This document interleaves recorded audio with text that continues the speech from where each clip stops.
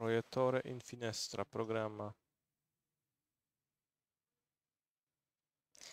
Okay. Vabbè, sono io che faccio cadere lo stream I allora. think we're back live. So Ok. we're watching Easy Control versus Ragdos Evoke. Here, both players 8 and 1. They just dropped a single match yesterday. So clearly they know what they're doing, but now they're matched up against each other. And Easy Control, 2 fetchlings uncracked, classic control style. You don't want to thin out the deck even ever so slightly. You want to make every land drop you can. Yeah, just keep your options open. You can crack those fetches at any point in the game. No need to rush. Especially if you're a 2-color control deck, there are probably plenty of basics you can just find without any issues. But this game looks weird because on the left side, it doesn't look like Evoke. It looks like a kind of a lackluster mid-range deck right now. Well, Single creature. that is how Ragdo's Scam looks in half of its games. So I would say it's perfectly accurate to the archetype, but certainly one of the weaker games. The lone Orcish Bowmaster army is trying its hardest to convert into damage. Okay, maybe we'll get a bit more info about what's going on. Thoughtseize on the stack, about to lose 2 life, and we see a lightning bolt. Snapcaster Mage, Flame of Honor, the combination. Powerful combination, yeah. We see, I think, Subtlety, Scalding Tarn, and Lightning Bolt in addition to the aforementioned combination. Discarding Flame of Honor does have the trick, because the intention would still be Snapcaster, Flashback, Flame of Honor, potentially. Exactly. So we will see if this is a classic situation of think, take Snapcaster, but maybe it's not. And it is not, indeed. There used to be a time in Modern when Snapcaster Mage was, you know, a crucial part of the metagame. And I remember that the famous player Reed Duke had a saying where he was saying that you just always have to Thoughtseize the Snapcaster Mage. Always. But, you know, that probably has changed from however many years ago that was being claimed.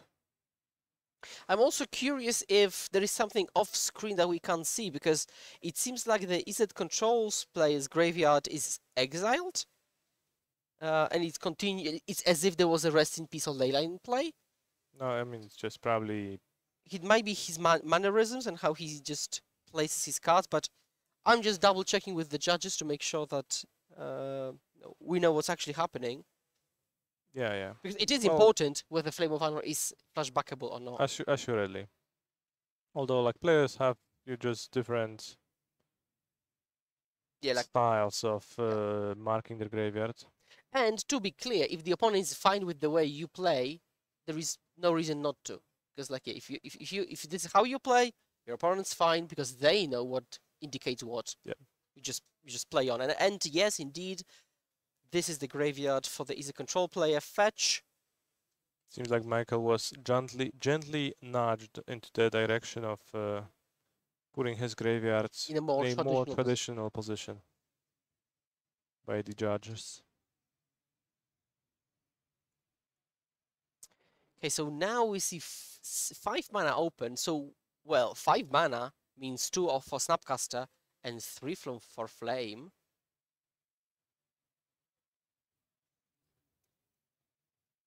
Not going for that line. Yeah. Not good enough. Afraid of something like Orcish Bowmasters, maybe? But speaking probably. of... Just wants to be able to do that with 6 mana, to have a bolt for Bowmasters, I have to guess. Bowmasters matches up pretty well against Snapcaster Mage, rendering the body basically useless. Yeah, it also takes you off of your wizard before you get to flashback your Flame of Honor, so it makes sense too. And we see a Bowmaster chilling in Tomasz's hand. So Mikkel, I think, has felt the breath on his neck, and he says, well, you know what, there's 1/1 army, let's just get rid of it. Interesting. He might go for like a... Yeah, interesting position. And they both waiting, actually. Izzet player is not going for Snapcaster value. Tomasz is not going for Bowmasters or any main phase play. He has got Grief, I think, double Bowmasters even. Or it's a Fatal Push maybe there on the left. see a Bowmasters, a Grief, a Fury, not dead after all, and a card I do not recognize. Yeah, I think this might be Fatal Push. This is game 1, so there could be Fatal Push in the deck. Who do you think is favored in this kind of draw-go-y type of game? Well, probably the control deck, which is built to excel in those specific scenarios. Rakdos has a lot of its power tied into the powerful openings, right, with no dead after all, and all that stuff. So certainly, I have to assume that Michael is much happier with his position than Mocedlash is. Yeah, he's making his land drop. He's got now. So the main thing is that when Tomasz actually goes for, let's say, Hardcast Grief to start adding to the board, Mikhail will have a subtlety, just Hardcast subtlety. Yeah, That's exactly. gonna be So many options, so much mana. You know, The Tomasz's plan is very easily thwarted here. Godless Shrine is the pickup, it seems. yeah. Some of the Rakdos lists have been trying to splash white lately. What was For the different splash cards. for? Some Werther, some Stony Silences I've even seen. You know, whatever you see fit. Okay, interesting. Yeah, maybe like enabling bigger engineered explosives. That's also true. Like, certainly could be a thing. So, Mocedlash is just very patient. Is Michael going to pull the trigger finally? Yes, we're playing a Snapcaster Mage. And we're flashing back a Lightning Bolt. And we're going face with the bolt. So, interestingly, not going for a draw 2 with a Flame of Anor. Just choosing to convert into damage with another Snapcaster Mage in hand. And the life totals are pretty close, so after this connects, Tomasz will probably have to react at some point. But we see, yeah, there is Fatal Push, so Fatal Push or Bowmasters. I think he was thinking about just pushing, but yeah, Bowmasters coming down. Alright, we're playing an Orcish Bowmasters, and that gets counterspelled. Do you even push here? I mean, probably. There aren't that many better targets, probably. Yeah, you don't get to spend your push really, and just don't want to take damage, especially if your opponent just lightning bolted you. That's a pretty good reason to just fire off your push. Yeah, and Mikhail has Preordain in hand. He decided there is no window to actually be able to deploy it. Now he goes Subtlety, Grief on top for Tomasz, so he's going to be playing pretty slow this game, just deploying no. Yeah, the subtlety into subtlety is gonna be brutal for Tomasz. And now there is no Fatal Push to get rid of it, which you otherwise could with Revolt enabled. Yeah, and we also see a Murktide Regent right now, which could be dropped. A huge dragon, which... How many spells do we have in the graveyard? 1, 2... Like 3? 3, 4, yeah. Which, if we cast the Preordain, then that means the dragon would survive the... Or rather, the dragon would add up with the subtlety to a lethal attack on the next turn, so that's certainly tempting. Yeah, so he's counting his options. Also, he did the classic, oh, I'm just looking through my graveyard, nothing's going on here. Snapcaster Mage or Murktide Regent. Okay, so we see Preordain, draw a new card. Oh yeah, okay, yeah, see old habits. And a Murktide Regent. Yes, and we see the drag on 1, 2, 3. Potentially, no. Okay, living counterspell in the graveyard for future Snapcaster Mages potentially. So we're just making it a 6/6. Which is an... Which is 1 damage shy of being lethal next turn, but preserves more options for your Snapcaster Mages. So. Yeah, which you have, I think, 2 in hand. Yeah. And the subtlety. So this should be close to GG at this point. I have to assume. So that's one of the advantages of playing Izzet control compared to, for example, the ring we saw yesterday or blue-white control. You actually get to close games with creatures in a few attacks. Certainly, this game is getting finished thanks to partially the classic snap, bolt, snap line. Or the bolt, snap, bolt. Bolt, snap, bolt was the classic because, yeah, you go bolt and then it goes into your graveyard. Yeah, now Tomasz bottoms it. He will get Fury though. I mean, Mikhail will get Furied. But this is... it's okay, right? He's still getting hit for 9. That is perfectly fine. You can just draw a Burn spell and win. You could also draw another Murktide. You could draw a Murktide and win. You could also use Snapcaster Mage to actually grow your Murktide regen. Yeah, exactly, yeah. So Snap, Flame, grow Murktide, I think is going to... Snap into Flame. What you have to do is you cannot use the full modes on Flame of Anor. You cannot deal 5 damage to the Fury, because then Tomasz is going to be able to Undying Evil his own creature. And it seems like Michael, recognizing that, just passes, and Snapcaster Mage is... Well, you could play Flame of... Alright, is being deployed. Is it post-combat? Well, crucially, Flame just says that you may choose to instead. Yes, so you can still choose 1 and then draw 2. Oh. So he just deployed a Snapcaster Mage to have a charm blocker for the Fury. Sorcery speed, not exactly sure what was the line of thinking behind that line, but... I think there may have been a situation where he kind of deployed it, and then he couldn't go takesies backsies. So maybe that was the issue. Maybe there was some like communication error of which phase players were in, and then... But still, Mikhail is in control. 8-1 and up a game right now against Rakdos Evoke player, Public Enemy number 1, with the Public Enemy number 2 being the Beans deck. So now players are sideboarding. Maybe we can get a peek at what's going on at table round number 1. Let's take a look. Between Vassallo on 4-color Omnath. In the meantime, players shuffling up, sideboarding. Let's see what Mikhail might want to do. We cannot see what he's siding out. Oh, okay, we can see now. Okay, we can see Force of Negation, Archmage's Charm, and a couple of Preordains. Do you side out Preordains because you don't have time to play them, or it's a liability against Bowmasters? I have to assume it's the Bowmasters mostly being a liability. Interesting for me to cut Archmage's Charm, not a card I would intuitively want to get rid of, but I can see that. Spell Pierce left in the deck. Maybe it's a play draw change where Michael is more interested in having cheaper interaction on the draw, where he is going to try to catch up. And let's take a look at the table 1 of our round 9. We see Marco with a pretty big hand, a full board.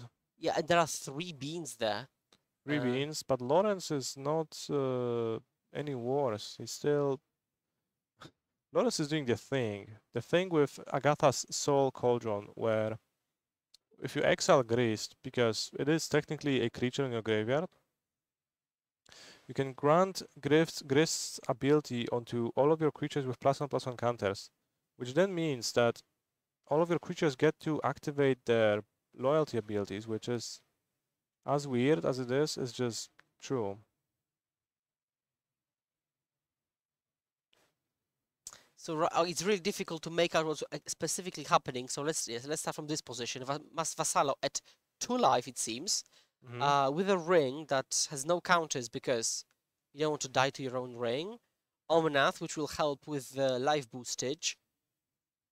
Trigger, go up to 6. Facing how much damage? We've got 6, 7, 8 insects.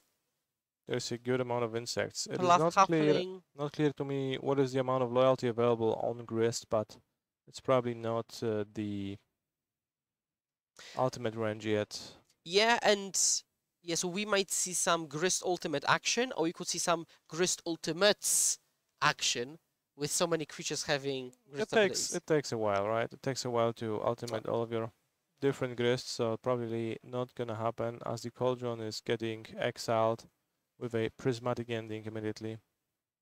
Yeah, and crucially, Vassal at 5 and cannot take any damage this turn. Next turn, he will play another Fetchland, gain 4. He'll be at 9 in a much safer position. A Boseiju. Well, we could Boseiju the Leyline Binding that is holding down our Agatha's Soul Cauldron, so that is an interesting line that is available to Lawrence right now. Now, is he going to try to go with something like that? Is he maybe gonna just try to use Grease to deal with Omnath?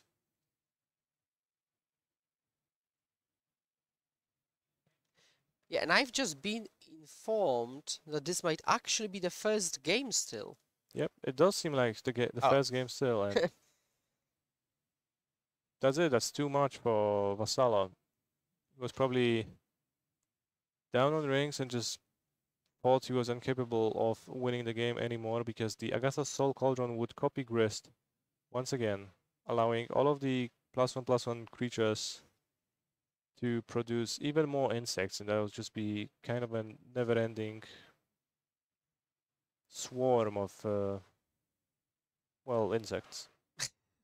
Yeah, now we can very quickly switch to table 2 right before players begin their match, so that there is as little downtime for you chat as possible. Both players deciding to mulligan down to 6, and Mikkel does the classic peek at the top. Whether that was a good decision to mulligan. Do you peek after you mulligan? For sure, yeah. I have to check if I made the correct decision or not. Do you peek? I never pick because, well, there is a very important thing. So I never peek because regardless of what's on the top, I didn't have access to that information when making the decision. So it was correct. Let's say it was correct anyways.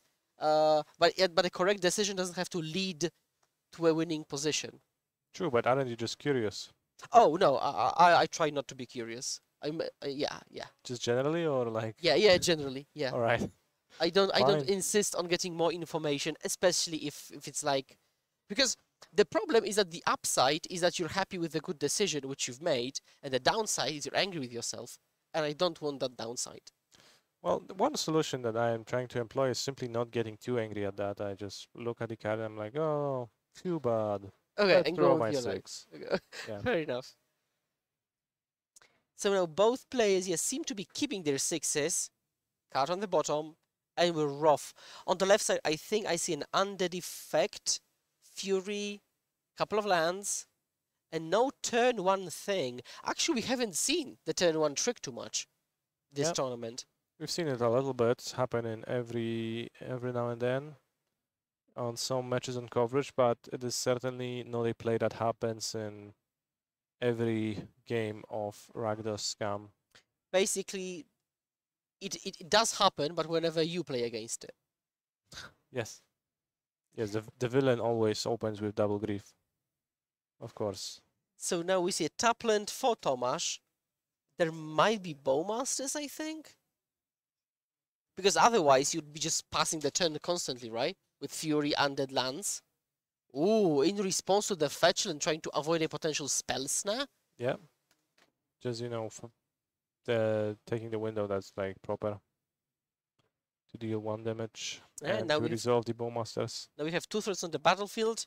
Big upside of Bowmasters, in addition to all the other upsides, is that if Mikkel lightning bolts Bowmasters, there is still some cardboard left over.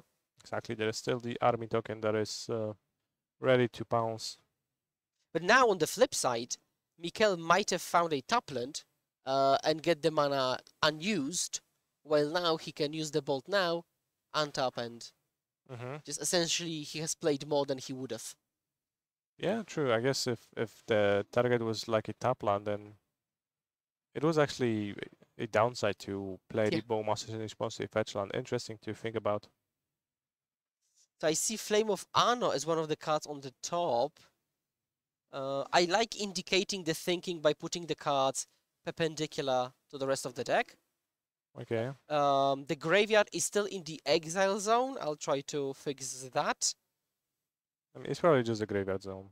It is, You but know, no, when it's players are tuning in to watch us, they might be surprised at what's going on. true, true.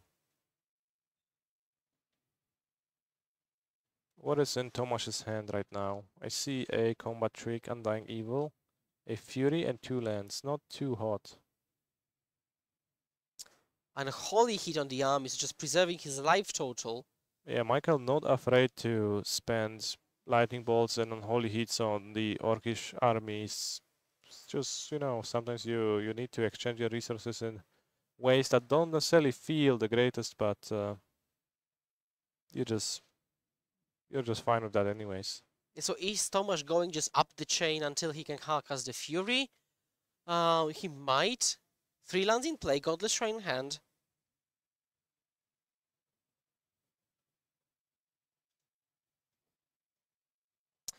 Yeah. Oh, Leyline of the Void was the pickup. Well, that is unfortunate because now it doesn't do that much. Do you still play it? You probably do, right?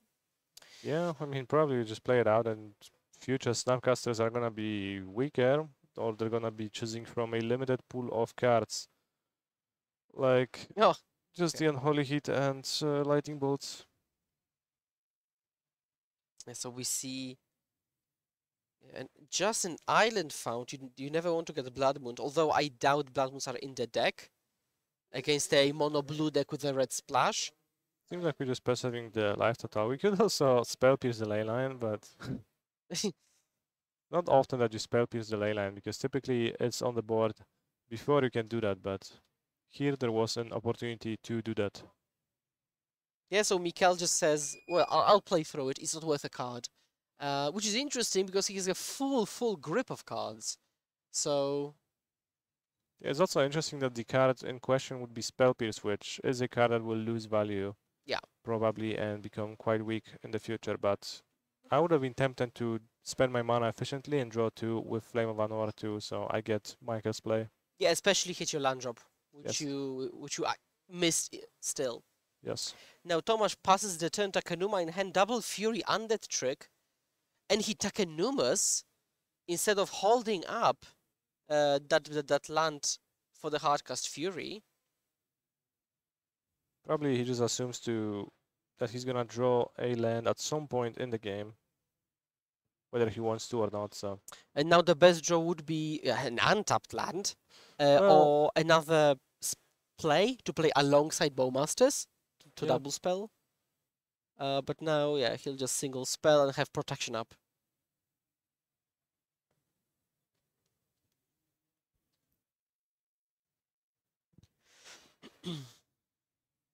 So let's see what Mikhail will do. He's got the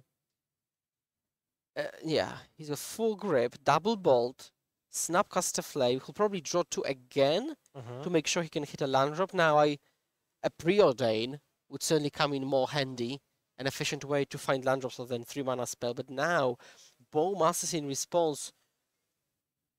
Yeah, this Flame of Anor was cast into a known Bowmaster, so you knew it's gonna trigger twice. You're gonna take 2 damage, 3 damage total. Then the army and the Bowmaster is gonna be a lot of Yeah, I don't think there power was a on the land. battlefield. I don't think there was a land, and there still isn't. Is it control? The classic control nightmare, full grip, you cannot play the spells. Yeah, that's just so many. Maybe we'll see like maybe Fury, yeah. Fury, that sounds good. And then the trick. Pop. Okay, the spell piece converted the spell paying piece. off, converted into. Maybe now like a Murktide Regent? Because I don't see a counter spell. There is a Bolt. You could play it. There's 3 spells in the graveyard, so you could make it up to a 6/6. Oh, he passes, but I'm not sure what's in the hand. And now Fury will get dropped down probably, or a Grief. That was the fresh pickup there. Is there a Stern Scalding in Michael's hand? Seems like it. There is. So he would really prefer the Grief to be cast rather than Fury. Yeah, from the control player's perspective, yeah. Hard punish, Stern Scalding, targeting the newly drawn card. Yeah, that's very convenient for Michael because it Wow. means that there is no Fury on the battlefield, which would be greatly inconvenient to deal with. I mean, you could just lightning bolt the Fury still, so not a big deal. Passes But again. But yeah, you can bolt a Fury. You didn't consider main phase to try to hit a land drop. Still, there is Archmage's Charm. Probably draw 2 in response, because yeah, you can bolt it anyways. No land still. yeah, Flame and Subtlety drawn. at some point we're gonna find the lands, but I guess not now. Yeah, he says, okay, no problem. I don't want to subtly this one, because it's very easily deal withable. Consider. Let's go. No. No, still no land. And now he has to bolt it. Thankfully for him, he's holding up Subtlety for the upcoming Fury, Yep. unless something like Fable is top decked. Yeah, at There's this point, you should be happy to. Oh, there is Shieldred, so you can go Thoughtseize Shieldred. That could be threatening, although Flame of Anno conveniently deals enough damage. Yeah, so you can get rid of either Subtlety or Flame of Anor, but either will do as an answer to Shieldred. Woof, what a game. Yeah, Michael certainly just drawing so much gas, but missing those land drops. And it seems like we're like, 20 cards deep or something, and we haven't seen another land. Now Tomasz is noting down the hand, and let's verbalize what we can see. Unholy Heat, Flame of Anno, double Archmage's Charm, Stern Scolding held up, Murktide Regent, and Subtlety, which is probably the take, as it's kind of put as the rightmost card. So if you take, have we got Delirium? We got land instant sorcery, so we don't. If Subtlety is taken though, that completes Delirium. It actually does not because of the Leyline of the Void. So Oh, there's Ley of, okay, right. That's a good catch. yeah, Leyline protecting Shieldred from That's a good catch. taking 6 damage from the 1-mana spell. So probably just flame it. Doing it on upkeep. To prevent the draw step damage from Shieldred, makes sense. Draw. A counter spell was the pickup, pass the turn. Still no land, alright. So Hardcast Fury, and then have it. Well, it dies to Snapbolt. There was a Snapcaster, right? I think so, yeah. I'm pretty sure there was. Draw. I don't think that was a land. That's a preordain. Preordain, okay. We could use the cantrip to hit a land, but we could also not risk it. It has failed him like 6 times already this game, so... Yeah, you could think that, them, at this point, like, it's got to be there, right? But actually, the odds are still not necessarily on your side to find a land drop in this turn if you preordain, so the risk is pretty high, especially if Michael's deck contains cards like Spire Bluff Canal, then that could be a big punish. That's true. Yeah, he's thinking because... oh, yeah, we can see his hesitation. You can see his hesitation trying to, oh, I probably will hit the land, but what if I don't? And as you said, crucially, the land that he's found might not even be an untapped land. Okay. Wow, we're going for it. There was a Steam Vents on top? Or maybe Canal? I think I've seen a Steam Vents. Steam Vents Subtlety?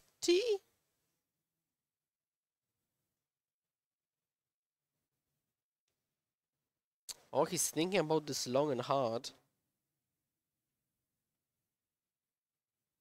So he puts probably a Subtlety on the bottom, draws a card, which is, I think, Steam Vents. Thinks about his options. So he might be considering like Tapland Pass Hold Up Counterspell, but that gets so much damage in that he's just begging to get cheesed out by random Ragavan dashes, Bowmaster triggers. Yeah, exactly. But is there a Snapcaster? Is that a Snapcaster or is that a Stern Scalding? Yeah. Or is it both? Or is it neither? No, there is a Scalding for sure. I see that. Yeah, difficult turn for Mikkel. Because now he feels like the game he should not have ever lost in the first place might be slipping away. Well, the land drop issue was pretty real for the first dozen of turns, so... Oh, he's drop the card or not? He drops the card.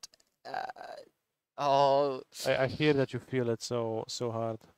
yeah, Feel because it. I know that feeling. Yeah, I know that feeling. And he passes the turn, holds up the counter spell, bashing for 6, down to 5. Yeah, meanwhile, Tomasz, attack for 6, play Blackleaf Cliffs, so Pass. I guess a patch land to thin out my deck. Yeah. If there was Just, a chess you clock, know. Tomasz would be chilling. Now we see Murktide, which is probably, which is, I think there was like 3 spells, 1, 2, 4. 4. So now it can block Fury and survive hold up counter spell. Yeah. So, was there ever a Snapcaster? Because, like, that's actually a pretty good question. And this is called a Mandela effect. Did you know that the Monopoly guy did not have monocle? Yes. Yes, I knew that. So now we see a Blood Crypt found, tapped. And let's how you proceed from there. Tomasz would like to draw a Terminate. Or anything for that matter. He just has a Blackleaf Cliff, so he's probably gonna accept like any draw set that has text. A And very fast monkey is the draw, Blackleaf Cliffs in hand. So he might play fast monkey, attack with both, force the block on Fury, in theory connect with Ragavan, but you know you're looking at the opposing like 6 or 7 cards. play Cliffs, pass. Yeah, playing the monkey dashing is a little bit too weak for Tomasz, it seems like. So he wants to accumulate cards to then close the game. Now I would be really tempted to try to come up with a plan to double attack Tomasz to death, because the Murktide is lethal into attacks, but we would have to look at the specific composition of Mikhail's hand. There is a Snapcaster. Yep, nothing to flashback now. There's a Snapcaster you can flash just as a 2-1. A so-called Ambush Viper. And now we can entertain the idea of attacking with Murktide Regent, right? Since, as you said, it is a 2-turn clock, there is a subtlety in hand, which means that Mikhail is reasonably safe from harm. There is Archmage's Charm and Holy Heat as well, and Subtlety. And yes, Chad, this is Canister, a well-known streamer, ex-professional player. I would like to remind you that I did manage to requalify for the Pro Tour just a few weeks ago, so I don't know about the X moniker. Doughty Voidwalker is played. No comment on that from Philip. Yeah, not even acknowledged. Doughty Voidwalker drawn the battlefield alongside Fury. It's unblockable, so that's important when Mikhail is on 5. Yeah, we're pitching a red card to Fury, but that leaves Tomasz empty-handed, and then just casting the subtlety just wins the game. Is that no cards in hand for Tomasz? Like the body gesture of just putting your hands down seems to imply that, but Counterspell. Mikhail making sure that if he counters a spell, he's gonna survive by blocking with his creature. Yeah, technically cards should be exiled. Okay, yeah, now they are. Notably, GG. With both Leyline and Duffy Voidwalker in play, Mikhail gets to choose what happens to his cards, whether they get exiled with a Void counter on them or without one. So. And switching to table 1 right now, players seem to be 1-1 in games. 10 minutes on the clock. Young Wolf, a plant insect, Gris on the battlefield, Wall of Roots, an empty battlefield for Vassallo. Yeah, so this is 1-1, so Vassallo was able to take down game 2. I have to assume. And Lawrence is chilling with a Grease on the battlefield, creating an insect token. I always like to see Canley Garden plants in play, that they are just kind of nostalgic for me, because it reminds me of Amulet Titan back when I played in the Summer Bloom era. You used to play a Canley Garden to protect yourself from Liliana of the Veil. That was pretty cool. Solitude getting rid of Young Wolf, gain life. Solitude is a decent blocker and a decent threat overall, although we can be blocked by Wall of Roots. Now he just dies due to Grist minus double Wall of Roots on the battlefield. Take a draw step. You see that Lawrence just kind of expected the Solitude. Yeah. So he attacked into it, which led Marco to flash it in combat, which gave him more value. He blocked the token and gained 3 life. But I think Lawrence was fine with that. He just really wanted to draw out the Solitude, kill it with Grist, for it not to be on the battlefield, and then clear the board for his Yawgmoth on a future turn. Yeah, it seems like Lawrence's hand is really full, and Marco doesn't have much going for him. Grist nice. flipped with Grist. Oh, the rare double insect. Incredible. Yeah. And it's also doubly important because of the Agatha's Soul Cauldron in the graveyard, which can make multiple Grists. Yeah, Agatha's Soul Cauldron. Such a powerful addition to the deck. Adding a whole nother layer of attack and interaction in the deck. Insect, put a counter, plus the insect as if it was Grist, get a loyalty counter, and get an insect then. So now the number of insects will proliferate. There's probably a math formula that could tell us how it scales. There probably is. 3 mana, But Nissa. all that Vassallo is doing is playing a Nissa. Get mana from Nissa, Omnath, draw. Fetch. Okay, so there must be something interesting drawn there. Well, you probably want to trigger Nissa, right? Because that would be your second land drop. So that triggers Nissa and makes Nissa search for an elemental. So if you play Temple Garden untapped, you could hopefully maybe hit a Solitude, but then you might as well get Fury, or the other way around. Exactly. So and on top of that, you know, Omnath only seen 1 land, right? Omnath is only gaining 4 life at this time because of the fetch land. But Nissa is triggering for the second time, which means that we are revealing until we see an elemental, and that elemental was another copy of Omnath. Murderous Cut in hand. Murderous Cut the insect. Well, it is a legal play. Maybe not very satisfactory, but Murderous Cut, interestingly, like a card that just started showing up after being gone from Modern for years. Like I haven't seen it played in a long while, but it started showing up again because crucially it costs 5 mana while being actually costing 1 mana when you delve away 4 cards. So it triggers up the beanstalk really nicely, while also serving as a decent answer to otherwise problematic threats like Elish Norn, Mother of Machines, and some other cards. So pretty cool card to see. Okay, question. How did Vassallo produce black? With Nissa's triggered ability. Perfect. So we see an activation of Cauldron, put a counter on Wall of Roots, tap it as if it was halfling. Yeah. Uncounterable. Playing Yawgmoth now.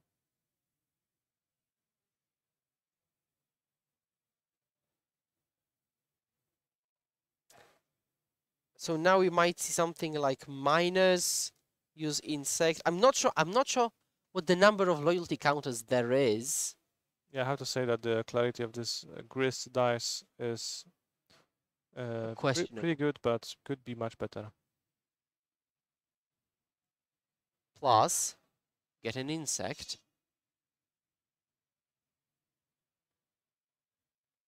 And we start mowing down the Nissa. I guess we know there's another Omnath in hand, so...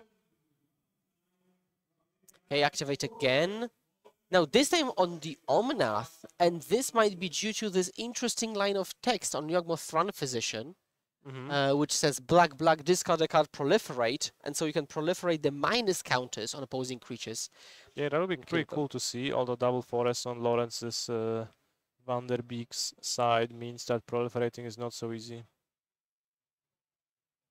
Maybe Twilight Mire would need to come to the rescue to produce double black. Yeah, that's one way to do it. Oh, yeah. Oh, the cauldron lets you activate It's the Yogmoth case from for yesterday, green right? green. That is so nice. Yeah. Infinite lines of text on the cauldron. You can see Vasalo Marco doesn't really believe what's happening and his has to read the card and be like, what? Yeah, I also think that How is that allowed?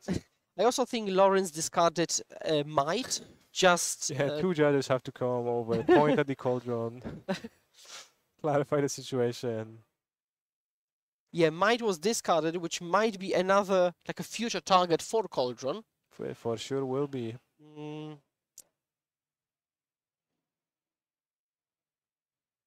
Okay, so now now we see pass the turn, double activate Wall of Roots, add the green, use it as any color because of Cauldron, proliferate again. Proliferate your grist and your loyalty counters on your other non-grist grist. That is insane. And also take note of what card Lawrence discarded. You recognize it? Phyrexian Crusader? Yeah, exactly. It's a tech piece against those folklore decks. Most of the removal is centered in Boros colors, Fury, Solitude. So it's actually pretty hard to deal with Phyrexian Crusader with like traditional means. Granted, Murderous Cat being more popular does the card no favors, so... This Yawgmoth deck looks mighty impressive right now. Yeah, and mainly thanks to Agatha's Cauldron, enabling the proliferation, enabling the shenanigans, going wide. Yeah, I appreciate how funny the things that the Yawgmoth deck does are right now. It's just, you know, activate my Yawgmoth for plus for for 2 green Wow. mana. There's a Teferi in place, so we can't actually pitch Fuss off bigger. Oh, yeah. That is true. That is true. Now, 4-color deck is much less impressive when your Leyline Binding doesn't draw 2 cards alongside with it. For sure. Because it does seem to run out of gas. Now, Canister, what would have happened if Leyline Binding wanted to take Agatha's Cauldron, but Lawrence would destroy it in response to the exile? It would get to stay on the battlefield with all of the creatures already exiled. Still exiled with it, so the abilities would be full. How many creatures do we see in Lawrence's graveyard for Greased Potential purposes, ultimate, though? yeah. I think there are 2 actually, just Might and Crusader, because the previous ones were exiled with Agatha. Yeah. Alright, we get the Cauldron back. Yep. Is Marco empty-handed right now? Yeah, Marco does seem to be empty-handed, which is not a good position to be in the face of such a formidable board. It's also a pretty rare position for the folklore deck. Yeah, that's just doesn't happen too often, but... And that's all on top of the fact that Lawrence could just draw a bajillion cards. Because, you know, he could make insects, turn them into actual cards. Mm-hmm. Is that a Fulminator Mage? Yeah, Fulminator Mage. So what you could do is Fulminate one of the lands, exile the Fulminator with Cauldron, and have the creatures get the Fulminator ability. How did that Grist end up in the graveyard? Oh, is it just proliferating? Yeah, proliferating once again. Yeah, so they are verbalizing a lot of stuff which we can't really see. Van de Beek exiles Grist, puts a counter on Yawgmoth Throne Physician. Let's indicate clearly that this is the target of the exile. Put a loyalty counter there, plus the Yawgmoth as Grist. Activate the loyalty ability of the Yawgmoth, yes. Activate the loyalty ability of Wall of Roots. Which the wall actually minuses at this point, which is still funny, right? Okay, yeah. Hapatra is milled now. Okay, now we get to combat because we still have got combat. Now we've got 6 seconds on the clock. The time coming to an end, and we're in the extra turns now. Yeah. Van de Beek has to close the game in 3 turns, which should be more than doable. Yeah, with Vassala with no resources, no cards in hand, like Lawrence Van der Beek should probably just assemble the combo real soon or just be able to attack a few times.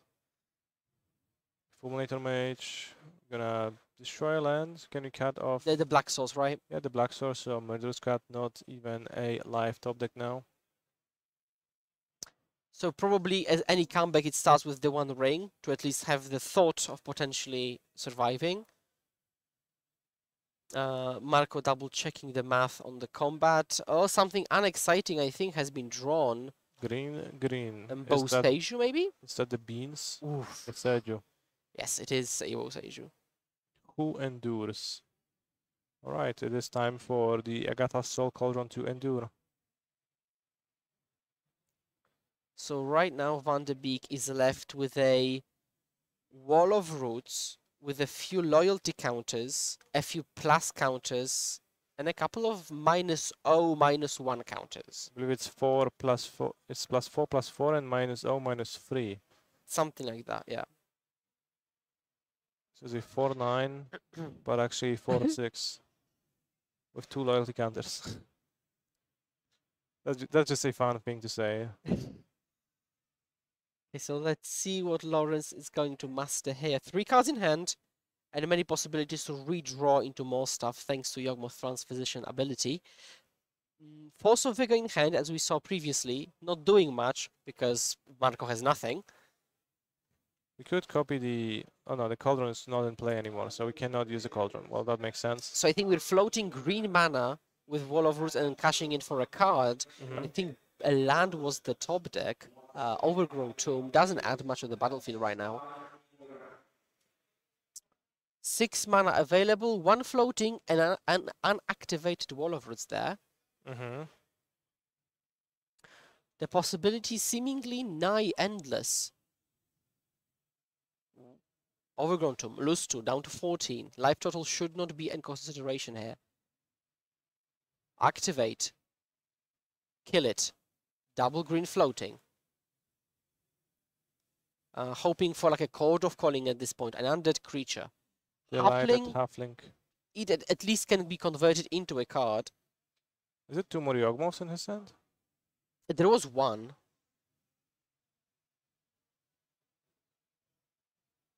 Oh, he proliferates by discarding the other Yawgmoth. Yep. Maybe we are looking for a Grist Ultimate, which currently it's pretty hard to say how big it's gonna be. How many creatures are in the graveyard for Grist to drain Vassalo for? Or I guess induce life loss on Vassalo. Yeah, now I think we're going to discard Force of Vigor, proliferate again.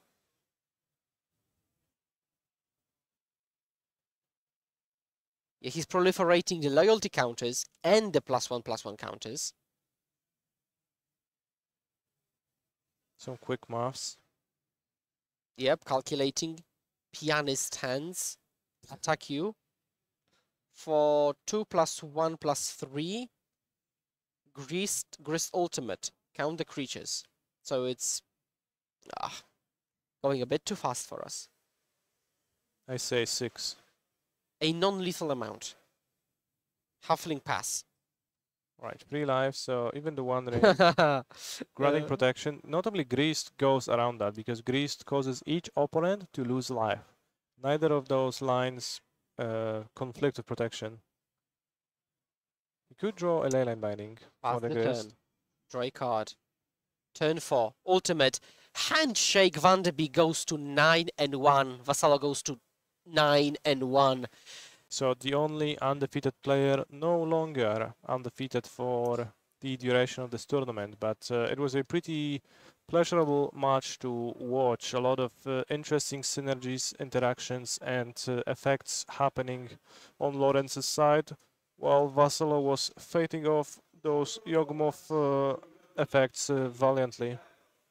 Yeah, that was indeed a very exciting game and a very exciting match and matches, because the Ragnar Scam versus Ether Control was also a pretty interesting game to watch. So that concludes round 1 today, round 10 in general, the first round of day 2. Yes. Yeah, pretty exciting stuff, and I'm expecting no less in upcoming rounds. Now we'll be switching with Martin, User, and Philippa for next round. And yeah, thanks everybody for tuning in. See you round 11.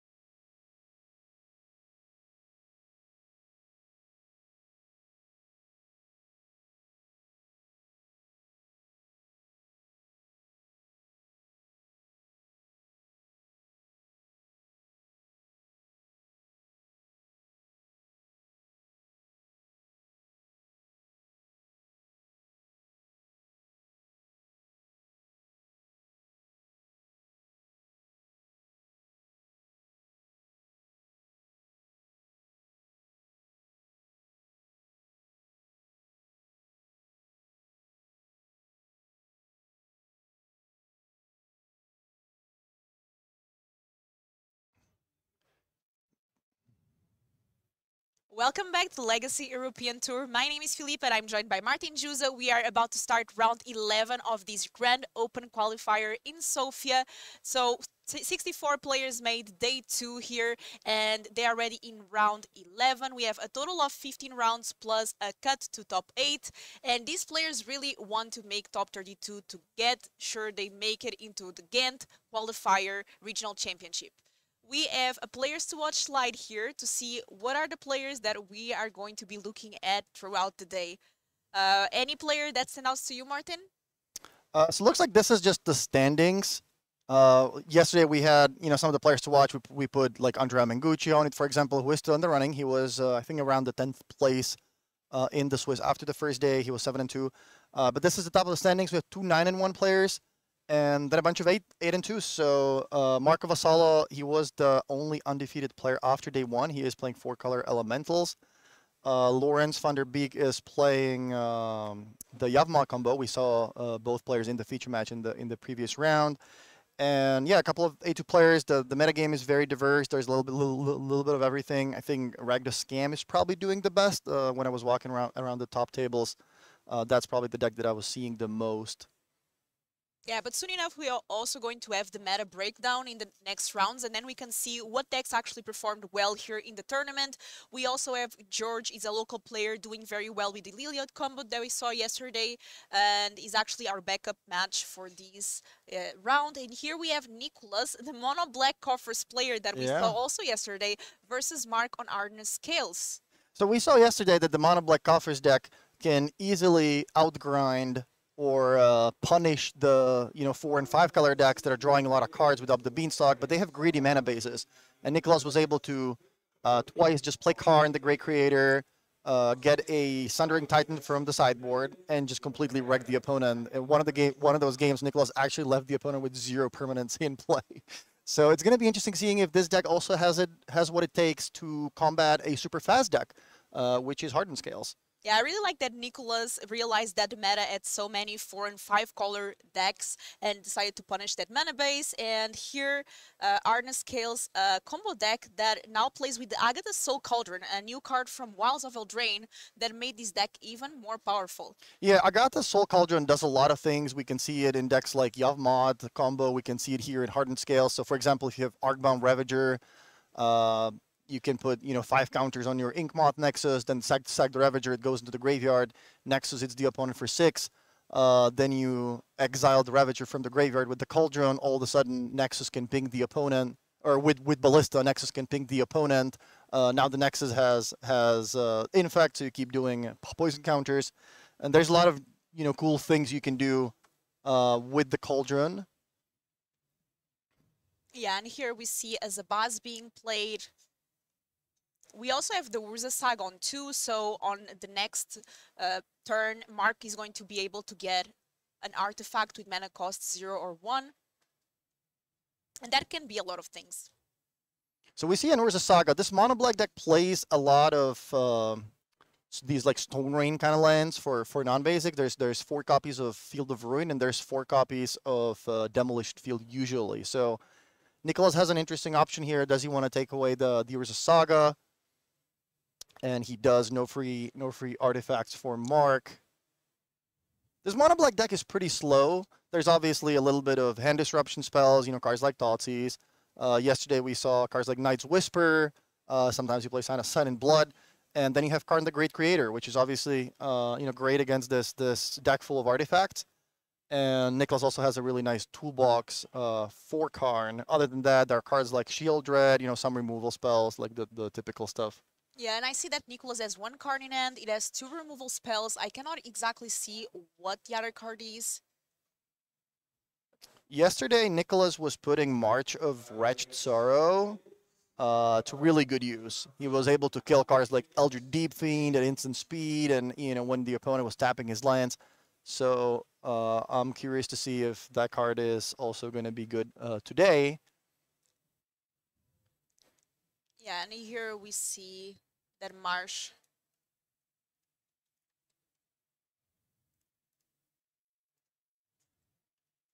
So and it's not easy to stop this combo from happening. There's the March. Exiling a Knight's Whisper. So Nicholas saying this is a little bit of a too fast of a matchup for me. So I don't think I'm going to have the time to play Knight's Whispers anytime soon. So here in response to your Hangerback Walker, I'm going to kill your creature, play March for 2, protect my life total. With that Karn, that's exactly what you want to do.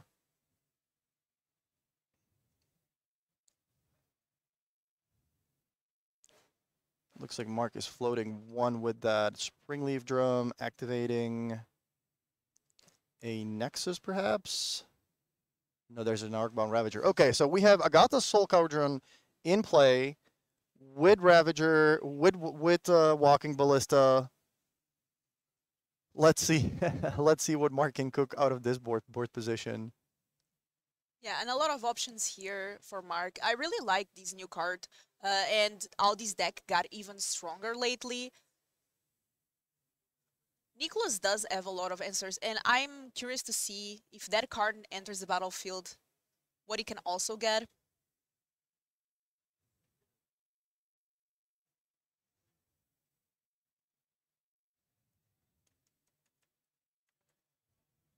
All right, so Nicholas can play the Karn. The problem is he's playing it on an empty board, on his empty board. So there's a pretty decent chance it's gonna die to the attacks from Mark. So now Nicholas has options. Does he want to get something out of his sideboard? Does he want to try to protect Karn's loyalty? The cards that Mono Black can have in the sideboard for a situation like this, something like Engineered Explosives is a card that comes to mind, especially now against that Ravager and that Walking Ballista. That could be a card that Carl might get out of his sideboard. So in response to the Karn, looks like we have some activations.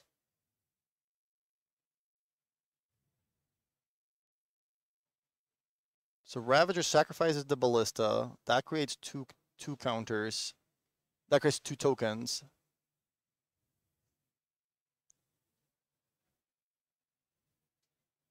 And here Nicholas deciding what... Oh, the One Ring. Okay, so Nicholas deciding to get the One Ring with the minus ability of Karn. And because of Karn, Mark cannot activate the Agatha's Soul Cauldron, but obviously Mark can attack the Karn.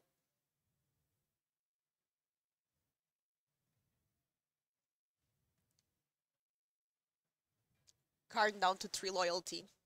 And Karn is such a great card because it's a Planeswalker that if you activate it, you already get something out of it, and then even if your opponent ends up destroying your Karn, you already got some kind of answer.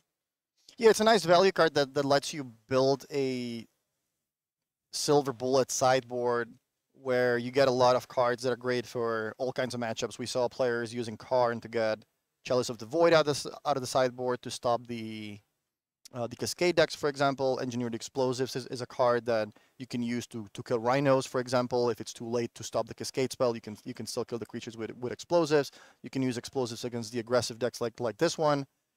The One Ring, obviously, one of the best cards in Modern. We saw Karn in combination with Liquid Metal Coating, just destroying a land every turn for free.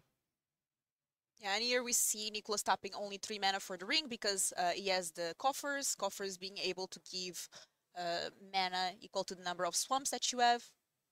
Yeah, a couple of coffers working really nicely with that Urborg. Yeah. We saw yesterday how great it was for Nicholas, giving so much mana.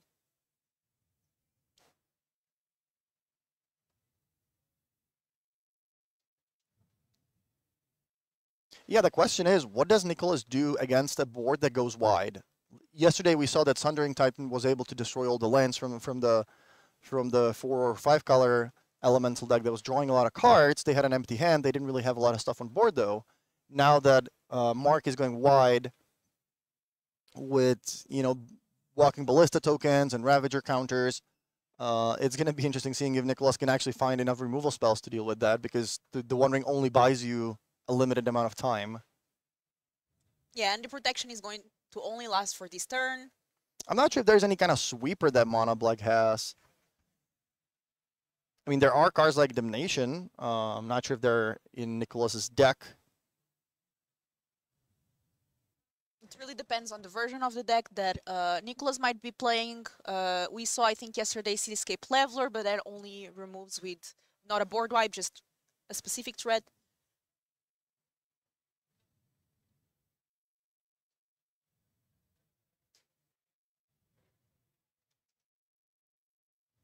So I think here Nicholas will try to get that Damnation if it's in the deck. It's closed deck list, so we don't really have access to the full deck list.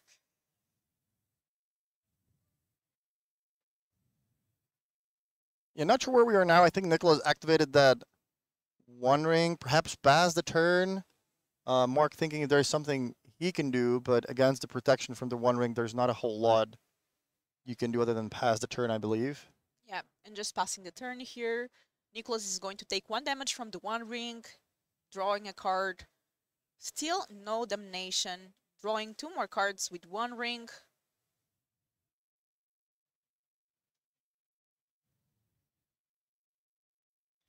Okay, so there's a couple of removal spells. I think I see a Shieldred's Edict. I think I see another March. Yeah, for sure there's a March in there. Maybe 2 copies of March, actually. So what Nicholas probably wants to do now is, at some point, he wants to kill the Walking Ballista at the end of turn. The Ballista is going to make some tokens, and that's where he wants to play the Damnation if he finds one.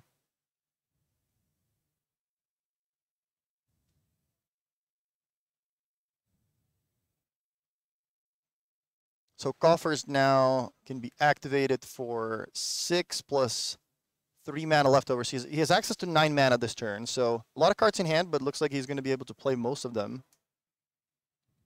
Yeah, and that's the beauty of coffers. It just allows you to get that mana base to play all your big threats. But here, Nicholas more looking for answers. Yeah, this mono black deck looks extremely fair. But somehow it just always Fair Magic is in at the top tables. 2023. Yeah, so Marsh there.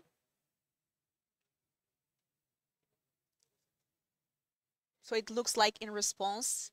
Oh, we have a Hangerback Walker, excuse me, not a Ballista, yeah.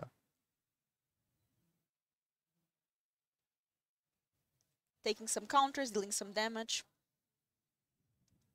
Okay, so March deals with the Ballista. Shieldred's Edict.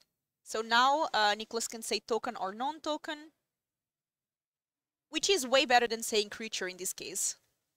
The fact that you can choose between sacrificing a token Yeah, or so non-token. this is going to kill the Ravager or the Nexus.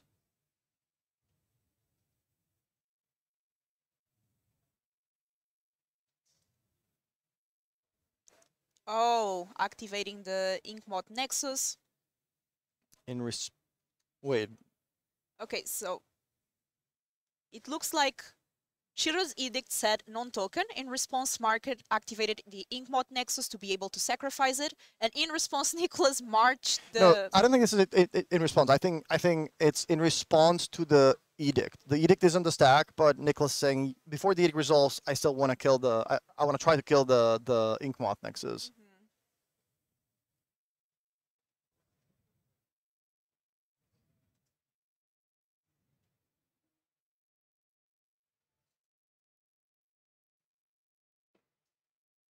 Okay, so looks like there's a Welding Jar activation protecting the Nexus. So Nicholas still gains some life. The Edict is still going to resolve.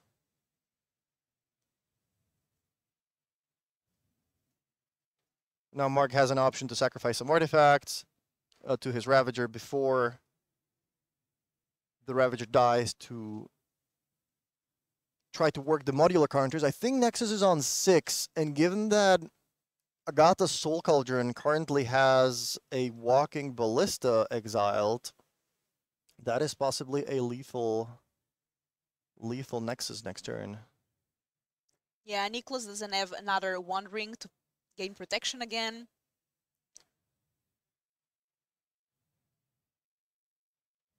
There might be a pushing end.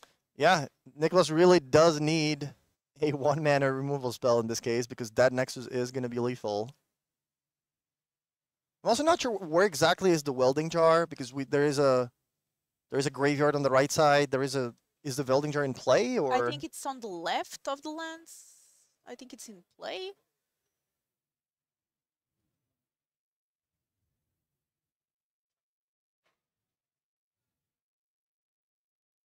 So Ravager gets exiled.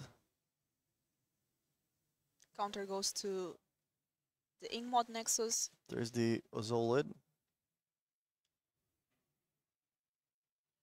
Okay, so Nexus is an 11 power flyer. There's a fatal push, and okay, let's try to figure out if that welding jar is in play or not. I mean, there's way more than enough counters now to just activate the Nexus ping ability.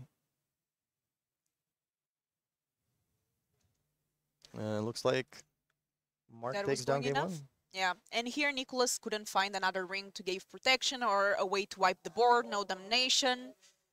Post sideboard, how do you think these players are going to approach this match? So if I'm mono black, I definitely want more removal spells, because my deck is not like super slow, but you know, the card that I really want to try to play around is Karn. I want to get Karn on an empty board ideally, so in the first couple of turns I want to play cards like Thoughtseize, I want to play all the removal spells. If I have any sweepers in the sideboard, I'm definitely going to bring those in. You know, cards like Explosives, also something that comes to my mind when I think mono black. With Karn, on the other hand, with Hardened Scales, I don't think you need any removal really. Yeah, and I have a question for you. So usually these card decks, they have a lot of cards in the sideboard that are specifically good to activate the Karn. Is it the case with the mono black coffers, or do they usually keep some cards for Karn, some that are actually sideboard cards that you want to bring in? Yeah, I mean, most of the mono black decks with Karn are going to have like half of the sideboard are going to be the one-offs. You're going to have Liquid Metal Coating. You're going to have Sundering Titan, which is amazing against the 5-color decks. You're definitely going to have Chalice. You're definitely going to have Explosives. Chalice is really good against the Cascade decks. Explosives is just a good all-around card. And outside of that, yeah, I think Cityscape Leveler is a card we mostly find in these decks. And the One Ring, we saw that in the first game, so that's already 6. Something like that, 6 and 7. Probably half the sideboard is typically the Silver Bullets, and then you have the other 7 or 8 cards that you need against other decks. Modern is a really big format, so you do need cards like Thoughtseize if you don't already have 4 in the main deck. Maybe you want to have Relic of Progenitus. Maybe you want to have Black Ley Lines instead. There's a lot of cards like that I could see, you know, putting in the sideboard. Maybe more Chalices. Chalice is just one of the best sideboard cards in the format as well. And Scales is one of those decks that it punishes the opponent for not knowing the deck, as you have to do things in a specific order in a response to certain triggers, that if your opponent is not aware exactly how your deck works, it can easily make a fatal mistake. Yeah, exactly. Like in this first game, when Mark was activating Cauldron to eat the Ravager, I think there was an option to play the Fatal Push in response.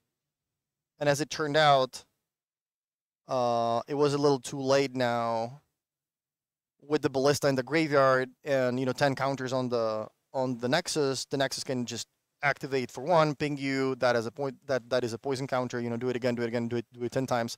So you kind of just die to poison without the Nexus even having to attack you. Yeah, and here we saw cards like the Welding Jar being really good in these kind of matchups. How do you think Mark is going to sideboard against this mono black? I think his deck is the type of deck that needs like very specific combo pieces, and there's a lot of synergy cards that work really well together. So you just in general, you don't really want to sideboard too much. I think your sideboard cards are going to be the ones that just completely host certain matchups. So the cards like you know, like we said, Chalice against the Cascade decks, that's a card that's really strong. You know, Leyline of the Void against the Graveyard decks, that's a card that's really strong. So cards like that is what I would expect in the Hardened Scales sideboard. And if you're playing against a deck where, you know, it's a fair deck and there's no card that really completely blows the opponent out of the game, then you typically don't really sideboard too much. I mean, your sideboard is going to have, you know, some kind of naturalize effects, maybe a Dismember, but those are not the cards that you really want to get in your deck against the mono black deck. So I think Mark in general is just not going to sideboard too much in this matchup. Like his deck is already set up pretty well. Yeah, it makes sense. Really committed to just do what the deck is intended to do and try to combo off without interfering too much with what the Mono Black Coffers wants to be doing. Mono Black Coffers is the one that is probably going to be more reacting to what's happening on the other side. And somebody asked what decks are undefeated, and actually no more decks are undefeated. Yeah. In the beginning of today, there was a player 9-0. It was Marco Vassallo, but after round 10, Marco actually lost, so he was currently 9-1. So no more undefeated players. Yeah, we had about a little less than 300 players. We already had 9 rounds in the first day, so quite a lot of rounds to get through. And as it turned out, we only had one undefeated player that lost the first round today. So no more undefeateds. And Nicholas Moult, but with a very good start here. Okay, so Leyline basically turns off the Agautas Cauldron. It turns off Hangerback Walker when it dies. It turns off some of the modular counters, for example. So actually pretty damn good card against the Hardened Scales decks, despite it not really being a graveyard deck when you look at it at the first glance. Yeah, and here Mark is doing the patchwork automation, and this card can actually grow super fast already with a counter. Yeah, Ward 2 is really annoying. So this card doesn't look as strong when you first look at it, but Ward 2 actually makes it really hard to kill. And as you said, with all these Hardened Scales and Ravagers, it can actually grow really fast. Yeah, and we see exactly that here. Mark already attacking for 4 damage. Well, Nicholas with 2 colorless lands in play, so he better has Urborg in hand. We were discussing yesterday, like, why is this deck playing Knight's Whisper instead of Sign in Blood, which can target the opponent. So if you're playing Shield Dread, sometimes you can just finish off the opponent by letting them draw and lose extra life. But here, as it turns out, sometimes you just don't have black mana, and double black on turn 2 if you're playing 8 or 10 colorless lands is not that easy to get sometimes. Yeah, and I think we see exactly that card in Nicholas' hand, maybe. Yeah, I think there's a March, there's a Knight's Whisper, there's a land, and something like a Shield Dread Edict. Yeah, I think for this matchup, Nicholas's deck is just not set up too well. As we saw yesterday, he was able to come out on top against the 4-color greedy deck with the greedy mana base, or 5-color deck, with all these Leyline bindings and up the beanstalks, simply by drawing 1 card and playing 1 Sundering Titan. But against the aggressive deck, that also kind of like gets value from the graveyard and from all these modular counters and Walking Ballista. Inkmoth Nexus is another really annoying card. Even if you do draw your Damnation, then Nexus can still finish you off. Yeah, and here we see a March exiling the Knight's Whisper as the additional cost. And here we are going to see that Anger Walk removed. There's still the Patchworker though. And once again, this card being super strong, the Ward 2. Oh, but Shielded Edict is the perfect way to deal with it. Wow, okay, so board relatively clear. I think there's still double Nexuses, or double Nexi, whatever the correct way to pronounce that is. And double Scales.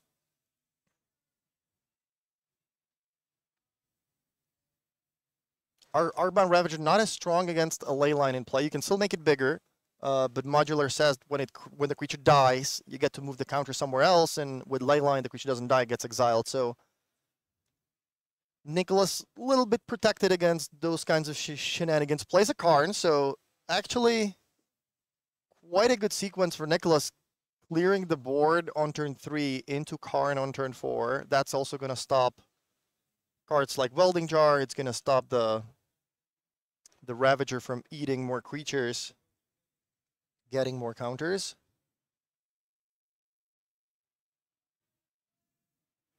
Yeah, and here Nicholas deciding what to do.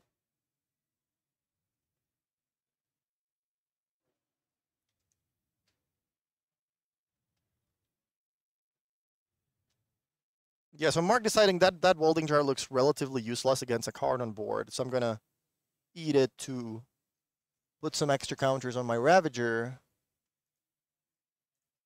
It gets exiled because of the ley line. Yeah, now I think the same thing is gonna happen as that happened in game one. Karn is gonna get in play, find a card, but it's gonna be attacked to death right away.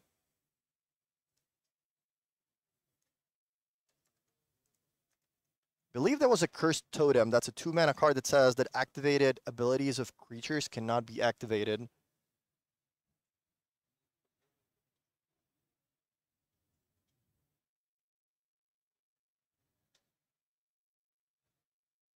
So here, attacking the Karn. Karn is gone. And this Karn just kind of gained Nicholas some life and some time. Got some answers. And I think that's a land.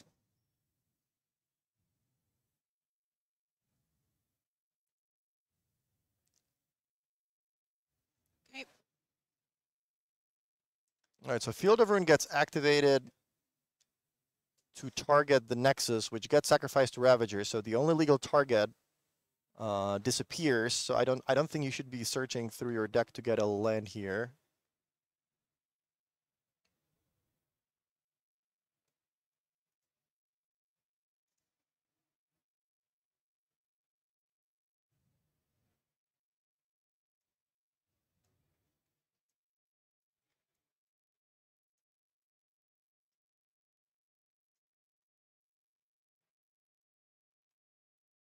Yeah, when you have a card that has exactly one target, and then it's supposed to do something, the target disappears, the entire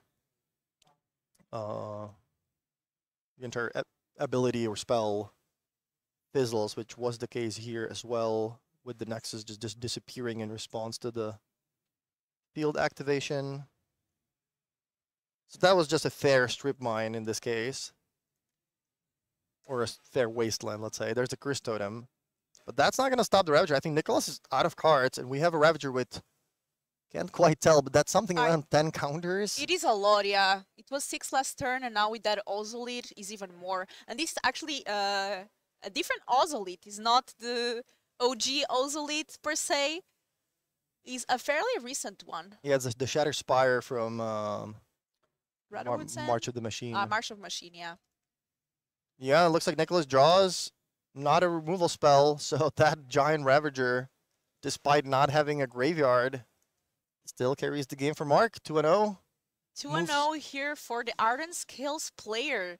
And it feels like a pretty good matchup here for Mark. Yeah, as we saw, the mono black deck is good against the greedy opponents with the slow decks with greedy mana bases, but not that great against something super aggressive, especially if it also features some graveyard shenanigans. And this is a matchup where we really wanted to see how the Teamer Rhinos deck fares against the Celestia combo. This is not aggro, it's the Celestia combo deck, featuring cards like Heliod, Spike Feeder for the 2-card combo that gains you 1,000,000 life. And I think if that ever happens, the Teamer Rhinos player is kind of locked out of the game. So I don't think they have any other ways to win outside of regular damage. We saw yesterday when George got paired up against the Yavmod player who was able to execute his own infinite combo with the Blood Artist in play. There was a Young Wolf, a Walking Ballista in the graveyard with a Agatha Soul Cauldron, so the Young Wolf can keep shooting itself. And comes back with the counter, shoots itself again. You can do it as many times as you want, with the Blood Artist triggering every time. So the Yavmod player was able to come out on top using his own infinite combo. But here, if George ever gets to activate Spike Feeder with Heliod in play and gets his own infinite loop to gain 1,000,000 life, I don't think Manuel is going to have anything in his deck that's going to be able to get through that. He's up a game though, so there is a lot of removal spells in the Teamer deck that can stop the combo. And we see here the Spike Feeder already in play, as you said, still needing the Iliad And that game from yesterday that you mentioned was actually really fun. It was a case of my combo is better than yours. In this case, Yagmot saying that to George. George, a local Bulgarian player. We are here in Sofia. I know George because I'm also in Sofia currently and usually plays at my local game store. And it just goes to show that bringing your own pet deck sometimes does work well, especially modern. And we had this conversation yesterday. But we see here, knowing your deck very well ends up making good results, more than playing the best deck in the meta or the more popular deck. Also, because sometimes your opponent doesn't really know how to react to your combo, how exactly it works. If you go against a more inexperienced player, you might get a win just because your opponent is not sure how you're comboing off. The main loop in this Celestia deck is if you have Heliod in play and you play Spike Feeder, you remove a counter from the Spike Feeder to gain 2 life. When you get life, Heliod says you can put a +1/+1 counter on a creature you control, so you put another counter on the Spike Feeder, and you kind of just keep going. Remove a counter, gain 2 life, put a counter on it. Remove a counter, go to a million life. The only problem is that the rules say that you have to say a number. You can't just say I have infinite life. That's not how it works. So you have to say a number. That's why the other infinite combos that go over the top with damage or life loss can just say I'm gonna do the same as you did +1. Yeah, and we see here the Brazen Borer, the Petitive ability, trying to bounce the Spike Feeder in response taking a counter off.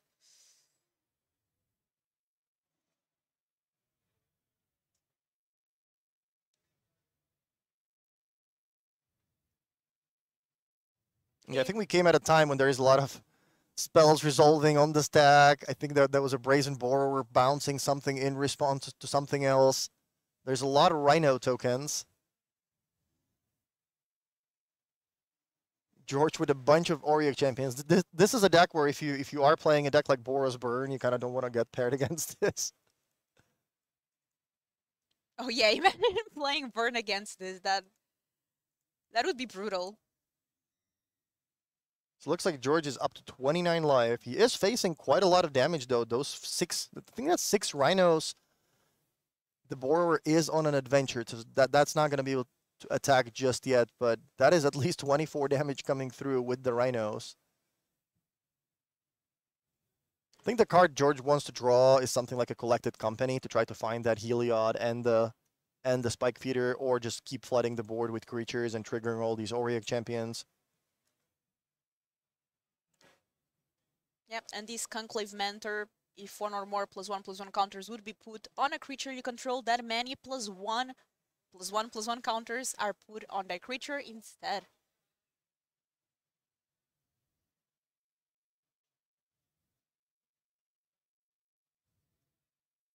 When we join into this match, George has 42 life, currently at 29.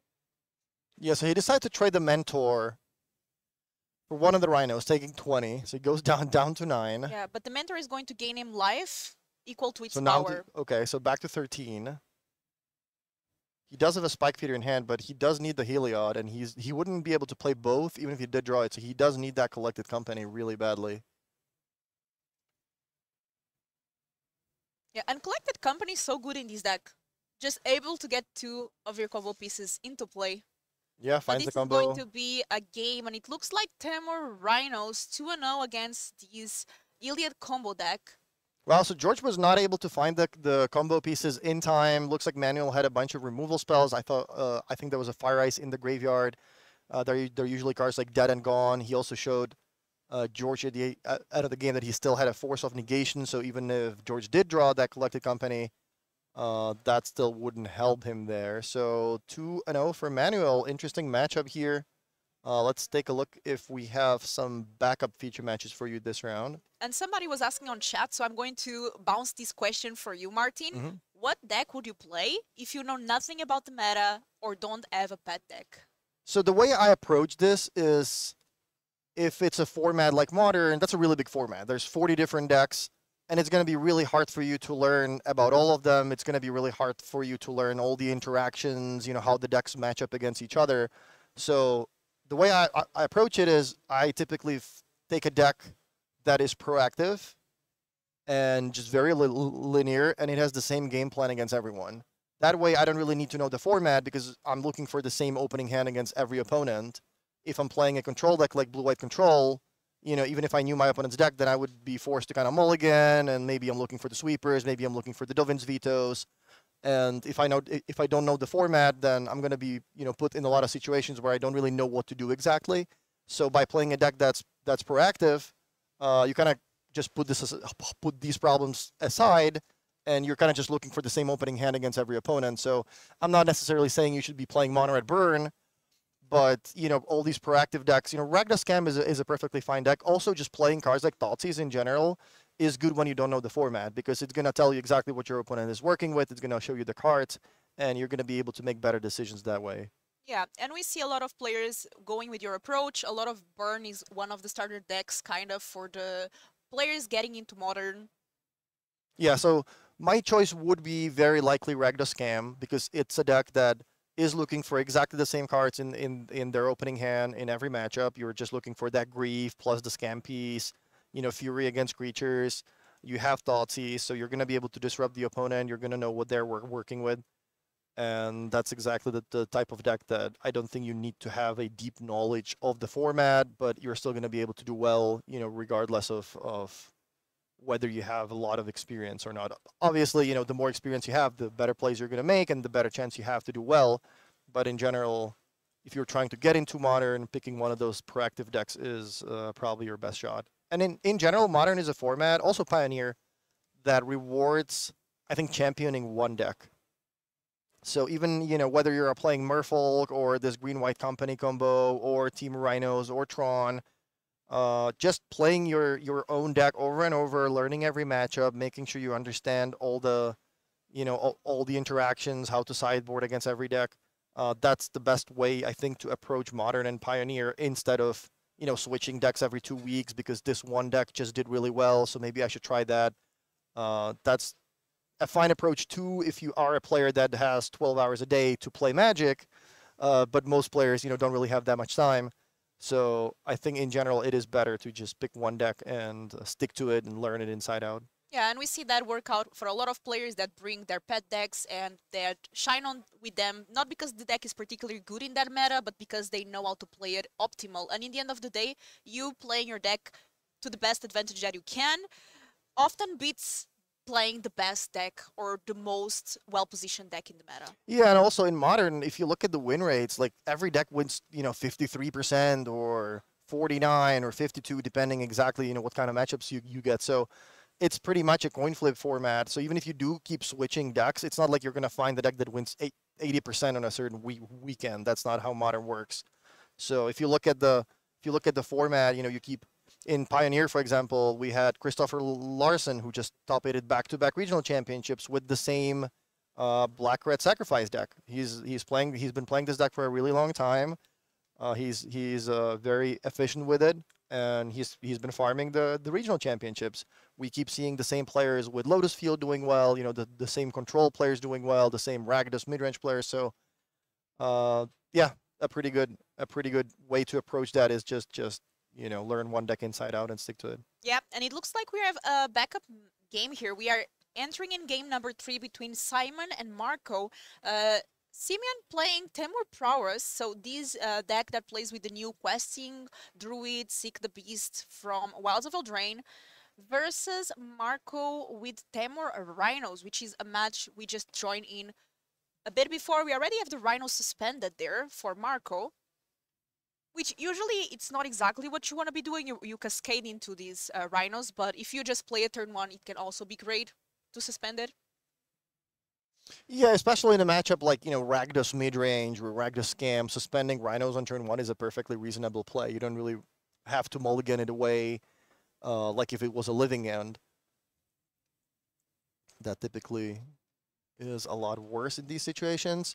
Yeah, I think this is the fast version with the cheap prowess cards and cards like Mutagenic Growth. Let me actually find the deck list real quick. Yeah, so it looks like it plays with the Dragon's Rage Chandler, the Soulscar Mage, Swift Spear that we see already in play. And then like artifacts like Mishra's Bubble, which activate your Powerless for free. Okay, so what is the blue for? Is this really teamer? So blue is just for like the card selection cards. Yeah, like preordained maybe, iterations.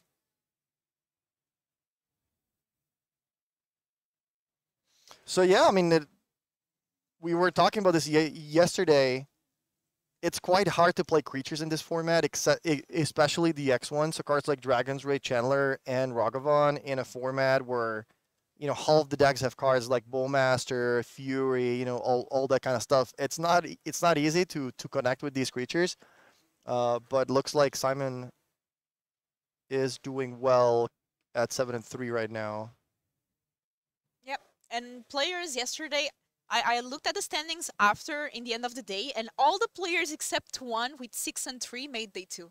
Okay. So it must feel really sad for that player that got the 6-3 and he was the only one not making it. Yeah, Marco here responding to a fetchland activation, casting Violent Outburst, and I like that play because in response to the Wooded Foothills, your opponent only has a tapped mountain in play, so they're not going to be able to fetch a blue source for something like a Spell Pierce, perhaps. So doing it in response is going to play around that. Marco is going to be able to get 2 4/4 tokens into play, and I think that's going to be a huge swing in the game because I'm not sure how many ways Simeon has to deal with 2 big creatures like that. Perhaps Engineered Explosives could be a card that he might have. And we see there the Crashing Footfalls. We're going to make 2 4/4 Rhinos. That's the whole idea of the deck. Violent Outburst being amazing because you get to cast it in instant speed, and like other Cascade cards like the Shardless Agent. So you get to put the Rhinos in instant speed and they are ready to attack in your turn.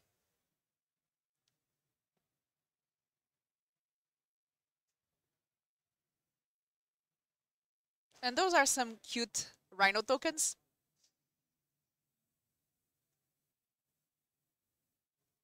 And this is an interesting situation. Like if you're Simeon, having that fetch land in play on turn 2 when my opponent also has 2 lands, if I do have that Spell Pierce, Flusterstorm, kind of blue card that can counter the Violent Outburst, I would be thinking, okay, maybe I should just crack the fetch land right away, because if I don't do it, I give my opponent the chance to play their 3rd land and then wait for me. If I ever crack the fetch land, they cast the Violent Outburst in response, so I'm not going to get to have a blue source in play to counter that. So maybe the option is to either crack the Food Hills on your own turn if you do have that blue counter in hand, but that kind of gives away what you have, or you can wait till your own turn, leave the Wooded Foothills and play another fetch line or a blue source, and that way you're going to be able to stop the outburst.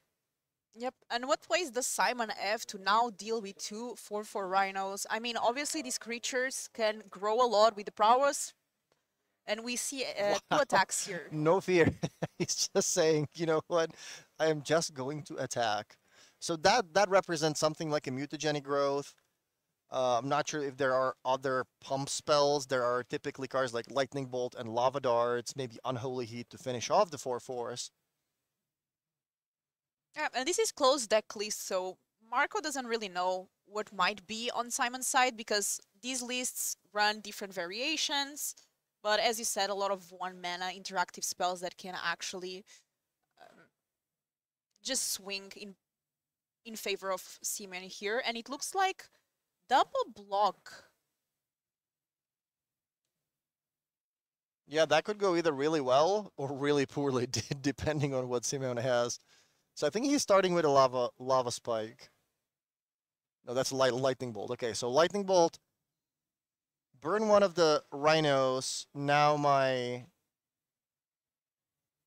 Swift Spear is a 2/3. Yep. 1 more mana. So one of those rhinos there is 3 damage on it. The other one still has 4 toughness. And yeah, I think there is a lava dart. So a play that Simeon has available is cast lava dart on the token with 3 damage. That kills the token. Swift Spear goes to 3/4, and then he can sacrifice a mountain to target the opponent for 1. Swift Spear would be 4/5, and that would kill the other token. So Simeon would be at 1 land. That's not ideal, but it would clear Marco's side of the battlefield. yeah, and we have the Chandler's triggers.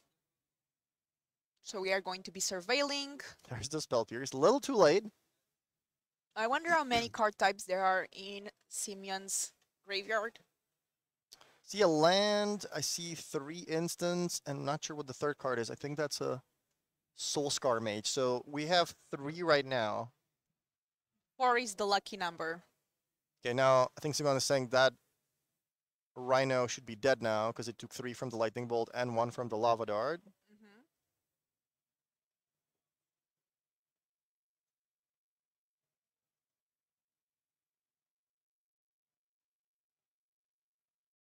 Or perhaps he targeted the other one.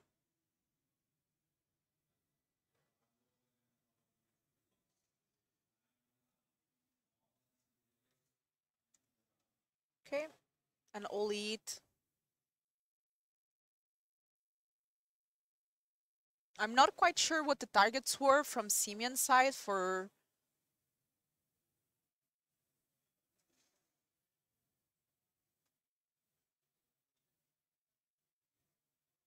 Okay, we have the trigger from the Chandler.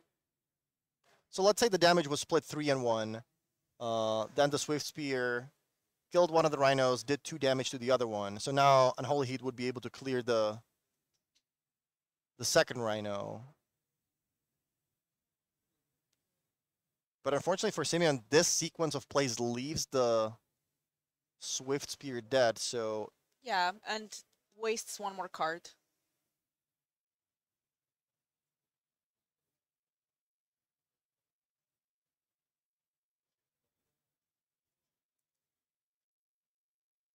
All right, so there's the Rhino going into the graveyard. Chandler dealing 1 damage, I believe. Marco down to 13. 1 more suspend counter on the Crashing Footfalls.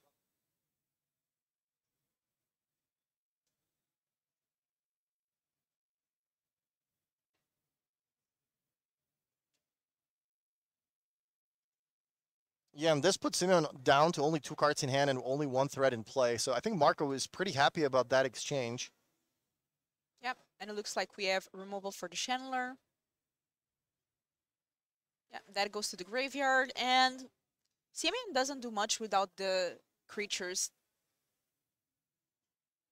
Okay, tapping the land there, and Marco is going to draw a card.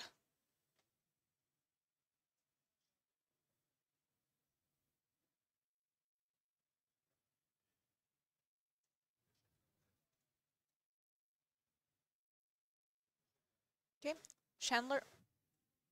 Okay, and Marco holds on, so I think with the Chandler on the stack, we are subtlety. And it seems like Marco has things in control now.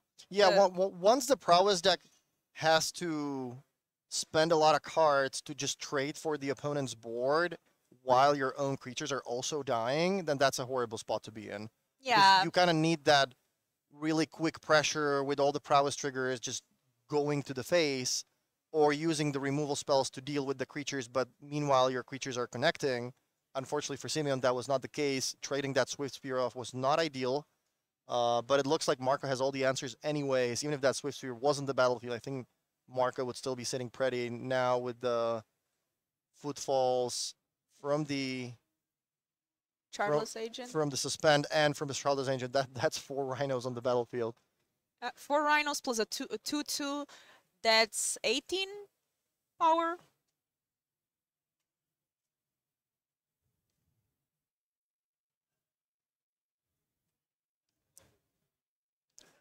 I think Rhinos is also a pretty fine deck to play if you are new to the format. It's also a deck that's kind of looking for the same cards. Obviously, you have a lot of interaction, so you know in some matchups you are looking for that Lightning Bolt or perhaps that Fire and Ice. In other matchups, you would rather see a Force of Negation in your opening hand, but it is a deck that's also kind of just executing the same game plan against everyone every game. And Fury was enough.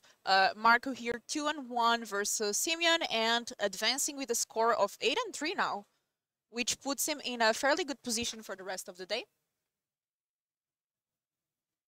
Yeah, I think we have We have 15 rounds. 6 and 3 was enough to make it to day 2. So we're looking at X and 3 making the top 8, possibly a little bit worse of a record. X 3 and 1.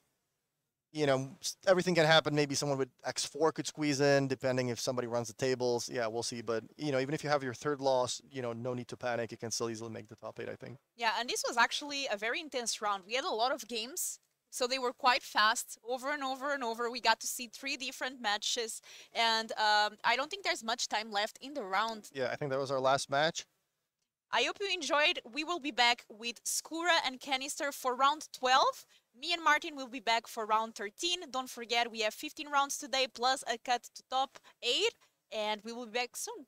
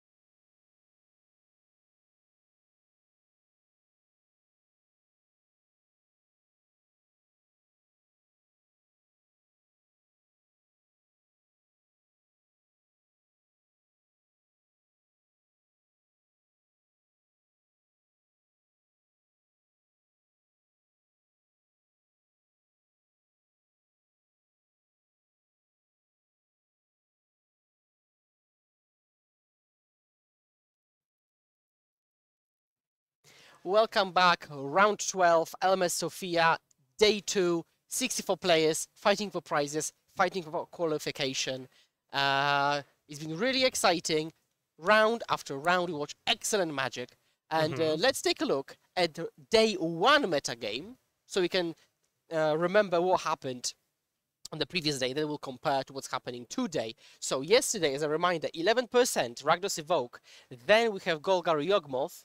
If you add up all the 4-color percentages between mid-range, control, elementals, it will be somewhere there. It's gonna add up to a little bit more. Yeah, Yeah. second, third place. If you add up rhinos, they will also probably exceed scales, and then we will have scales mono green. So out of the surprises, we would see scales very high, Yawgmoth very, very high. Not so surprising, Evoke very high, and 4-color. But now, let's take a look at day 2 metagame and how it's changed. 20% Rakdos Evoke. What do you think, Canister? It's a pretty solid conversion rate for Rakdos Evoke. It also managed to convert and combine all of the previous, I guess, mislistings into one. So I guess that also bloated the number a little bit more. On top of that, we see Golgari Yawgmoth, which also stayed with a pretty similar metagame share to its day 1 representation. Folklore Omna following suit, the same amount as Yawgmoth. Tron, Rhinos, Scales, Coffers, all of those decks are present. And then down we see mostly one-off decks and various different builds that showed up in just a single appearance. So, you know, only a single appearance of Mono White Hammer, of Is it Merktide, which is kind of funny because you would not really imagine playing a modern tournament without meeting those two decks. Even like a few months ago, like half a year ago or something like that. But look where they are now. Interesting to see all of those developments. Yeah, when I look at the specific numbers, I can also see that Team Adventures has been brought by 2 players into day 2. Yep. It looks like. So that's interesting. Now, the metagame looks roughly like the day 1 meta. If you just go up and down, the percentages are different. Rakdos Evoke, yeah, ahead of the pack. In the upcoming rounds, we'll also try to get conversion rates because it will be interesting to see like how many out of how many managed to get there, right? Because, for example, for Taylor Adventures, I would suspect that the conversion is pretty high because there weren't many to begin with, and there are a few in day 2 compared to, for example, Rakdos Evoke, which was 10% of the entire field. But that will come soon enough. So that's the day to break down for you. That's the percentages. And let's get to watching some magic, yeah. Yeah, let's watch some magic. And this round, we are watching Clemente versus Stilian. Crucially, Timeless Lotus on the right side. So you are a Titan aficionado. What about being a Titan-less Amulet aficionado? What do you think about this deck? I'm less of a fan of that deck, I guess, but it is still quite interesting, and it is still using Amulet of Vigor in interesting ways. We see, the namesake card, Timeless Lotus, really powerful if you get it into play with an Amulet of Vigor in play. It untaps once, maybe multiple times if you have Amulets of Vigors, but, it just adds 5 mana every single time it gets there, which is a lot of mana. Golos, Karn, the Great Creator, all of those cards accompany the Urza Saga Mycosynth Gardens setup that we see in the hand for Stilian Engelov. Yeah, this deck. So what's the advantage of playing this deck specifically compared to Amulet Titan?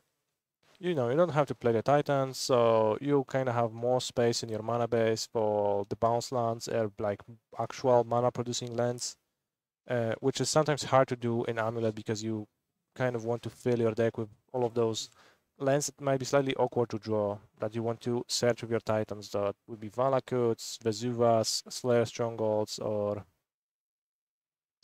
Sunhomes, this type of stuff. If you go with a Timeless Amulet version, you just get to play the regular cards and have your mana base be clearer.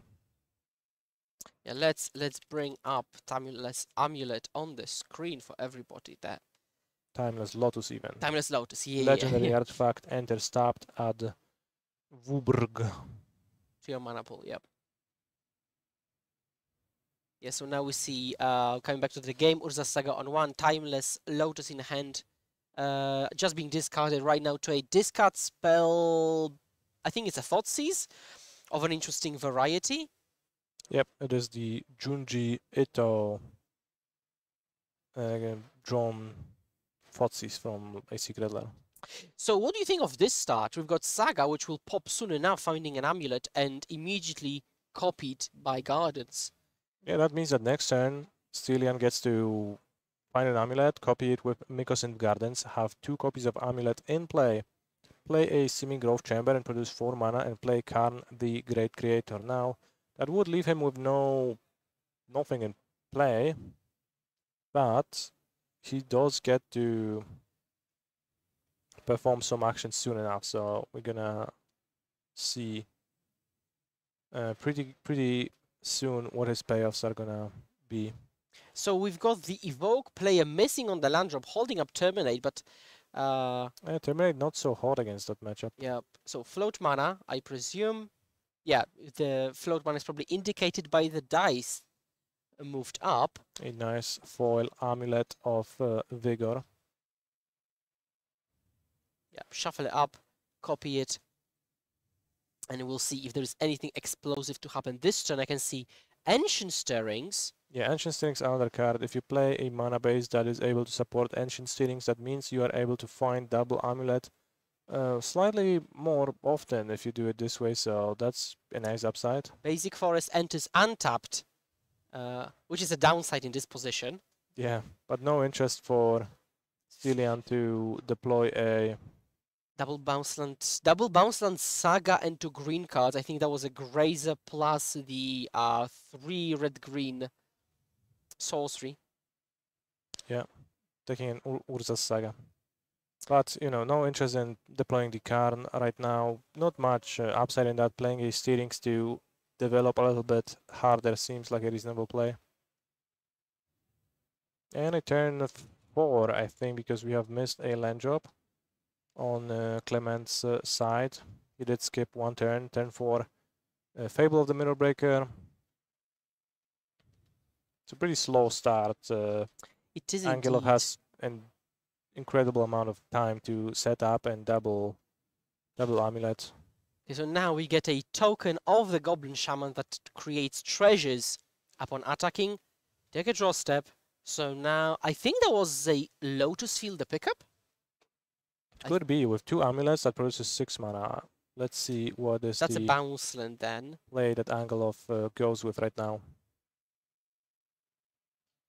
We are deploying a Golos, which can find any tapped land which is going to untap twice. What are we looking for? Yeah, so this could be another bounce land to generate 4. This could be a Lotus Field to generate 6, depending on what your needs are.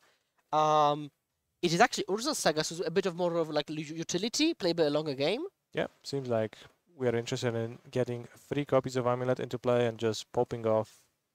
Yeah, on a later Absolutely. turn. Yeah. So how does it work between the Amulet untaps, entering the battlefield tapped because of Golos, and the first chapter trigger? Well, you're allowed to stack your abilities in any way you choose. So you can resolve the Urza's Saga's first chapter ability, make it gain an ability to produce colorless, and then untap it twice to add an extra colorless mana to your mana pool mid untaps. Thank you very much for your perfect explanation, Canister. Now we move on to Rakdos Evokes player's turn. We discard nothing, it seems, to the second chapter of Fable of the Mirrorbreaker. Fury, Pitch, Fury. All right, Fury, Undead it. Undying Evil. Hit the Fury again. So now we can deal 4 and 4 damage, 8 total, killing goals.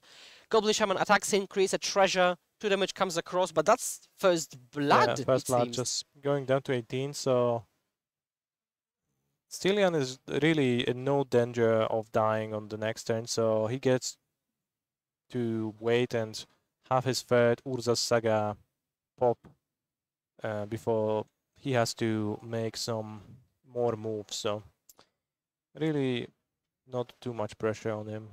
So Stylian is the benefactor of the fact that Scam players have dropped most of their Blood Moons from the main deck. Oh, for sure, yeah. Um, He would hate a Blood Moon right now, but you know, Yeah, now the Saga if comes there to the was a trigger. Blood Moon in Clement's deck, then you could make an argument for digging more aggressively with Fable of the Mirror Breaker. So that's probably an indication that the card might not even be in the main deck for Clement.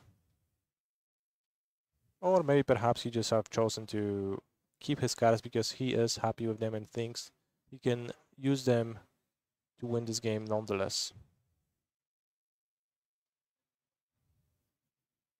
Yeah, so now Saga on 2, Saga on 1, double Amulet in play right now. And Soon to be triple with the third Urza yeah. Saga.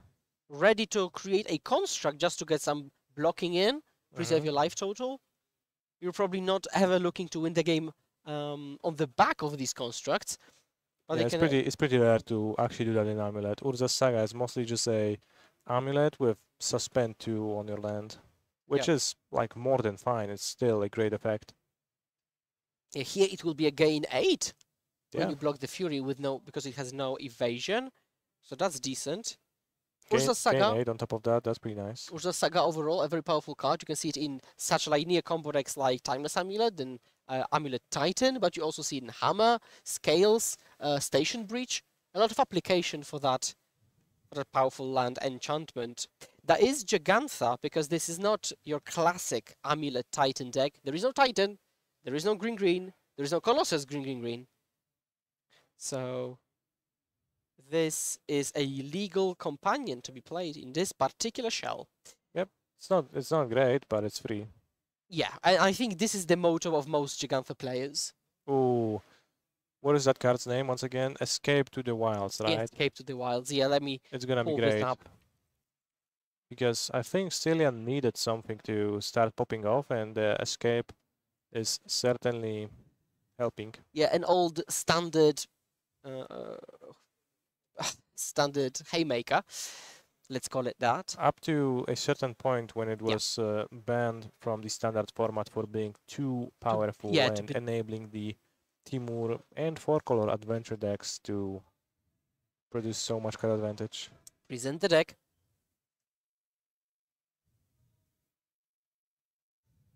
Okay, so we've got triple Amulet on the battlefield, 1 mana floating. So now we could play a bounce that produces 6 mana, which then produces extra mana with the extra land drop available from Escape the Wilds. So are we just playing a Lotus Field right now? Yes, we are playing a Lotus Field, which is 9 mana. That is a lot of mana.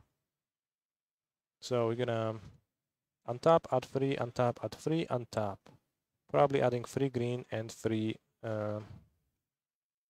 red, which then puts Stylian at 8 mana in his mana pool. Escape to the Wilds costs 5. That leaves him with 3 mana floating. Alright, so he chooses to float the mana from the Lotus Field and sacrifice it to its own triggered ability. Yeah, you know it's getting serious when you actually have to use a notebook to track what's happening in the game.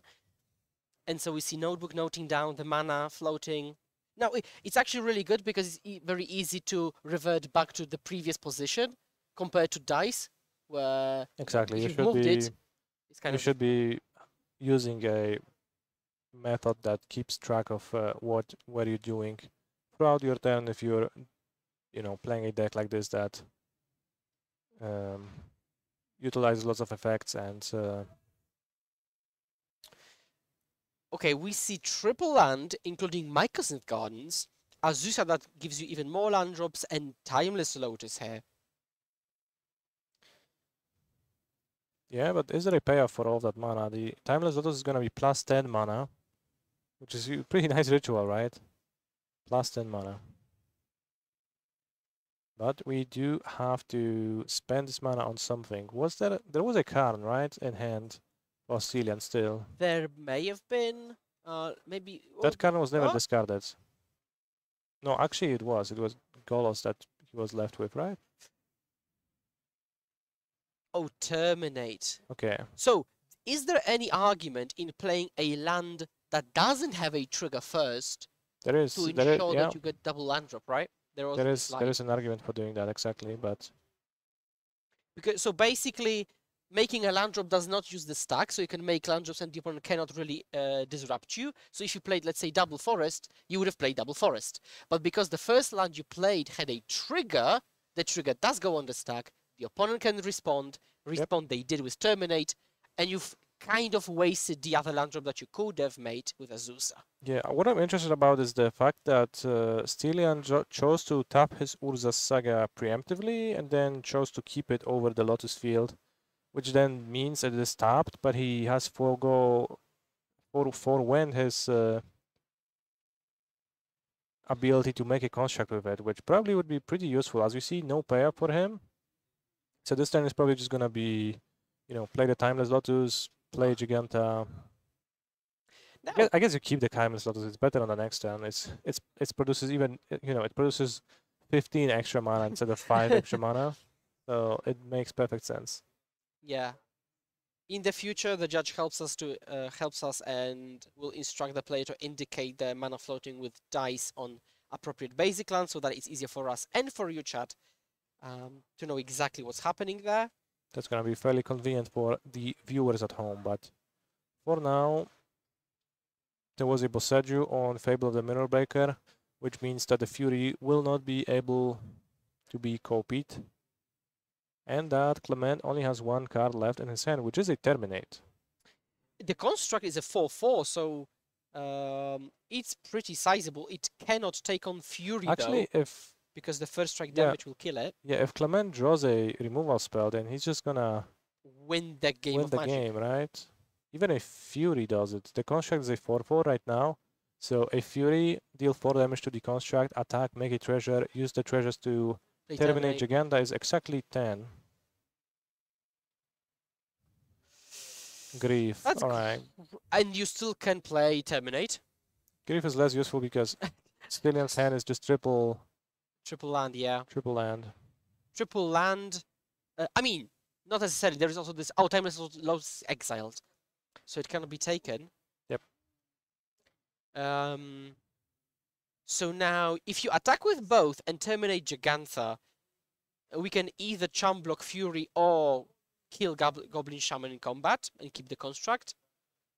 The menacing threat could be relevant, but not necessarily might. Basically, the question is whether Stylian can draw something off the top, like Escape to the Wilds, like Golos, with the intention of activating activate the Golos with the Timeless Lotus. maybe Emrakul, the Aeon Stone off the top. I'm not sure if that's in the deck, but maybe. Yeah, neither am I, but I know these decks sometimes play that as like a proper end the game mechanic, because it really ends the games. Yeah. So yeah, the construct is a 4/4. The cards on the bottom, right in front of Stylian, notably, those are not cards that are in play. Those cards are in the exile zone from Escape to the Wilds. So they are cards that Stylian can play until the end of his next turn, but not right now. Interestingly, there is no attacks from Clement. Yeah, no attacks. Boseju is the draw. You're not making a token. Fetch out an amulet. 4 amulets now. Is there anything else you can get over the amulet? Is the There expedition isn't. map able to get you a threat in some way? Is there something similar to the Tolaria West chain loop? Anything? It's okay. It's expedition map. Maybe something like Radiant Fountain gain life. Yeah. Well, that would be fairly tame as a payoff. I mean, it would. Yeah. I wouldn't go as a payoff. It's just like a trying to survive mechanism. So let us see. Okay, making some mana. All right, what is the map getting? Okay, float green and red. Thank you very much. And blue. We'll see. Okay, 3, 6 mana in the pool. Play a tapped Timeless Lotus. Untap it thrice. Mm-hmm.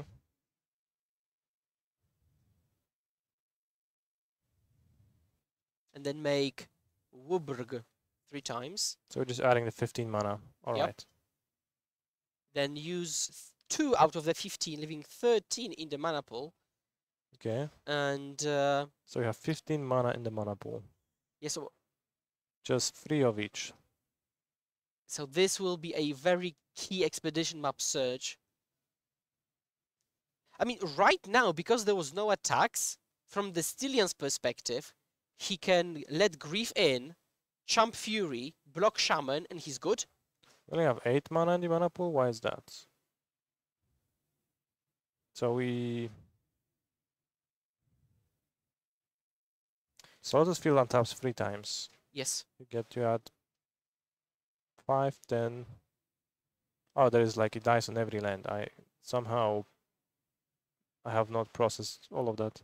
And Lotus Field is untapped. Alright, so we're adding more mana. We have Yeah, 15. because with the last one, you can just keep it untapped for when you potentially need that. Or not, we're not tapping it. Okay, they're just discussing what's happened, just to make sure. Now, with Otawara, you can Otawara, for example... Okay, so what would you Otawara in this position?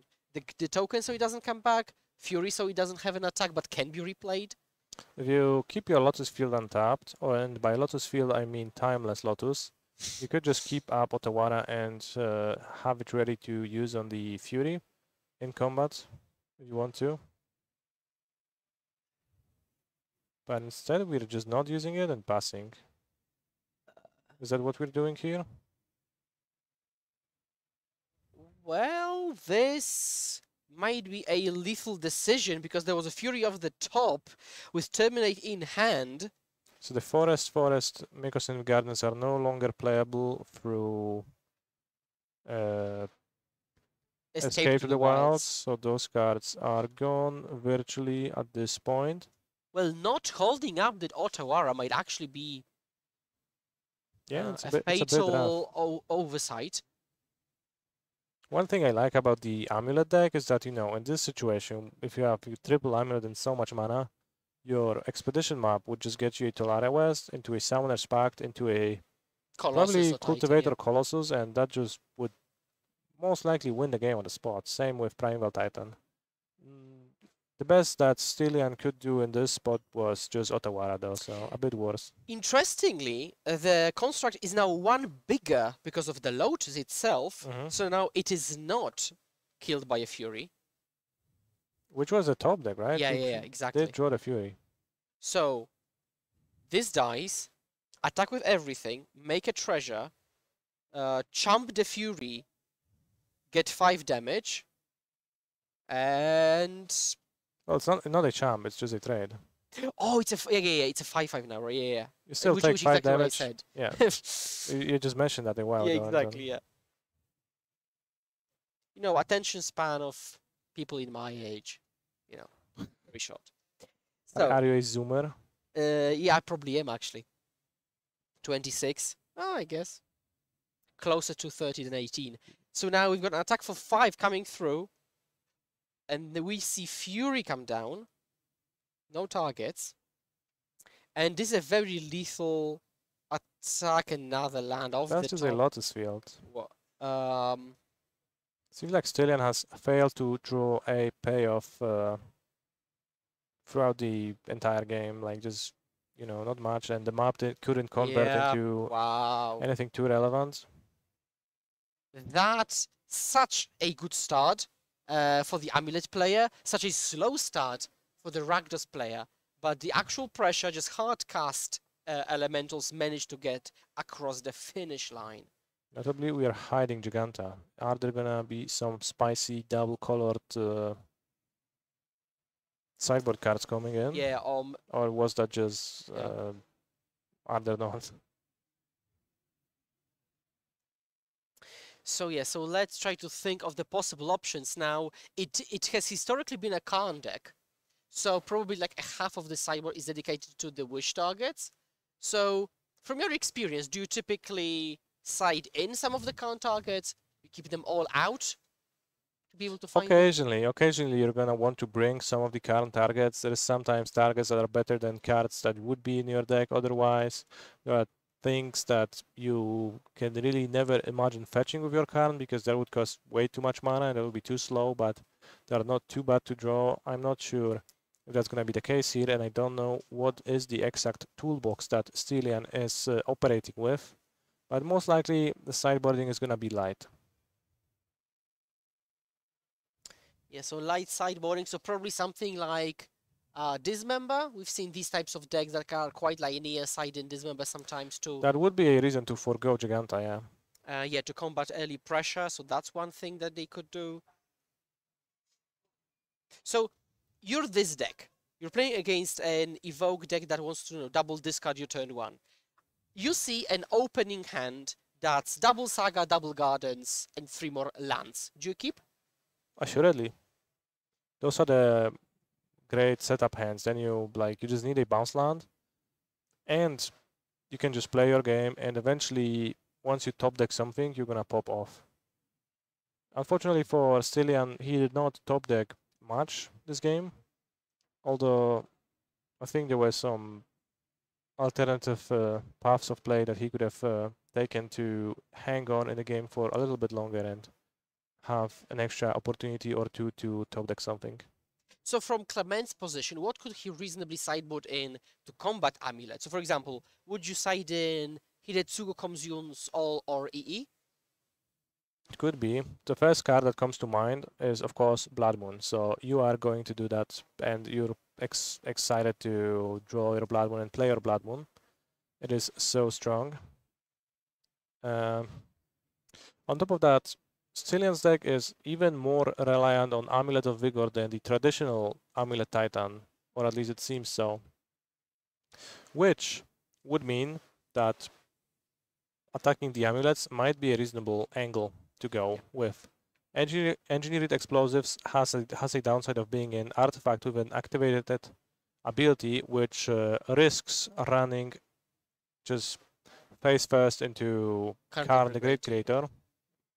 And Hidetsugu Consumes All can be a little bit unwieldy at times, but there are certainly good arguments for bringing those cards in, so I would not be too surprised if Clement chooses to go with those tools. If Blood Moon comes down as a haymaker but isn't actually helped with proper pressure, Stylian can just make land drops, play Timeless Lotus, tapped or untapped, and then generate colored mana. Yeah. That's one upside of the Stylian's build. The threats are mostly colorless, so they don't actually need green mana to operate. So in that way, you can play through Blood Moon a little bit more easily. And it seems like Clement is going down to 6 in a very elegant fashion. Stylian keeping his 7. We have shown day 2 metagame, but we will be showing you day 2 conversions, which is a bit of a different metric. Yep. So yeah, players shuffling. Oh, player shuffling. Stylian seemingly happy with the 7-card hand. Yeah, we'll see if there is this classic face-off between turn 1 Ragavan trying to run away with the game, face first into Arboreal Grazer. The biggest enemy. Yeah. Actually, I don't know. You could argue that Young enemy. Wolf is a bigger enemy of Ragavan than Arboreal Grazer, but certainly Grazer is high on the list.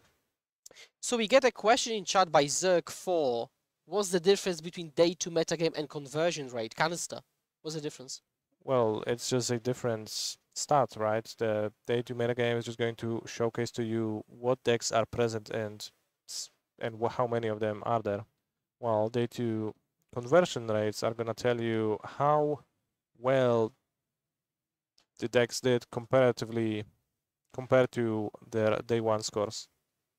So, you know, sometimes you're going to be like, oh yeah, there's a lot of scam in day 2, but then it's actually going to turn out that there was actually even more scam in day 1, so only 40% of scam players got into actually 40% is a pretty high conversion rate, but you get the point. Only a certain amount of Rakdos players got there, right? And then you can use that information and do with it as you please. And as you're explaining that, turn 1, engineered explosives on 1, the play that we mentioned briefly during sideboarding. Urza Saga ticked up to 2. Float. Trigger. Return. And we floated for no reason. Pass. Yeah. Classic. Well, it makes sense to bounce back the Urza Saga because you don't want to pop off, get the Amulet of Vigor just for it to get engineerily exploded. So makes sense to play a little bit slower for Stylian. Maybe try to make some constructs. Maybe just play the lands fairly. Maybe go with a Saga now. You know, a Azusa would be a great follow-up. I don't know if that is present in Stylian's hand. There is escape to the wilds, but I can't make out the rest of the hand. Fetch from Clement. End of turn. We'll see maybe Orcish Bowmasters to start We're applying fetching pressure. a second swamp, Yep. which is fairly ominous and indicates the possibility of Blood Moon. Yeah, if And we now, even if Blood Moon gets dealt with via a Boseju who endures, this Urza Saga is gonna be gone. why is that specifically? How does Blood Moon interact with Urza's Saga, technically speaking? Well, it's rather simple. So Urza Saga is a saga. Yeah, undoubtedly. And sagas go to your graveyard once their final chapter has resolved. Yep. Okay, you're following? Yes, yes. So Blood Moon turns non-basic lands into mountains. Right. Alright, so do mountains have chapter abilities? No, they don't. They just have the ability to tap to add red mana. That's it. Nothing else. So Urza Saga becomes a enchantment land mountain saga with 0 chapters, which means that definitionally it just has always reached its final chapter. So as soon as state-based actions are checked, it lands into the graveyard. Thank you very much for that explanation.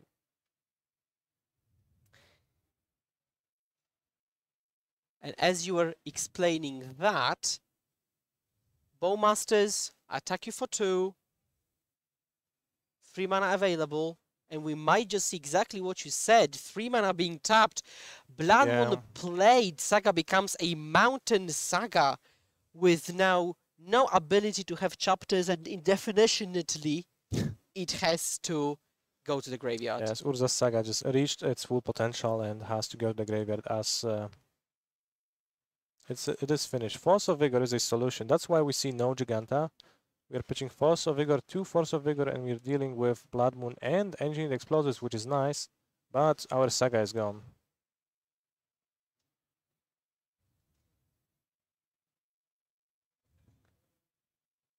Yeah, so thinking through his options, now a very observant eye might say that Clement tapped his creatures to the right and lands to the left. Yeah, I'm not observant enough to have noticed that, so good Okay, catch. let's see. Creatures to the right. No, okay. So that was a misstep last turn then. Well, it seems like they just attacked the, you know, it makes sense, like Rakdos, you know, red, black. This is somewhat of an unruly color combination, so it makes sense for the creatures to behave, you know, a little bit erratically and just do as they please instead of following your orders without flinching, right? Yeah, that makes perfect sense. A green-white deck, then in that you should attack with all of your creatures, like tap them the same direction your lands tap. In Rakdos, it makes sense they would behave chaotically. So which color combination then would just not tap at all and attack vigilantly? Blue-black. No, that doesn't make sense. No, it I don't literally know. doesn't. No. Maybe chat has some suggestions. So 3 mana available, treasure, that makes it 4. Double creature, just 2 power. So that's not a very fast clock, but no land drop from Stylian, still on that semi-growth chamber amulet on the battlefield. We dash the monkey second turn in a row. Bash it in for 4. Gonna go to 9 life already. We get a treasure and we exile something. Let's go. Karn, the great creator. Well, that could be trouble. Is there an extra land for Clement? There is a quality of most Karn the Great Creator decks it's that they are weak to Karn the Great Creator. So I guess Stylian is pretty happy that that hasn't happened, because he would not stop Timeless Lotus anytime soon if that was getting cast. All right, Another cool. Two amulet. amulets. Okay, are we gonna see some moves from Stylian? Because now with 1 mana floating and 4 extra mana from this Gruul Okay. curve, he could be casting some 5 drops. And there is one key 5-drop. Okay. Timeless Lotus. Untap, Trigger. add 5, untap, add 5. Just immediately adding those to the mana pool. Okay. Take out the lands. Take out the dice. 2 on each. So now with 10 mana, Sky's the limit. yeah, sky's the limit. Well said. So let's see. Now, last game, also the sky was indeed the limit. Let's see if we can convert it somehow. We're spending 5 mana on Escape to the Wilds, Wilds. So okay. 5 more looks at something relevant this turn. Yeah. Let's resolve it. Ooh, One, explore.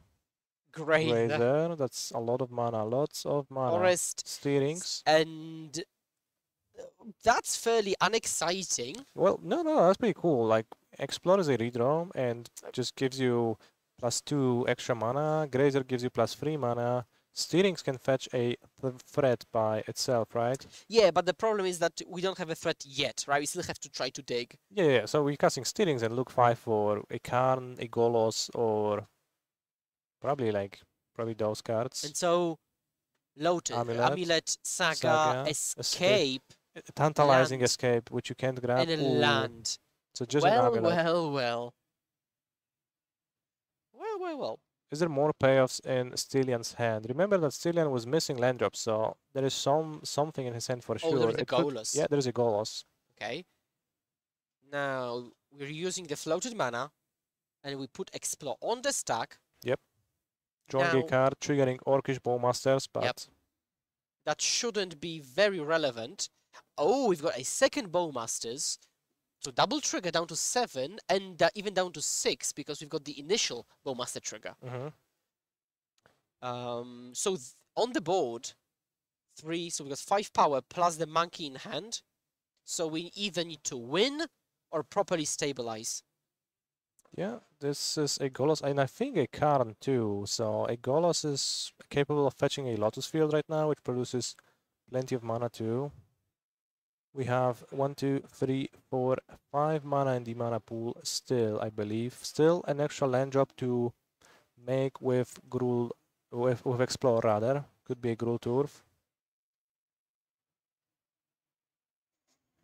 Yes, so Stylian going through his option in his head. Yeah, I can see hands on the head, calculating what could possibly go wrong and how to sequence your stuff, right? You don't want to find yourself, a mana short later in the chain if you can calculate it beforehand. Gruul Turf. Triple untap. So there is no fear of Terminate right now, which could have been an issue before with Golos. Yeah. Because Now, you could have been scared of Golos just dying to a Terminate with the trigger on the stack before you actually get the mana to to activate use Golos, its yeah. ability, to activate the ability, but that is not the case. We are getting the... And we're going to search our library. Now, if we find something like Lotus Field to add a bunch of mana, we would have to sacrifice 2 lands, which includes the Lotus Field and the other Semi-Growth Chamber. So we would be landless As with they like say, 20 yeah, mana. as they say, too bad. I think we can live with that. Yeah. And again, I still think there is still a Karn in Stylian's hand, so at that point the Karn should be able to fetch something that is threatening. So in these types of decks, how do you actually win with Karn? Do you find something like Thundering Titan or Cityscape Leveler to just kind of go ahead? Or are there any like proper game-ending mechanics? Well, they Like sound like Ballista. options, but probably Walking Ballista is the go-to option. Once you have 10,000 bajillion mana, Then you get to do 10,000 bazillion Yeah. divided by 2 counters. sorry, I misspoke. Once your mana pool contains 2,137 mana of various colors, then you get to commit that to your Walking Ballista and you shoot your opponent.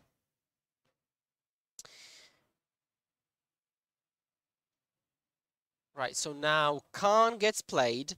If it Alright. resolves the treasures are off, which would mean Clement is actually out of options. All right, let's add those numbers up. 9, 12, 16. All right, 16 is not quite as much as I have mentioned, so you have to... something else will have to suffice. And crucially, something that we've discussed, no Oh, of course, the door to nothingness. Yeah, enters the battlefield tapped. well, But that's not an issue with Amulet of Vigor. yeah, let me pull Of this up course, on of the course. screen. Stylian is going to show the opponent the door. The card that just says tap, pay cost, target player loses the game. What a beautiful ability to have on a Yeah, card. pretty simple, very elegant. Target. Untap it, target you. All right. Oh, well- they. Okay, it's like a. That was a really good game handshake, but Yeah, we there still was, have it was, another you one. know, the game was good enough to warrant for the a- yeah. mid-match handshake. Yeah, this happens sometimes, and it just shows how much the fun one of the players had. Yep. And at the end of the day, that's what matters. The friends we've made all along, and the fun we've had while playing the game. No Giganza had been revealed this game. We'll see if that changes for Game 3.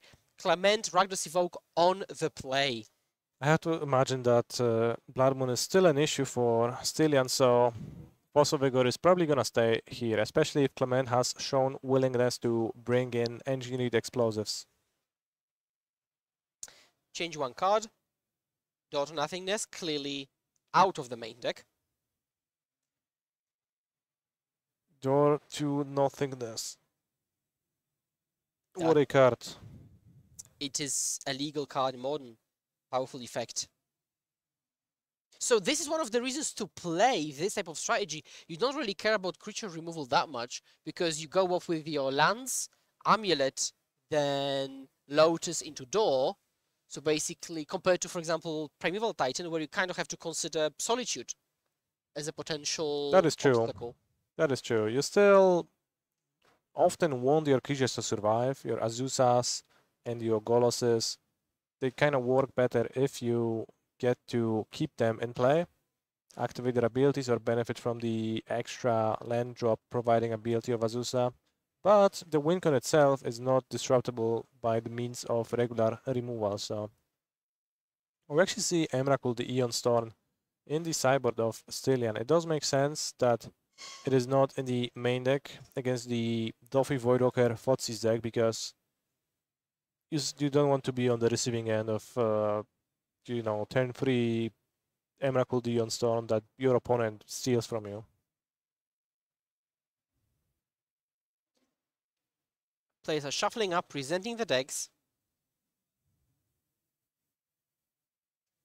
During the opening 7, well, let's see if we've got Ragavan into turn 2 Blood Moon, or maybe more of a slow hand with like Thoughtseize, Orcish Bowmaster, Fable variation.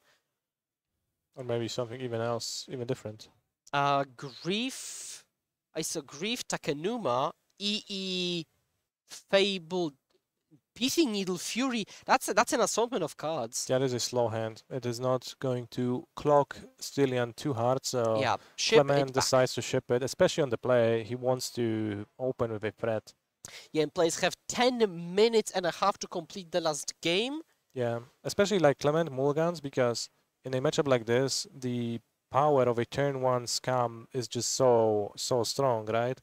There's really not much removal. Maybe Stylian has brought some dismembers or something like that, but really, other than that, there's not going to be any removal to stop the turn 1 double Grief or turn 1 double Fury, so you really want to open with something like that and then not give Stylian time to develop.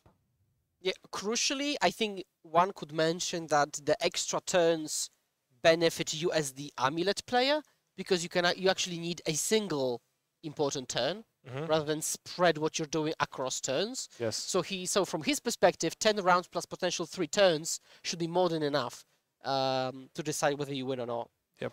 Here we see a Thoughtseize, a Fable, a Swamp, a Marsh Floods, and a mulligan away a Terminate. Yeah, so Swamp, Thoughtseize you. So let's see, I can see a Grazer. Oh, now it's Grazer Explore, Mycosynth Gardens, Map, Force of Vigor, Escape to the Wilds plus Gruul Turf, so double land quadruple spell, and a sloth. Well, look, Grazer is also a spell, right? Technically speaking, yeah, you're right. All right. It's a beast, but I think it's a sloth. It's a beast. It's a beast. It's important for Cavern of Souls and for the rare appearances of Amulet Kahira decks. So if you are into like animology, you could go wrong with your Coven of Souls if you say sloth. Yeah, yeah. It's mean, just that supposing sloth is it not is a a creature type in Magic the Gathering. Although some other animals like badgers are, so you know you could get confused easily. But I believe, like as it stands, you could not name sloth as your creature type on Cavern of Souls, as it is not a legal name, right? yeah, it's not a legal creature type in the game. So you know, too bad. You could on the other hand name Time Lord. I believe. Actually, I'm not sure if so that works in Modern, but thank you for your insight, Canister, and we're going to Gruul Turf. Tapped, bounce your land, expedition map on the battlefield, fetch with your marsh flats. Maybe we'll see something like Orcish Bowmaster end step for that really bit of pressure. Mm-hmm.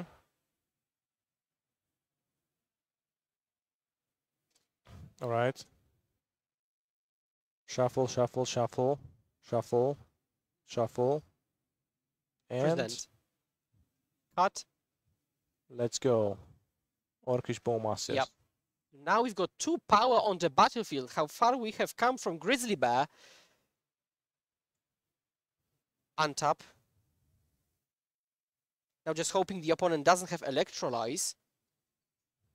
It's probably not the case. But we've seen Ragavan. like the Thoughtseize has taken away Force of Vigor from Stylian's hand. I didn't quite catch if there is a Blood Moon in Clement's hand, but if he has a Blood Moon, then that play makes, you know, perfect sense and sounds pretty reasonable. Draw Urza Saga of the top. Is there an amulet in Stylian's hand? They're keeping the cards pretty close to the chest at an angle that's difficult to make out. 3 mana, sloth / beast spell played. All right, play the Gardens. Mykosin Gardens.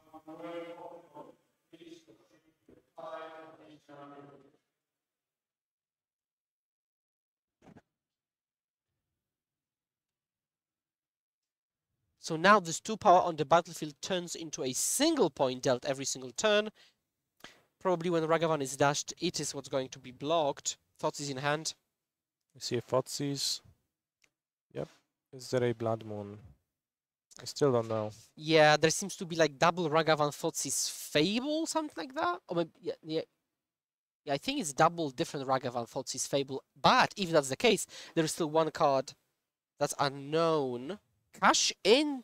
Yes, okay. So the last one was Blood Moon. Once again, Urza Saga reaches its final chapter sooner than Stylian would have expected it to. And no attack, not even getting in for that 1 damage, just, you know, seems like Clement decided it is not worth Orcish Bowmaster's time to get in for just 1 damage.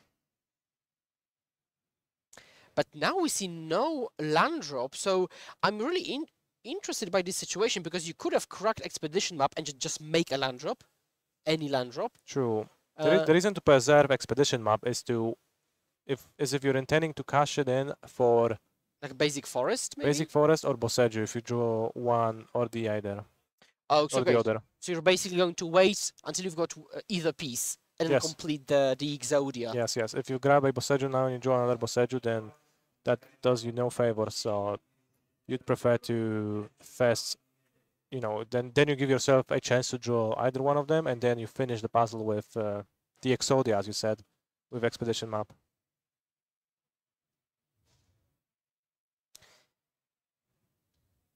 So in this particular position, the advantage bar is firmly skewed to the left side.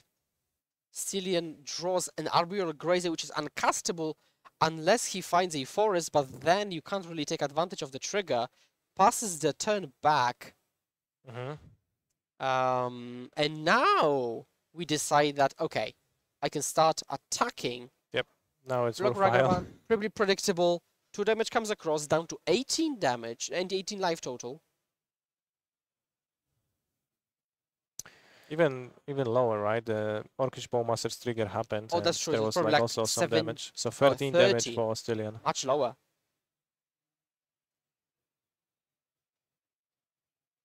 Which could have been even lower had we had all the possible attacks earlier, right? Could be like 10-ish, 11. No, well, there was 2 attacks that Yeah, so were that, not performed. so that that could would have been be performed. 11, But, right? you know, maybe there was a strategical reasoning in mind that I'm missing right now. So now cracking the map and trying to master some kind of plan, amulet in hand. So if he was at least making land drops, there was the possibility to just play Timeless Lotus, make a bunch of mana. But right now, we just have a double 0-3 blocker, which, to be fair, saves you a lot of damage. Yep. Also, notably, Escape to the Wilds is actually playable through Blood Moon. It just needs 1 green and red, and you have red from the Blood Moon, so Yep. he has 2 lands away from casting his Escapes to the Wilds, so position is not as bad. Unfortunately, all of the lands are entering the battlefield untapped, so the amulets are useless with Blood Moon in play.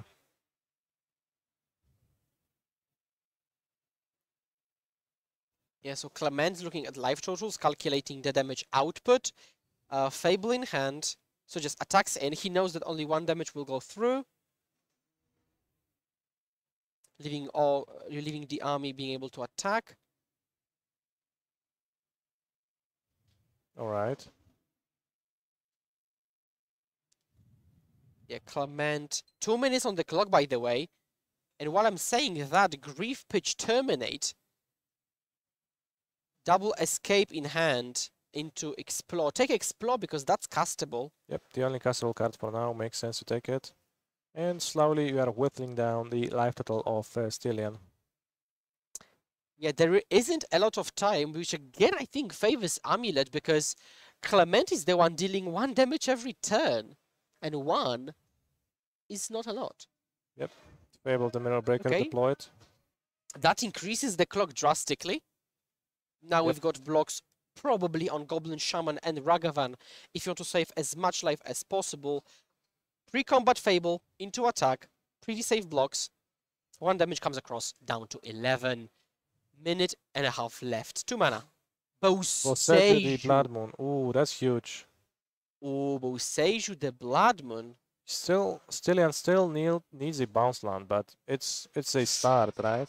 Ooh, There is 2 Escape to the Wilds. Any tapped land, which I believe is just gonna be a bounce land or a Lotus Field. That's just gonna be a mana jump required to cast the escapes and probably, well, maybe even win the game. Like there's a third option. There's an option to get a third amulet with Mykosin Gardens. Okay, so let's see what the draw step is. Is that a single? Ancient Stirrings. Yeah, very well could be. And that's a very good chance at hitting what you need. Ancient Stirrings, put on the stack. Resolve. Let's take a look. Nope. Explore. Nope. Gardens. Nope. Golos. Nope. Timeless Lotus into another Stirrings. Oh, Okay, no. we missed. Missing. Not so like barely misses, almost misses on a land drop completely, but there is Microsoft Gardens.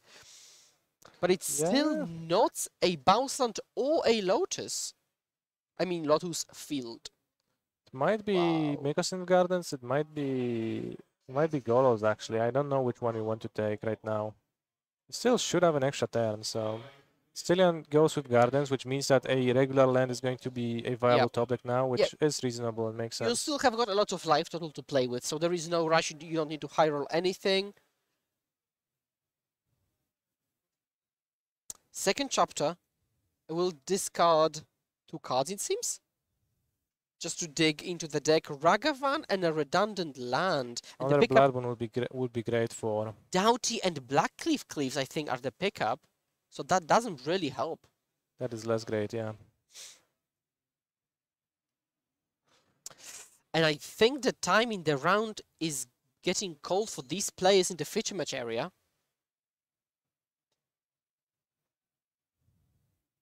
I'll just double check.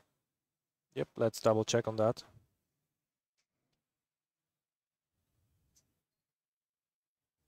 If it's Duffy Voidwalker and Blackcliff Cleaves, then there is not many options for Clement other than just to attack. We see another card in hand. What is that? Is that another Fable of the Mirror Breaker?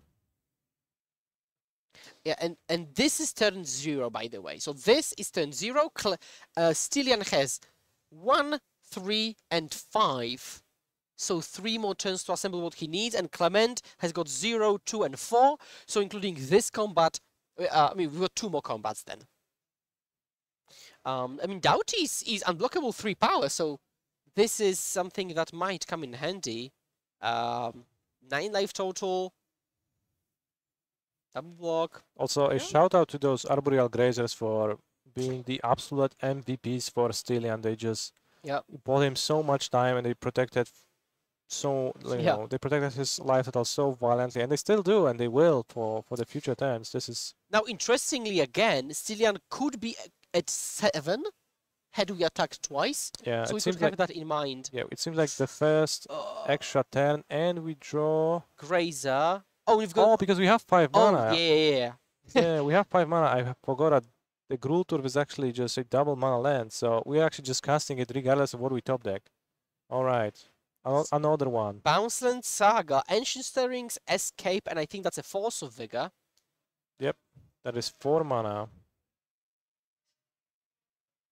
We only have 2 amulets in play because we couldn't copy more amulets, so that is less potent. And they take out the basic land token counter proxy things. And let's see how he proceeds from this position. Now, it's turn 1, so even if he fails to assemble anything meaningful, there'll be still 2 more tries. Yep, so we got the extra land we could play from Escape to the Wilds. We already played 1 land per turn, so Stylian can play his Grulturf once again, but first he gets to Stir. Amulet. And Saga. Look at 5 cards. Forest. Lotus Field. And we are still pre-land drop, right? Yep. So this Lotus Field makes 6. What makes even more sense is grabbing the 3rd copy of Amulet. That means that every bounce land now makes 6 mana, so the second escape actually nets 1 mana. Arboreal Grazer pre-Amulet. Yes. Seems like that's the case. Grulturf, make 4. So we've got 4 red and double green floating, 6 mana. Now we go down on 1 red, deploy Amulet of Vigor, 5 mana total. Escape to the Wilds, empty the mana pool. Yep. That is an unknown card to me. I think Selesnya Sanctuary. Selesnya Sanctuary. The 1 ring and a basic forest. So now we've got a triangle of forest, one of which is in play, the other tracks mana, and the last one is exiled. Yep. And now we can play 1 extra land, make 6 mana, play probably the 1 ring and just gain protection and try to. Oh, there's one more escape hiding because there was 1 exiled with the first copy, which means that there's even more cards that Stylian gets to put into his escape zone. We've got Golas, I think, Grulturf, Urza, Saga Khan, and Lotus Field. So it seems like we've got all the tools, we just need to assemble them. Yeah, I think it's gonna be the 1 ring, gain protection, and pass. There's like no way to jump up on the mana too hard, I think, but the Golos right now into a Lotus Field, that is how much mana? Is there a second Lotus Field in his deck to begin with? Yeah, that's Let's the find question. out. Okay, There is. Conveniently on the very bottom of the deck, we will add 9 mana now. Yep, Golos costing 5, netting 9, or rather producing 9, so it nets plus 4 mana. That new escape. Oh no, that was previous escape. So we've got Golas. The land sacrifice to Lotus should be exiled with a void counter, which should not be a big deal. Well, it does make it so that Clement can cast his own escape on his own turn to find a Blood Moon, or maybe 2 Blood Moons, but So there is a Force of Vigor, so... that presence of Blood Moon might be a reason to just try to win this turn and just not think about what the opponent could be drawing. So right now we have 9, 10, 11 mana, so we could be using Golos, Yeah, paying 7. yeah, so let's pull up Golos then, because that's not a card we soup very often in Modern or at all. That's Golos, Tireless Pilgrim. It enters the battlefield. You may search your library for any land card and put it onto the battlefield. Crucially, tapped. So thanks to Amulet of Vigor, it untaps. In this case, untaps multiple times. And the second ability is 2 plus all the colors of the rainbow. Exile top 3 cards of your library, and you may play them this turn without paying their mana cost. Canister, what's the difference between playing a card and casting a card? You can't play a lens, so you can just play a lens that you flip with Golos, but they do follow the normal restriction of timing and the restriction of how many lands you can play per turn. So this forest and Mykosin Gardens probably are not going to be entering the battlefield this turn. So right now, the One Ring comes down. It's cast, so the protection will be granted. Okay. Now, Stylian cannot be targeted by anything that Clement does, nor what Stylian does. He can't target himself either. Yeah, Clement can target the Orc Army token to grow the Orc Army. That's like a pretty common trick with the One Ring protection. And so, somebody in chat asks, what's the win con? How do you actually win? Well, as we've seen in game 2, you show your opponent the door. You show your opponent the door. And you might wonder what that means, and you're gonna find out. I'll just keep it open. You're pitching Force of Vigor, but that cannot be done on sorcery speed. Or rather, cannot be done on Stylian's turn, so... Okay, I'll have the door ready to show chat once this happens, if it happens.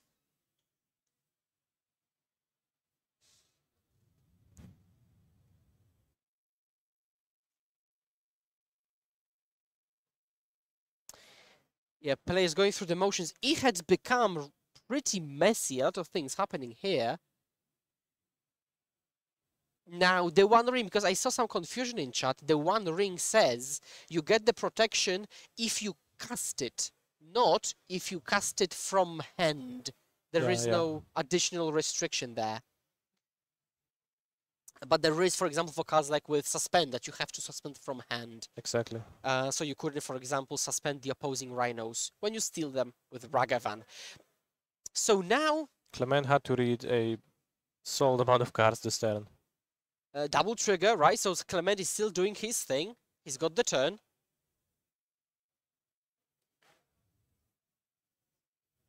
Figuring out what should be void counted.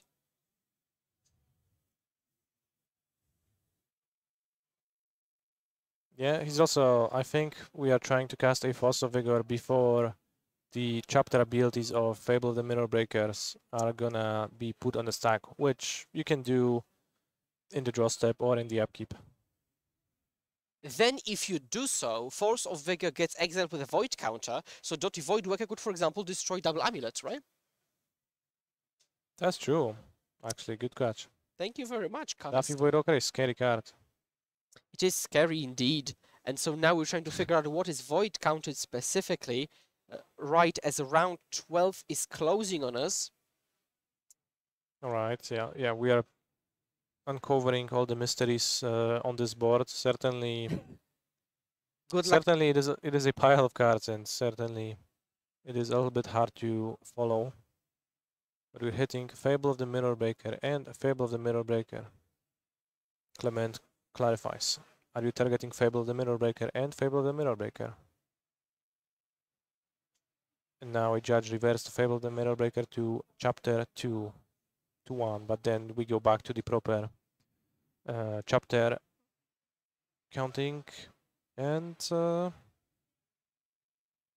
yeah, there is also another line that has been mentioned, and that when Stylian tries to win with the door, you can respond by forcing the door, because it's not indestructible. Yeah. Before the untap resolves. You could, but I have my doubts about whether that's gonna work. Stillian's probably gonna be able to just do enough stuff to not care about Overload that. that, right? Yeah. That does not sound like a viable win condition to me. Also, we could see some convoluted lines of Khan, exile your own graveyard with like Relic of Progenitors, and then grab the door again with another Khan and play it again. These types Exactly. of combinations. Or just walking ballista. Yeah, that's it. That's simpler, but less cool. More In- boring. Much less cool, yeah. Okay, so Alright, we came to an agreement, and Fable of the Mirror Breakers have been destroyed. So Clement is stuck with his draw step and with his board. Stillian with the protection from everything as the one ring wielder, wearer, bearer. better, yeah. Considering his options, there is also the Filigree Silex in play, which threatens to blow the goblin tokens. And the Blow army up token. even.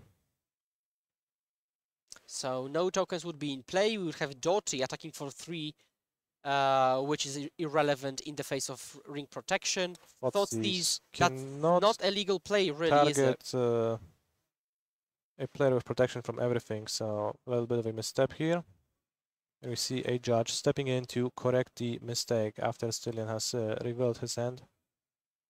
And we revert that play. Okay. So that was quick.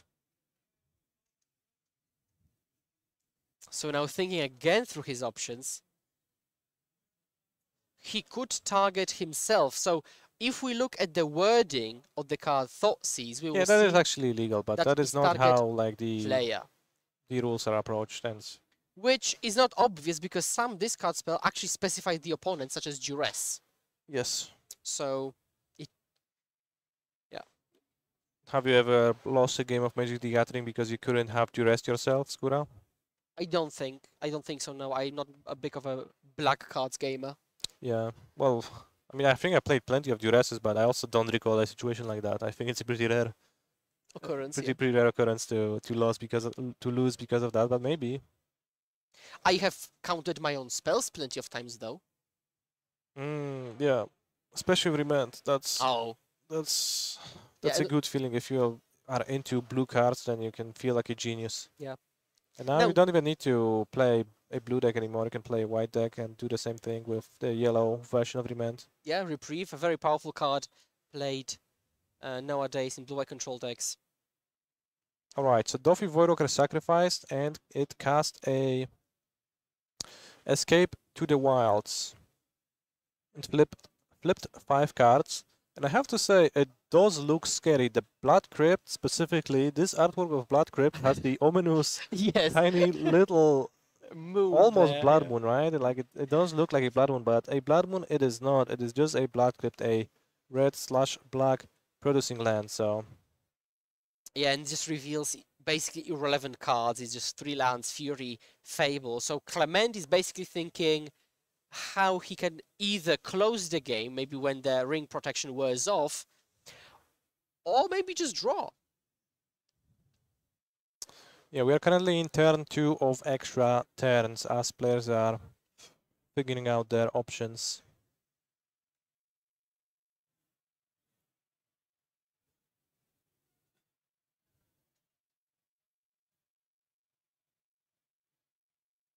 This game is also somewhat, maybe slightly like emblematic of the fact that the game is getting more complex to handle. There is more effects, more tokens, more Yeah, more game weird pieces, yeah. effects, more game pieces, more triggers that occur at specific times with specific conditions, like the One Ring who triggers only if you cast it, but there's also cards that have an ETB trigger that only works specifically if you cast them from your hand.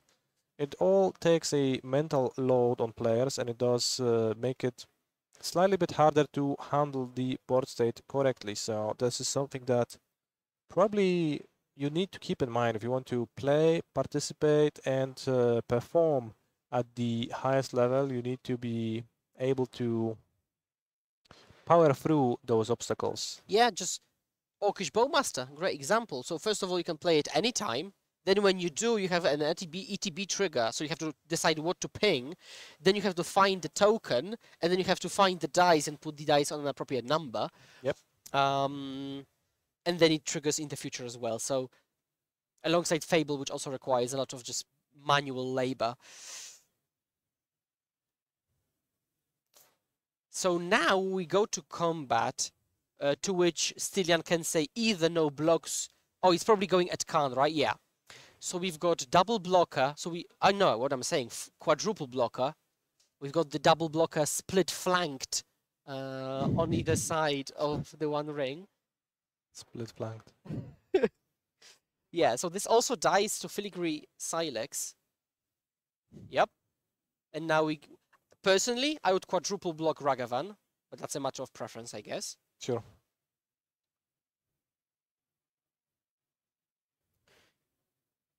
I mean, assuredly you would, yeah. Yeah. I mean, at least triple without the grazes. Okay. Just, If you insist. yeah, but Alright, Stylian is says, Stylian going to perform a game-winning combination effect? draw a single on card this of magic, turn? a second card of magic. And then we get, and so the triggers might go at Khan, making it unable to fetch anything from the sideboard. And it does. So maybe we should have used Khan before drawing with the One Ring. Yep. Oh, not? Oh, the damage went face. Seems like it. And the card has just minused. Okay. Okay. And the card's been fetched out is Door 2 Nothingness. 5 mana artifact that enters tapped.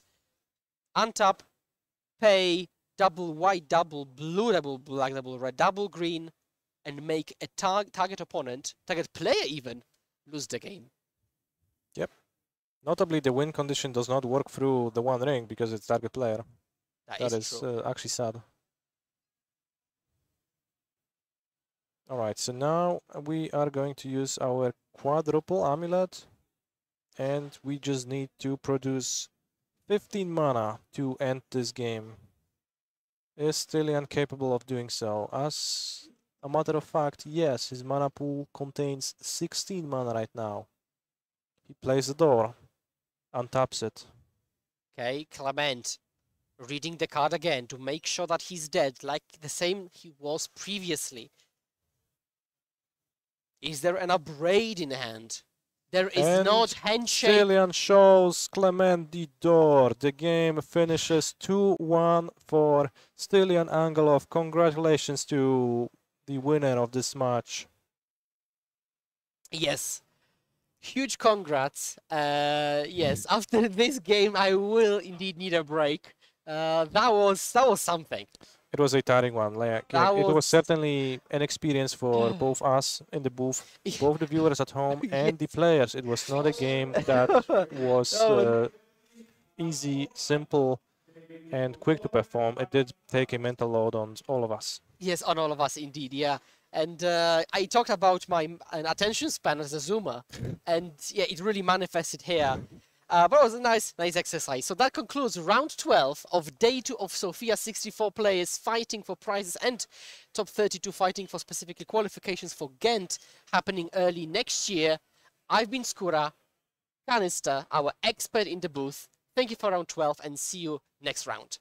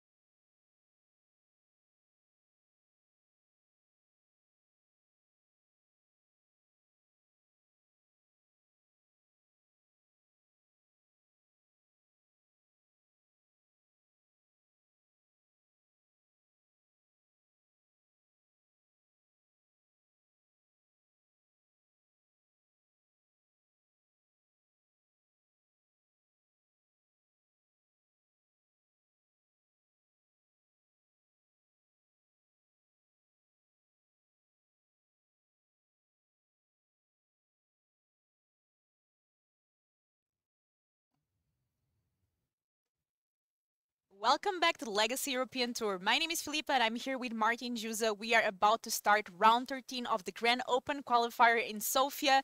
This is day 2, a total of 15 rounds. We have only 3 more rounds of Swiss and then the cut to top 8. So a lot of good players here and some interesting decks, which we are going to see right now. So one of the players we are going to be featuring is playing Calibrated Blasts. And what does this deck consist of? Yeah, that was not a deck I had on my radar coming into the tournament.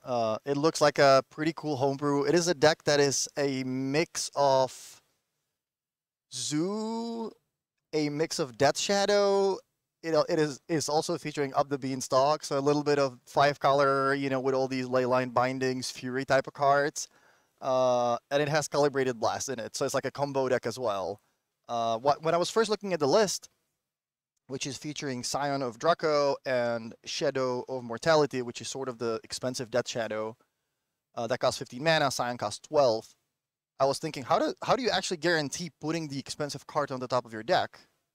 And then we look through the mana base, and there is Witch's Cottage. So I guess the combo is you play Fable of the Mirror Breaker, you end up discarding one of these 2 expensive cards, then you use Witch's Cottage to put it back on the top of your deck, and then you use Calibrated Blast to shoot your opponent for 15 or 12, depending on which one of the 2 cards you find. In this format where a lot of players are starting on, fetch land into shock myself for 2, Thoughtseize you, 15 life, hitting someone for 15 or 12 is very often a game-winning play. So we'll see how this goes. On the other side of the battlefield, we have mono black coffers. So a deck that we saw crush these greedy 5-color decks earlier with Sundering Titan. I think Carmina is going to be looking for cards like Thoughtseize, so some of this hand disruption early on. Meanwhile, Valentin is going to be looking for those value cards like Wrenn and 6, like Fable of the Mirror Breaker, and trying to set up the combo finish. Although in this matchup, the mono black player does not take any damage from their land, so maybe Carmina is going to be losing some life with the cards like Sign in Blood, but he can also gain life with March of Wretched Sorrow. So it's gonna be an interesting matchup where I think some of Valentin's cards are gonna have to do the work and dealing 5 to 10 damage early on in the game first, and then we'll see if he's gonna be able to actually finish the game with the combo, or if he's just gonna be able to take the game with the value cards. On the other hand, we know that Carmina is going to be sort of racing to find Cabal Coffers and Urborg. That's going to be able to turn his mana base into a lot more mana, which is usually a way to power out the Sundering Titan thanks to Karn. Yeah, and one of the ways that Valentin can start dealing damage is with cards like the Kavu. That card is easily a 5/5 in this deck that plays with a lot of different basic types. But these basic types, as you said, can be punished if there's a Sundering Titan on the other side, which I'm sure Carmine here on the mono black coffers is going to be looking for. We already have Fable. You said this is a way to start getting those expensive cards on the graveyard. Yeah, so Fable, great value card. Not only Valentin is presenting some threats that need to be answered, Carmina doesn't want to let the Goblin token stay alive for long, because that way Valentin gets some extra treasure tokens, gets ahead on mana, gets to cast more cards. He's already sort of having infinite land drops with Wrenn and 6. All he needs is a fetch land to be able to play a free land every turn. But yeah, as we know, Sundering Titan doesn't care if you give the mono black player time, he will destroy all your lands. So. And this is why I love closed deck lists. I think Valentin's deck is really cool. He brought something to the tournament that if you are sitting on the opposite side right now, you're probably thinking, okay, well, this is one of those 5-color decks. Some of the value cards, Wrenn and 6, Fable, probably going to play Omnath, maybe something like Up the Beanstalk. And I would definitely not be thinking that there could be a Calibrated Blast in the hand waiting to deal 15 to me out of nowhere. Yeah, exactly. Except that if Valentin starts discarding this card, I'm sure Carmine on the other side is going to be like, what's that on your graveyard? Yeah. That 15 mana card? I would, it's cooking. I would be extremely confused if my opponent discarded a Scion of Draco or the 15/15 Shadow of Mortality, or the 15 mana Shadow of Mortality. I would probably be thinking, okay, well, this is some kind of like budget Death Shadow version, but at the same time, I mean, you already have all these 5-color lands and Renin 6 and Fable, so that's not really a budget deck. So what is going on here? Yeah, and here Carmine managed to play double Bowmasters, which is a big threat, but on the other side there was enough removal. Yeah, Renin 6 just kind of laughs at all these X1 creatures, so in combination with that ley line, Valentin is going to be able to clear Carmina's side of the battlefield pretty quickly. Carmine still left 20. Another key card might be the One Ring giving protection for a turn. We saw how that protection is good over and over again. But as you said, if Carmine is not really counting on Valentin having Calibrated Blast because it's closed deck list, he might not play around it. Yeah, you're definitely thinking you have a lot more time to try to find your car and try to get that Sundering Titan. And, you know, being at 15 life is going to make you feel, okay, well, I have a lot of time to do my thing. But yeah, that might not be the case. Scion of Draco is a 12-mana 4/4 that has the domain ability where for each different basic land type, it costs 2 less. So in this situation, it was a 2-mana 4/4 flyer. Yeah, and it plays really well in Zoo. We see Zoo play it over and over again. Actually, most of these cards play in Zoo, the traditional one. And somebody commenting, Calibrated Blast eating a Ran dealing 2 damage. No. But actually, you mentioned early that there's cards like the Wish's Cottage, which is a land that allows you to get something from the grave, put it on the top. So you kind of can manage the Calibrated Blast to get these big drops. Yeah, it's not that you just fire off the blast as soon as you draw it. You can just wait to put the little combo together where you put one of the expensive cards in the graveyard, use the cottage to put it back on the top of your deck, and then you fire off the blast. Also, with Fable of the Mirror Breaker, you can just, if you don't really have the combo, you can just discard the cards, draw something else, and you know, Scion is also just a perfectly reasonable card. 2-mana 4/4 flying in this situation is perfectly fine. Also, you're running up the Beanstalk, so despite the card costing you 2 mana to play it, it still has the mana cost or mana value of 12, so it's still going to draw your card. So this deck is a combination of a lot of things. It looks really cool. It looks like a lot of fun to play. Yeah, and this deck definitely really cool. And not even with the blast yet, we are already managing to have a pretty powerful board. Just like typical Zoo as well.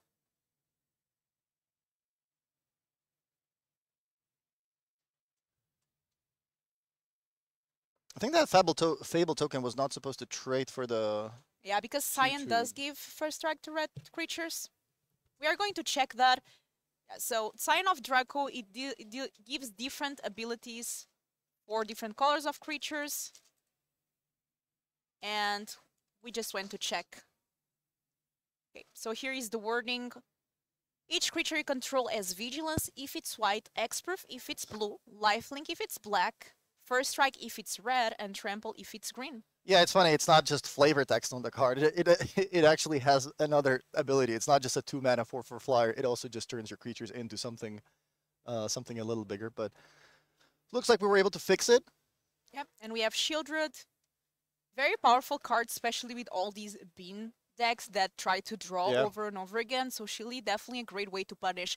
This black deck seems to me like it was made to punish these more greedy decks. Yeah, exactly. Like you mentioned yesterday, Up the Beanstalk is not a May ability. So if there's a Shieldred in play, your opponent is casting all these expensive cards. They have to draw, and Shieldred likes when your opponent draws a lot of cards. And here I'm trying to see what Valentin has in hand. So right now we are fetching. Yeah, Modern right now is just like so much value everywhere. Just Renin 6 alone with a fetch land is already basically, you know, infinite mana. Not really infinite mana, but you know, you're gonna make your first 10 land drops or so. So you don't really have to draw any more lands, and you're gonna be able to play a land every turn. Fable of the Mirror Breaker, great value card. If you have all these different land types, then your Leyline Binding is essentially a 1-mana sort of a Vindicate that exiles, so you have great answers, you have great threats. Modern really is a very, very powerful format right now. Yeah. And a format that changed a lot. If you look at this board, except the mana base, all these cards, or most of them, are cards from the last 3-4 years. Since Modern Horizons. Okay, looks like this is a Fury.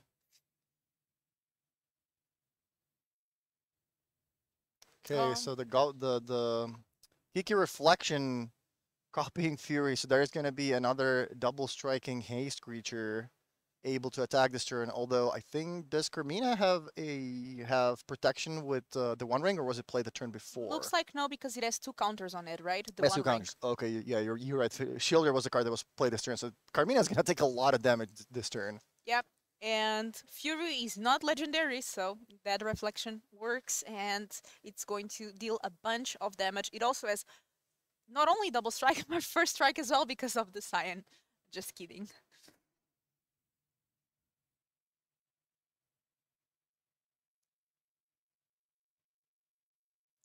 Yeah, and we didn't even see here the blast. Also, Yeah, that's the thing. It's kind of a hidden thing in the deck still. So it looks like a 5-color deck with the usual cards, and your opponent just hasn't shown you most of their cards yet. But you're probably thinking, yeah, this is just a typical 5-color deck. Maybe my opponent hasn't drawn their Omnath just yet, but you're still definitely not expecting to be able to just out of nowhere take 15.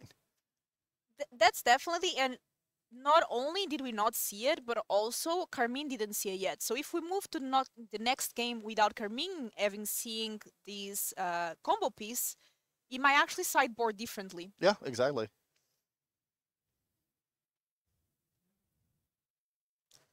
And Valentin was able to, being on the play with a really fast draw, with a lot of threats, that Renan 6 into Fable, into Scion, that kind of put Carmina on the back foot, and instead of being able to activate all these Field of Ruins and starting to destroy some of those lands and maybe play Karn, Carmina is on the back foot trying to find removal spells or trying to find ways to deal with Valentin's board. So. And I think this is the beauty of the decks these days. Like, for example, it's the same with Rakdos Evoke, which you don't need to actually do the scam thing to win. The deck works well without these. Yeah. Oh, wow, there's a Damnation. So there is a sweeper in the mono black deck. Yeah, so we are seeing here the Damnation. One of the greatest arts on a Magic card. Wow, that was a really good Damnation, just clearing the board. Flipped Fable, there was a Scion, there was a Fury token. But that ring is going to start being problematic if Carmine doesn't have a second one in hand, because it already has 3 counters on it, and the Ren is still alive as well. Okay, the Witch's there it Cottage. is. Okay, so Witch's Cottage. Carmina says, wait, what is this? Yeah. Why are you showing me this card? Put Draco, On the top? put the Scion on the top. And calibrated block. Yeah, and Valentin already putting the card upside down on the table for the opponent to be able to read it. Yeah, and Carmine just reading it like, okay, cool, I guess. This is really cool. Yeah, it has to be a blast for Valentin. Yeah, to do yeah. this.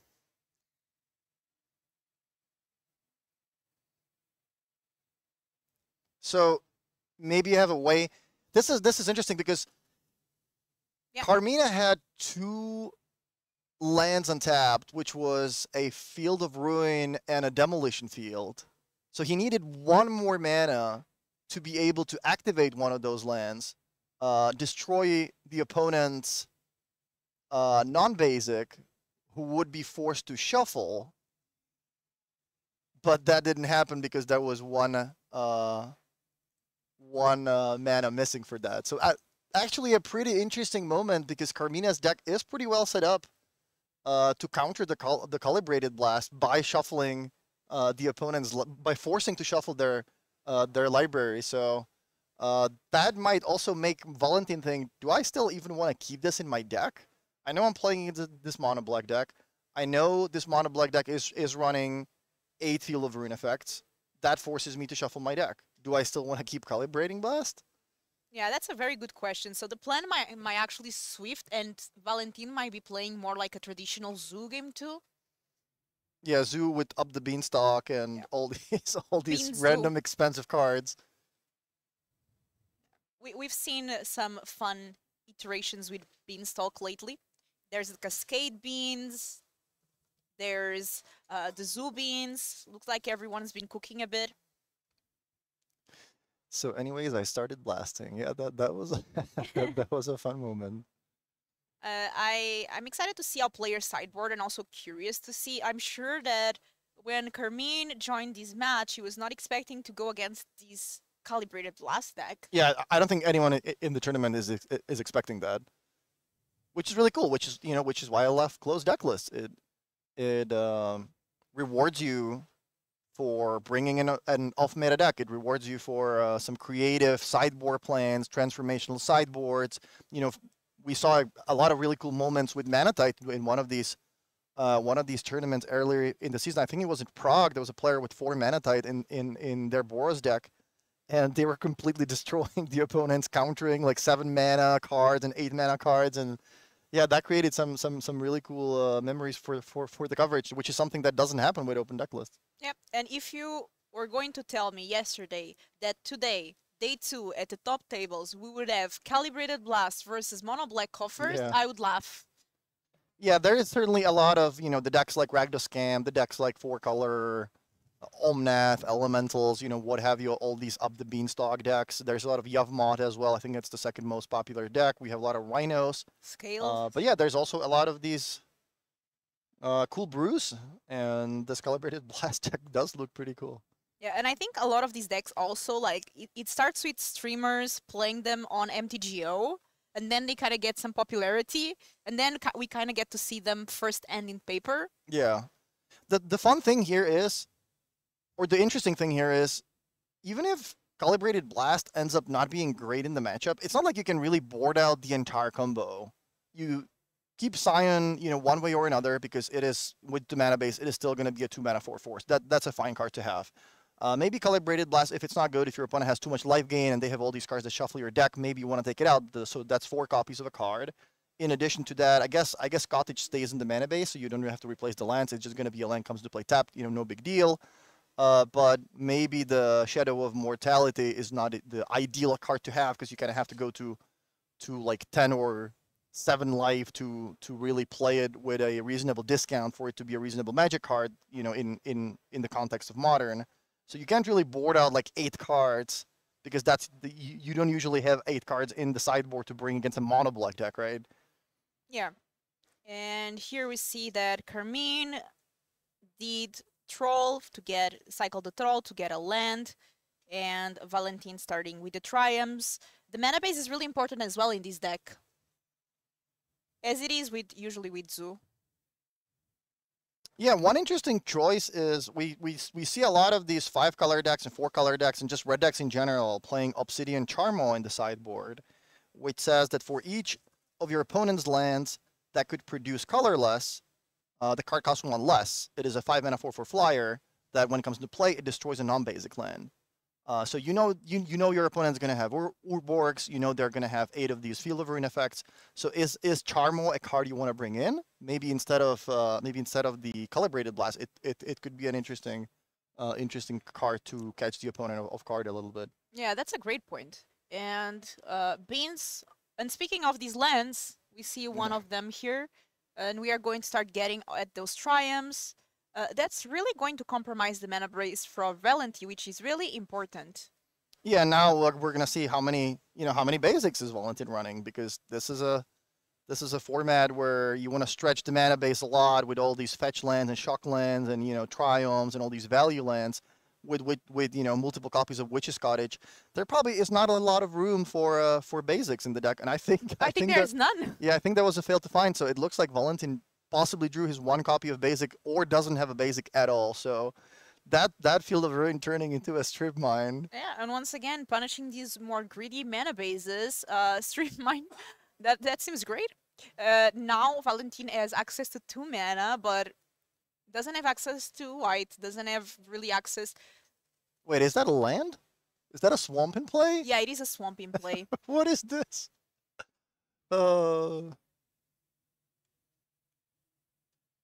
I think some of these, like, I love different Magic cards, and I think it's cool that you can, buy these secret layers and get whatever you like playing it in your deck. But some of these Magic arts and some of these like special arts are taking it a little too far. How is this a legal swamp to play in Magic? Yeah, it's a bit confusing. There's also the one that has a lot of text. That's also a fun one. Oh yeah, and Carmina is like, okay, wait, what did you just discard? What is going on? Why do you have a 15 mana card in your deck? Yep. Well, the game is not over. There's up the beanstalk in play, so you can start casting cards like Fury. You can, maybe you have a card like Solitude. Ooh. Maybe you draw a land, so you can play Leyline Binding with a Triumph. So the game is definitely not over. Yeah, but that shield is also going to start stacking some damage up the beanstalk. As we said, not a May ability, so if we start doing the Furies to try to get that extra cards, we are also going to get punished. Fury alone does not take care of Shili. That 5 toughness, really important in Modern, actually. Yeah, not dying to Fury right away is very important. And a fine choice here of a deck by Carmine this weekend. Okay, Shieldred starting to gain some life. So the ops of Valentin was kind of to calibrated blast for 15, but that's not going to even be enough against Carmine with that Shieldred. I think the game plan here is to just play your game with the normal cards, with the Scion as a 2-mana 4/4, with Up the Beanstalk, drawing some cards, playing all these Furies, Leyline Binding, cards like that.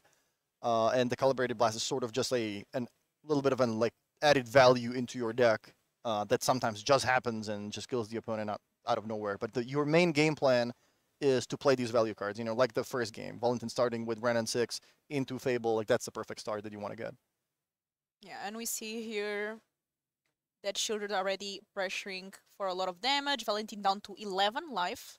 And Valentin playing out his one swamp, and then failing to find when that field hit his land. So I think we can clearly tell that there's only one swamp in his 60 as the only basic. That demolition field sort of denied him the ability to end of turn that polluted delta into a Triumph, because that would get immediately destroyed. So Fury, we have to draw.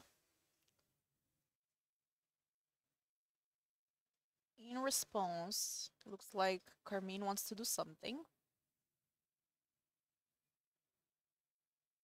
Okay, Orcish Bowmasters punishing even more for the draw.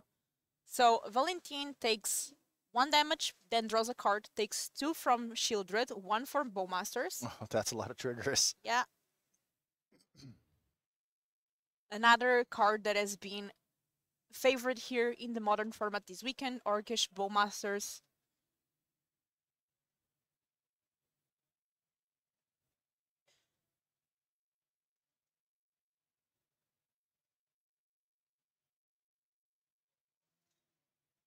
Another Fury.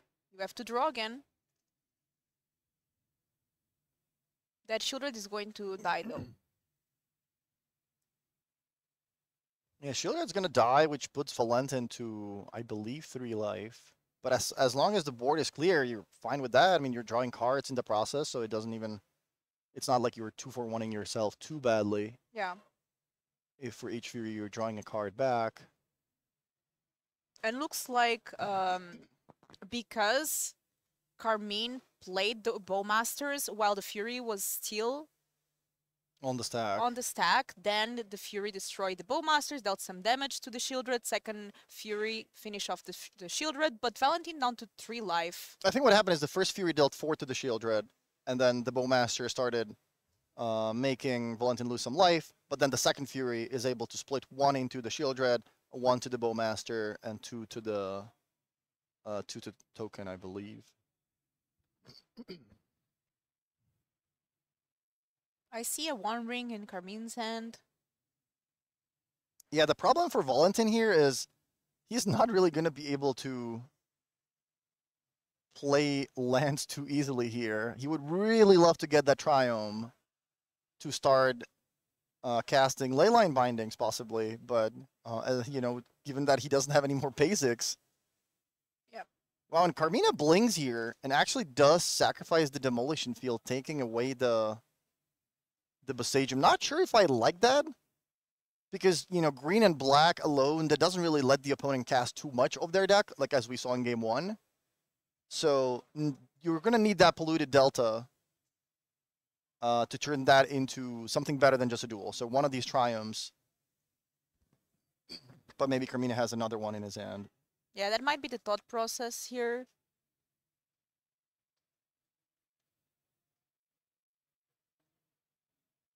Valentin didn't fetch yet.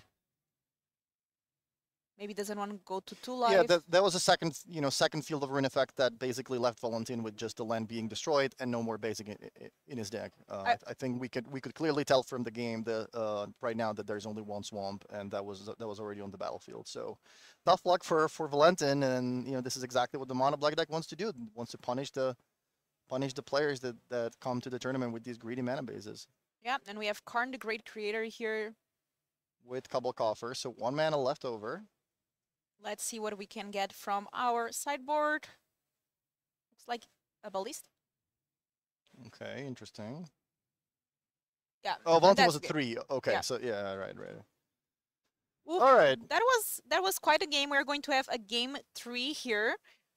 And we saw both decks showcase its strength. We saw Valentin game 1 completely dominating, controlling the board, and then finishing off with the Calibrated Blasts. Now we saw what Mono Black Coffer does best, which is punishing these decks that draw cards, because we have Shieldred, you have Bowmasters, you have these Field of Ruins.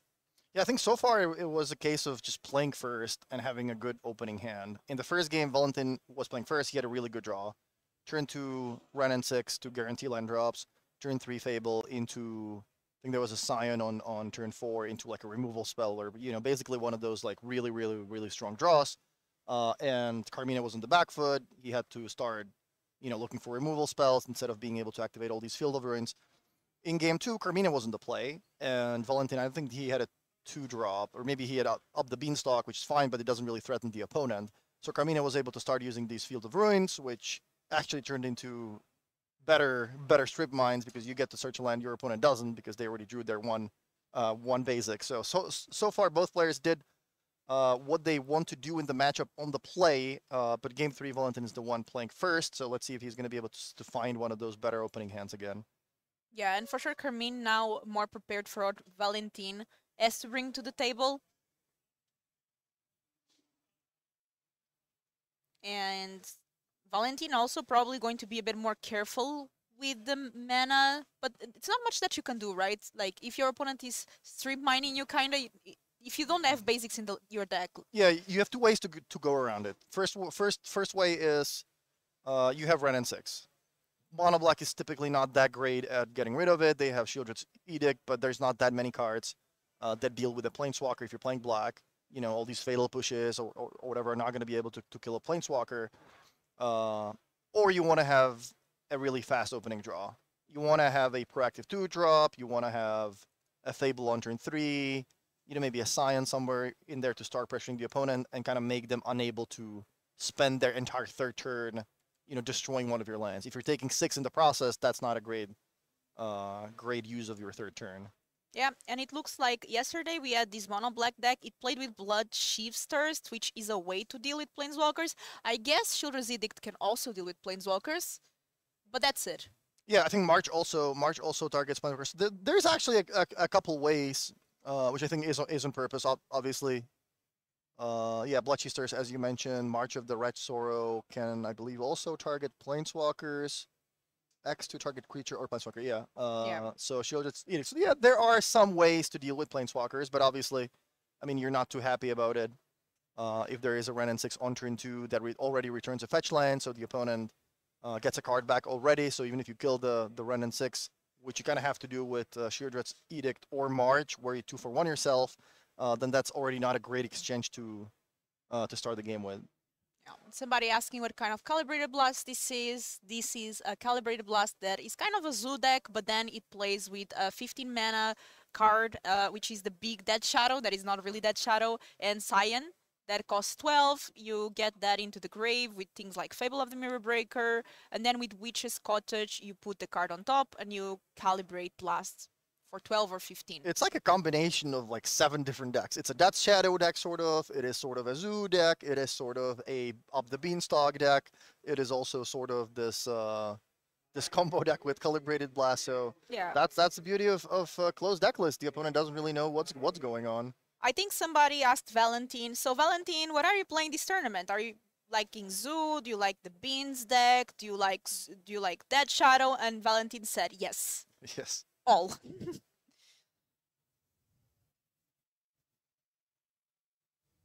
And so turn 2, is that a main phase? Triome? A main phase correct my fetch land to get a Triome? So that's the full... So now we are on. Oh, wait. I draw. thought, okay, I thought that was a Sacred Foundry No. and a the Triome. Like, wait, so did Carmina miss his second land drop? What's going on? But that looks like it was an Arid Mesa. Okay, Arid so Mesa, yeah. getting the, I think that's the Grixis Triome now with the Temple Garden. So that gives Valentin the full domain on turn 2.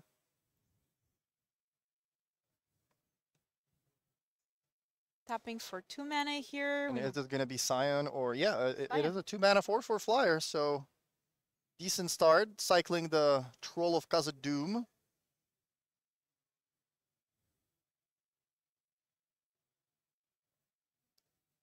Carmine does have some ways to deal with creatures. So that Scion is not particularly threatened yet, but the fact that it goes to the graveyard is also a threat by itself. And Chet mentioning that this might be an idea from Aspiring Spike. Shout out to him. He does play a lot of really cool decks on his stream. I think he streams every day. He streams different modern decks. He just kind of like plays whatever people want to see, some cool combos, some wild brews, and he kind of always seems to do well with them too. So if you're looking for some spice for modern, you can definitely check out Aspiring Spike, and he does put up a lot of really cool content. Yeah, for sure. Every time there's a new list and we are like wondering what it is, I think 99% of the time it's something from Spike. It's not easy to be a content creator, but it's even more difficult to be coming up with decks that actually work. Yeah. Like you actually have to do a lot of work instead of Yeah. just like, you know, when I was streaming standard. Like I'm a competitive player. I want to win. I don't want to play Bruce. I just want to, you know, get the #1 rank on Arena or you know, win all these online tournaments. So I'm just finding the best possible deck and playing with it. But it's a very different thing actually coming up with your own brews, building your own decks and making sure they work, and then actually executing that on the stream when there is 1,000 people watching. Yep. And we had the Bowmasters there starting to get some attack. We are going to start. Let's see if Valentin still has any basics left in the deck. Okay, looks like the swamp is there this time. Yeah, looks like there's this invisible swamp. It's still, I think this, I can't make up my mind if this is better or worse than that. There's like this, like a Japanese sort of mountain that looks like a swamp, but it has that like mountain, like a little symbol on it. This like full art land from one of the last couple sets. I think that's the most offensive one because it looks like a swamp, but or the other way around. It looks like a mountain, but somehow it's a swamp. Yeah, and a lot of honest mistakes can be made if you think your opponent doesn't have a swamp and then he has. It looks like we do have removal for the Bowmasters, which is a big threat in this deck because Valentin wants to be drawing a lot of cards. We have the Witch's Cottage, but actually not putting anything on top and just attacking here for 4.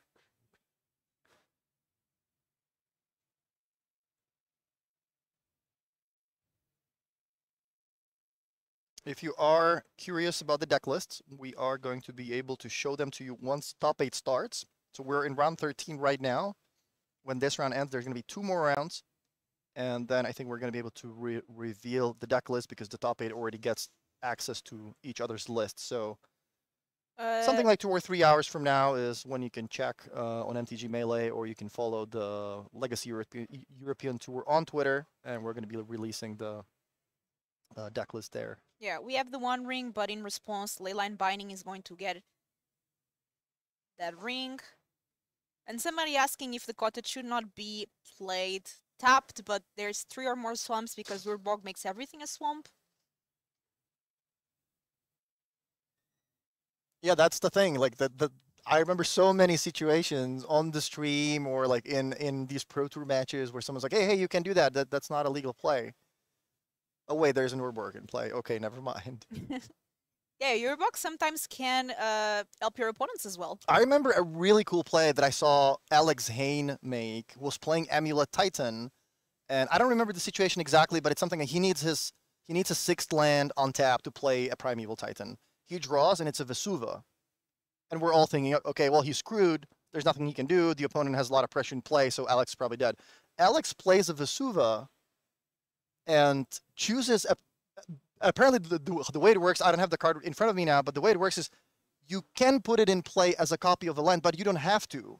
So it can come into play as a land that doesn't have a text, basically. But with Urborg in play, you can put a Vesuva into play untapped and produce black mana, which kind of took all of us by surprise. And Alex is like, yeah, I'll just play this as a swamp, sort of, and hard cast my Primeval Titan, which was certainly one of the better plays I've seen in a really long time. Yeah, that's why I love Magic. These kind of plays, and we see them all over and over again, and things outside the box that we don't see day to day. Yeah. Make the game even more interesting. So right now, Carmine only has a 1/1 from it's the Amass token from the Bowmasters, and Valentin as that Scion. Okay, so the Bloodthirst is going to take care of the Scion, Bloodshifters. Okay, we're going to draw 2 cards, lose 2 life. There's Knight's Whisper, probably the most fair card people are casting in Modern these days.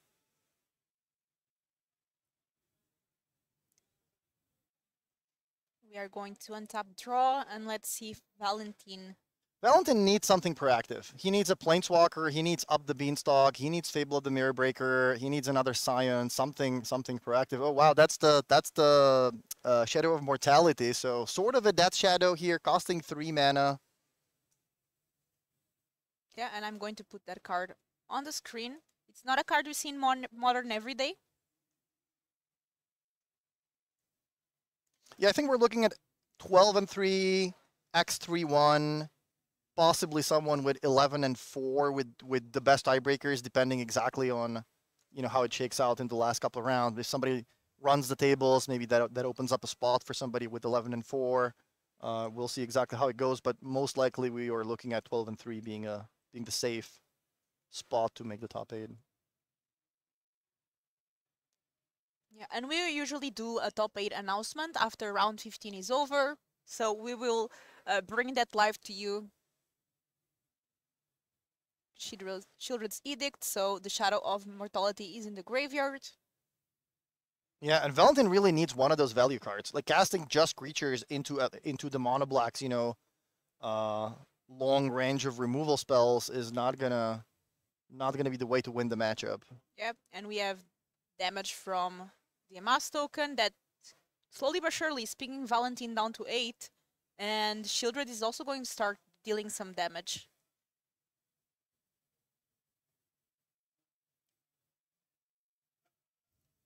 The land on top of Temple Garden is Witch's Cottage, which puts a creature from the graveyard, from your graveyard, on the top of your deck if you want to. Which also happens to sort of be the combo with Calibrated Blast.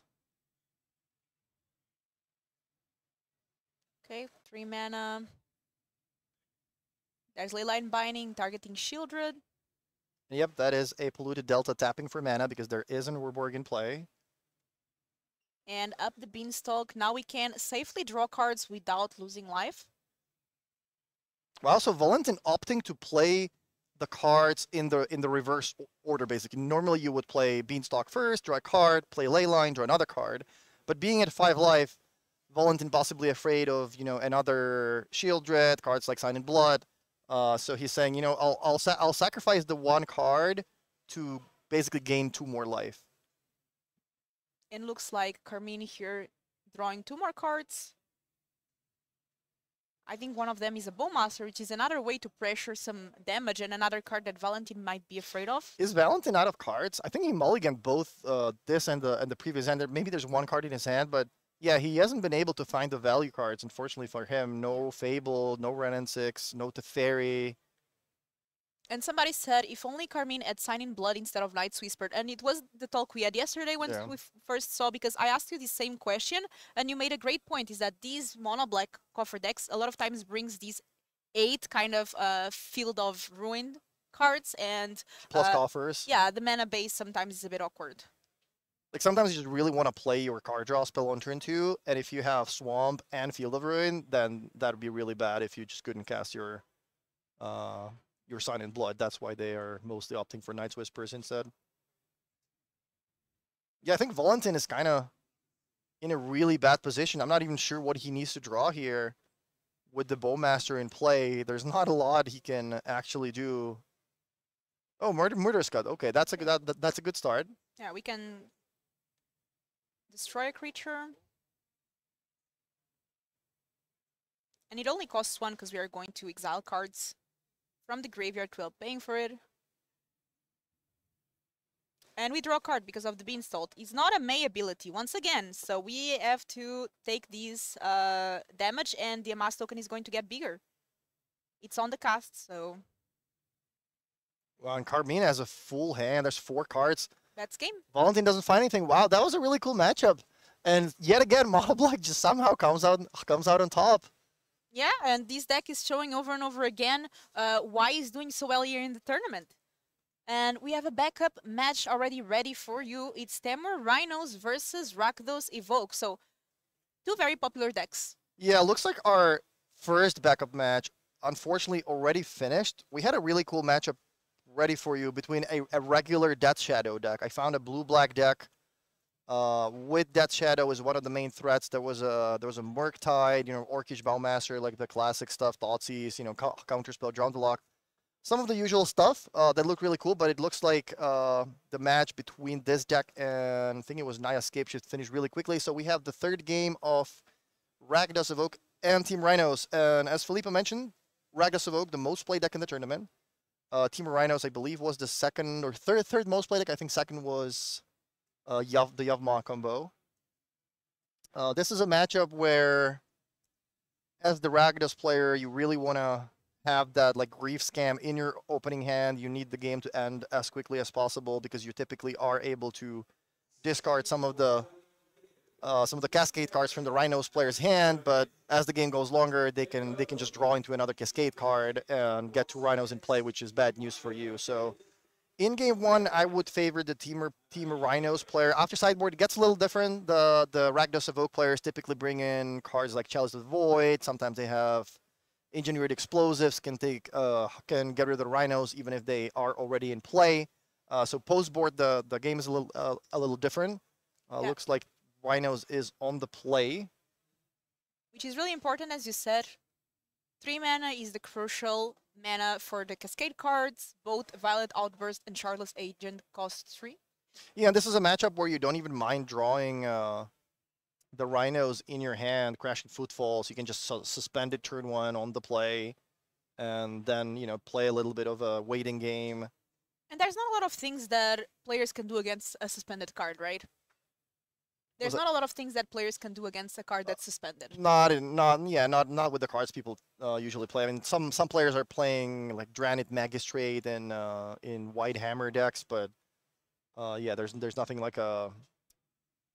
There was a card in Future Sight, I think, or yeah, I think it was Future Sight. It was like a 2-mana elf that, when it comes to play, it takes a card in exile and puts it in the player's graveyard. I think that was played a while ago. Yeah, Teferi is another card that just completely stops the Cascade deck. So Teferi is the most common card that some of these decks play, and some of these Rhino decks are actually 4-color. Some of these Rhino decks are playing white for Leyline Binding, maybe Teferi, maybe Ardent Plea if you want to get another Cascade card into your deck. And this is not looking good for Manuel here. Turn 1, Thomas was able to scam the opponent, which it's when the deck is stronger is when you have this combination of the Grief with the Not Dead After All. Yeah, so I think there's also an Explosives in play. I think that's the full art version of Explosives. So looks like Tomasz is also ready for the Rhinos, even if Manuel is able to find a Cascade card in the next 3 draws, and even if he is able to get 2 tokens in play, that Explosives is going to be able to take care of them. yeah, and the Grief does have a +1/+1 from the Wicked roll. So Manuel needs to find a way to deal with it soon, because it's going to start to attack for a lot of damage. And I see that Thomas does have Fable of the Mirror Breaker, which is a great 3-drop as well. So what does Manuel have? I think I see 2 lands. There's a Dead Gone. I think the last card is a Fire and Ice. So you can use that Fire and Ice to slow down the opponent a little bit, tap the Grief, draw an extra card. Try to find that Cascade card. But with that engineered explosives in play, you're going to need more than that.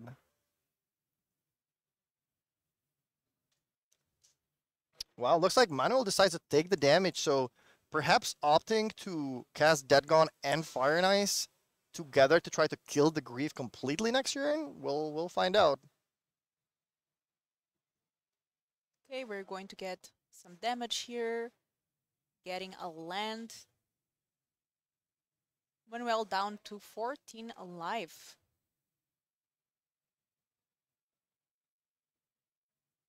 Or perhaps valuing the option to find a shock land here and just holding on to the ice, which can be played next turn as well. It doesn't really matter if you're using it right away or in the next turn. I guess with the exception of if you cast the ice now, when the opponent's attacking, you have the option to draw the 3-mana Cascade card and play it on your own turn. So if the next card that Manuel's going to draw is the Cascade card, then that would be a possibly sort of a missed turn 3 Rhinos. But this way he does have more life to work with. Yeah, so let's see what Manuel decides to do here. I see Boseiju in end, I think. Yeah, we're going to play the Boseiju and go. So now Manuel has an interesting choice. Do you cast the ice, tap the Grief, draw a card, but that way the Grief is still attacking you in the future turns? Or do you want to 2-for-1 yourself, cast the Dead Gone plus the Fire, and kill the Grief for good? Looks like he's taking the damage again. Interesting. Taking 4 more damage, down to 10 life. And we know that Thomas is able to do something like Fable of the Mirror Breaker now. There is a hammer deck at the top tables. I think it's at the like not really table 1 or 2, but I think it was like top 10 tables. I think I saw one hammer deck there. Yeah, I'm excited to see the conversion rate for this day. It was actually table 4. There's a mono white hammer player, so yeah, one hammer player is doing well. We have 2 mono blacks, maybe 3 mono blacks in like the top 20-ish. A blue-white control as well, doing pretty well. Yeah, Jedrzak Schmidt had a really cool looking Azorius control deck. I think he was playing up the Beanstalk there as well, so I don't think it's entirely Azorius, or maybe it was the version with Narset and Days Undoing. Okay, so we have Fable of the Mirror Breaker here. We're going to create a 2/2. Okay, so now Manuel yet again has a lot of options. Use the Dead Gone to deal with the token. Combine it with the Fire and Ice to kill the Grief. I would be looking at just tapping the Grief next turn because I really want to draw a card. I really want to find the Cascade card. He's using Boseiju to kill the explosives, okay. So that basically is a preemptive measure to make sure that if you do draw the Cascade card, your 4/4 tokens are actually going to be able to stay in play. Yeah. So let's see what Manuel managed to top deck. Looks like another Fire and Ice. I think that's a 4. Yeah, I think that's a 4. So he only has that last Fire and Ice in play, which... Let's see now. Okay, he's thinking in the upkeep. Do I want to tap your land? That would mean that you're not going to be able to cast Shield Dread most likely. I think right now it is a matter of protecting your life total instead. Andrea was in the feature match earlier. He is playing Murktide with he's playing the Druid version, so he's playing the Teamer spell sort of kind of deck. It's a very cool deck. I think we saw another player here with a similar list, also with this questing. Okay, we have another Fable that we found, and then we have 2 lands, but one of those lands is Takanuma, so we can actually get something from the grave. All right, Manuel finally cashing in that ice to tap the Grief, buying himself a little bit of extra time. Drawing a card in the process. Now let's see if he's going to be able to find that Cascade card finally. And this land, I think, is the new one from Lord of the Rings, the mythic one. And Manuel took a look there to see what he does. I'm going to try to get it here on the screen. Wow, land pass. That hurts. a lot of draw since the opening hand for Manuel, but he has not been able to find anything that could get him the rhinos. Okay, so this land is the Mount Doom for Lord of the Rings, and it actually works pretty well with the Amas mechanic. Yeah, it's a cool one-off to have in your Rakdos decks. Wow, explosives now number 2. Wow, so Tomasz kind of with all the tools necessary to both pressure the opponent with the turn 1 scam and also with the preemptive explosives to possibly deal with the. Wow, but there's an instant speed. Violet Outburst. So we're going to make 2 rhinos. Is that enough?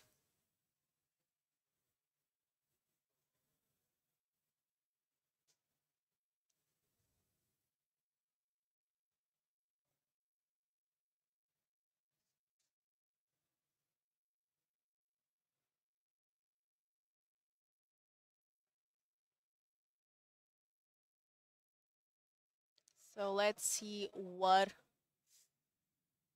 happens here. Okay, so we are attacking Engineers Explosives, taking care of the tokens. The roll should die. The roll should die as well. Yeah, they saw it. 1 damage. When the roll dies, you take 1 damage.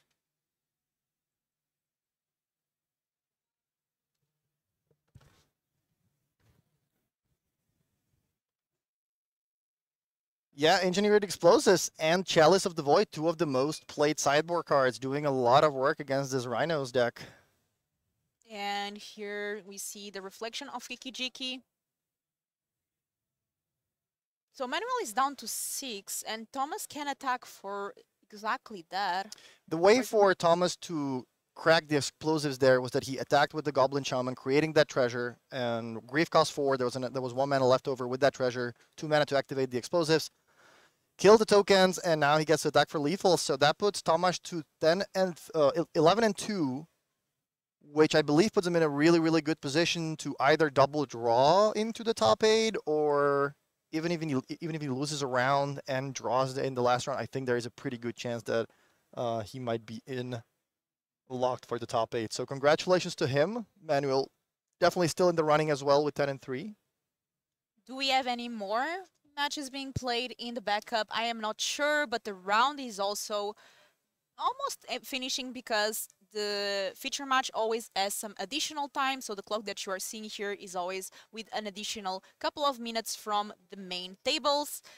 These games that we had here were super interesting. First, we had that calibration blast against mono black coffers, and now we got to see a bit of the Rakdos Evoke versus Temur Rhinos. Yeah, I think that was it. I don't think we have any more matches. This was the last backup match. I think the round was already called. Yeah, as you see the time on the screen, but that is with the extra time added for the players that usually have to move, get set up, and there's a little bit of time for them, so that they can finish the match with all the added time.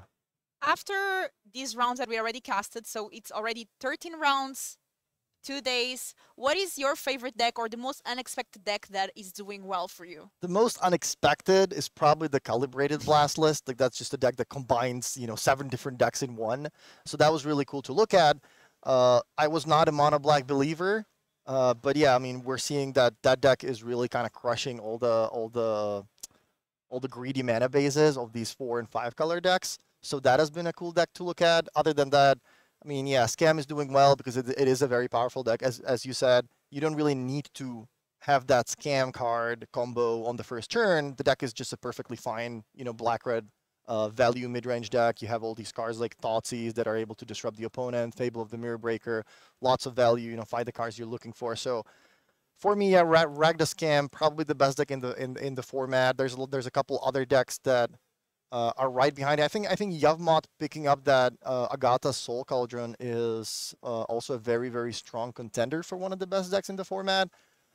After that, yeah, we saw a lot of Rhinos, Tron, like those decks are at the top tables. But yeah, if I was choosing a deck for the tournament, I think I would be strongly looking at Scam, possibly Yavmot. Yeah, I think I would be avoiding creature decks like you mentioned. Fury is just kind of Fury and Bowmaster just makes the thought of playing, cards like Rockavon and maybe Birds of Paradise or anything aggressive that just has one toughness. That just doesn't work in Modern right now. Yeah, you don't see elves anymore. That one toughness, as you said, is completely like also with Ren and Oh yeah, Fleet, Ren and like 6-12. it's just completely uh, unplayable in this format, kind of, unfortunately. But we are seeing a lot of cool decks come up to, as you said, punish these greedy mana bases as the Mono Black Coffers is doing. We also are seeing a variety of decks. We see some Living End in the top. We saw some Temur Rhinos. There's one Azorius Control as well doing well. Why do you think Azorius Control is not as popular as it was before? For me, I'm kind of discarding the deck already when I'm looking at a big tournament with 50-minute rounds, because 50 minutes is just not enough to finish 3 games a lot of the time with these control decks that don't play a lot of win conditions. So for me, Azorius Control, the days of playing control decks with very few win conditions like the Fairy and a bunch of counter spells and sweepers and all that like those days are just over. Yeah, yesterday I was looking at the standings and there was one player with 3 draws. Yeah. Like just And it's not even a problem of people playing slow. Like Magic right now, look at all the new cards. You have pathways. You have to manually flip the card around. Fable of the Mirror Breaker. Find a Goblin token. Find a Treasure token. Put some dice on my things. When these amulet decks are going off, you're putting like different kinds of lands on the table to represent the mana sources that you're floating from your mana. So like things take time, and sometimes even if you are playing fast, because of all these extra manual things you have to do and the cards being more complicated and just creating like more complicated board states and interactions, there's just not enough time to finish 3 games with these hardcore control decks anymore. yeah, all the cards have a lot of text. Now, let us know in the chat what decks do you want to see today. This is going to be it for round 13. We have 2 more rounds of Swiss. Round 14 is going to be brought to you by Skura and Canister, and we will be back for round 15, the last of Swiss.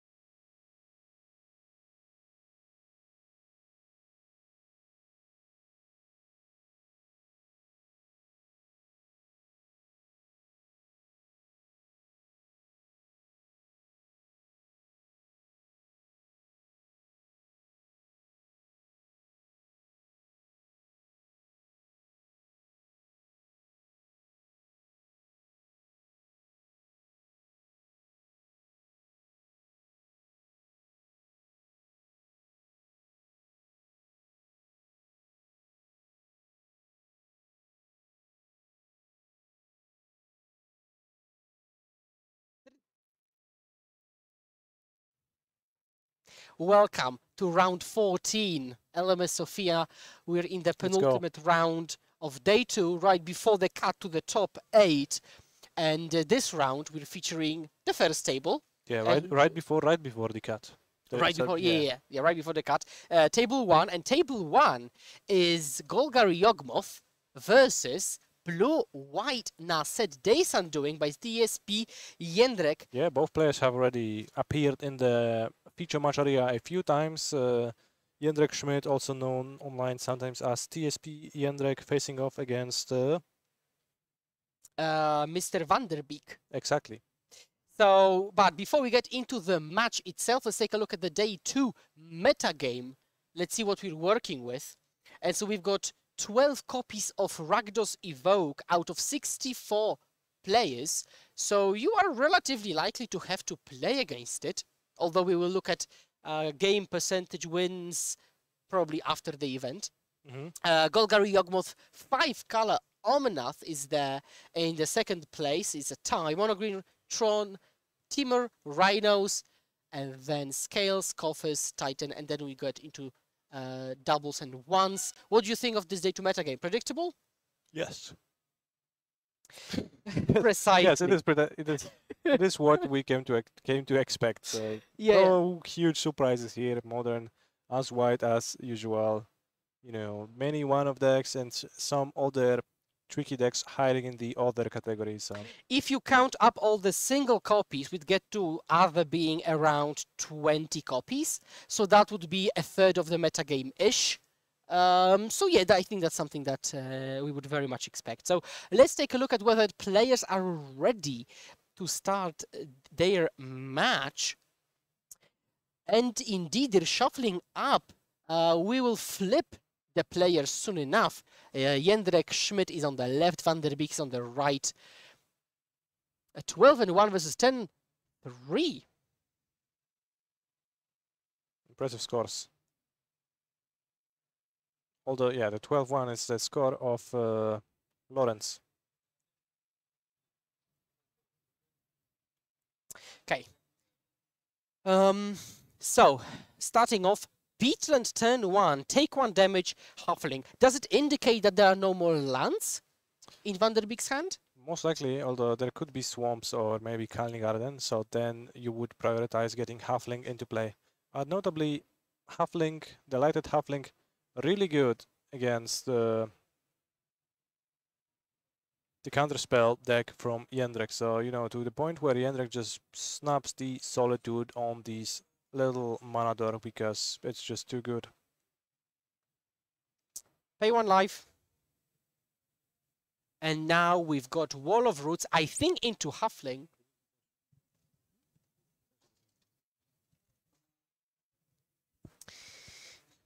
Yeah, so this is a pretty good start. Just a tapland from Jędrek. Yeah, probably Jędrek probably not happy to see another Huffling after spending a Solitude on the first one, and Uncounterable Grist is gonna be a huge problem for Jędrek's development.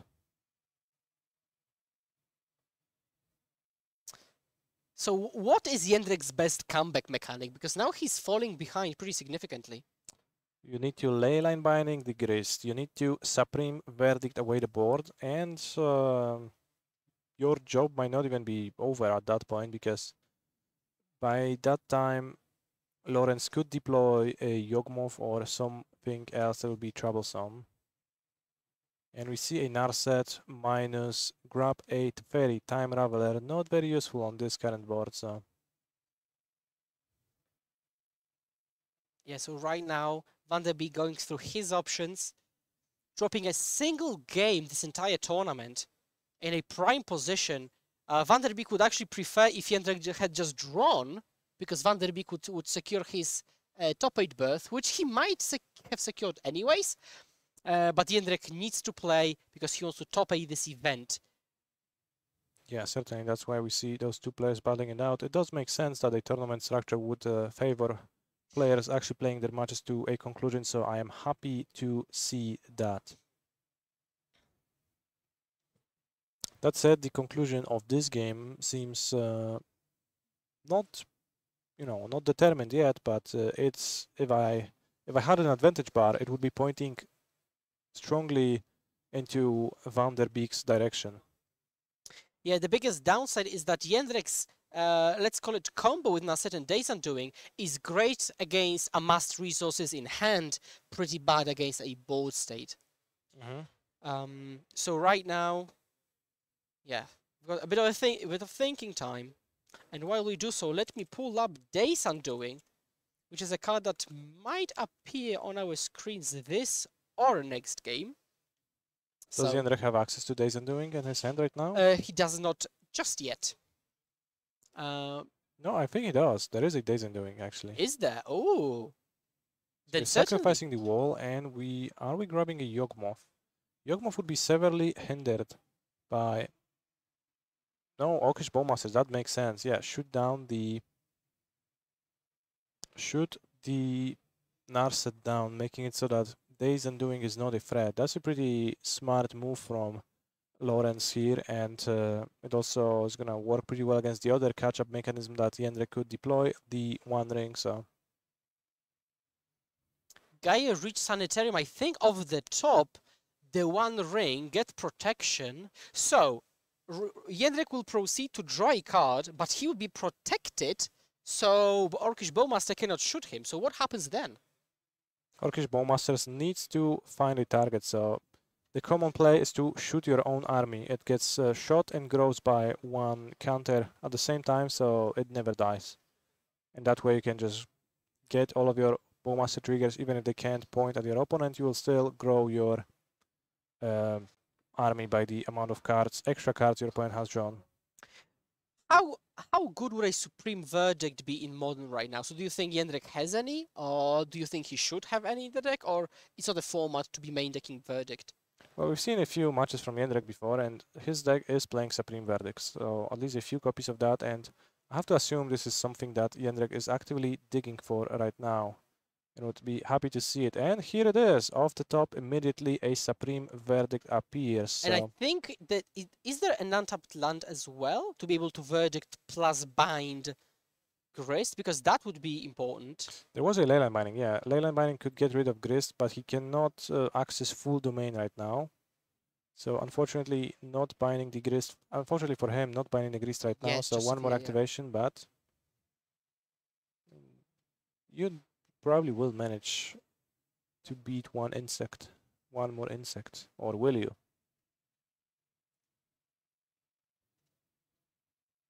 And with this One Ring Supreme Verdict combination, Jendrek is back in the game again. Yeah, Supreme Verdict, such a great card when you're behind, and Van der Beek kind of, would you say overextending into it, or just thinking nobody plays that anymore? Well, yeah, I mean, he had to, like, you know, attack into the Narset then. Like, at that point, he was extended because he wanted to search for the Bowmasters to shoot the Narset. So then there was also a lot of insects from the Grist. So, you know, it might look like the board was really big, but the insects all came from one card that actually stayed in play through Verdict. So I would not call it overextending, but certainly Jendrek was very happy to resolve his Verdict. Some people in chat asking if this is the TSP Jendrek, and that is true. The one and only MTGO grinder, mystical teachings content contributor and co-founder. Yeah, this is exactly him. A Leyline Binding, counterspell in hand, also Reprieve. Yeah. Remand not so playable anymore, but yellow version of Remand very much so. And here we see a Boseiju Gaming on Leyline Binding, another binding, get rid of that Grist, find a basic planes, 2 basic planes. Yeah, and now with both Counterspell and Yellow Remand up, then Lawrence is gonna struggle to resolve anything. Yeah, so right now TSP Jendrek is probably looking for a way not to die to the One Ring, which could either be another ring. That's it. Okay, full stop. Jendrek also used Minamo on the end step, and that's why he has refilled his hand so heavily. Let's take a look at Minamo and Canister. Why would you play this legendary island? Well, it's because it has an extra ability for very little downside, right? It's still a functioning land, right? It's still an untapped blue land that just functions like an island for most purposes, except for domain. And then you also get to, untap your one ring and draw a whole lot of cards. Activating your one ring twice per turn adds up quite quickly. Precisely. So some people may call it a win more, some people may call it low opportunity cost, so might as well. Oh, no, I don't think it's a win more. I think it's like very useful in a wide selection of games. And are we gonna see a white remand? No, we're going Excuse to me, yellow remand. Yeah. That was a misstep on your part, but Yeah, that's I okay. misspoke. No yellow remand. Instead, firing off a real counterspell and keeping the remand for better times. What we could have done as well is yellow remanded that just to force Van der Beek to commit his whole turn again to tapping out, maybe. Just kind of cheekily try to win on like the in-game time, let's say. Prismatic Ending is the pickup. White removal, admittedly, very strong compared to red or black. Tagging non-land permanents, regardless of their type. That's Prismatic Ending and Leyline Binding. They do have some downsides, though. Leyline Binding can get removed by another Leyline Binding, or Boseiju. But yeah, the versatility is really, really strong. In the past, control decks hated Planeswalkers if they resolved. Nowadays, not that big of a deal. Yeah, it's a trivial card type to deal with. Why are we calling white yellow? Because if you look at Reprieve, it's yellow. Let me bring this up. We looked at an extra card. Lawrence tried to draw a second card in a turn with a Narset in play. So that's a immediately big no. call a judge. Of course, Jendrik activated his Gaia Reach Sanitarium with an in an attempt to make Lawrence discard a card while looting for himself. I would have to ask Jendrik later how many judge calls he's had because the opponent decided to draw another card when they couldn't. And I would bet it could approach double digits.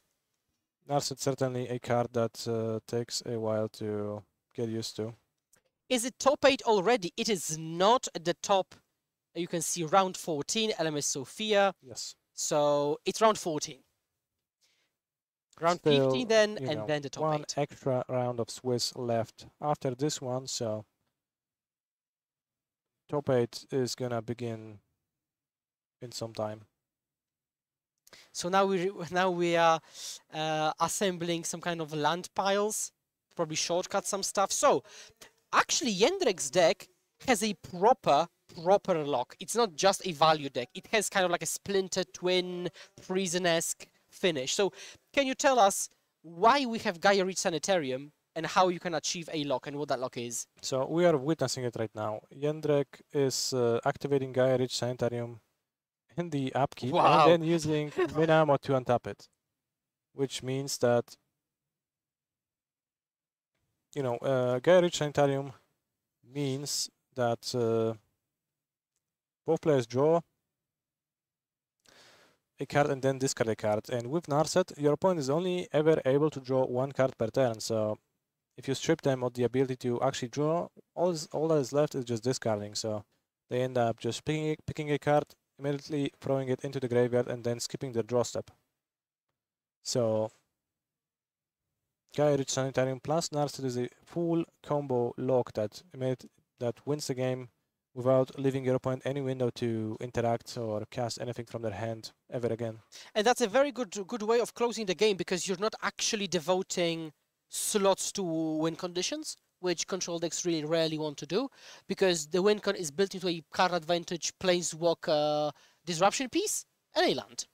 Yep. Untapped land for that matter. So we see Van der Beek now getting locked. Yeah, he tries to attack Narset down unsuccessfully. And interestingly, this is a blue-eye control deck, but it has almost finished the game in a super fast fashion compared to other decks that you would see in the format and other games we've seen today. Yep. Still 40 minutes on the clock and we're almost done with game 1. So at this point, I think Lawrence is fully locked. He could attempt to draw one card with the Nurturing Peatland, but even that could get countered by Minamo untapping Gaia Reach Sanitarium. So he gets 2 activations. So now we see that Lawrence is activating the Peatland. In response to that, using Gaia-Rich Sanitarium, discarding the card, the Pitland doesn't actually cycle. Then Jendrek untaps Gaia-Rich Sanitarium, which is a legendary land, and in the upkeep, he locks him out of the draw step once again. Yeah, and I think he says, you will never have a draw step, I'll just attack you 3 times. And Van der Beek says, okay, then do that. It seems like Jendrek won his charisma roll and decided to convince Lawrence of his unfallable winning position. Yeah, and this way, Jendrek, 10-3, fighting for the top 8 up a game in a very crucial match, because if he wins, there are mathematical opportunities for him to draw in the top 8, because he's playing at table 1. So who knows, this win might be an actual win-in for him. Could be. While for the Van der Beek, it is not a lose out. So different stakes on both parts, but Van der Beek, if he wins, he locks up the first seed, which then translates into being on the play, which is better than worse. Yes, yes. Always want to be the top seed, never the bottom seed. And so players are shuffling up. So how difficult of a matchup it is for Jendrek when you have to face, creatures going wide, undead creatures that come back, planeswalkers, draw engines, uncounterable threats. Is it as bad as it sounds? There's so many different threats to tackle that I spaced out in the middle of you listing them out. So I don't know how Jendrek is going to approach and tackle all of that. It sounds a little bit rough and a little bit tricky. So I sure hope that his sideboard guide notes that he brought onto his table covers the matchup extensively and gives him some guidance, because I would be struggling. Yeah, I think the sideboarding will play a key role. We know there is some dress downs played in the sideboard that we saw yesterday, some Stern Scoldings, which is also excellent. How does Stern Scolding work with Grist? Grist is a 1/1 insect everywhere else other than on the battlefield, so it is a perfectly valid target for Stern Scolding and makes Scolding pretty excellent in the matchup, right? It counters Grist, counters literally every creature ever, and Yawgmoth, Thran Physician himself, so seems like a pretty great card. I think it counters every single creature in the entire deck then, actually. Every single threat that could be thrown at the end deck, so it's just the only hole there is Chord of Calling. Then you can sneak through Stern Scolding, but otherwise, yeah, it's pretty decent. I'll correct the scores in just a moment. Yeah, and also there is one extra threat card which already came up plenty of times this weekend. Once again, Agatha's Soul Cauldron.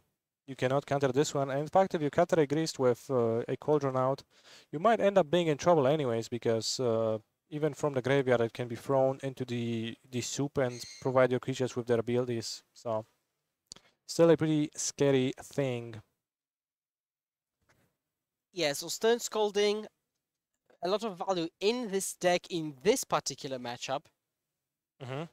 And now we will see how Van der Beek wants to approach it. So, for example, these Yawgmoth sideboards have stuff like a bit of Shieldred, a bit of Endurance, some removal spells.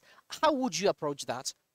I probably would do, as you say, a little bit of Shieldred, a little bit of Endurance, and a little bit of removal spells seem to possibly go a long way. Not sure on the removal spells, but maybe some ways to remove the One Ring. A pretty common card for Yawgmoth players is One Ring it's to play the One Ring themselves as a valid card that you can play and gain some value. Overextend with it into a sweeper. It is a little bit of a different angle than some of the other threats, so it is not too bad. I think it's pretty good. We also see right above the Paprikash notebook and right above Grand Magic Podcast token, we see Kahira, the open guard. How relevant is this card in this deck and possibly in this entire matchup? Slightly. It serves as potent fodder for Solitude, so that is Kahira's main job, main purpose, and it's pretty good. Okay, so players presenting their decks, and 30 minutes still on the clock. Plenty of time to finish this entire match. Jendrek playing at a very good pace. So I don't expect any draws. And also Jędrek himself has told us that he doesn't want any draws at the end of this tournament. That's one of his actual goals. And he did achieve that so far. He might have one draw, but that will be intentional. Well, who does come to a Magic tournament with the intention of collecting draws? I could not think of many individuals who would do that, so I get it. But he has an intention not to have draws, and people come without such an intention rather than So, presence. yeah, so of you an say intention. some people just come to a tournament and They just do, yeah, exactly. okay, but the Jędrek has a stated goal. Okay, fair. Exactly. Understandable. Now I can see the chat is just listing of Polish Magic players. I guess that's a good pastime activity. Yep, us players are shuffling and preparing for game 2. Yeah. Seems like Jędrek is mulliganing. Not happy with his opening 7. Polska Górą has been called multiple times already. All right, since Chat we have is some active. since we have some time to kill as players are preparing for game 2, did you know that on the plane of Tarkir, the dragons reproduce in a non-sexual way? They actually come out of a storm-like vortex, which is called the Dragon Tempest. I actually didn't. I didn't. Yeah. Yeah, so that's a fun fact if you It ever is wondered pretty about fun. that. It is a fact as well. And So that checks out. Lawrence opens with a overgrown tomb into a young wolf. Solid opening, why not? It is pretty decent, although Jędrek is not going to present a Ragavan, for whom Young Wolf is the biggest foil. Yeah, the biggest enemy. But we will see Preordain, relatively newly unbanned card that bolstered all the blue decks. What do you think of the specific matchup of Preordain versus Young Wolf? I think so. I would say Preordain is better, but Young Wolf can actually win the game while Preordain can't. So there is a point for Young Wolf certainly. Yeah, I think it favors Preordain, right? Because typically a Preordain deck is going to do something that does not care about Young Wolf's body. Yeah, okay, I'm Team Preordain too. Yeah, Team Preordain, Team Blue cards. And now we see a fetch for a 2-drop. Wall of Roots seems to be played, and it is indeed. Jędrek is on the draw. Maybe he will deploy a land like Prismatic Ending, Wall of Roots to just kind of push the opponent back a bit, because Young Wolf is kind of irrelevant on this board. It is irrelevant until it isn't, but yeah. That's very, very well said by Canister. And Prismatic Ending it is, but actually on the Young Wolf. So much to our surprise, Jędrek opts for this position. He decides, okay, just have as much mana as you want. I don't want my life total to drop. I think it makes And- sense because Jędrek is a Supreme Verdict. Jędrek is playing a Supreme Verdict deck, so he gets to clear the board at some point with the Verdict, get rid of any Wall of Roots and similar cards that could be in play. Grist on the stack, so a subtlety could come down. I can see Stern Scalding in hand even. Some players decide to have a different counterspell package, for example, Force of Negation and Spell Pierce, but that would match up rather poorly against Grist, who's a creature on the stack, and creatures cannot be countered by Spell Pierce or Force of Negation. Yeah, I think there's another copy of Grist in Van der Beek Lawrence's hand, so it's gonna come down soon enough anyways, but it was a really good Scalding right now. I can see a question, is that the top 8? No, it is round 14 as indicated at the top of the screen. On the right to the clock, 28 minutes for both players. 3 mana tapped, Grist goes on the stack. Yep. So another Grist. You could subtlety it, but then you don't guarantee playing the one ring on the next turn. So I understand why Jędrek lets it go and just wants to play the ring on the next turn and try to deal with Grist at a later date. Lorien Revealed finds a land. So Jędrek doesn't play a full playset of Preordains. So what's the reason to play the first Lorien Revealed before the 4th Preordain? Well, if you just simply think the effect is better, the cards are slightly different, so it's not something that's unthinkable to me. Right? Like, you know, Lorien Revealed is like a land, guaranteed land, but also pitches for blue, while Preordain is also like less guaranteed of a land. Makes sense. Yeah, so it's basically like a 3-2 split, both of which can be found with Narset. So you treat it as Narset finding a land when it tags Lorraine revealed. The one ring goes on the stack, trigger resolves, and I think Loris will just untap and continue with the game. And we draw with the one ring. Is there a Bowmasters? Court for Bowmasters. Where's the mana untapped? Wasn't the Grist just deployed? Okay, so I think we're recording in response, or maybe it's a might. Oh, it's a might. Haywire Might. Ooh. So no cards drawn for Jendrik. Van der Beek also gains 2 life, which would be largely irrelevant. It's always relevant in a Yawgmoth deck without pace life to sacrifice, but yeah, no ring for Jendrik. Exiling it with the Haywire Might means that Jendrik doesn't get to draw even a single card because... Okay, so the ring activation was in the upkeep. That's why the lands were fully untapped. That makes perfect sense. So, with that play in mind, would you have tapped your ring on your own turn? Well, there's also Orcish Bowmaster, so overall I like Jendrik's move, and I think it made perfect sense.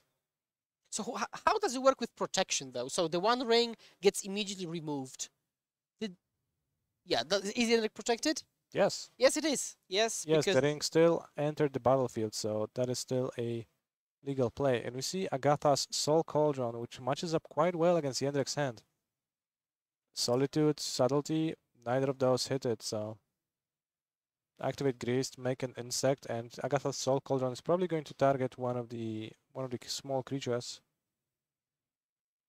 But this is where white removal shines compared to something like red or black removal, right? Because you actually the same removal that hits creatures usually, so Leyline Binding and Prismatic Ending, can also tag Agatha's Soul Cauldron.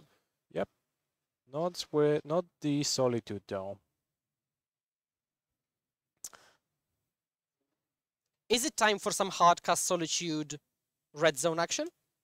Seems like probably need to start attacking down the Grist. If you don't cast anything, maybe you can cast a Subtlety and attack Grist with your Subtlety. But I'm probably a bigger fan of Solitude. Stabilizes your life total too, and Subtlety seems like it's better in the future. But I think Grist is on 4 loyalty right now. So we're not dealing with it cleanly in one attack, but we probably want to start working towards that goal. Also, a turn 5 Solitude curves out nicely into turn 3, a turn 6, 3 mana pick up Kahira, 3 mana deploy it. That would be a great play. If he decides to do that. 25 minutes on the clock, Orcish Bowmaster's deployed. Just using the fact that shields are down for Jendrik, Subtlety and Preordain in hand. Now Jendrik seems to be thinking, should I Subtlety it? If I do, I am empty-handed. Yeah. Seems like he doesn't want to use a Subtlety on the Bowmaster, which makes sense. And Double we see Preordain. Double Preordain. Preordain triggers Orcish Bowmasters. Oh, Jendrik himself even indicates a very clean play on his part. Yep, and we draw... What was that? That was... I blinked. Oh, that was Dress Down. Oh, I remember now. Dress Down. So Dress Down can shut off the Orcish Bowmaster ability. So it enters play. Orcish Bowmaster will no longer have its text on. So when you draw off the Dress Down, you're good to go. So you could maybe... but also, what does that do for us, right? Not much. Maybe could enable more drawing. You could go Dress Down, Preordain, if that's the way you want to go.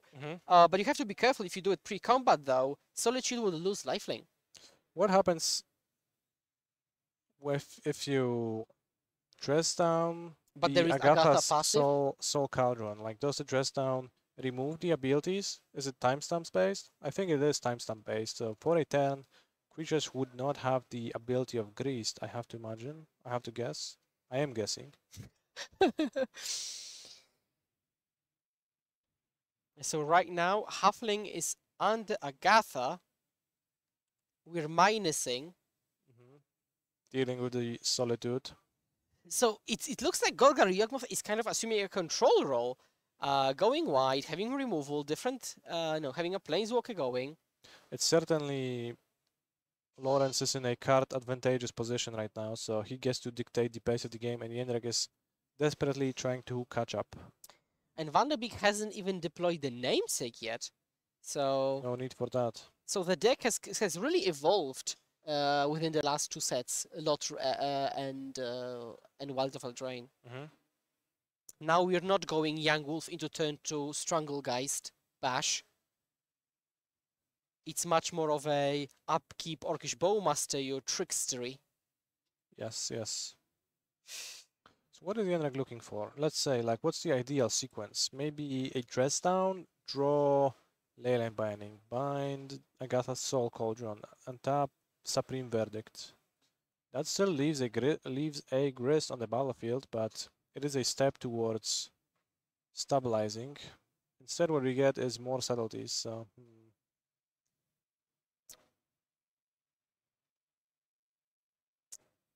Yep, so the info thankfully got through to the judges. We managed to change the dice on black permanent, so now it's much more readable. Now draw Leyline Binding? Leyline Binding and Counterspell in hand, so we could start working towards something. Leyline Binding costing 3 mana right now. There is only 3 colors of mana available on the Jendrik's board.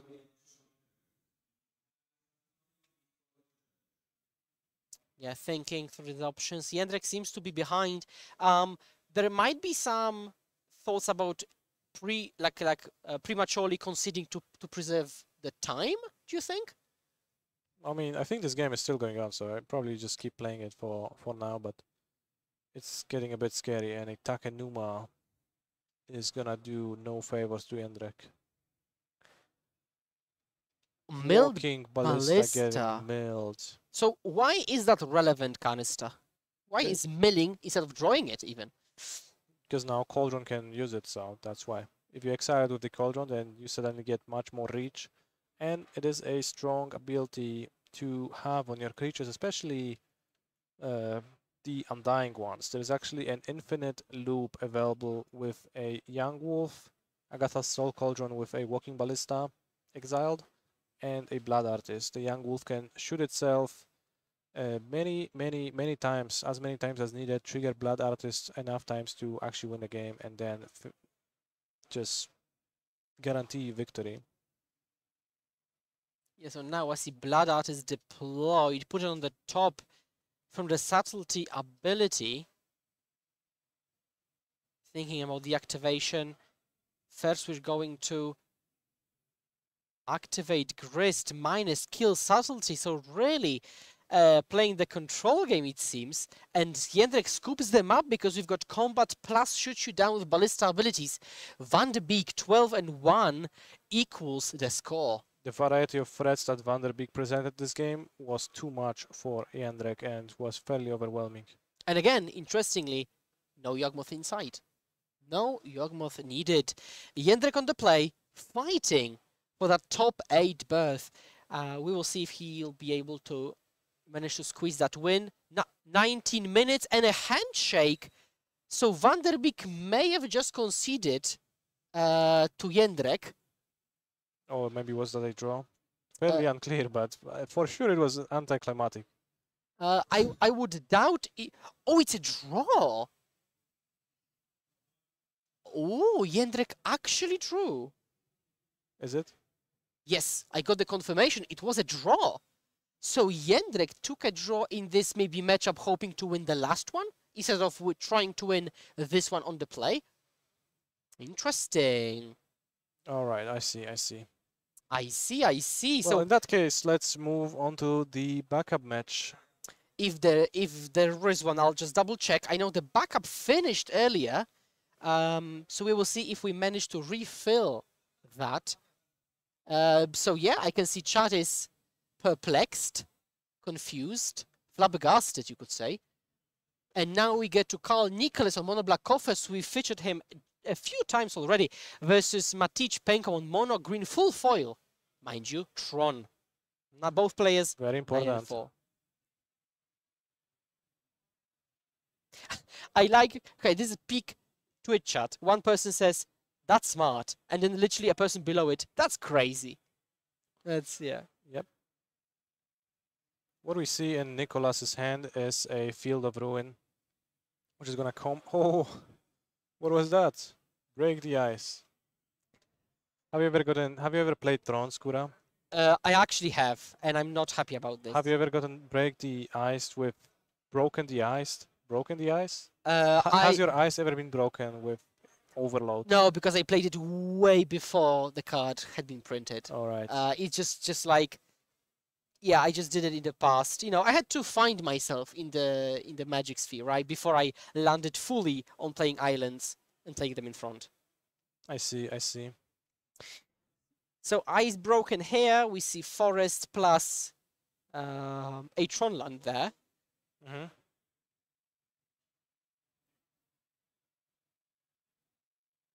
So overall, we see a matchup of two ramp big mana decks.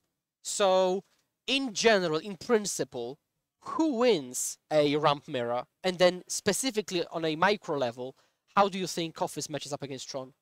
I'm not sure if Koffers is a ramp deck. It's a pretty weird deck. Archetype It's pretty to hard pigeonhole. archetype to categorize, but the like key factor of the matchup is the fact that Koffers just tends to play 4, 6, even 8 copies of the Field of Ruins variants, right? Field of Ruin and Demolition Field, and those cards just match up fairly well against Tron. If you manage to disrupt your opponent's line, you just kind of get to do that every turn, and if Tron never assembles Tron, then it is for sure not favored. And as Mono Black assembles more and more swamps, then Koffers starts to become a real card, and then you can follow up with a Karn the Great Creator and a liquid metal coating. So, in fact, maybe Mono Black Koffers is more of a land destruction deck than a land ramp deck. And In even this matchup, at least. even this and in this particular matchup with these particular deck configurations, Koffers actually has more land destruction effects than Tron has singular Tron pieces. So you could actually strip mine all mines or power plants, and then be fully happy, because there should be around 8 copies of Field of Ruin effects with 4 of each Tron land. So now we see Saga, maybe like plan B with constructs, although they wouldn't be very big. Well, you make a construct here, then a construct there, and then you collect your 1 mana artifact, you never crack your star or map, and your constructs suddenly become a fearsome threat. Just be careful not to make them 1-1, because that will give your opponent an opportunity to shoot them down with Orcish Bowmaster. Karn enters the battlefield, no counter magic on either side, so everything that's played resolves. Now looking through his sideboard, and actually pluses, maybe in the fear of some discard spells that could come out of a mono black deck. I mean, sometimes you get that experience. You play with Karn, the Great Creator. Alright, it resolves. You grab your sideboard and you realize that there is nothing in there that you actually want right now. Yeah. Oftentimes that happens when you're short on mana, when your Tron lands are being disrupted, so you just play your Karn and you're like, yeah, Ooh la sure. la, and now... double Bowmaster just gonna attack the Karn down immediately. Yeah, so that 4 matches damage. up. Yeah, that matches up great. Killing it on the spot, I can see some Cabal Coffers, and I can see Shieldred, I can see Karn. So, yeah, I would like to be in the mono black's position, 1-1. Yeah, Koffers currently taps for 1 mana, so we could attack we could tap it for 1 mana, have 5 mana total. Super punished for not taking anything from the sideboard. 13 minutes in the round for these players. Remember, this clock is different than for people in the main area, because it takes a bit of time to set up, get everything ready, so they get bonus time. Oh, nice. You get to activate Field of Ruin. Or was it actually Demolition Field? Yep, Demolition Field. And then we get to play our Cabal Coffers, tap it for 4 mana, and play a Karn, the Great Creator, which can grab Liquid Metal Coating, which will make sure that no more lands are gonna stick on Penko Matic's side. Tron has been dubbed as a deck that can now function pretty okay even without any Tron lands. That's mainly thanks to the One Ring. But in this position, under Bowmasters that trigger with the draws, and under Khan that makes you unable to even activate the One Ring, it probably won't be the case. Yeah, that is true. And also, Tron can function for as without Tron for as long as we are assuming that we're gonna hit Tron eventually, and that's just not gonna be the case. You're never gonna hit Tron against Karn, the Great Creator, Liquid Metal Coating, or the seemingly infinite Field of Ruins that Nicolas was able to present. Okay, searching the library. I don't think we will see anything exciting other than Star Effect or a map. So let me pose you with another case. Classic question to which everybody knows the answer, but I'll ask you anyways. I am popping off my Urza Saga and I want to find something that costs essentially 0. So I find Walking Ballista for it just to die. Because maybe I've got Agatha Soul Cauldron or something. Mm-hmm. What do you say when I do that? I say, stop it. No opponent. Yes. I wanted to cite the Oblivion Guards. That would be like kind of a. It wouldn't be that funny of a meme. So good that I don't remember what it said anyway. Doesn't matter. If you read Urza's Saga carefully, Really carefully, because it's actually hard to see on the card. It specifically singles out mana costs of 0 and 1. The costs are even circled out in the colorless, formatting. So those are like the full mana cost circles. Those are not just numbers on the card. But the fact that the background of Urza's Saga is roughly the same color means that it's almost impossible to read that without paying really lots of attention. And it's almost impossible to win for Mono Green Tron this match. Koffers takes it down 2-1, advancing to 10-4. And I think we'll just be finishing the round now. Almost every single table has finished their match. And so that will conclude round 14. Yep. So ice has been broken, it seems. Yeah, so thank you very much for that explanation for how Urza's Saga works. And we've had multiple Urza's Saga explanations today. Yep. And we haven't finished it's a tricky the day card. yet. It's a really weird card. So. Oh, yes. Expect a question about Pithy Needle and Urza's Saga later today. Oh, Chad, brace for it. And so we're good in round 14. That many rounds left in the Swiss to then play the top 8, all right, top 4, top 2 finals, and then for someone to hoist this trophy, get 25 boxes, $5,000, and a qualification for the regional championship, which is probably like the most important prize, and at least like in my view. That is true. But it's not even over because we are also supported by Card Market. So every person in top 32 also gets a voucher to spend and buy new cards. So that's just a nice icing on that delicious Ghent cake. That's very nice. And so that concludes round 14. Thank you very much for tuning in. It's been myself, Skóra, and Canister. Thank you very much and see you next round.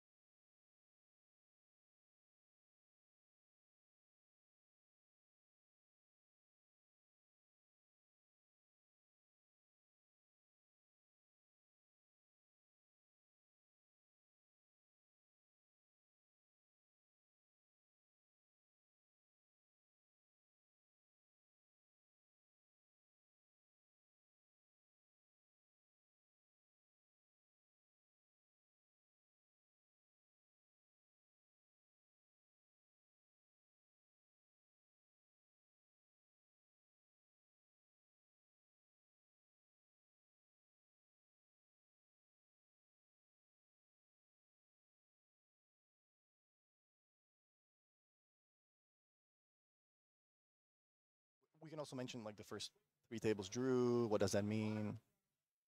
Welcome back to the Legacy European Tour. I'm Philippe and I'm joined by Martin Juza. We are going to cover now the last round of this Grand Open qualifier. And actually, the top tables, I think, kind of drew. Yeah, we have the X3-1 record kind of looking like the safe place to be if you are drawing into the top 8. So it looks like the top 3 tables took a draw, which leaves table 4 and 5 most likely playing for it. We have for you 2 pretty cool matchups waiting, but before that we can take a look at the day 2 conversion because a lot of people were asking for it. And what do you think here are the top decks in this conversion for day 2? So Ragnas Evoke was the most played decks, with Yavmod being close second, and I think there was Teamer Rhinos was the third most played deck. So nothing really surprising. You know, none of the decks was more than like 10, 12, 13, 15% of the metagame, so a pretty healthy metagame, I would say. And as far as the conversion rate goes, looks like Mono Green Tron converted more than 40% of the pilots into day 2, so Tron did pretty well. Death Shadow, Teamer Adventures, 2 of 2 made it. Nothing too surprising for me. It just looks like a reasonable metagame day 1, reasonable metagame day 2. Hardened Scales, only 3 copies of 14.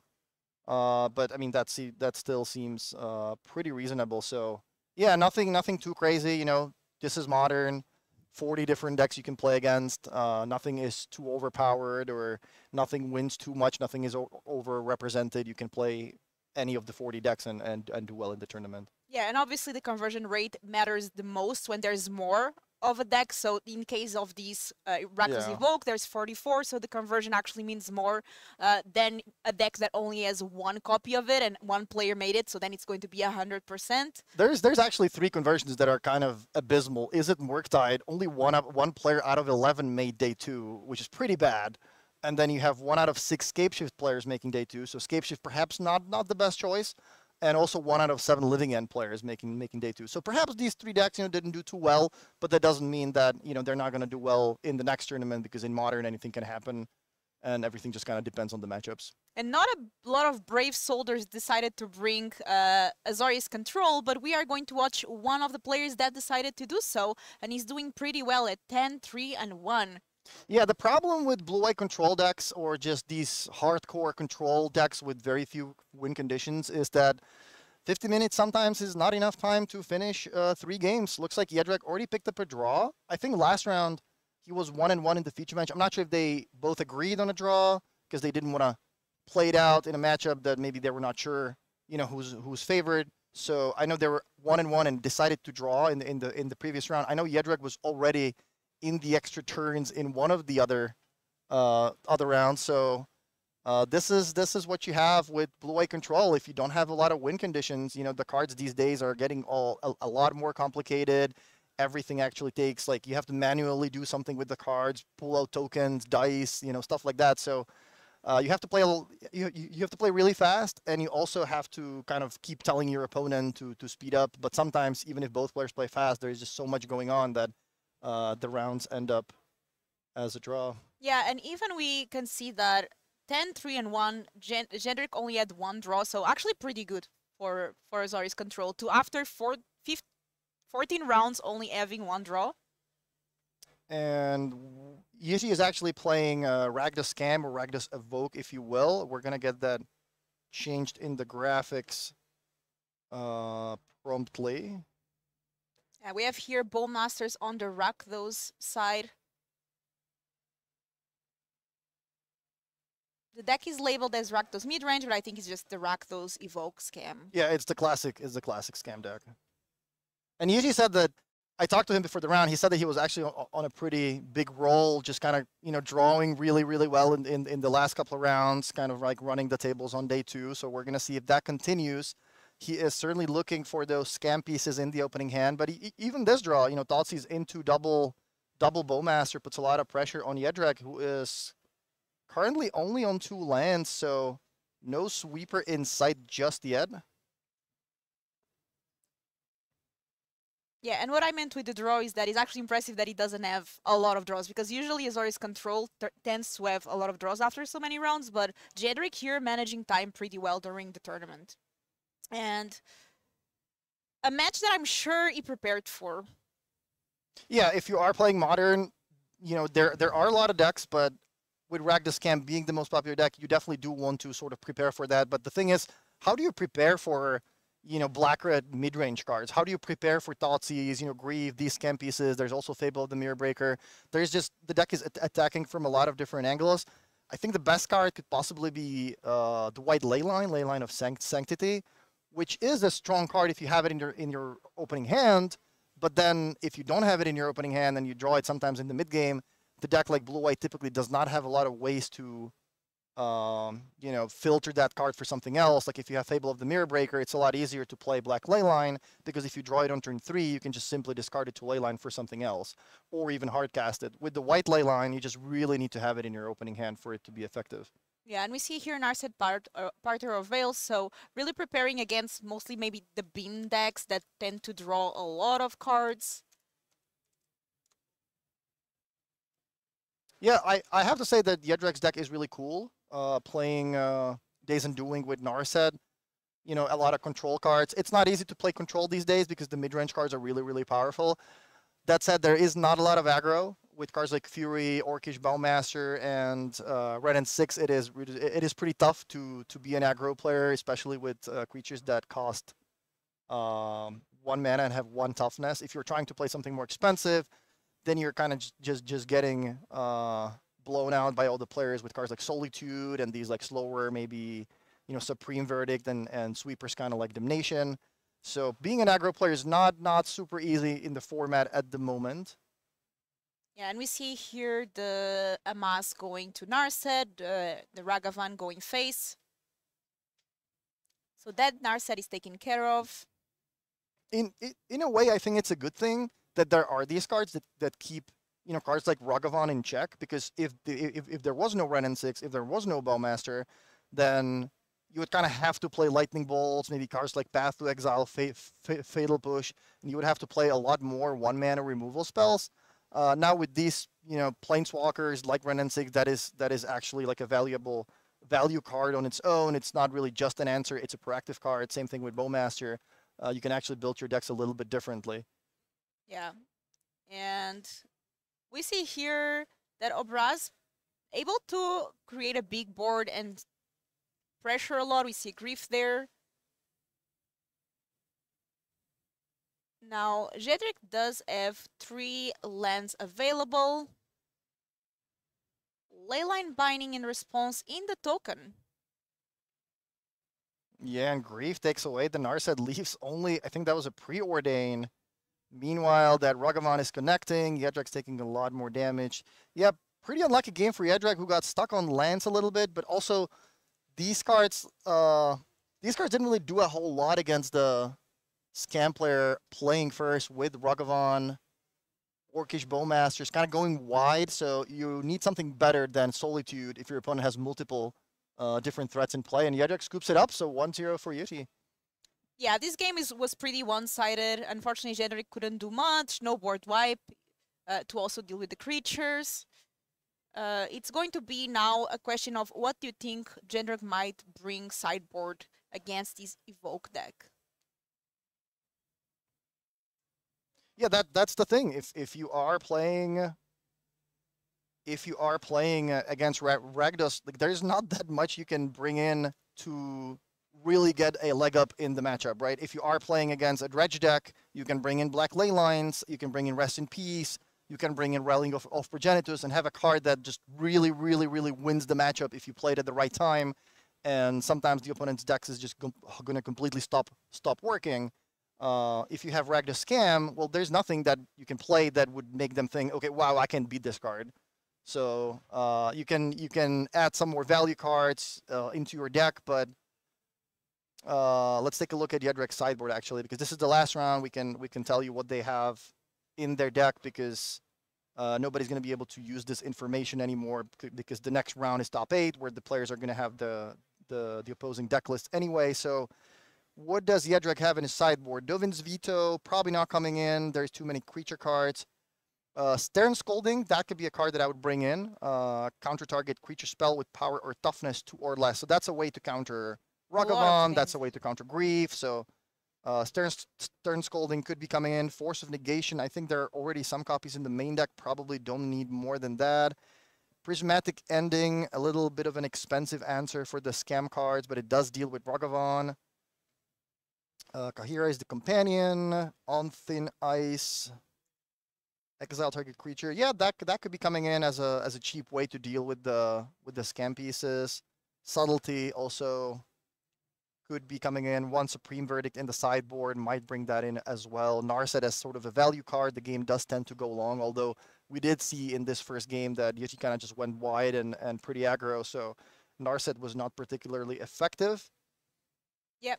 And as you said, Stern Scolding, really good. Also dealing with Orcish Bowmaster is one of the cards that has been playing more and more. And we saw how in game one, Obraz able to do a lot. Not even less necessarily with the scam, with the Undying. This deck sometimes doesn't even need that to do well.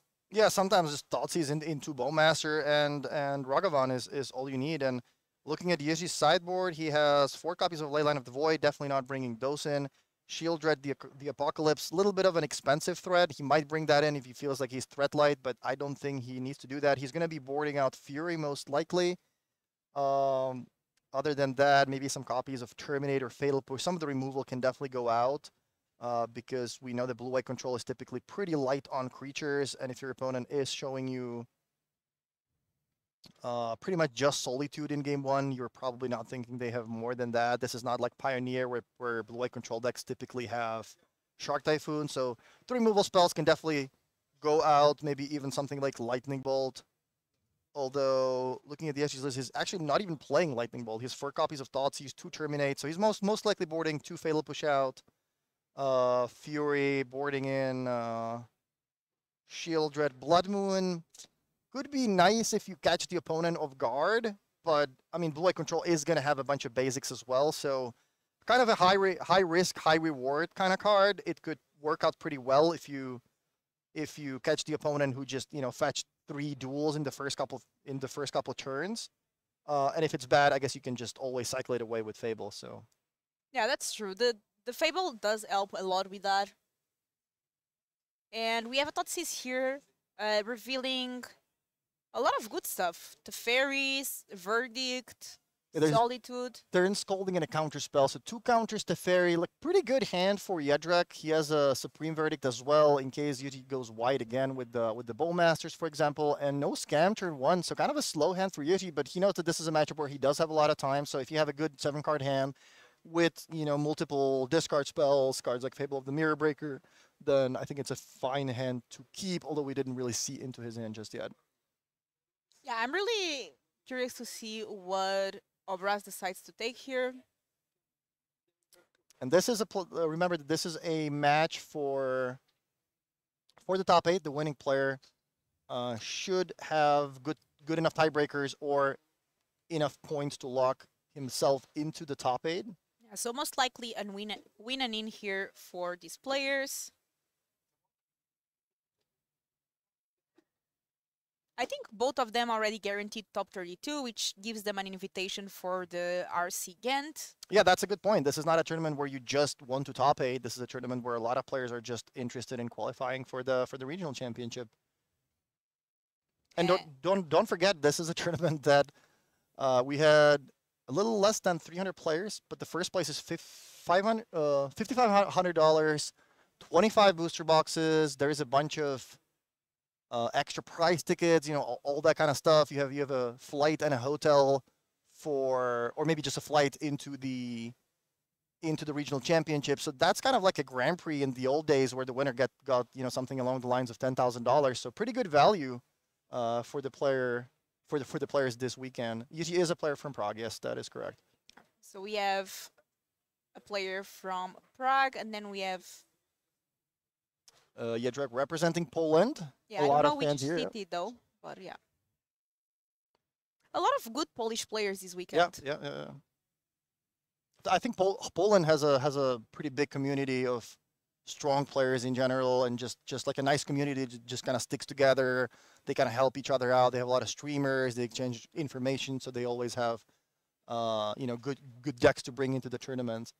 Is it the same for the Czech Republic? Yeah, I think we've had a really good community for a really long time too. And if you look at the history, like we had so many players that Stancivka won a Pro Tour, Strosky won a Pro Tour, Schlemmer won Worlds, Lucas Vlohon won a Pro Tour, Floch is kind of a Czech person now. He also won a Pro Tour. We had some players finishing second, so I think we had a pretty good community with some really strong results as well. Overall, Europe has a lot of great players. We saw the world champion is a European guy now. Yeah, shout out to Jean Emmanuel, a very deserving world champion. He's always up there in the top 8, top 16 of pretty much every tournament he plays in. Very consistent, plays very well, practices a lot, so gets rewarded for his hard work, and I think that's awesome. What is that heart? Is that a Void Walker? That is a Void Walker, yeah, and I think there is a scam piece in the hand. I think there is a Call Guns command. So yeah, Yuji was kind of forced to board out a lot of these ineffective removal spells and Furies for a lot of cards that don't seem all that strong. Shield Dread, yeah, pretty expensive threat. And if you are playing against a deck with, 4 counter spells and maybe some of these like cheaper counters, you don't really want to trade 4 mana for their 2. But at the same time, your deck does have a lot of discard, so it should be fine. Yeah, just casting here, the Solitude, no Evoke. I mean, you would rather have a Solitude. You would rather have a Shield Dread than a Fury. I think in the scam deck after sideboard. I mean, you can try to put Fury on the table and sort of scam it, and then hope your opponent doesn't have a Solitude. But I don't think that's a particularly great plan. And we had the Supreme Verdict. So I think Obraz did Colleague's Gun command end of turn, destroying the Solitude and making Jedrick discard a card. Jedrick discarded the land, Verdict, and now it's going to be Obraz's turn. And let's see what he can do to rebuild this board. Yeah, he needs Fable. He really needs Fable as a value card that's going to let him dig a little deeper into the deck. Yes, Fable. Provide 2 bodies, first the Goblin token. If he doesn't have Fable, then Shield Jet would be a fine card to play, but with Jedrick having kind of a full hand, it is not a threat you want to get bounced by Teferi or eaten by another Solitude. So Narset here, minusing the Narset, it does survive even if the token attacks. We have someone asking about Andrea. Andrea is, I think he was playing around like table 10-ish. In the last round. He's table 7, actually. He's table 7, and we have tables 4 and 5 playing for it on the feature matches because the first 3 tables drew. So I think Andrea does have a very outside shot if his tiebreakers are good and maybe the matches kind of go his way. Then he has an outside shot, but I would put it in a couple percent, maybe. Do you ever drew into a top 9? Yes. Once, actually, yeah. We were recently just saying that it happens so often that somebody draws into 9th, and how do you not, do the tiebreaker math? I did play a GP once. I went to Singapore. Last round, I read the pairings wrong. I was convinced that there was a different set of matches going on, and I thought I was 100% drawing into the top 8, only to find out that I actually drew myself into 9th. So that was not great. Oh no. That's a feels bad. Yeah, I mean, that's a feels bad, but I mean, it's my fault, right? That I can't really be mad at anyone for that. Yeah, and now you have the fun story, so. Yeah. Also, with the amount of top 8s that you have, the top 9 is more fun at this point. It stunk a little less. That's true. Okay, so we have the Narset here, and Jedrick says, go. Obraz only has that Fable now. Oh, another Collidan's command.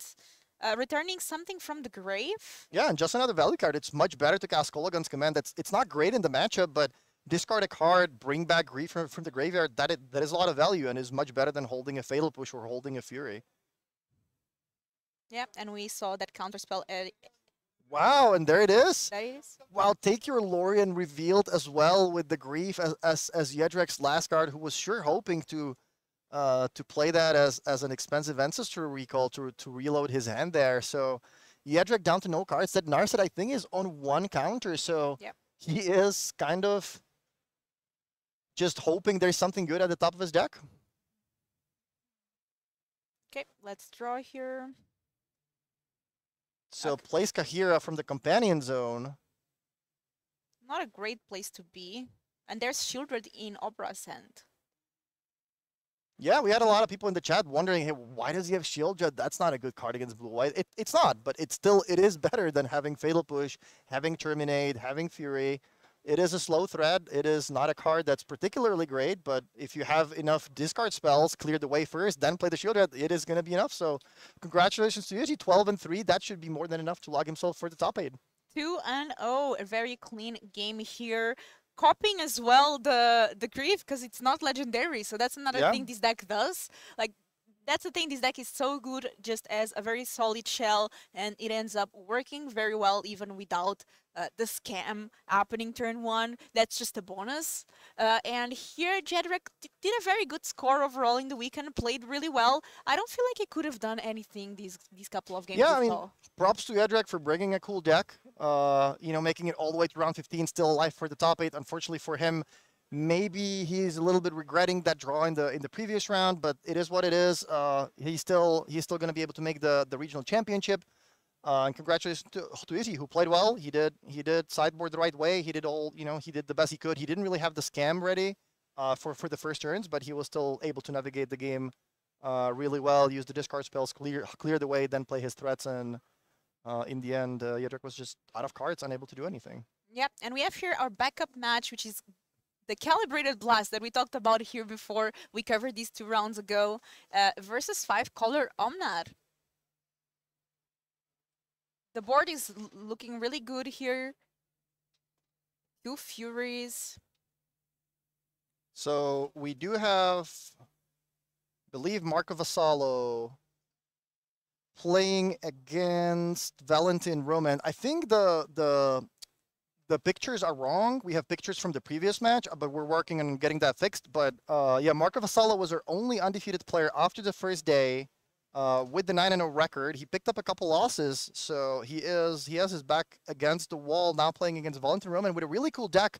That was the deck we showed you earlier, which is sort of a combination of, you know, some zoo elements, a little bit of, you know, Fury sort of makes it looks like a scam deck, but there's also this 5-color mana base for Leyline Binding combined with Up the Beanstalk to draw some extra cards.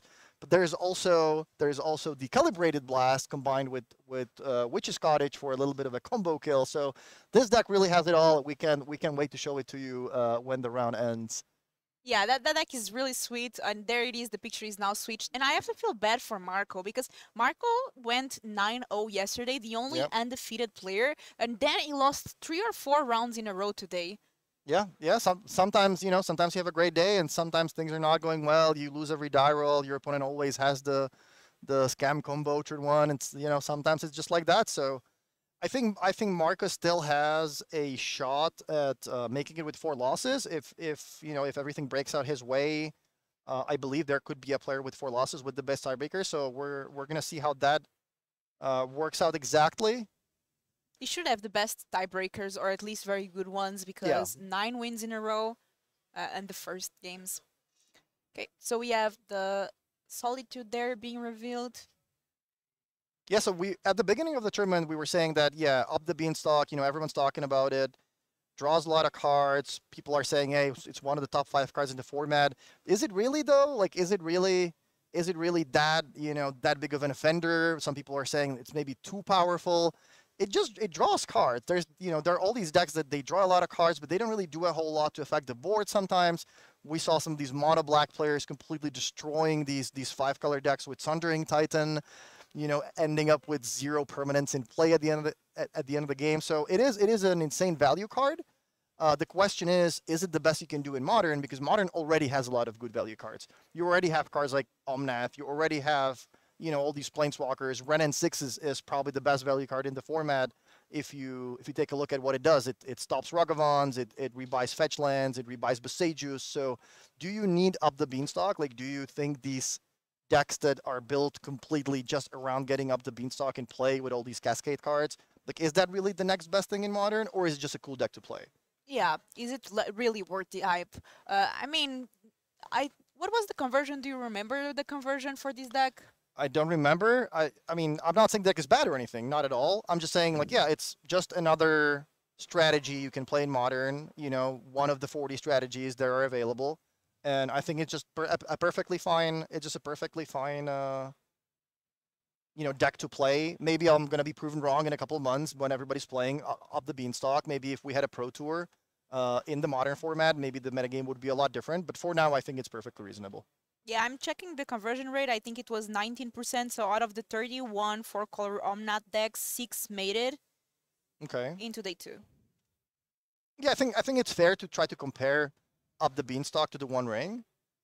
It is cheaper and it might draw you more cards over the course of the game. At the same time, you're not getting the protection, so it is a little bit of a different card. It does draw a lot of cards though. Speaking of the One Ring, here it is. Good thing is that Marco doesn't have to choose between the up the beanstalk or One Ring. He does have both.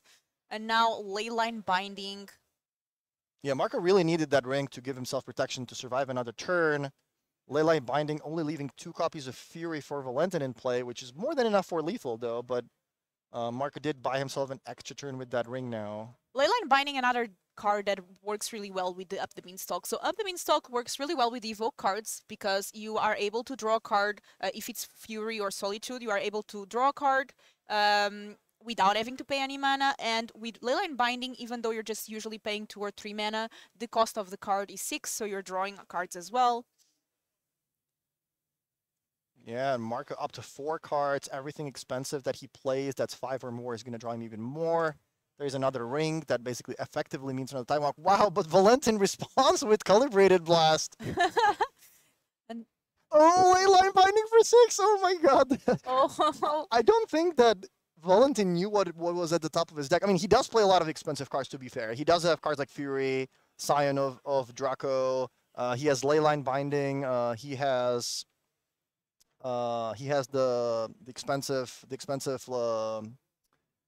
Death Shadow, the Shadow of Mortality.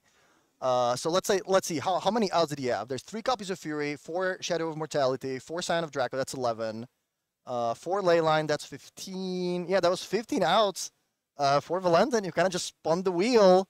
Yeah. And revealed a 6 that killed Marco. So Calibrated Blast gets another victim, and I think that's the first game for Valentin. That's actually really fun. Like, this card has shown full potential. We saw it before, deal 15 or 12 damage. And here, even the 6 was enough. Yeah, the way this deck works, if you're wondering, is like me when I was looking at the list. I'm like, okay, well, there's Sign of Draco, there's Shadow of Mortality, so I do have some expensive cards, but how do I guarantee that I have them on top when I'm playing Calibrating Blast? And if you look at the non-land cards, there's nothing that helps you set it up.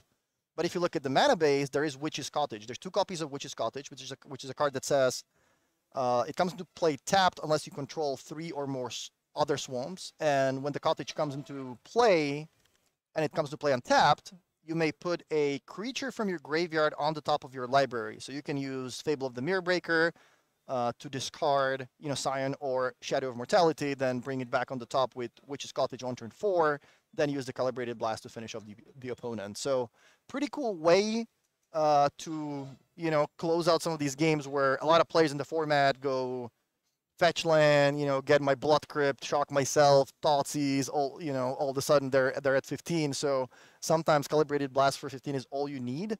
But the deck also kind of just works as a normal mid-range deck, sort of mixed with Zoo. We know that Valentin is playing Scion of Draco, which is a card you can play on turn 2 as a 4/4 flyer. He's also playing Territorial Kavu, which is a 2-mana 5/5 for the most part in this deck with a 5-color mana base.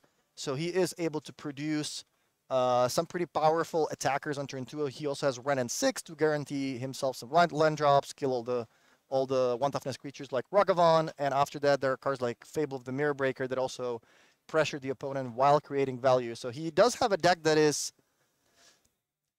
a mix of mid-range combo value. He's also playing up the beanstalk, so just a little bit of everything. Really cool version, and stay tuned because after this round we're going to be able to show you the deck list. Yeah, and I was joking that somebody asked Valentin, what deck are you playing? And he just said yes. So playing a bunch of decks in one. And it's really fun because in previous matches we saw him playing the Witch's Cottage and the opponent just being like, what's that? let me read that card. It's not every day that you run into a Witch's Cottage in Modern, so that's been able to give some fun experiences. And we were able to broadcast a lot of fun games.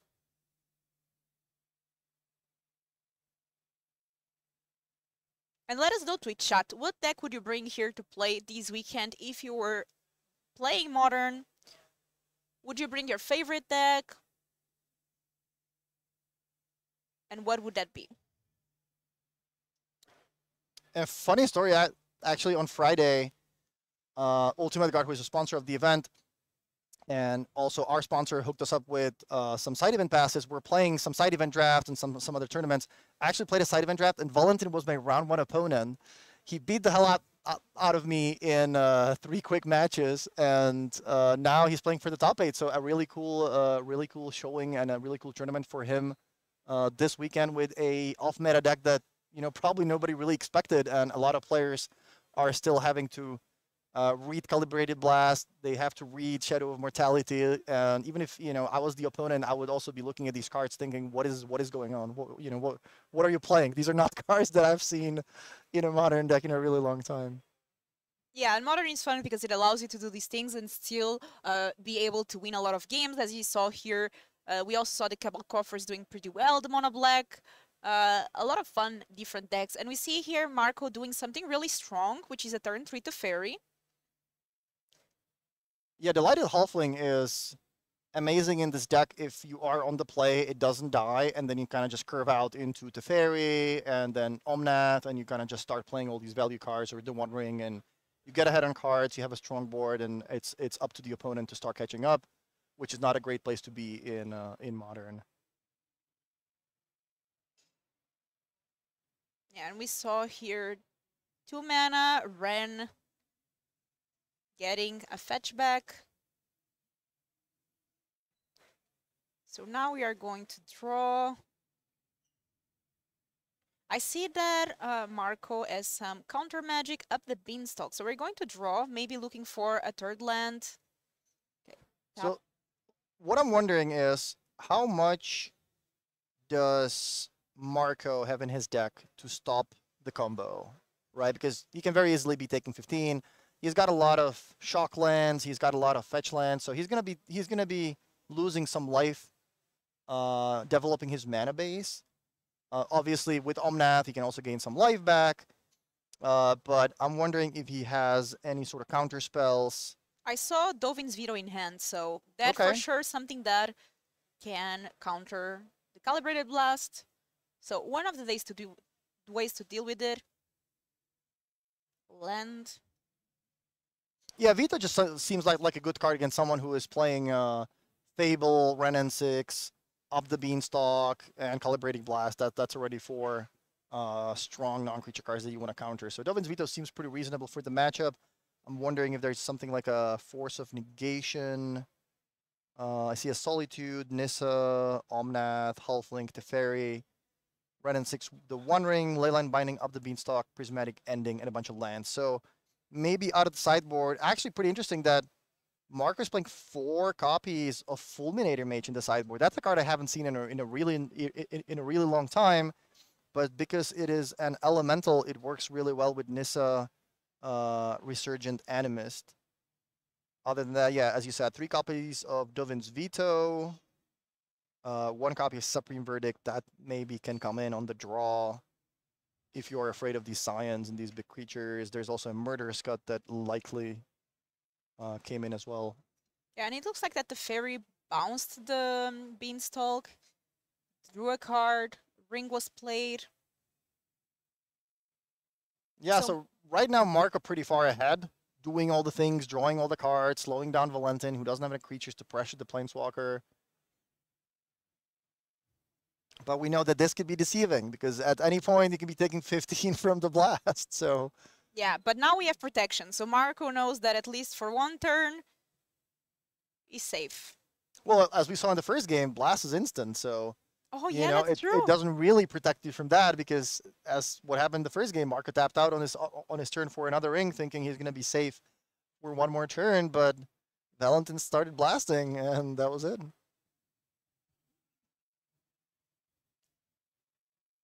Yeah, it must be a blast to play with this deck for sure. And it looks like we have an answer here for the Fairy. Marco only as the Elfling left, and Valentin got so much value from that Ren, able to get a bunch of fetches back already to hand. Yeah, Ren N6 is just such an insane card. You play turn 2, kill a Ragavan. If you have a fetch land, you never miss a land drop. If you have a Boseiju in some of these matchups, like against the Hammer decks, for example, you just kind of rebuy the Boseiju every turn, make sure you don't die to the combo pieces from the opponent. So yeah, Run N6 for me is definitely one of the top 5 cards in the format, if not the most powerful. And a lot of people are curious to see these lists, obviously, especially this Calibrated Blast. It's a super fun list, and they will be public after the top 8. Yeah, as soon as the top 8 starts, we're going to make sure the deck lists get published. So if you want to go to the Twitter page or X of Legacy European Tour, you're going to find a link for MTG Melee for this tournament. There is the Grand Open Qualifier going on right now in the Modern format. So if you're interested in Modern deck lists, in less than an hour, we're going to be able to publish those. But there's also the Open Qualifier in Pioneer going on as well. So if you're interested in Pioneer deck lists, you might as well check that out. Yeah, make sure you follow Legacy European Tour. You can also get the first peek at the next events, all of that. Usually they publish these things there first. One ring. And this is round 15, last round of the Swiss. I'm going to have the top 8 for you as soon as this ends. Yeah, Valentin kind of just doesn't really have anything proactive, though. He's making land drops. That's cool. He has his sort of Tron, his all 5 colors of mana, so he can start casting, cheap ley lines and all that kind of stuff. But he does need something more, proactive that's going to help him build the board. And if he doesn't get that, then Marco's just going to start playing Omnads, gaining life, making more mana, playing more cards, all these rings. They're drawing him a lot of cards, so... Yeah, and the one ring doesn't seem like the one ring, because you play ring after ring after ring, it's not the one anymore. Valentin with his Invisible Swamp. Yeah, that's the oil treatment. Yeah, I'm sorry. This just should not be illegal in tournaments. Like, this is a card you can barely see it on the table. Okay, Fable and up the Beanstalk. So that was a great turn for Valentin. With 2 proactive cards. Draws a card from the Beanstalk. Puts a super high value card in the form of Fable into play that can start helping him get ahead on mana with the treasures, but Marco does have the Omnath. Okay, land, we're going to gain 4 life because of Omnath. Yeah, Omnath and a fetch land, name a more iconic duo, so gain 4, gain 4 mana. Get 4, yeah.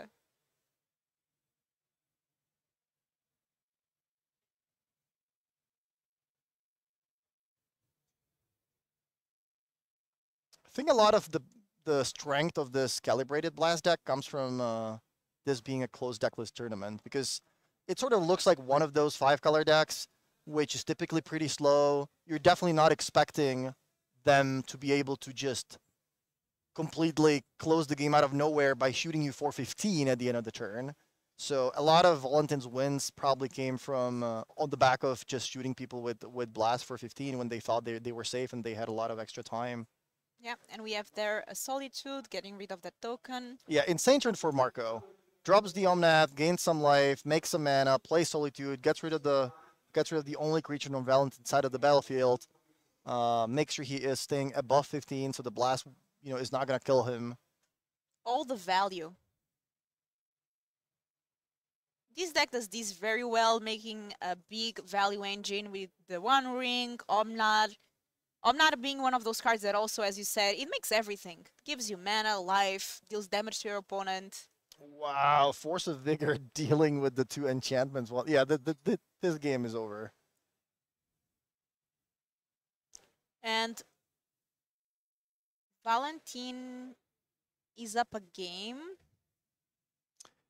So Marco's deck is the type of deck that you you want to face the other mid-range decks in the format. You have all the card draw in the world. If the game goes long, you're usually going to be able to come out on top with all the value cards. Basically, all the cards in your deck are essentially 2/4-1s. Ren N6 is more than a 2/4-1. Teferi replaces itself, stays on the battlefield. Omnath draws you a card and produces more value. There's Nissa, the One Ring. So if Marco ever plays against another mid-range deck, he's pretty happy with the matchup. But it doesn't strike me as a deck that you're happy being on the draw against something very aggressive, like probably the Hammer Time or the Hardened Scales decks, for example. Like those are the matchups where your deck might feel a little bit too slow. Yeah, and we saw that Hammer was one of the most popular decks last year. There were barely copies of Hammer compared to the past year. A lot of these creature decks, not as much popular. Fury, once again, is a card that deals very well with little creatures. So interesting board now. That Ren N6 is on 7 counters, so threatening the ultimate ability next turn. How many times did you see a Ren ultimate? Pretty often, actually. I think there's a lot of modern games that, or in the past, there was a lot of modern games, maybe like before the One Ring, where Ren N6 was just going up and up, and eventually ultimating with like a lightning bolt. But yeah, I mean, Marco just had too good of a draw. His cards also kind of snowballed into a bigger advantage every turn, playing more cards, getting more mana, being ahead on cards, being ahead on mana, being ahead on resources, using Teferi to slow down the opponent, Force of Vigor, deal with the other 2 permanents Valentin had. So Marco is able to level things up, and now it's going to be up to Valentin to produce an aggressive draw on the play, hope that he doesn't get his hand flooded with the combo pieces. They're not typically too good at the start of the game. Scion is fine to draw in your opening hand because with a Triumph and a Shockland, you can have the 5-color mana base on turn 2, so you can play the Scion as a 4/4 flyer. But you don't really want to draw the Calibrated Blast in your opening hand. Shadow of Mortality is also not a card you want to get in the opening hand. So this is a matchup where Valentin kind of needs to, I don't want to say aggressively mulligan, but if I didn't have a playable 2 and 3, or playable 2 or 3 drop, like Ren N6 or Fable or Up the Beanstalk, if I don't have one of these 3 cards, or I suppose Scion or Territorial Kavut, then I'm definitely shipping the hand back. I'm not going to keep like 4 lands, Calibrated Blast, Leyline Binding, and, the Shadow or something. That's not a hand that I would keep. Yeah, so I'm interested to see here how Valentin manages this game now on the play. And as you said, that might be the strategy. Somebody asked what was the Nissa that Marco was playing. It's actually Nissa Resurgent Animist. It's a card from March of Machine Aftermath, so fairly recently, and it's pretty good. I put it on the screen so everyone can see it. It has landfall, and whenever a land enters the battlefield under your control, you add 1 mana of any color. It's sort of like a little Omnath that also works well with the rest of your deck because it gets you the elementals. It also works nicely with the Fulminated Mages in Marcus sideboard because that's also a creature type elemental. And if the Halfling survives, nope, it's a card that you can play on turn 2. Same with the Fair, you can also play it on turn 2, as we see the previous game, which that is also a lot of value. And we said this before, but these Halfling just much better than the Elves because of the 2 toughness. Yeah, that's the thing. Like, if I was Valentin, I was on the play, and the Delightful Halfling was a 1/1, then I probably wouldn't even worry with Lightning Bolts in my deck. I'll be thinking, okay, well, I have the Ren N6 in my deck. I think there was something, yeah, there's like the Leyline Binding as well if you really need to get rid of it. So I probably wouldn't even have bolts on the play. But because the Halfling has 2 toughness, I think that kind of forces Valentin to leave some Lightning Bolts in his deck to deal with the Halfling and possibly finish off a Teferi or something along those lines. And we see Marco already with Up the Beanstalk, Valentin playing. The Triumphs do come tapped, so that's a cost that you have to pay to playing these more greedy mana bases. A bit of a slower start. Yeah, the card that Valentin is using to put the creatures at the top of his deck is called Witch's Cottage. So Ren N6, reasonable play, turn 3. I think Valentin kind of had to skip playing it on turn 2 because he really wanted to kill the Halfling, which makes sense to me. But that's not too proactive. It's going to help him make land drops, but he really needs those creatures. He needs that Scion. He needs that Territorial Kavu, and unfortunately for him, he hasn't been able to find them so far. We're going to get a third land now. Ren does not deal with the Halfling, but is able to get lands from the graveyard. And look at what happened. I think what happened was Marco played a Halfling by shocking himself with a land from the hand. So this is representing Dovin's veto pretty heavily.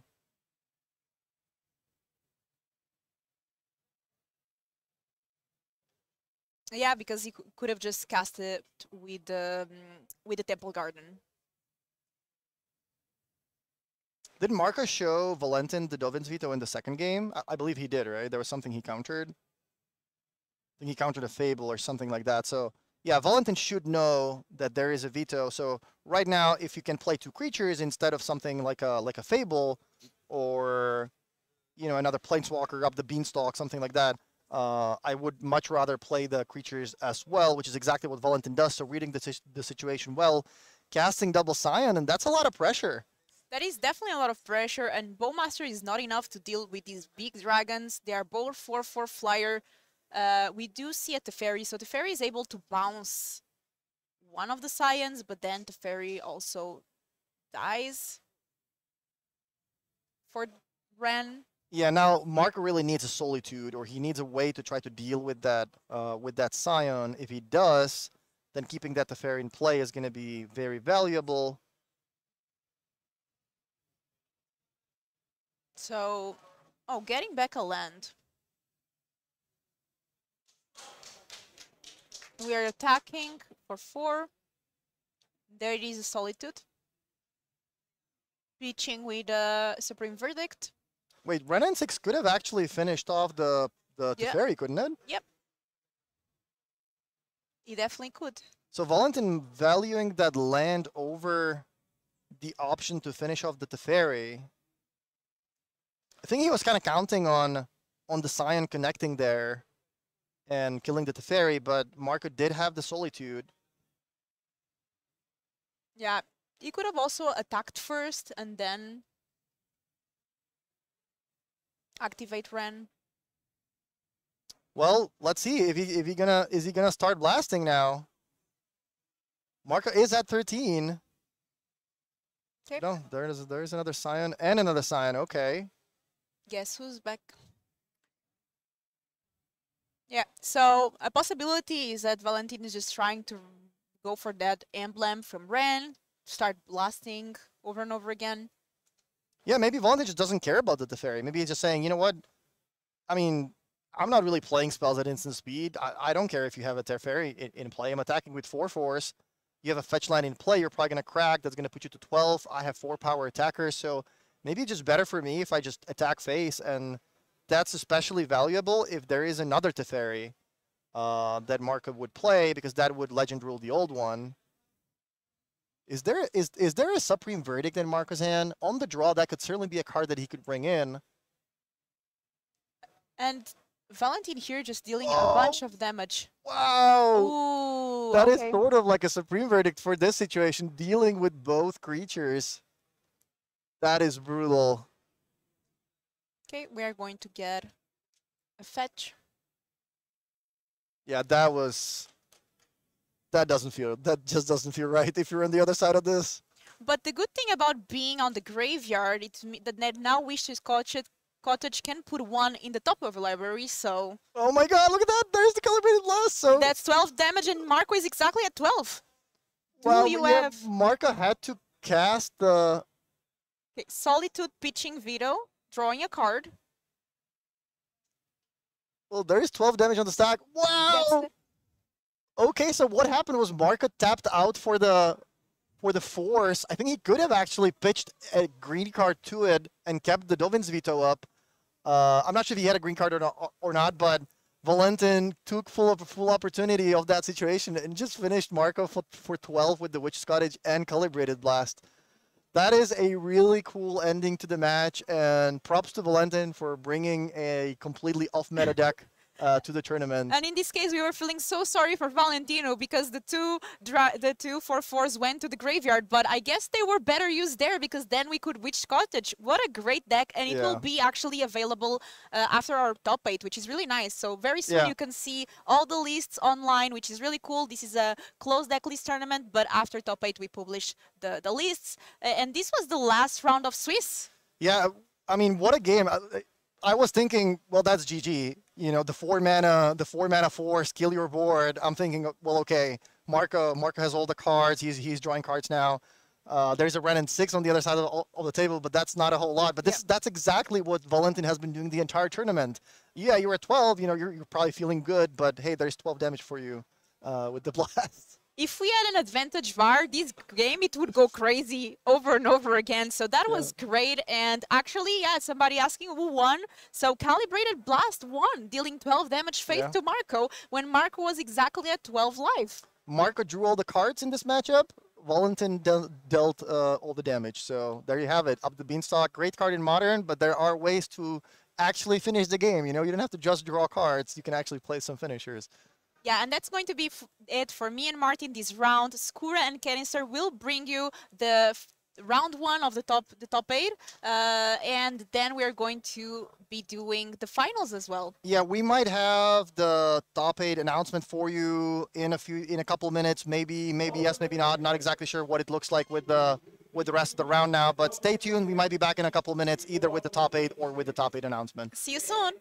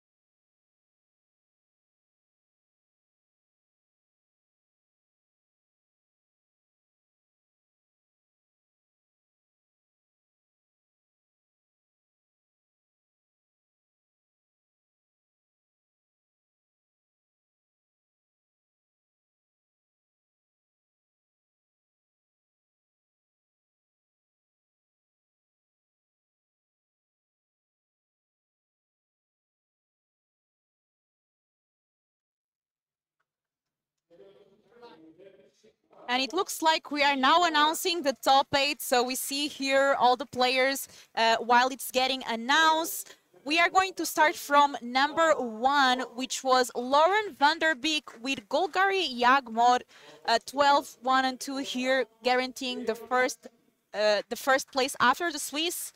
Second place, we have Obraz with Rakdos Evoke. Third place, we have Thomas, also with Rakdos Evoke. Fourth place, we have Gregory Cassini with Mono White Emmer. So an Emmer did make the top 8. Interesting. So far, 4 different decklist. No, I think Obraz is playing Evoke. So we have two Evokes, 1 Yavmod, 1 Hammer so far. Yeah, and the decklist will be public. 5th place, we have Fabricio. 6th place, we have Carmine with Mono Black Coffers, the deck that we saw over again here this weekend. 7th place, Mark Anson with Ardner Scales. And last but not least, who made the 8th place, Martin? Yeah, number 8, Valentin Roman with his Calibrated Blast 5-color deck, Zoo / Up the Beanstalk / everything mashed up together for this one really cool deck. So, yeah, he guaranteed himself the 8th place with the win in the last round. If he lost and Marco Vassallo won instead, I think Marco would have been the player with the best tiebreakers, making it with an X and 4 record. But yeah, I mean, as you said, top 32 is still, is it top 32? Top 32 is still qualified for the regional championship. So, you know, even the players that kind of lost playing for the top 8, they don't have to be too sad because they still get to play the regional championship in a couple months. And yeah, we're going to have the top 8 starting pretty soon. I think we're going to do the player questionnaires, take some photos, and as soon as we're ready, we can go live. So expect like 5 or 10 minutes. We will be back soon with the top 8.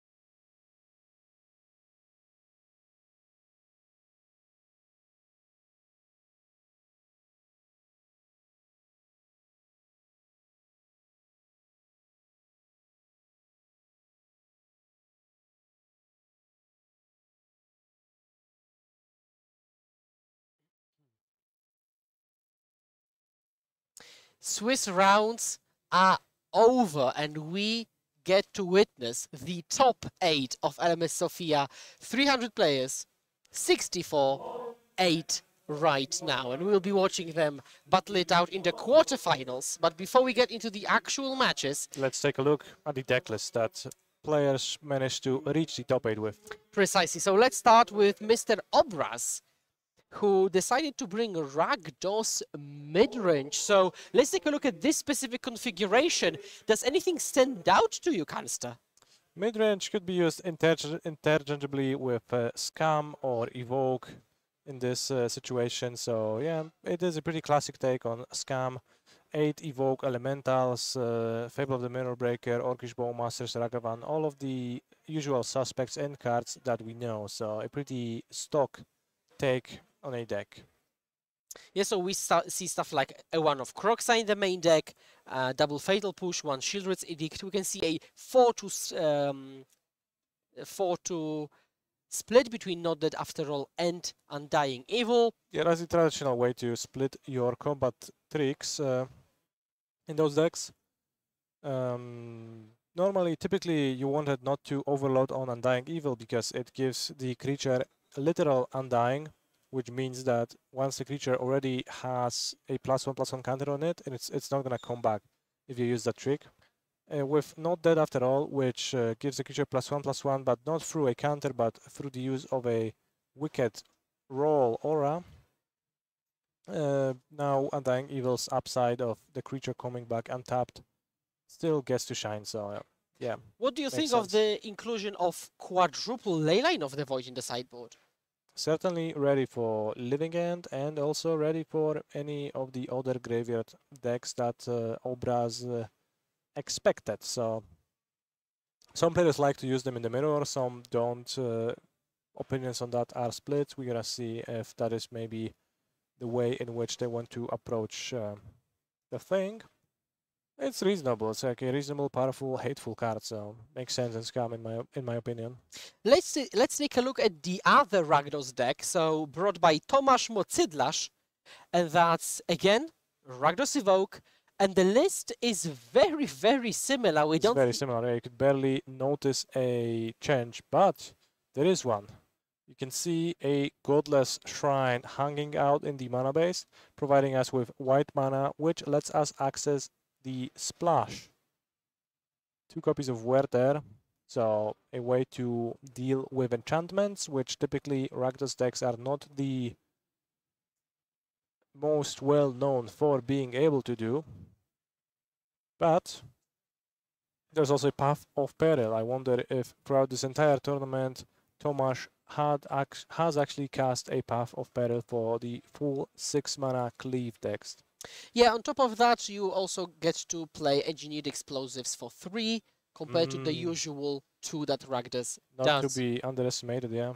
There is no Croxa in this list. There is main deck Colagan's Command. We've got a bit of a different removal suite. There is no Shieldred's Edict, but there are Bolts, 1 Fatal Push, an additional Terminate, and there's a different split of the tricks. So in this deck, you've got Undying Malice instead of the trick that was in the Obraz's deck. The upside of Undying Malice is that the creature will always come back regardless of whether it already had a +1/+1 counter or not, so it does make sense to play Undying Malice too. It's a pretty minor change nonetheless.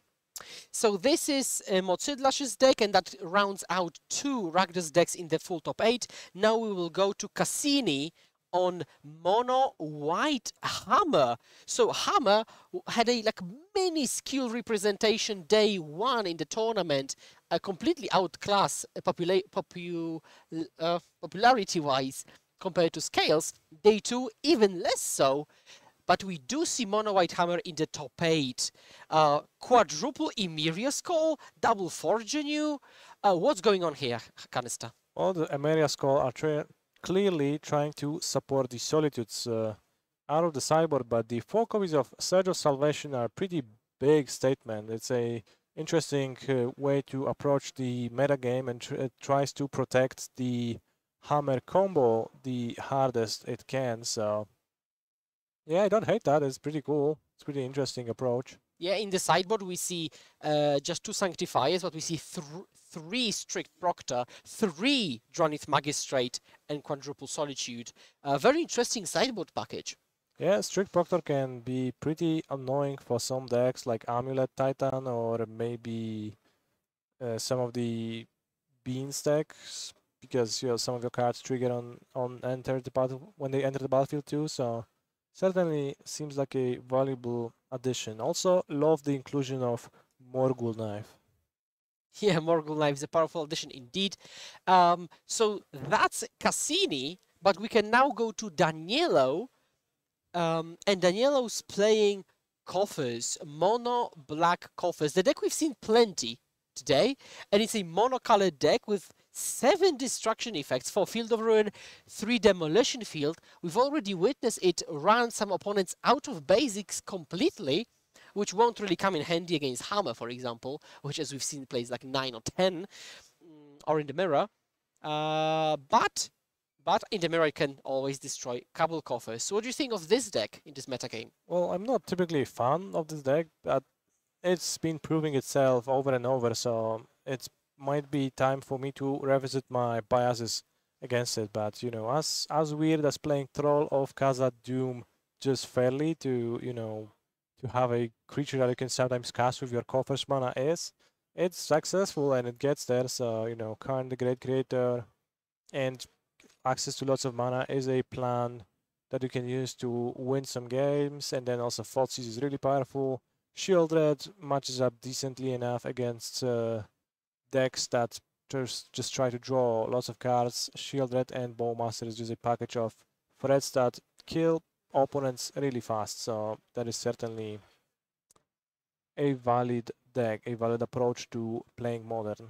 Moving on to another deck, we've got Mark Hansen on Scales, and we have seen Scales today a good bit.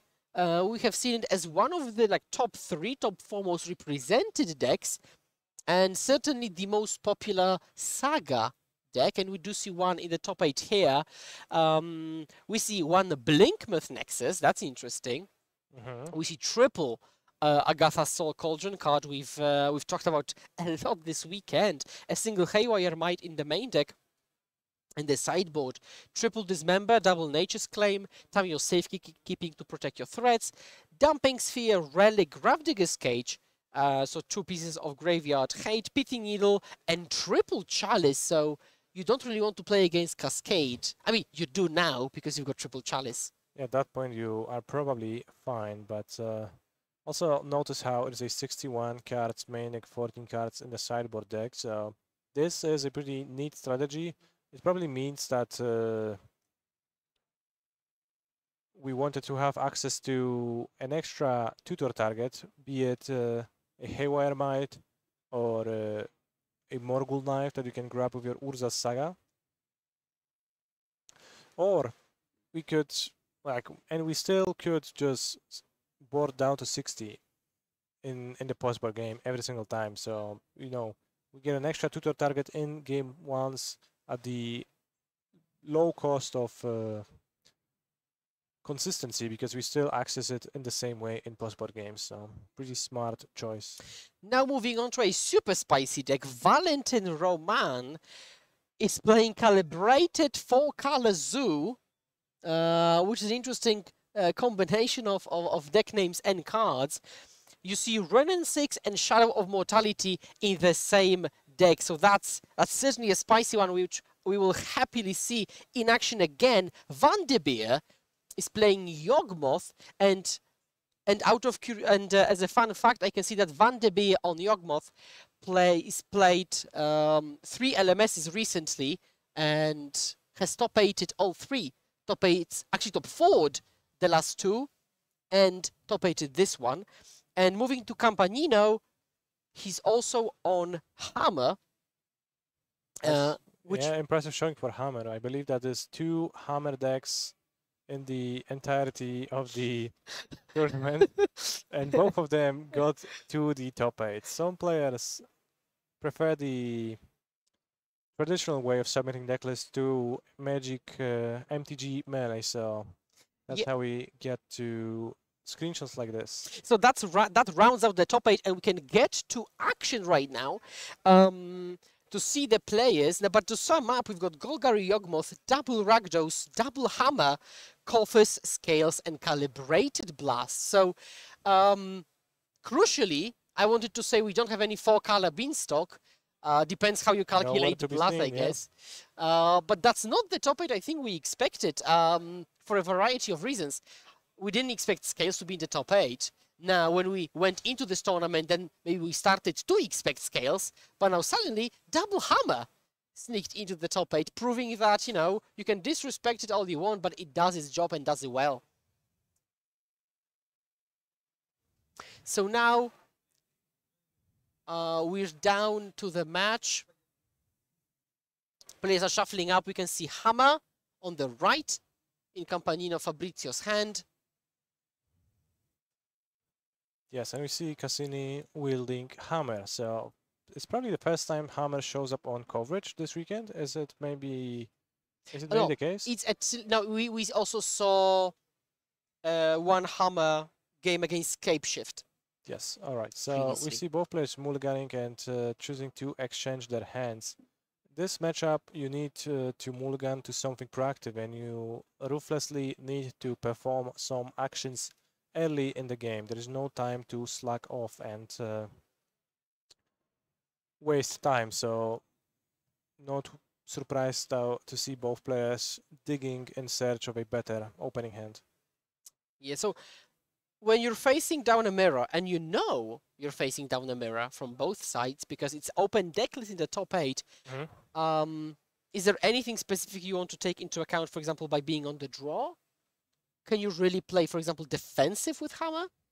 A little bit. There is some options in the sideboard always that you can access, but it's not too much. You can, you know, maybe interrupt your opponent a little bit, but you cannot play the full control role, right? You can see that Campanino, for example, has 2 copies of March of Otherworldly Light in the sideboard, a Path to Exile, and that's mostly it. So you're gonna, you know, throw in a removal spell or 2 if you happen to draw them, but you're not gonna just, you know, control the game fully. You need to interrupt your opponent a little bit while hitting them with your own hammer-equipped creature. So as Cassini, who has got 4 Solitude in the sideboard, would you bring all 4? Yeah, if you have, yeah, that's true. Cassini having access to those 4 Solitudes is actually much more capable of playing a longer game and doing some control moves and approaching the game slightly differently. So maybe that's what you're gonna see in a post-sport game. So I think players are keeping their 6s, it seems like. There is a spell piece in Campanino's hands, a card I personally really like. Cassini seems to be on 5 actually right now. Both players on 5, okay. A Ganjo turn 1, Sigarda's 8, and I see Stoneforge Mystic, Saga, and another 8, I believe. So turn 2, Stoneforge, fetch out a hammer. Campanino, turn 1, Sigarda's 8. We're playing a proper mirror. Both players leading on a turn 1 aid. I believe there is a Pure Steel Paladin. It is not a second Sigarda's 8. It would be quite weird to keep 2 copies of Sigarda's 8 on a mulligan to 5 in a matchup where you know it's not gonna get removed game 1. Unless they had 4 Sigarda's 8s in the opener, so they just put 2 of them back. Yeah, great point. So now Sigarda's 8, Stoneforge Mystic actually fetches out Kaldra's Complete instead of a hammer. Talk me through this line. Caldra Complete is a really strong tool in the mirror, so if your opponent cannot remove it game 1, which is the case for Fabrizio's decklist, I think, then it's just never gonna get stopped by your opponent, and your opponent cannot really attack through Caldra. This is the one matchup where the pseudo Death Touch triggered ability on Caldra matters, and it matters a lot. It means that even with Trample, it's hard to push damage through, so it's good at stalling the boards, and then it's also good at pushing damage through And you don't need to equip too many hammers to make the Caldra equipped Germ token a really big threat. Yeah, so now we see activation of the Stoneforge ability. Caldra Complete comes down, living weapon triggers, we're getting a germ, but instead he uses the Sigard as a trigger to attach it to an Ornithopter. Germ is created, is a 0/0 and dies to state-based actions. Yep, and as things stand, next turn with Fabrizio at 15 life, Cassini is going to be able to fetch a hammer, equip it to the Ornithopter, and attack for not quite, but almost lethal. Ornithopter will lose flying because of the hammer, so. Inkmoth Nexus was the pickup. We'll probably just float mana with the Saga. Yes, probably. Yeah, fetch something out. That something will probably be hammer.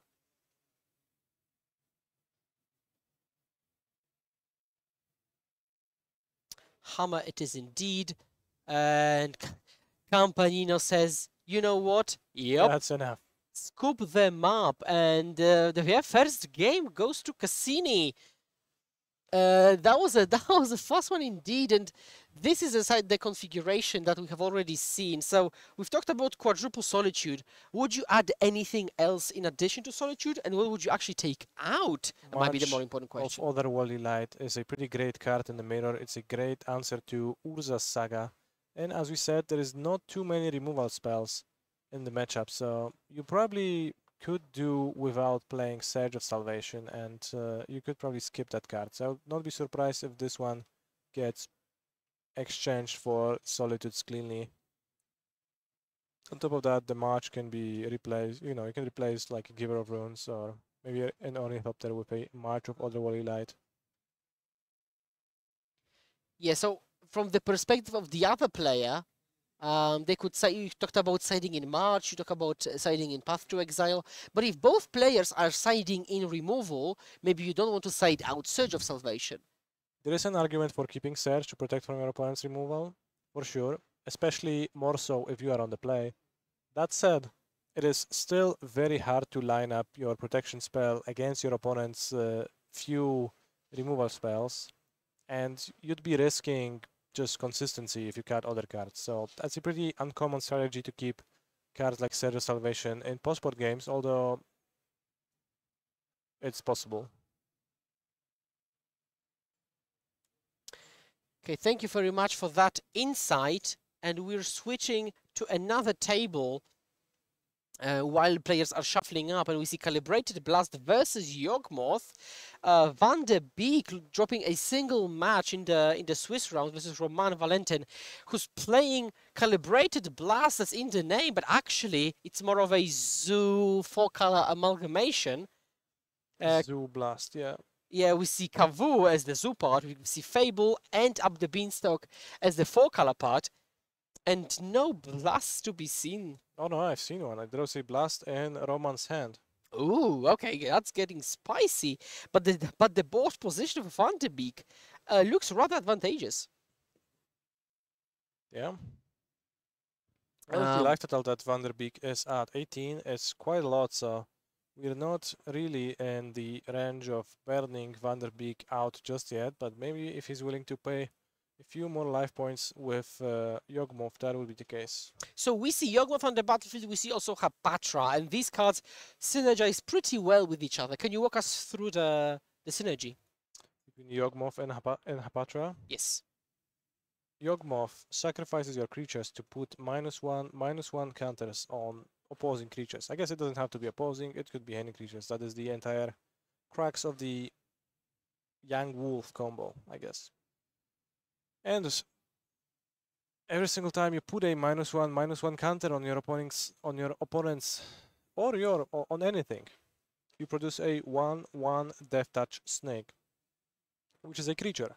So you could see where is it going, right? You sacrifice a creature to put a counter, and you put a counter, so you make a creature. And you could just sacrifice all of your newly produced snakes to murder your opponent's board as long as your life total allows for that. So it's a pretty great combination. On top of that, Hapatra gets to combo just like a second undying creature would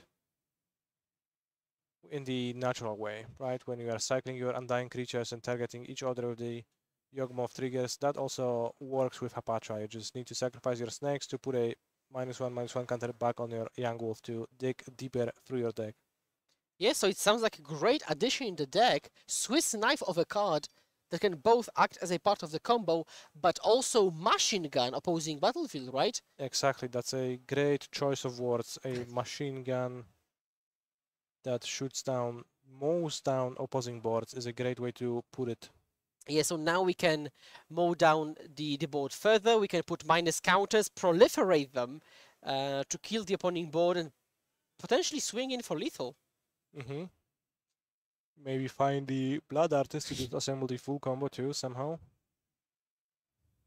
So we kill this one off. Now, oh, this is a treasure, so yeah, we just swing in for lethal, and Van de Beek takes game 1. Golgari Yawgmoth versus Calibrated Blast Zoo 4-color combination.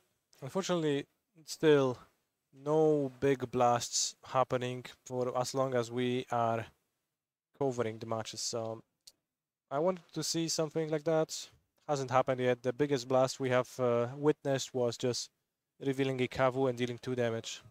Yeah, we might actually ask just Valentin how many times he actually played Calibrated Blast, because on any given turn 3, you'd probably much rather deploy Fable rather than try to be lucky with the it's blast. like a late game tactic that you're trying to implement, but not something you do early in the game. And we managed to tune in just in time for our original feature match to start.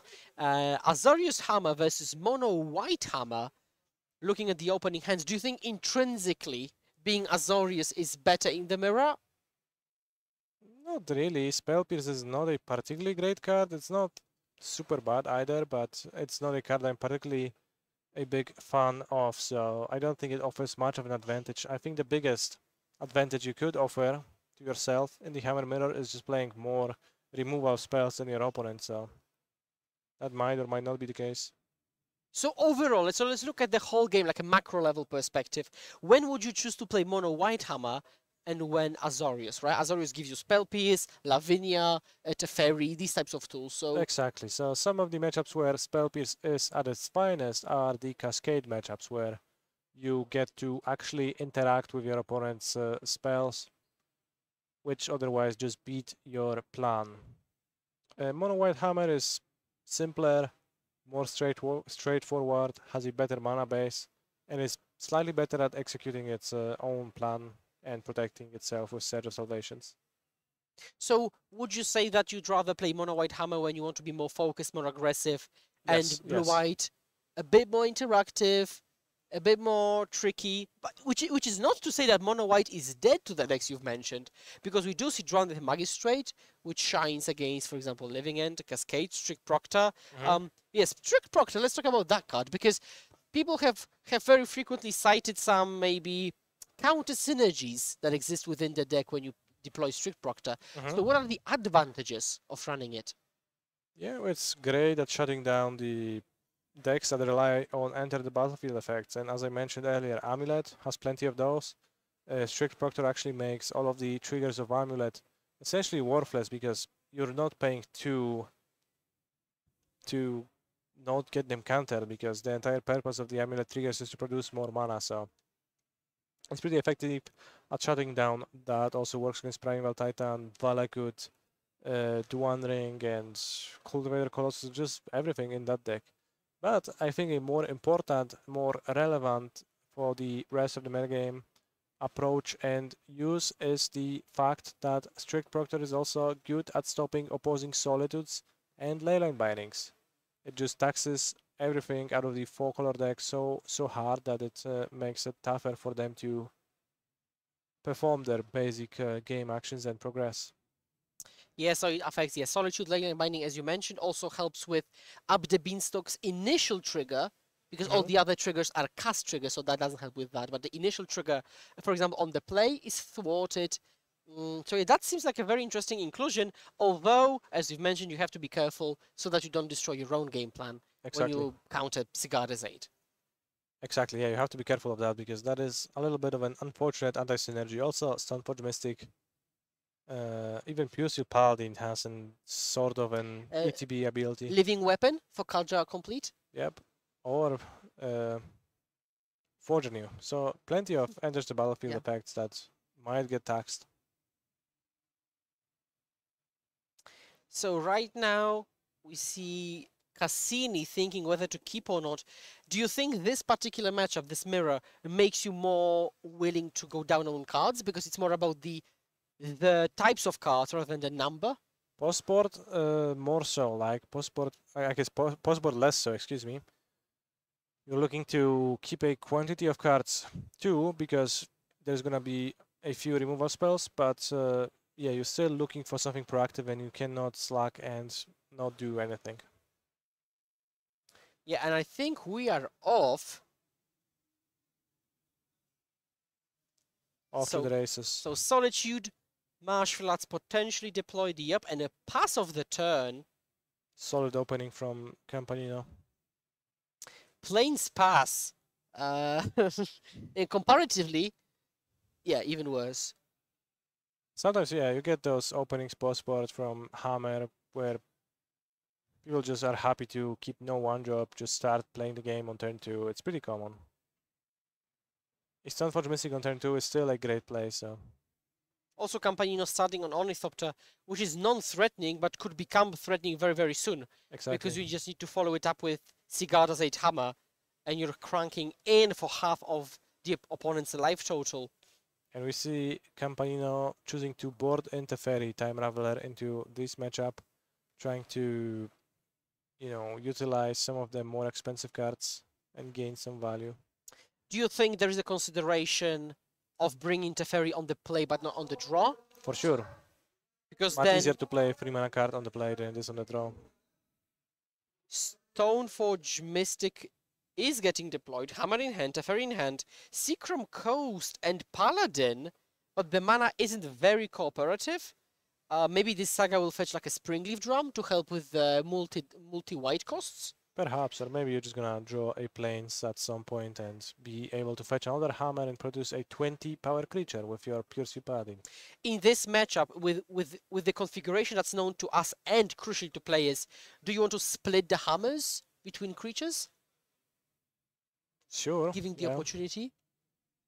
It's very contextual, like what you want to do with a hammer. There's also a Seacrom cost in Campanino's hand, so, you know, especially if Cassini just goes turn to Saga, Teferi punishes that pretty hard. Yeah, that's true, that's true. And speak of the devil. Yep, here we see it. And Stoneforge Mystic, carbon copy almost of what the opponent is doing. So, you know, looking at the classic, you know, mirror dynamics, the person on the play, if both people do the same thing, the person on the play will win because they do the same thing faster. So the person on the draw has to do something different. Search out maybe different cards, maybe block more than they normally would. Yeah, for the most part, that is the case. So we'll see if Cassini is going to be able to use his Kaldra to protect himself from hammer-equipped creatures. So even like exaggerating its own advantage because Campanino is on the play, and on top of that, they will be ahead on the lands, being able to deploy multiple spells every single turn. So that just compounds the advantage. I just got the info that Scales beat Evoke in one of the quarter matches. So yeah, Scales showing domination, showing Agatha Soul's Cauldron power.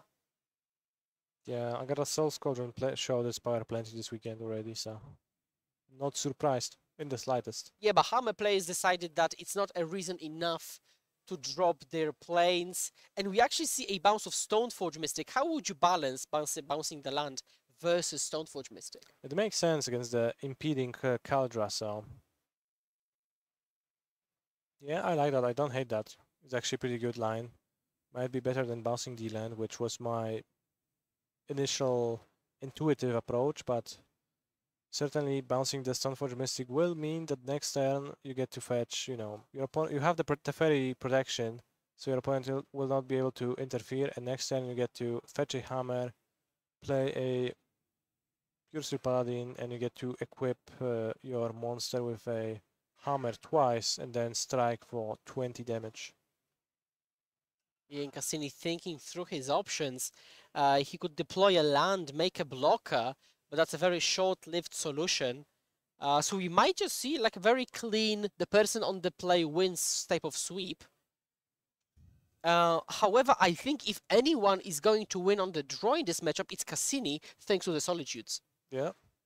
So this is also a nice way to actually break this symmetry, or actually asymmetry, with Solitudes.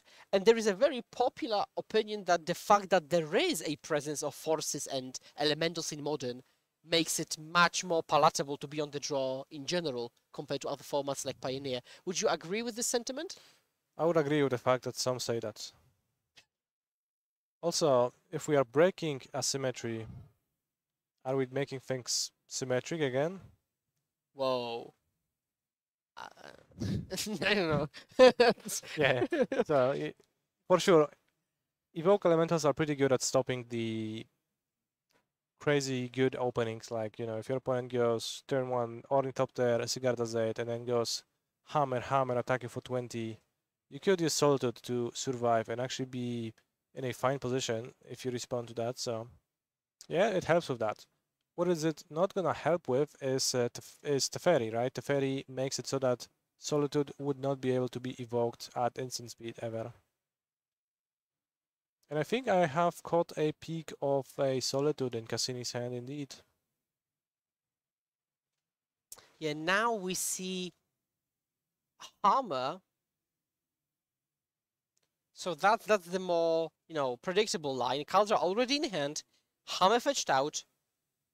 Now there are these kind of mind game situations where your opponent, for example, fetches out a hammer. You think, oh, I don't care about Stoneforge then, but they actually had Caldra in their hand all along, which could make things much, much trickier. Yep.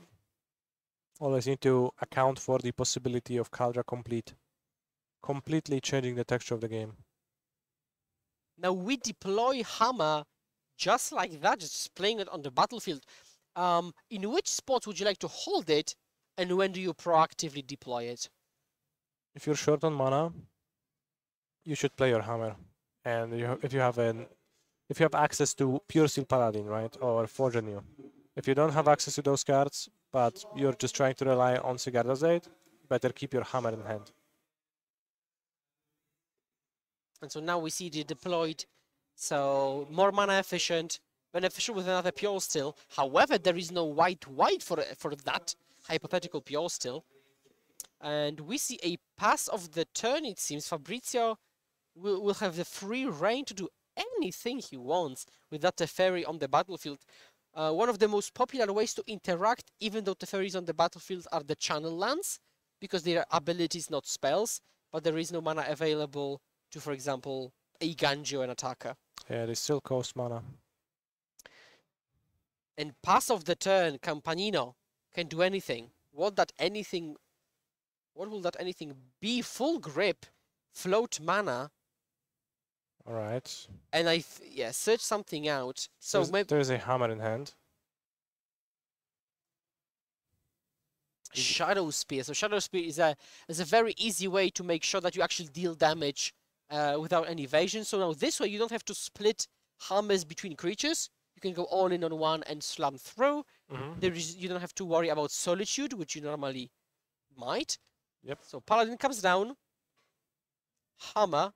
Draw a card with the Pure Steel Paladin, and we need another hammer to finish the game right now, which we do. And is it? Because that should be enough. That's 20 plus 1 plus 1.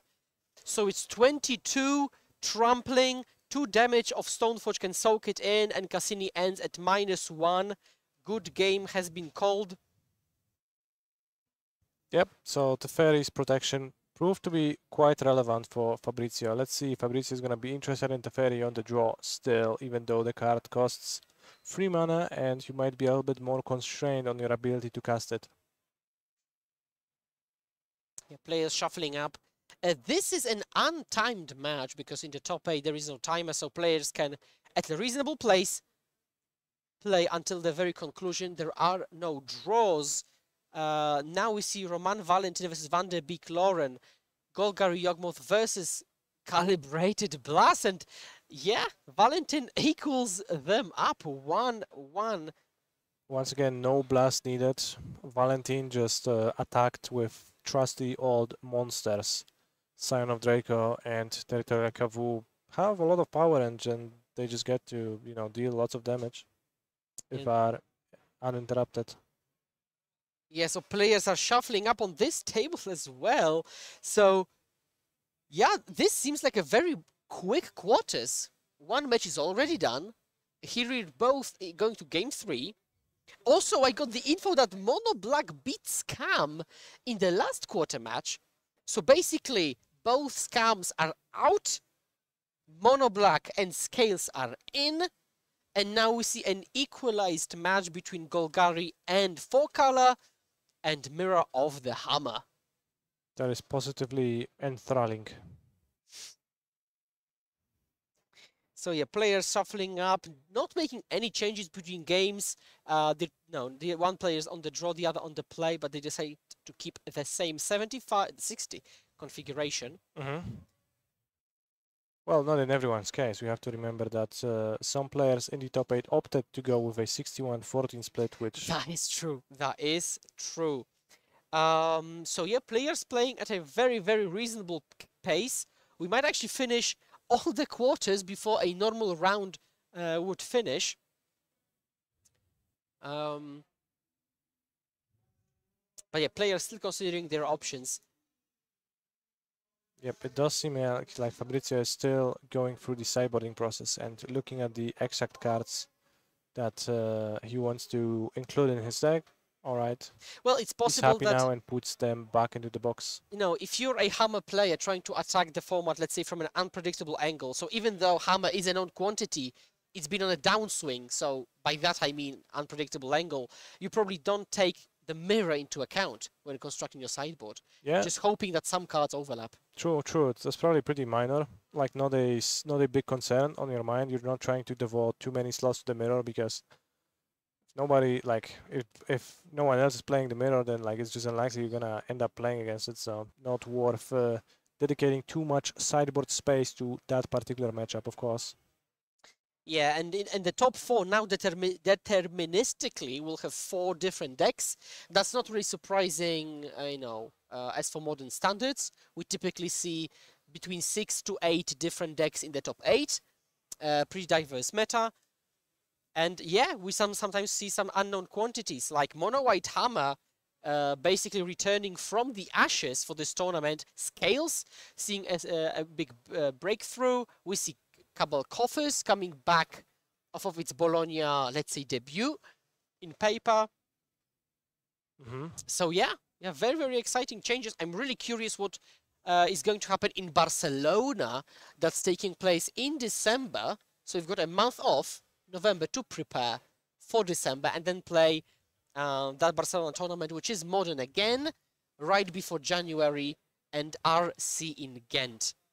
Yep, there's like lots of stuff coming, and for sure looking Yes. forward to all of that. And top 32 of players today, top 32, qualified for Ghent already, and on top of that, they got some nice card market credit, thanks to card market, yeah. So players presenting their decks. I also got some interesting stats. There are okay, so Canister, listen to this. There is as many Cabal Coffers in top 16 as there are up the beanstalks. Like the copies of the card? Yeah. And there are 3 bean decks in top 40. Not the best showing for the bean decks, yeah. To be fair, I do think that it is quite possible that the bean decks have a long way to go to before they reach their full potential. As always, they are just like another variation of the 4-color grindy elementals based shell. But, you know, the specifics of those deck lists need to be ironed out before they flourish, I think. Yeah, we've seen versions with, yeah, like this Zoo version. I mean, let's say Blast version. We saw a Zoo version. We saw Affinity with Up the Beanstalk. It naturally plays very high CMC cards. We saw like taking turns kind of approach. We saw Cascade Beans. We saw good honest Red and 6 Up the Beanstalk like Elementals, Esklist.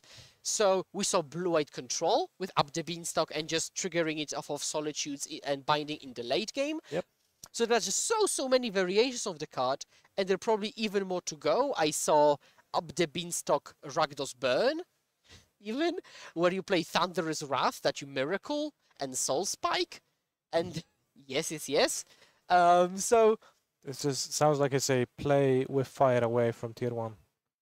yeah, I mean, you know, you could say that, but then you play against Calibrated Brass in the top 8 of LMS Of course. So No shade to throw on Calibrated Blast Sign of Draco. So I think Cassini kept his hand, Campanino going down on cards. Now, as we've discussed, sometimes it's better to have a proper sequence of specific cards rather than the raw material. Although I would say if anyone wants raw material, it's Cassini, because he's got these Solitudes. They might really be a proper mirror breaker. Yep, exactly. And is that hand finally going to be a hand that Fabrizio is satisfied with? Putting back Caldra complete. And we're off to the races. Basic Planes, Esper Sentinel, secretly maybe one of the better cards in the matchup. Just draw a bunch of cards off of the turn 1 Sigarda's Aid, off of any, Shaper News. It can be quite powerful. It doesn't always match up well. Sometimes some draws have lots of creatures and then you can just ignore it for no cost, but sometimes it does actually put a huge tax on your opponent and lets you draw cards. So. I can see chat mentioning Calibrated Blast a lot, but I'm not sure this deck is actually what they think it is, because, you know, when you say Calibrated Blast, you expect like a combo deck that wants to close the game very fast, but essentially, you're watching a 4-color deck, which might not even play the card Calibrated Blast. So, if the deck was labeled 4-color, nobody want to see it, but cheekily, Valentino Roman just said, okay, let's write as Calibrated Blast. And that's great. It's a reasonable way to call the deck, right? It is kind of based around that idea, but it does have a backup midrange plan, and it is playing most of its games as a midrange deck. So, yeah, I agree with you partially. But, as we see right now, Cassini actually keeping a one-lander, so let's see what Fabrizio is going to be able to respond with to... Is he going to be able to respawn in kind and miss his land drop? No, he actually is deploying an Inkmoth Nexus. This Inkmoth Nexus might threaten a one-shot kill. We also got some info that Blast kept a one-lander and is discarding to hand size in their game 3 against Yawgmoth. Well, you know, that strategy can get you somewhere if you discard a Sign of Draco and then you put it back on the top of your deck with a Witch's Cottage. That would get you somewhere, but... But then Van der Beek, knowing it, would just never fetch down to 15, for example, right? Yeah, exactly. Especially that it's open decklist, so he knows exactly what could be the winning line for the opponent, even now in the abstract. Exactly.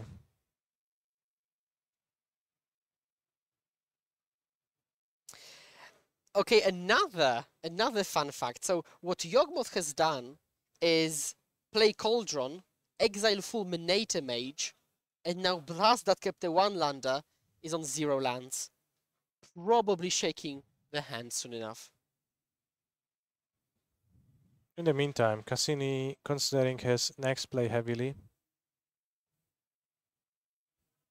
Going with a Giver of Runes. Alright, so now both players are gonna be well protected, but what from?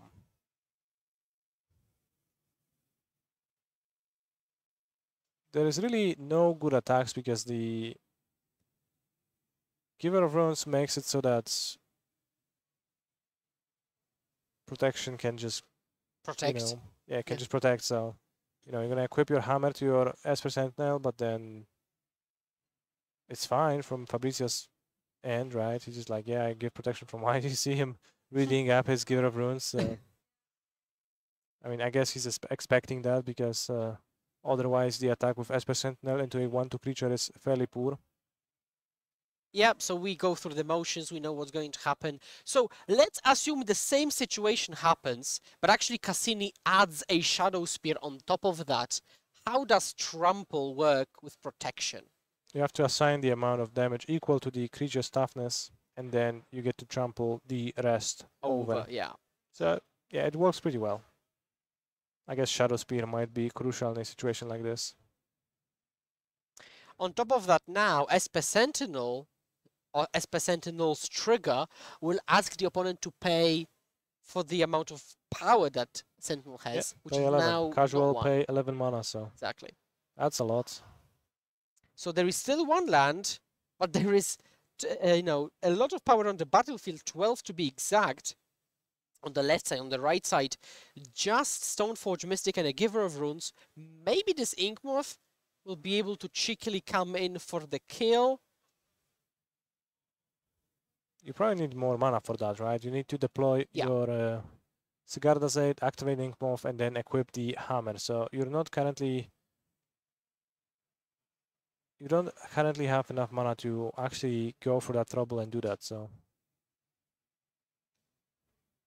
And I can tell chat already that we will not switch to the next match because the opponent, the Calibrated Blast player, has 0 permanence, which is a very unlikely position to win from.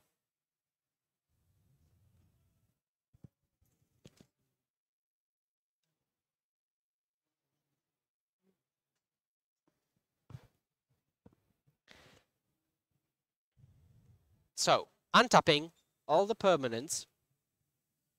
March of Otherworldly Light got rid of the Esper Sentinel. Fabrizio chose not to pay 11.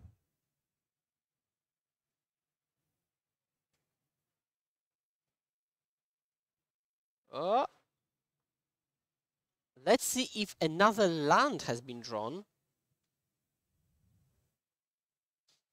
It doesn't seem like it, because I think he would have played it already, unless he drew maybe 2 lands, one of Esper Sentinel, one from the draw step, and deciding which one to deploy. Maybe, you know, there's also Emeria's Calls, which you also have to make a decision on whether you pay the free or not. So it is actually not such a snap decision as you might think. That said, it is a pretty land-light game for both players. Fabrizio on just 2 mana and Cassini also just 2 mana. Even more constrained because of the Springleaf Drum being tied into it. So not much happening in the game right now, but players have lots of cards in hand. So there is dozens of permutations of possible plays they can perform. So those are not easy decisions. Yeah, so however time it takes, it doesn't really matter because it will still take probably like 4 turns each. It might take a long time, but it's still 4-ish turns each. And they are the most crucial turns. A lot of action is packed within these turns. Unless the game devolves into this kind of weird interaction fiesta that actually goes beyond that point. Yeah, that is possible, but we'll see. Yeah, we see the exact contents of Fabrizio's hand. We see a hammer, and I think we see a Esper Sentinel and a few other cards. So we're not sure what that's gonna amount to.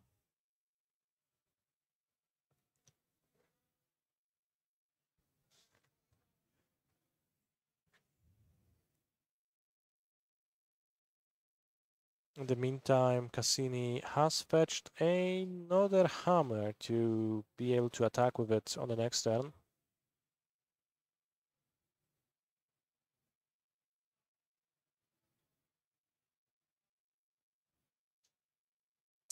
So yeah, well, let's see what the follow. Okay, this is a pass. Now Campanino happily untapping, seeing his options. Inkmoth Nexus off the top. So it is another land. It is colorless. which, you know, maybe it's not a problem because a lot of cards require a single white, but it does mean he cannot multi-spell with a couple of single white cards. Yep. There is a Sigarda's Aid. So Sigarda's Aid, next turn, attack with Ink Mob Nexus could be a line. Protected with Giver of Runes, that could be a line that Fabrizio is trying to set up. Yeah, passes the turn. Yawgmoth won our backup. So in the top 8, top 4, we will see Yawgmoth. We will see the result of this match. So Hammer, Scales, and Mono Black. And as I said, Vanderbeek top 4'd the last 2 LMSs with Yawgmoth. And so he completes the trifecta top 4ing this one as well. Yeah, that's pretty impressive. It's Chain really of impressive. scores. Like, it's just so many matches in a row that he was successful at.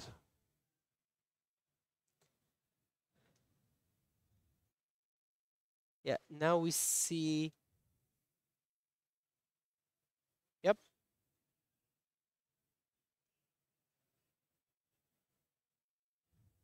Colossus Hammer with Sigarda's Aid. We are equipping the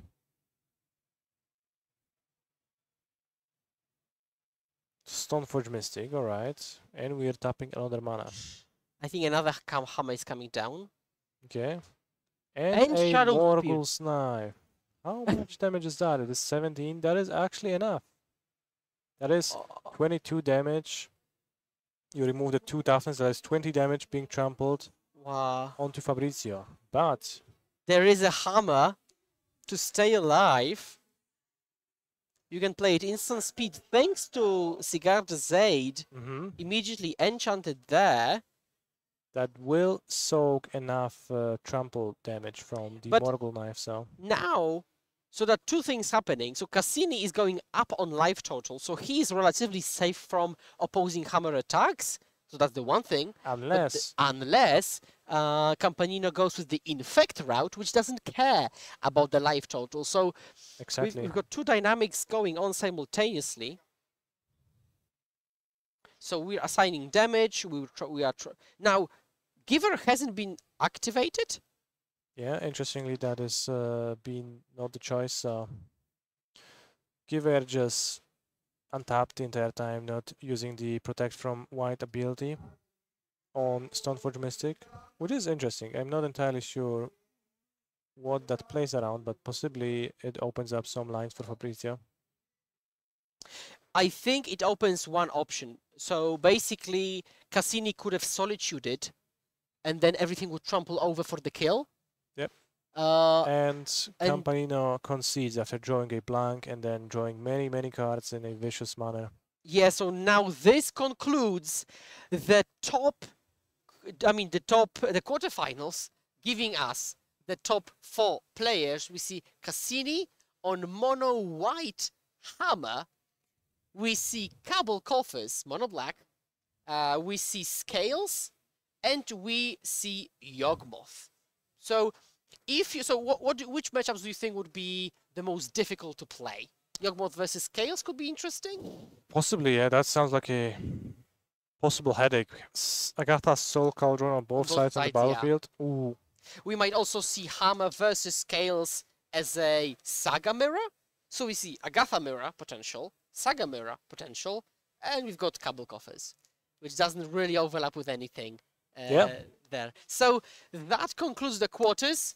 That concludes my and Canisters casting for the weekend, because the semis and finals will be covered by Filipa and Martin. So we would like to thank you for tuning in. Thank you for having so much fun this weekend. For It's been listening a to pleasure. us, for entertaining you all weekend long. I've been Skura. We've got Canister. Thank you very much, and see you in the semis. Cheers.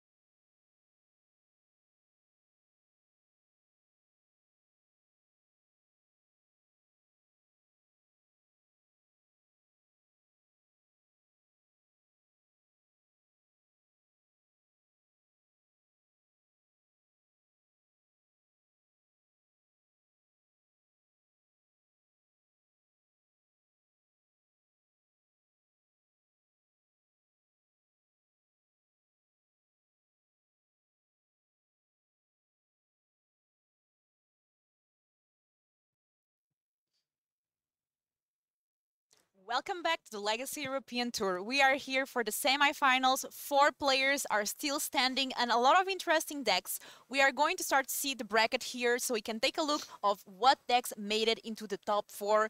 We can see here Golgari Yagmoth versus the mono white Emmer. On the other side, mono black Coffers versus Scales. What do you think of this top 4? Yeah, interesting top 4. I certainly, I was not a mono black believer. We have 2 Ragdos Evoke decks in the top 8 that both lost the first round. So, Ragdos did well. Up the Beanstalk, I don't think lived really up to the hype.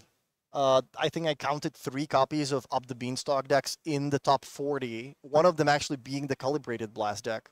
Yeah, so it looks like Up the Beanstalk more going like down into the stock because the stocks are going down, didn't do well. Yeah, I mean, I think a lot of people just took advantage of the fact that players were really hyped up about Up the Beanstalk and they wanted to draw cards, but I mean, you're not really improving your board position. I understand that it works really well with the Evoke cards and stuff like that.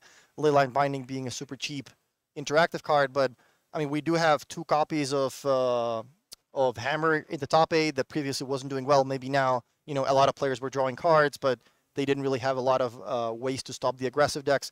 We have, I think Agatha's Soul Cauldron is like the card of the tournament. We have a Yavmot player that has been at the top of the standings the entire tournament. He is in the semis playing against Hammer. I think it's mostly just good matchups left for the Yavmot player. Scales against Coffers on the other hand. Coffers, yeah, we have as many Cabal Coffers in the top 16 as we have Up the Beanstalks, so you can make your own conclusions about that. Hammer, yeah, kind of a resurgence of that deck, and Ragdos Evoke still being one of the top choices. Can't really go wrong with that. Yeah, so a lot of different decks, and it's funny because, as you said, before the tournament, if you asked me what is the 2-mana card from Wilds of Eldraine that is more represented in the top 8, I would put Up the Beanstalk over the Agatha's Soul Cauldron. Yeah, it's funny that the only Beanstalk decks in the top 8 is actually the Calibrated Blast deck, which many people probably didn't really see coming. So. And we have here for our feature match Ardent Scales versus Mono Black Coffers, Mark versus Carmine. Scales, turn 1. Yeah, Agatha Soul Cauldron really improving the Yavmot deck, also really improving the Scales deck, giving all your creatures, the abilities of Argbound Ravager, Hangerback Walker, Walking Ballista. I guess Walker doesn't really change much, but the Ballista combined with, if you move a bunch of counters on your Inkmoth Nexus, but it's not enough to finish off the opponent in one hit, you can then remove the counters with the Ballista ability. And given that the Nexus has poison, you can kind of finish off the opponent that way. There's a lot of ways that the Cauldron improves these 2 combo decks, and yeah, I'm not surprised to see them do well. Yeah, doing super well here. Carmine, Thought Seizing, I see Zabaz, I see a Cauldron, I see Inkmoth Nexus, there's a Automaton.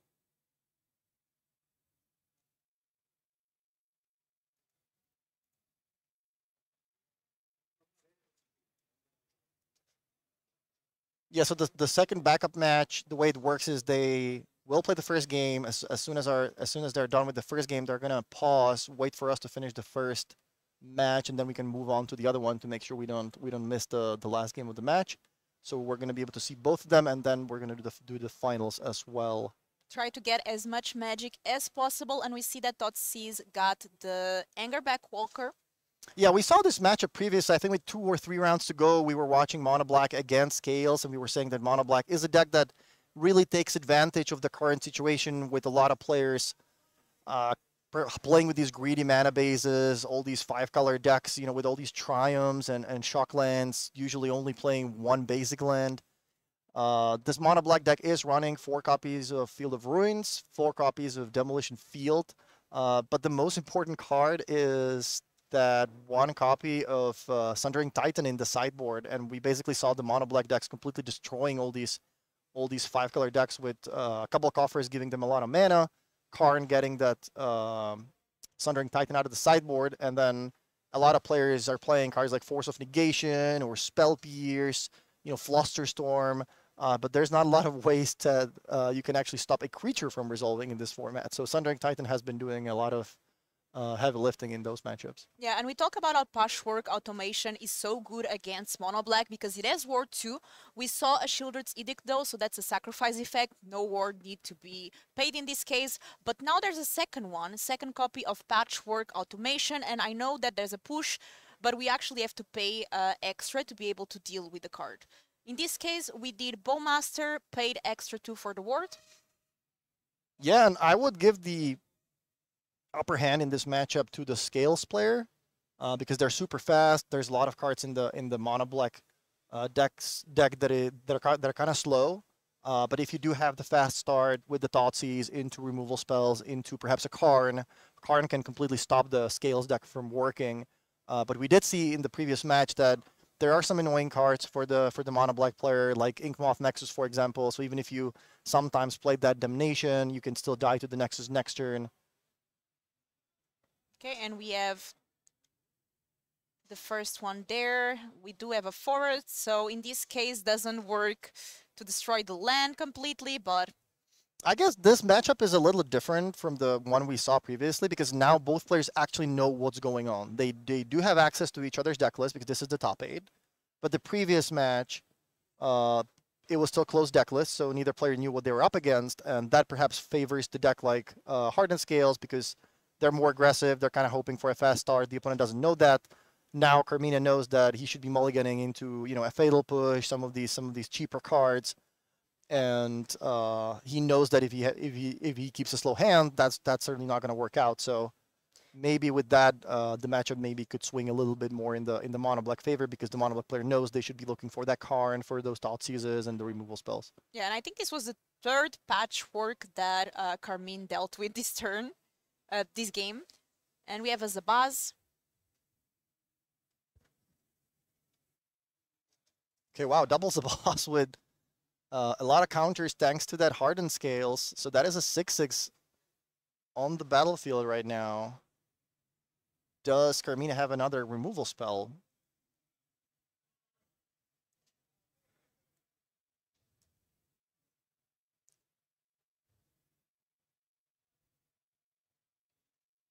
We saw an interesting thing with the mono black deck against that calibrated blast deck earlier in the tournament. Thanks to all the Field of Ruin effects, you can actually shuffle your opponent's deck. So even if they go through all the trouble, play the Witch's Cottage, put the expensive creature on the top of their deck, you can still force them to shuffle their deck. And here's the Karn with Coffers in play. So what does Carmina have in the sideboard? We're going to be looking at cards like Engineered Explosives. I mean, with this much mana and some chump blockers in play, perhaps he could be looking at Cityscape Leveler. And how much mana do we have available? So Coffers tapped for 4. That Field of Ruin could be traded for a Swamp at the end of turn. That'd be 5/8 next turn. So there is the option of casting Cityscape Leveler next turn if you are Carmina. He opts to go for a Walking Ballista instead, has the Fatal Push. Yeah, this game is over. Okay, we are going to untap, draw. Let's see what Mark can do this turn. Looks like looking for the top cards.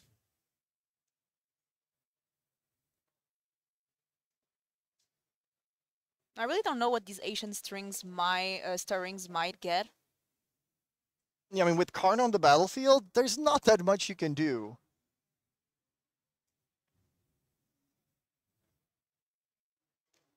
Karn just shuts off so many things from the Scales deck. Yeah, Karn is a very, very good card. Not only, does it offer you access to the Silver Bullet sideboard where you can bring a lot of cards good for special matchups for game 1, but it also completely stops certain decks. And we have a second copy, or a third copy, I think, of Zabaz. So now if Carmina has another Swamp... Okay, let's check our library for another forest.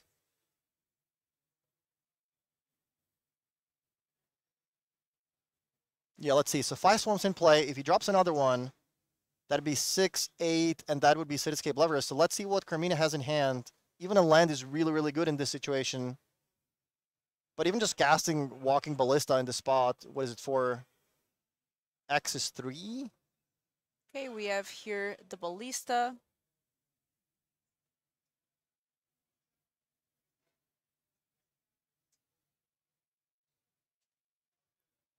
Taking care of that Zabaz, and we are going to start attacking. Mark down to 14 life. Yeah, Mark is kind of on the back foot ever since the game started, casting the 2-mana automatons, which were not particularly well, like great against the Edict effects from Carmina, and then the turn 4 Bowmaster. Yeah, and you know that when the opponent is getting liquid metal coating with card in play, you know that the game is not going to take too much longer because your lands are going to start getting destroyed, and looks like Mark backs it up. So 1-0 for the mono black player. Yeah, and it seemed like a pretty good match here for our player, and we have the list now on the stream, Ardent Scales. Anything different in this list that catches your attention now that we can reveal it to the public? No, I mean the 3 Agatha's Soul Cauldron, that's the new card from the new set. Other than that, there's a couple of one mana cards that you might be thinking, why is there one Haywire Might? Why is there one copy of Springleaf Drum? But because of the 4 copies of Urza Saga, you kind of want to have access to those. But yeah, other than that, it looks like a fairly stock Hardened Scales list. This is one of those decks that really rewards you for practicing a lot with the deck, and your opponents sometimes don't even really know the things you can do. Sometimes it's like, okay, wait, what can you do? How did I just die? Just out of nowhere. Sometimes the modular counters move from one thing to another. With Hardened Scales, there's a bunch of extra counters, and move it to a Nexus. With Ballista in the graveyard, you can just finish off the opponent immediately. So sometimes this deck just wins out of nowhere, and a lot of players just are not very well practiced against it. Looking at the sideboard for this matchup, there is not a whole lot that you might want to bring in against mono black. Samu Safekeeping can allow you to protect your creature, for example, if your opponent is trying to Fatal Push. Yeah, Safekeeping seems reasonable. That can protect, from Fatal Push, you can protect like a big Nexus against Field of Ruin, so that can certainly be nice. You can trade up on mana, which is good.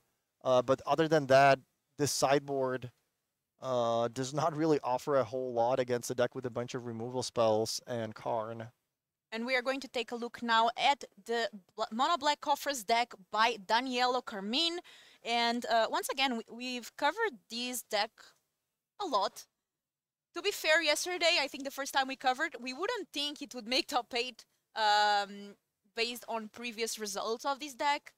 But doing so well in this meta, we saw it crush a lot of these grindier decks. Anything that you think it might appear now in the second game? So cards like Cling to Dust are probably a little too slow for the matchup. I would be looking at those ley lines in the sideboard to stop my opponent from doing all the modular action, from using Agatha's Soul Cauldron. That can effectively turn off a lot of their cards. So ley line might be coming in. Explosives. Perhaps you want to leave that one copy in the sideboard to make sure you can grab it with Karn. Chalice of the Void is also a card you might consider bringing in for that second game. I think we saw one of the mono black players grabbing a Cursed Totem out of the sideboard in one of the post-board games, so that probably stays there as well. Other than that, most of the artifacts are one-offs. You could bring in the One Ring as the 4th card, but I think mostly it's just going to be the ley lines. Replacing Cling to Dust and maybe 2 more expensive cards. Maybe Shield Dread is not exactly the card you wanna have in the matchup, because it's quite of an expensive threat, and in this matchup you're not really going to be punishing your opponent for drawing extra cards. Yeah, and what did you think of the Ring all over the place in the weekend? Do you think it performed well? Yeah, I think Ring is still a very powerful card. A lot of players were comparing it to Up the Beanstalk, saying, hey, Up the Beanstalk's better, it's cheaper, it draws more cards. But, I mean, Ring still gives you the protection. I think the protection trigger is a really big part of why the card is so powerful, because it effectively just buys you an extra turn. It's like a time walk in a lot of situations. So Up the Beanstalk, certainly, good card, has been doing a lot of good work. It's a very fun card to play with. I appreciate the new decks that are coming up now. Like the Cascade decks with the Bloodbraid Elves and Shardless Agents, all that stuff. But as it turns out, maybe sometimes it's just better to actually win the games instead of drawing all the cards. So that's perhaps why some of these combo decks or some of these very fast decks like Hammer Time or Scales are doing well this weekend. And we saw this again in the previous, not the previous match, but a similar match. It was also Scales versus Mono Black Coffers. I don't know if this exactly 2 players, of bringing the Leyline Void against the Scales. Yeah, it stops all the modular action. It stops the Cauldron, and yeah, it looks like Carmina with that turn 1 Leyline. It also stops Hangerback Walker. So yeah, it does a lot against the Scales deck. So turn 1 Leyline, Carmina has to be pretty happy about that. I think Modern is just in a very good place right now. There's so many different decks you can play.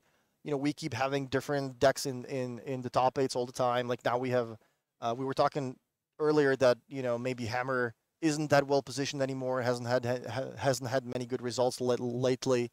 Now we have 2 in the top 8. We have a couple of Coffers player in the top 4. So clearly anything is possible in the format. Wow, Kling is actually still in the deck. That's interesting. Cling to Dust can get the Fatal Push, draw a card. Yeah, funnily enough, for the Cling with Leyline in the graveyard, actually need something, Leyline in play, you need something in your own graveyard to use the card to draw a card. And that Ballista is still there.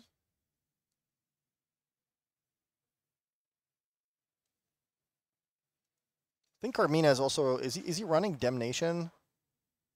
Yeah. Yeah, there's 1 copy of Damnation in the main deck, so we saw a bunch of other Mono Black players, somewhere between 1 and 2 sweepers. So we have an Arcbound Ravager that's a 2/2, but thanks to the Leyline, that's not really going to be able to move a lot of counters somewhere else. Okay, what is this 1 mana? Okay. That's a Sprinkleaf Drum, I believe.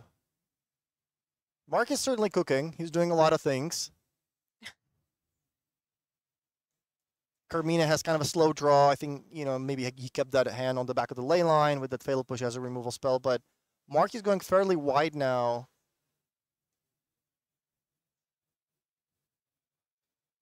Okay. And there it is. We have the activation on the Nexus. So we're going to get a Swamp, and Mark probably getting a Forest.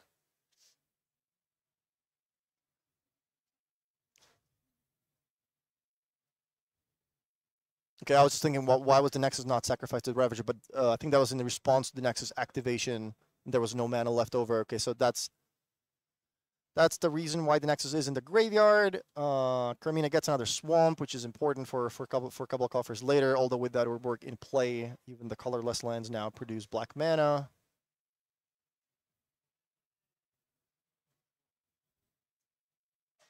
And what card does Carmine need here to deal with this board? Yeah, I mean, Damnation would be nice. Some kind of removal spells would be good, but I mean, Karn is also decent. The problem with Karn is that it's gonna die to the attacks. The good thing is, it can get you something like engineered explosives.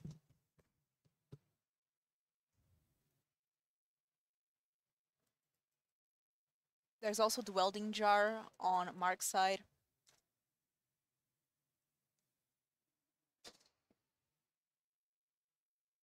It's in exile.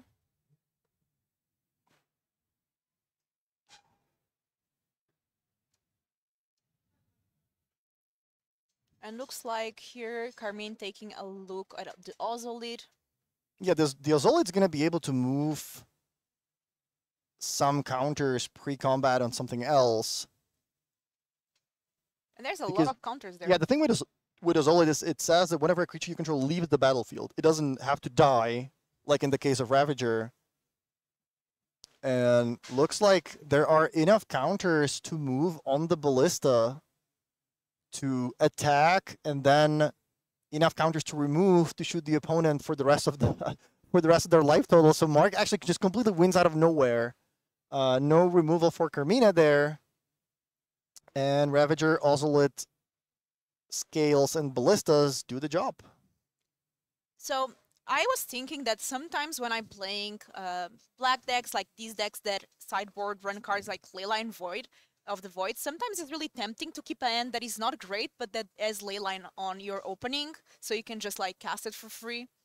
Yeah, well, here the ley line does stop the opponent from, getting some of the synergy, but it's the synergy that happens when they're sacrificing things and, want to move counters around, but it's not going to stop them from playing the creatures. It means that, their Hangerback Walker doesn't produce tokens. It means that they can't activate the Ozolite.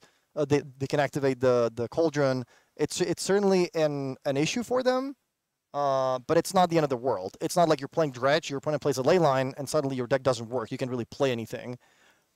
Here you can still, play cards to the board, play Ravager, play the Scales, play the Ozolite, and turned out that Mark had more than enough artifacts to just move stuff around.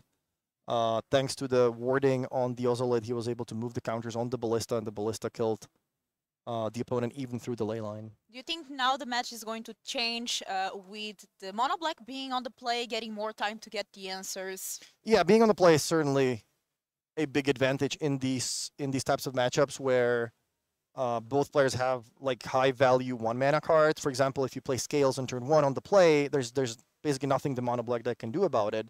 If the mono black deck is on the play, then they're the ones that they're casting Thoughtseize turn 1, and they can decide, okay, well, if you have Scales, I'm going to get rid of it. Maybe you kept a hand that really relies on Ravager. So both players certainly getting a lot of extra value from playing first because of some of the high value 1-mana cards. And let's take a look here as our players are shuffling up for the match to start. Now with the mono black coffers from Carmine on the play. So quick question for the chat, by the way. Do you actually know how the mulligan rule works? What's the procedure?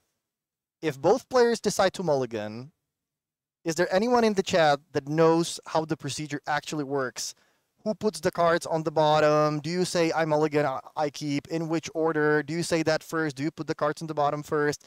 Because we had an interesting situation here where some of the players were asking how it actually works, and it turns out that not a lot of people actually know how the procedure works. And sometimes it's interesting because, especially when there's a deck with leyline, knowing how the procedure works and sometimes the other player can sort of be fishing for the information. Hey, you're playing a Dredge deck. I have ley lines. You kept 7 with the Dredge deck on the play. Well, that kind of makes me want to aggressively mulligan for a ley line, right? And if both players mulligan, how does that work? I'll give you guys a little bit of time, and then I'll tell you exactly how the procedure works, because I don't think anyone really does it properly. I usually just like, if I'm on the play,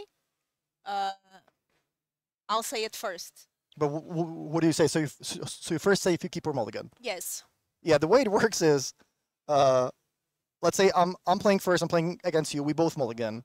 So I draw a 7-card hand for my mulligan, and I put a card on the bottom without saying anything. Then it's your turn to put a card on the bottom, and then I say whether I keep or mulligan, and then you say whether you keep or mulligan. So we put the cards on the bottom without really letting the other player know whether we're mulliganing or not, which kind of changes the game with the ley lines. I did not know that, actually. Yeah. But back to the game. Looks like we're underway. Turn 1, Velding Jar and the Ozolite against Swamp, and nothing else other than cycling of the Troll here.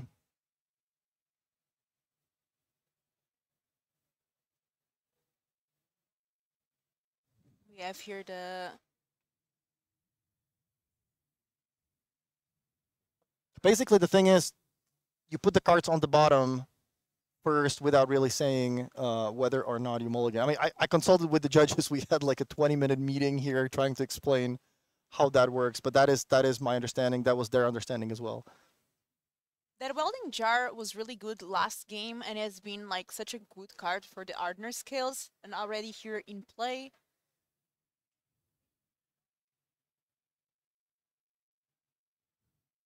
Orcus Bowmasters has to be one of the best cards from Lord of the Rings.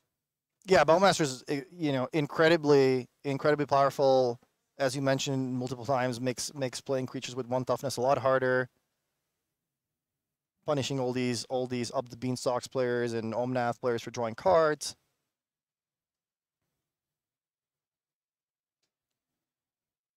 See here the mire.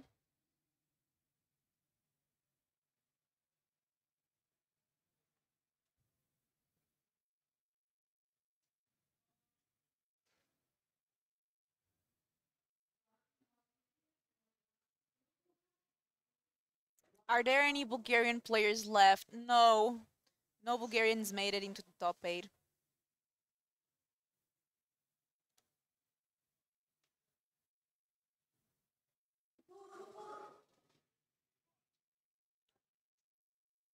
And this is already attacking for a lot of damage.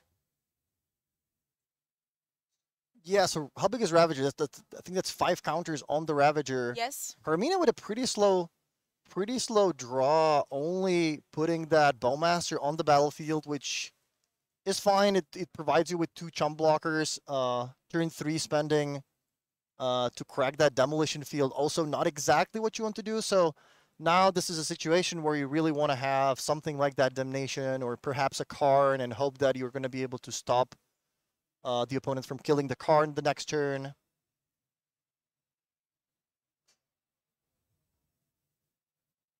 Oh, Shieldred. Yeah, Shieldred, interestingly, I think made it out of the sideboard or still stayed in the deck. I wouldn't think that this is a matchup where Shieldred is particularly effective because you already have a lot of 4-mana cards with Karn. Karn is the card you want to play on turn 4, and you don't really want to have a lot of slow cards in the matchup. So maybe Shieldred's going to make it to play, but looks like it is a little not one of those you know, high impact cards. And we have the Karn here. We saw how important this card was game 1.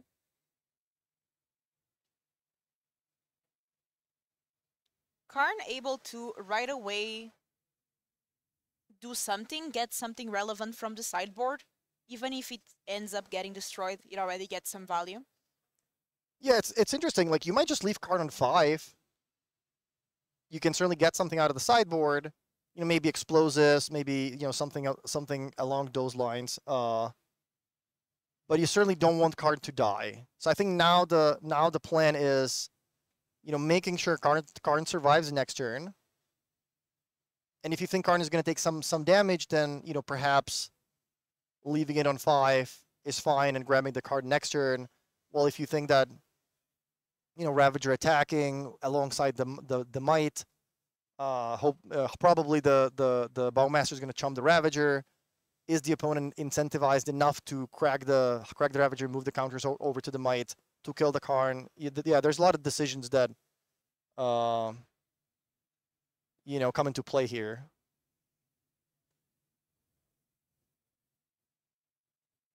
And a lot of options here. Carmine can take all the time in the world. These games don't have a clock. Unlike the Swiss rounds, the top 8 can play at a reasonable pace, but doesn't have to worry about the clock. And it looks like we have explosives. Oh, never mind. With the Karn in play, you can't actually sack the Ravager anymore, so I was thinking a little bit ahead. So now, yeah, there's the option of blocking Karn, or blocking Ravager to make Karn survive. Karn at 2. And we saw the explosives from Carmine being the choice from the sideboard that he got with Karn. Swamp.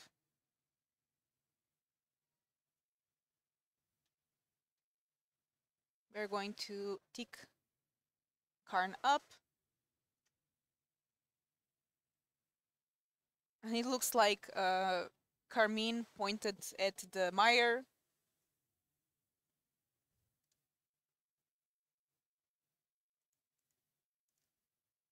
Yeah, there's a Shieldred, but I don't know if that's really... Yeah, can plus on the creature, just said never mind, just plus the Karn. And we have the explosives, we have Shieldred starting to ticking.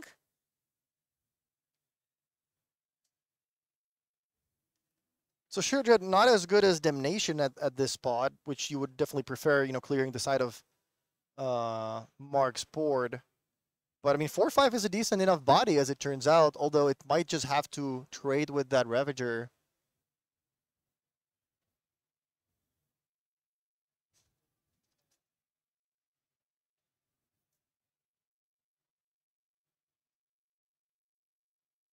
Attack with everything.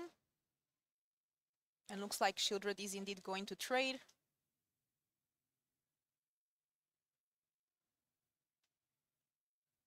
Yeah, Death Touch still good enough. That Ravager is going to be able to move the modular counters. And Ozolite also getting some counters.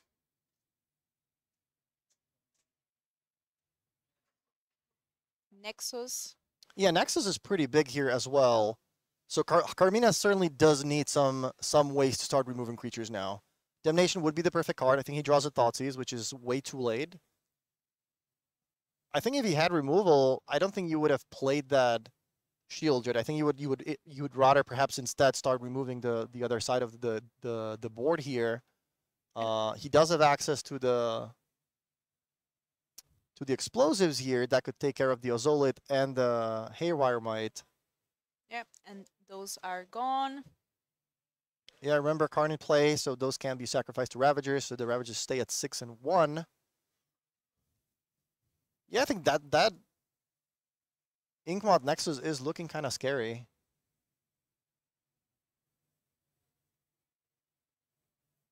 Yeah, Carmina needs something proactive. He needs to find the One Ring that would give him an extra turn and start drawing some cards. He needs to find Damnation. You know, drawing like removal spells is that, you know, one by one, that's not going to make it, especially now that you can move the cards on the counters on the Nexus as well. So he needs something big. He needs another card, and he needs the One Ring. He needs something along those lines. Yeah, Thoughtseize took care of the Agatha Soul Cauldron, but as you said, Mark already has plenty on the board to make a big threat. That Inkmoth Nexus, and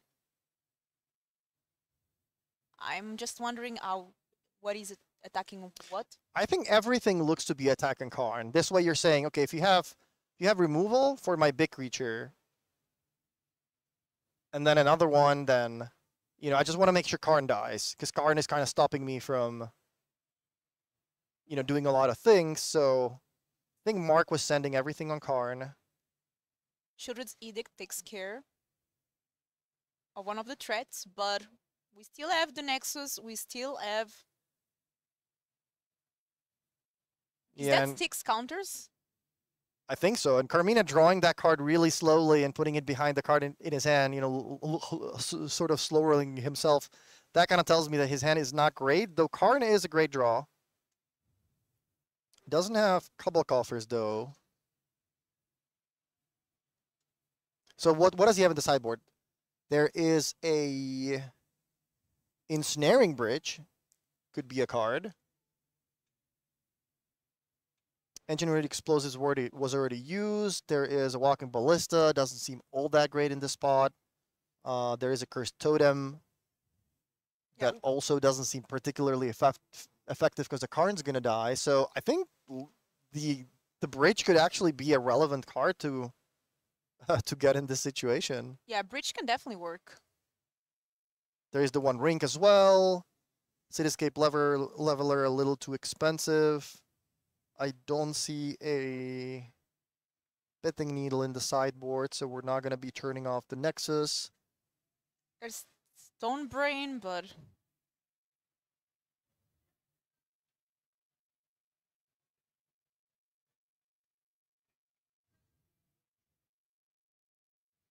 Yeah, lots of decisions. I mean, Bridge is fine for a couple turns. Maybe if you can play the last card in your hand, that works as well. But if you get Bridge and you have 2 uncastable cards in hand, then the Nexus can attack. Is that a problem, though? The Ravager can be sacrificed, so maybe that's not a big deal.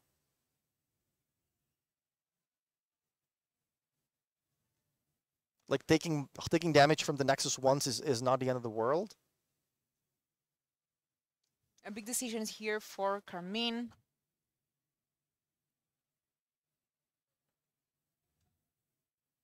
The One Ring seems to be the card chosen, though.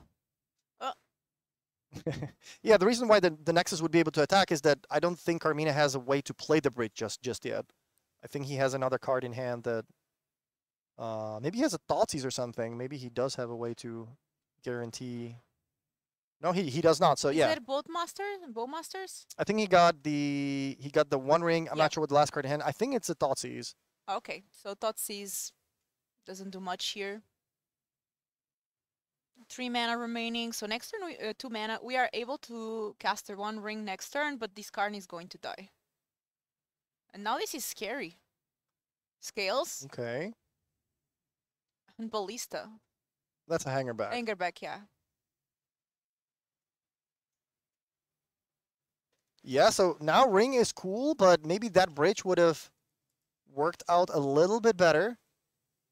But let's see. Carmina's gonna guarantee himself an extra turn by giving himself protection from everything. At 18 life, he can start drawing cards with the ring without really risking too much. Although with the setup that Mark has in play, he could be easily dead in one attack.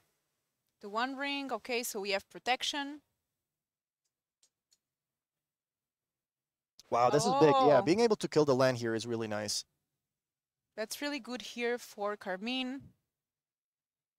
Carmina using the Field of Ruin before drawing a card with the ring to make sure he has one less land in the deck. Give himself a little bit of a higher chance to draw an action card. And if there was an advantage bar, where do you think it would be added for? Yeah, I'm not sure. It depends on the last card in Carmina's hand. Like now it could be anyone's game. Obviously Mark has an advantage on the board, but with that ring, you know, drawing one card now, 2 cards next turn, an extra draw step with that. We don't really know what the last card is in the hand. If it is an action card, then yeah, if it is an action card, perhaps Carmina does have the advantage right now, despite being behind on board. Okay, drawing the first card with the ring. It has now 1 counter on it. Yeah, and chat is saying the last card is Karn, so that would be that'd be pretty nice. Okay, Zabaz. No more protection. We're going to take damage from the ring. Thoughtseize, I see for sure. And it's Karn. I think it's Karn. So how much mana does Carmina have access to? 2, 4, 6, 7. So you can go Karn, get bridge, play land, Thoughtseize myself. Does that get rid of all the cards in his hand?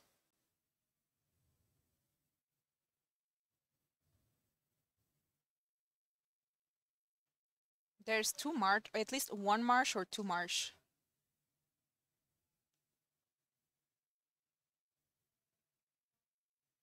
Interesting situation. I don't think he drew a land. That's the problem here. Yeah, no land. There's Thoughtseize, there's Karn. I think 1 or 2 marsh.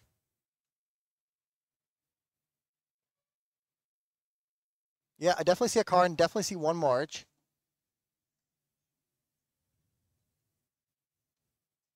Somebody's saying that it's not marsh, it's too ley line. If that is the case, Yeah, that's a lot of blanks. I think there is a March though. I mean, we'll find out soon enough. But yeah, if you had a way to, you know, you lock your opponent out by casting the bridge and emptying your hand, I'm sure Carmina would have already done it. By thinking here for a long time, I think the situation is a lot more complicated. Yeah, I don't think there's enough mana to go Karn, bridge, and Thoughtseize yourself because he didn't draw a land. So but if you have marsh, can't you discard your Thoughtseize you at can, an but additional cost? you can, but I don't think then you don't have enough mana to get the bridge in play. Yeah. Because you need at least to pay the 1 for the march. So what's in the sideboard now? We know that Explosives was already used. Leveler doesn't help. Stonebrain doesn't help. The One Ring was already gotten out of the sideboard before. Cursed Totem, does that help? Return? No more protection. Protection was last turn. Now the ring has 2 counters on it. Yeah, Sundering Titan, too expensive for the situation. Walking Ballista, it's a chump blocker. Worm coil engine too expensive. Liquid metal coating also not really what you are looking for.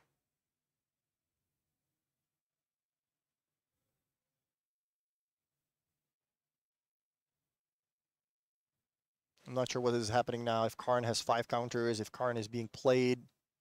Yeah, I think Karn is on the stack and Mark is responding to make sure he can sacrifice. Okay.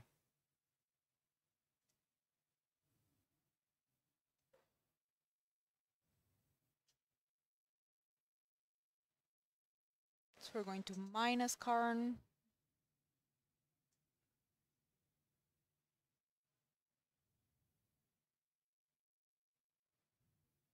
But I think we've discussed all the options.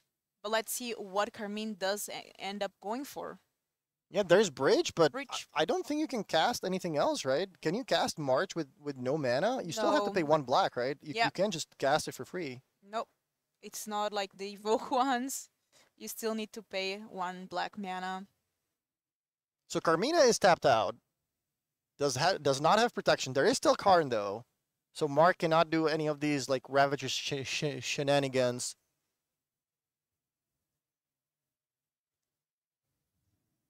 Unlikely to find lethal this turn. That's 4. How many counters are on Ravager? I cannot quite see. That looks like a double digit. Yeah, it does look like a number. double digit. But that means that the Ravager can attack. 8. Yeah, maybe 8. So I think what's going to happen is the tokens are going to finish Karn. Something is going to be attacking Carmina, but that's not going to be nearly enough. Yeah, Karn takes 1 for the team. Carmina goes to what, 15? Less than that? 14 perhaps? Yeah, 14. So yeah, the first thing you needed to do was to survive the turn, which happened. So now you have a bridge in play. Is Carmina going to be able to guarantee having no hand at the end of his turn? Marsh will help for sure. Yeah, with that March, you should be able to do that. So now he has to make decisions on, well, when do I activate my ring? Because I don't really want to do it on my turn. I already played a land. If I activate the ring and draw into another land, I'm not gonna be able to play it. So do I want to wait with the draw ability for your? Yeah, I think that's exactly what Carmina is realizing now. Perhaps they're trying to fix the life total.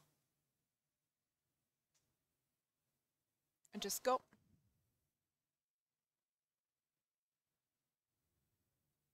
Yeah, makes the land drop, passes the turn with the plan of being ditch everything to March, empty my hand. And this March is going to be for a lot. And March also gains you life. Yeah, so what is this? 6, 7, 8, 4. Is it March for 13?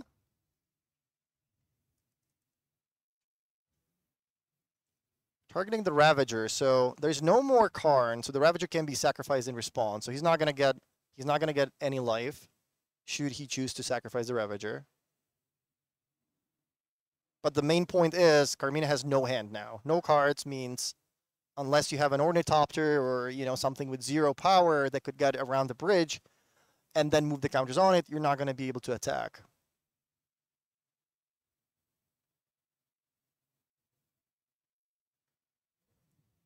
Carmina also had the option of playing Leyline and still have mana left over to cast a big enough March. The question is, would it actually have been enough to kill the Ravager? And now the question is also, do you activate the ring? Like, how many cards do you draw? Because if you draw too many lands that you can play, then you might get stuck with a land in your hand. So is this even a situation where you do want to activate the ring? Do you just want to keep drawing 1 card a turn? Would that be better for you? Both players know each other's deck lists, so looking at hardened scales, how many ways are there to get through a bridge if you keep passing with 0 cards? Need Ballista. Yeah, Walking Ballista would be one. Haywire might. I don't know if there was one in play already in this game. I think there was. Actually. So that is gone as an answer. So Urza Saga is not an out anymore because you can get the might. Inkmoth Nexus has 1 power. Boseiju, there are 2 copies of Boseiju, so plus we also have the Ancient Steering. So actually quite a lot of outs for Mark here. Yeah, it looks like we are correcting the life totals now. Looks like Mark did draw the cards. Yep, taking some damage now from the ring. I think Bowmaster might be in end. There's the coffers. Yeah, the 3 damage from the ring.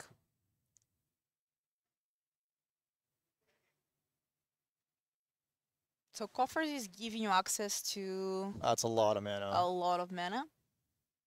There's an Urborg, so 3, 6, I think that's 9. 9. Okay, so we are going to float 7 mana. Being one of the tokens.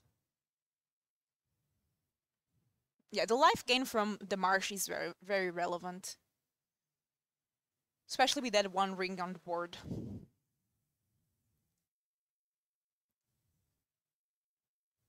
I think with double scales and this big of a board, I think there is a good chance that Mark would have a lethal attack anyway. Ooh, Shieldred's going to gain a lot of life because we are going to draw from the ring. Okay. The question is, how many cards are there left in Carmina's hand? There is 1. If that is another land, he can play it. He already made a land drop, so is he going to be able to ditch that card before attackers are declared? Because I think there is a 1/1 flyer. Trigger from the Shieldred. The deck lists are public on MTG Melee. You can check them out if you want to. It's a Nature's Claim for the bridge. Wow, off the top. That is brutal. I mean, what? So, Carmine wanting to read the card.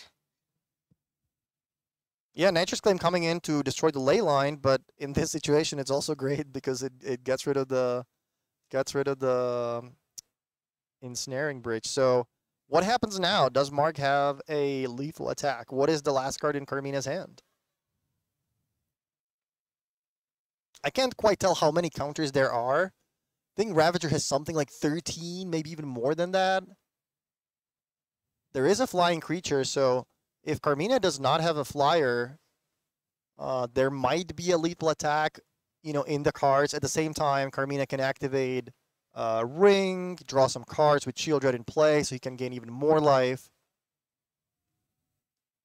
Guess we'll find out. I think this is a situation where Mark kind of wants to go for it if he can. If there is a way to make the flyer lethal, then you probably want to go for it because with the ring drawing a bunch of extra cards, I think there is a good chance that Carmina would be able to find either that Damnation or the other card or, enough removal spells to deal with the board.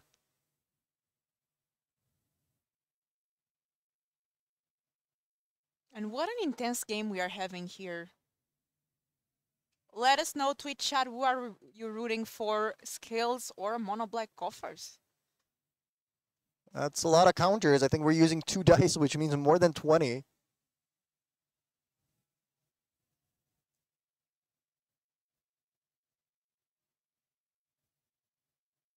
What is this? Is that 33? Is that more?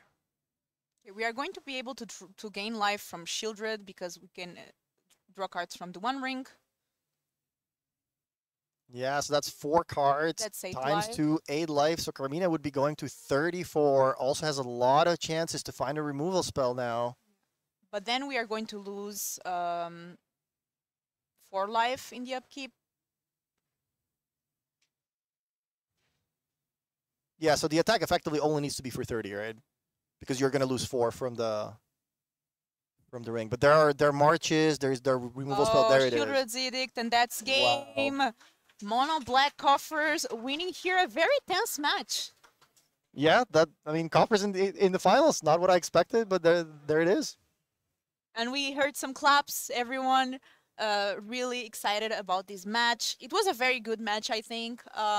What did you think? Yeah, I am excited about Mono Black just doing well in the tournament. It's not something I expected, but it clearly shows that there is not just Rakdos Scam and Yavmod and Tron and Rhinos. There's all these other decks that you can play and do well with. So Kind of shows how diverse the format is, and that you have a lot of options, based on what kind of deck you like playing. And now we have our second semifinals. It's Lawrence versus Gregory. So Golgari Yagmoth versus Emmer. Yagmoth already one game up. What do you feel about this matchup? I mean, playing first has to be a big advantage. I don't know how much interaction does the Yavmod player have in his list. Let me take a look real quick. I don't think there is much interaction usually. So being on the draw, you can certainly die to the hammer player with a really good draw before you can even really do anything. When you have Orcish Bowmasters. But other than that, I mean, Court of Calling, against the super fast draw is going to be a little too late. Walking Ballista, not fast enough. Yeah, I mean, we'll see if Greg has a turn 3 kill, then that might be enough to just run Lawrence over without really putting up much pressure. Yeah, if that's the case, we might have a game 3. But now this is post sideboard. I'm sure Lawrence brought some answers.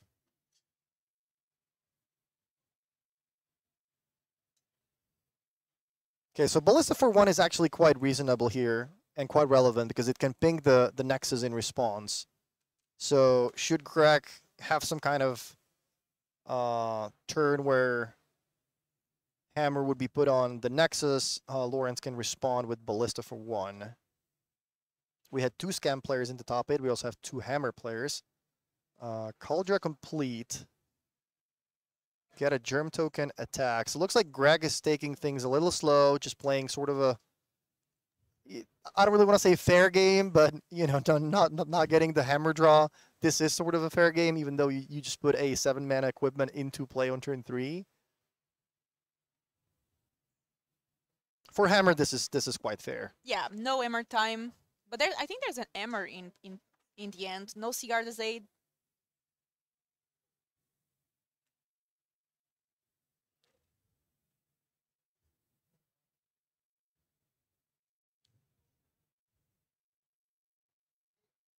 And here, Gregory evaluating the options.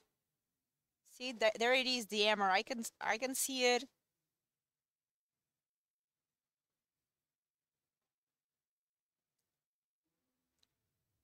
Yeah, the problem is attacking for 5 damage a turn, something along those lines is nice, but that does not really pressure the Yavmod player enough. And if you give the Yavmod player 3 or 4 turns, then they're often going to be able to find their combo, or at least ways to stop you from comboing them. This is a game after sideboard, so looking at Yavmod's board, we have 2 Force of Vigor, which can definitely come in, a Fatal Push, so there is actually some instant speed removal. There's a Legion's End that might be coming in as well. There is 1 copy of The End, an extra copy of Haywire Might in the sideboard. So quite a lot of cards to bring in. There's also a Tear Asunder. So yeah, Lawrence has a lot of stuff to bring in, and he seems to be getting also enough time to start setting up for his combo.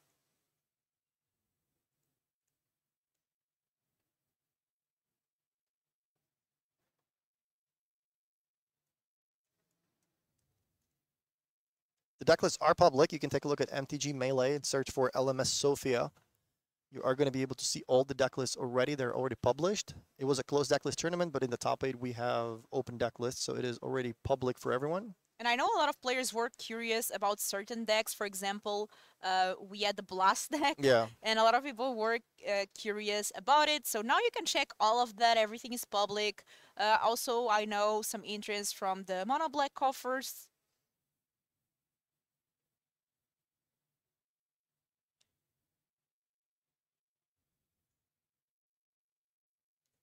Yeah, I mean, we had a lot of tokens. We had a token kit, but unfortunately it got destroyed in a fire. So I see a lot of people in the chat making fun of that, but that is something that is quite an unfortunate situation. So I think we're working on getting new tokens, but unfortunately there was quite a difficult situation that destroyed the tokens. So we are working with what we have currently for this event. Oh, I didn't know that. Yeah. Was it like the stock where the token? I hope nobody got hurt though.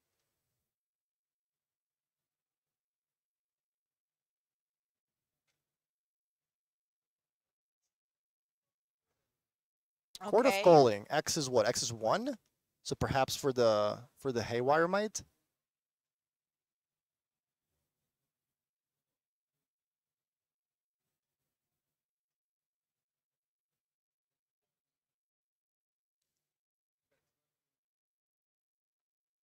Okay. There we have the mire.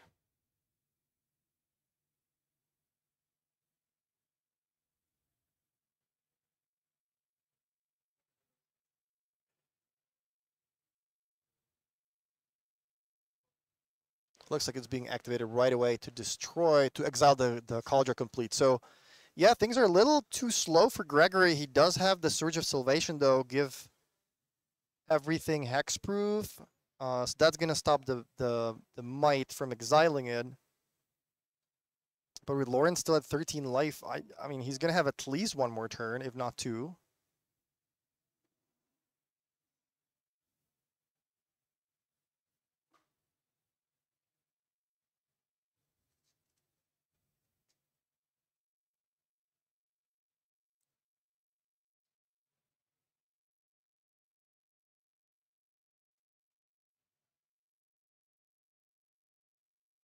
And I'm wondering here, okay, so looks like Lawrence leaves to tell another turn and we are drawing. Let's see if we find some of the pieces of the combo or at least a way to hold on for a bit longer because we know that this deck, the longer that it goes, especially against the mono white hammer, the best, the more time it has to find some answers. Yeah, and as the hammer player, I would be trying to mulligan aggressively to try to find that, you know, maybe turn 3 kill, something like that, because the players do see the deck list. You know that there is only one copy of Fatal Push, not that many ways to disrupt you. There's no Thoughtseize. So if you do have that quick kill, there's a pretty good chance you're going to be able to execute it without any interaction from the opponent. If the game goes long, not only do they have access to more cards that can stop you from comboing off, like Court of Calling, finding the Haywire Might, but also they're more likely to just find their own combo pieces.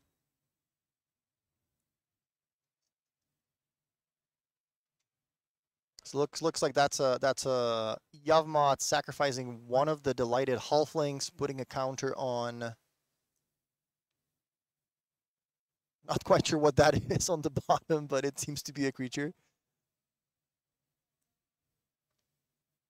Okay, lose 1 life, sacrifice another halfling. And now we start also to draw cards, which can be very dangerous. But Lawrence down to 6. Oh, that is a Giver of Runes. It kind of looks like an artifact to me, but it is a Giver of Runes, I think. It's like retro frame. Yeah, it kind of looks like an artifact. It looks like one of those older artifacts, kind of dark, but it is a white card somehow. Yeah, it is Giver of Runes with a retro frame. So the giver responds by giving the germ protection from something. Doesn't seem to matter too much.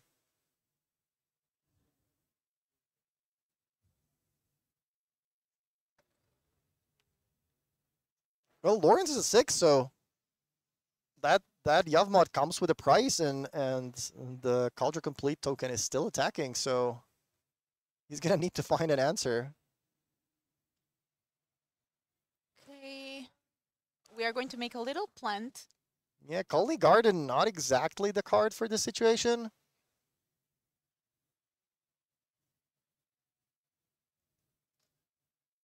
Is there a Fatal Push?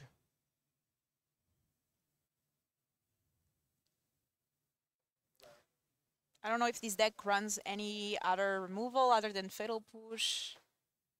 Yeah, I think we took a look at the sideboard. There's only push as instant speed interactive spell.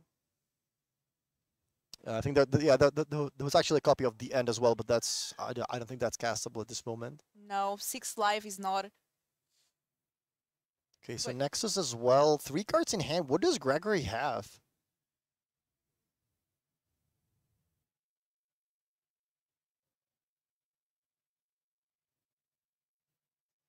lot of cards. I mean, I think there's an Emmer.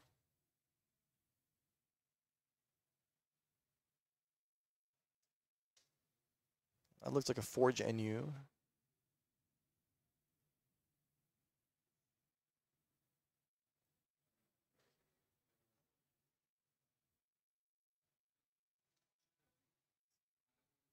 Yeah, Germ Token keeps getting in there.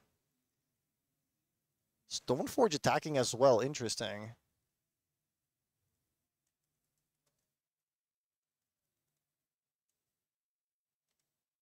I'm going to put here the Forge anew.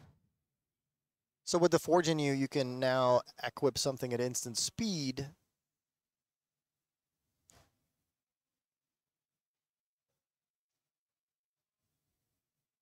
So if the Yavmod blocks the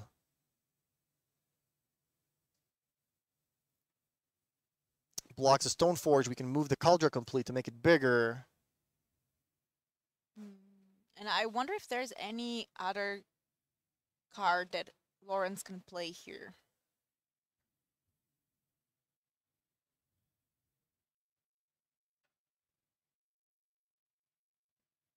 Okay, so the plant token chumping Stoneforge, getting sacrificed to Yavmod, draw a card, make your thing bigger, make your thing smaller, go to 5.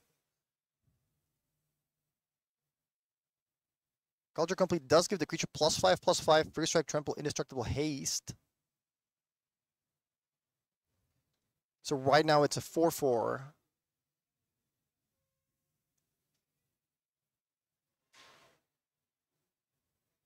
Can Lawrence afford to sack the Walking Ballista to make the Germ Token 3/3 so that Yavmod wouldn't die, or is that too risky with having Inkmod Nexus on the battlefield? Looks like we're equipping the Emmer. Oh, there's a Hammer in play as well. Okay, I completely missed that. So Hammer kind of making the creature even bigger, quite a lot bigger. And with Trample and... Yeah, with Trample and so much power, does Lawrence have anything? Is he tapping 1 mana? Does he have the Phala Push? It's a Boseiju. Oh, wow, it costs Boseiju. 1 mana Oh, there it is. Yawgmoth. Wow. Yeah.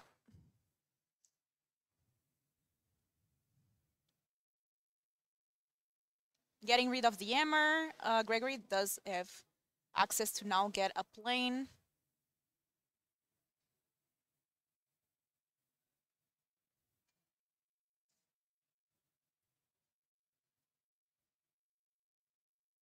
Yeah, the chat's pointing out an interesting option. The Cauldron Complete is doing first strike damage, right? So if you let that resolve and you move the Cauldron Complete after first strike to Stoneforge Mystic, which the blocker was already sacrificed, then Stoneforge would have been 5 power with Trample. Would that have been enough? Well, I guess not really with the Boseiju, but... And I guess Lauren leaves to another turn, to play another turn. And I don't know what might be enough here to stop all of these that Gregory has in play.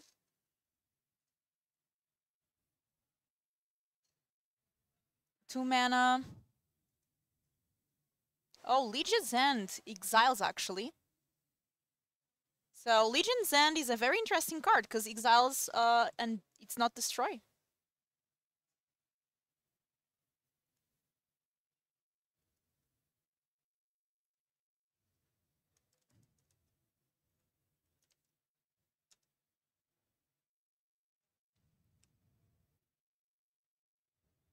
So the card says, exile target creature an opponent controls with converted mana cost 2 or less, and all other creatures with the same name. Then that player reveals their end and exiles all card with that name from their hand and graveyard.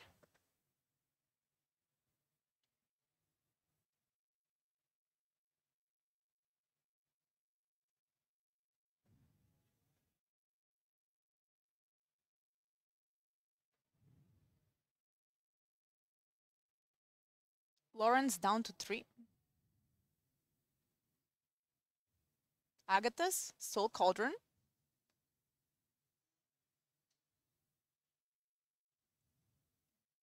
And we are activating and choosing the Mire.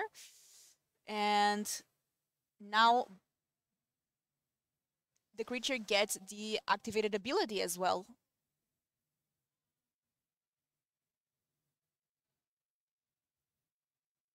Looks like Chet found lethal multiple times already. Let's see if Gregory can finish the game as well.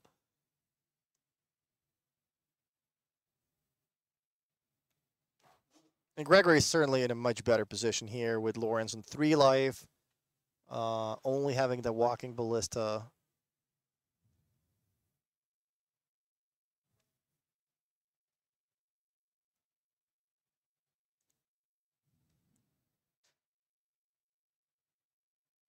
But this Ballista does have the ability of the Might as well.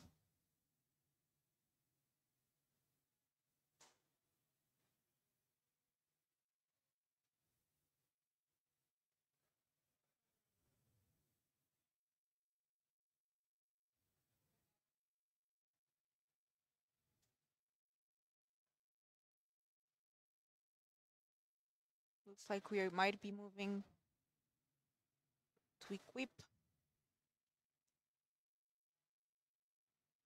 Choosing what to equip for free.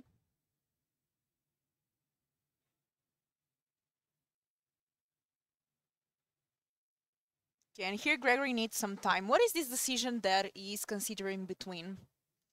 Maybe Yeah, I mean, between Emmer and... you know, you're certainly thinking, you know, am I trying to play around something? Do I just have lethal in play? Do I just attack, move the equipment one time? I mean, you only have Walking Ballista. That's only one blocker. It does have the Might's ability, but if you want to use that, that's going to put you to 2 life.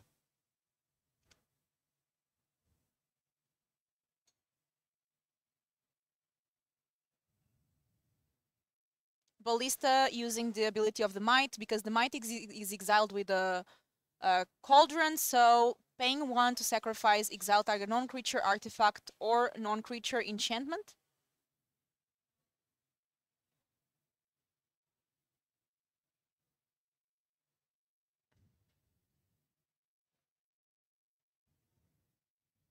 Yeah, I think they're also trying to figure out what exactly happened with the Yov mod earlier. Is it exiled? Is it not exiled?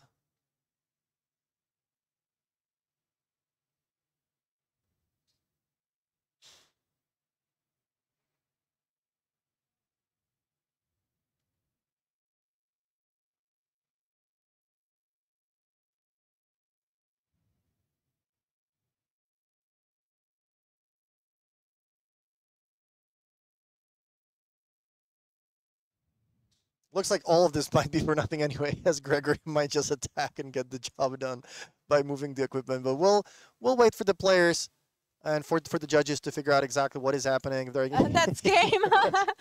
So much for nothing. Yeah, it looks like there might have been a question. Maybe the judges were still trying to figure out something. Maybe they were asking for an oracle text or how, you know, one of these interactions worked. As soon as they got an answer, Gregory just attacked, and it is 1-1 now. In the end, it doesn't even matter. We do have here the list of the players, and we are going for game 3. What do you think might be the choice here for the sideboard? Yeah, I mean, both players already sideboarded, so I don't think the decks are going to be changing too much. As we mentioned, those Force of Vigors are definitely coming in. That Fatal Push as the only instant speed removal spell that can be played cheaply. There is also a copy of Tear Asunder is definitely coming in. The End as well, most likely. I mean, you might bring in the Ring as well. It's going to buy you an extra turn. That might be worth considering, although on the draw, I'm not sure if you want that many expensive cards. Already having Court of Callings, Foria Mod, there's Eldritch Evolution as well. So quite a lot of expensive cards if you're also bringing in the Ring. So we'll see what Lawrence does exactly. On the other side, let's take a look at our mono-white Emmer player, Gregory Cassini, here with some interesting choices on the sideboard. Yeah, there's definitely a lot of choices. So Solitude could be a card to come in if you want to stop the opponent from comboing off using multiple different kinds of creatures. It also exiles, so you can't really use it for Cauldron anymore after that. At the same time, you don't want to dilute your deck too much with too many of these cards that don't really support your main game plan. But it's certainly an option. Dranid Magistrate, that is more for the Cascade matchups. Strict Proctor could definitely be coming in to make sure some of the triggers don't happen, that you don't die too quickly to the combo, or you can stop the opponent from.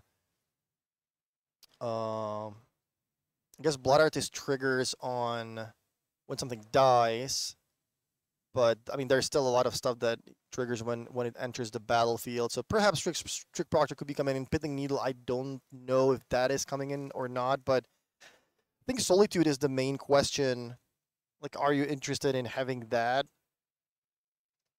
Yeah, Strict Protector, we saw it also, I think was yesterday, being really good against the One Ring, because to get the protection, you kind of need to pay 6. Yeah, there's not a lot of stuff that triggers when things come into play. It's mostly when something dies. So, like, it stops the protection from your opponent's ring if you think they're bringing that in. But outside of that, there's actually not that many triggers you would saw. It stops Bowmasters. And Yeah, here, maybe just not enough, yeah. and here we see our players sideboarding. Now Lawrence on the play, very important for this matchup as well, as you can start turn 1 with your Elflings. Start getting some advantage on the board before Gregory has a chance to hammer time.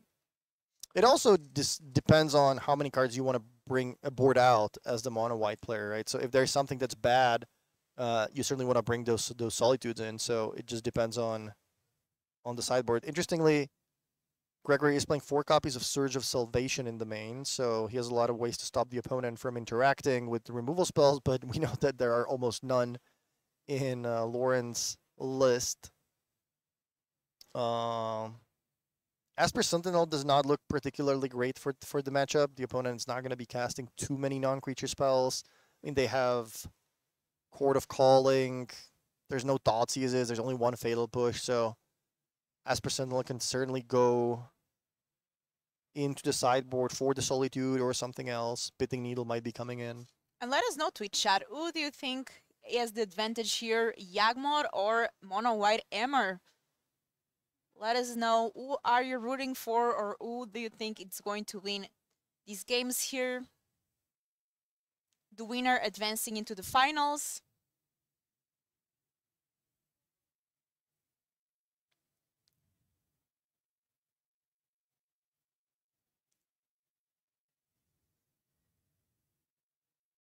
Now with Yavmon on the play, I would give the upper hand to Lawrence.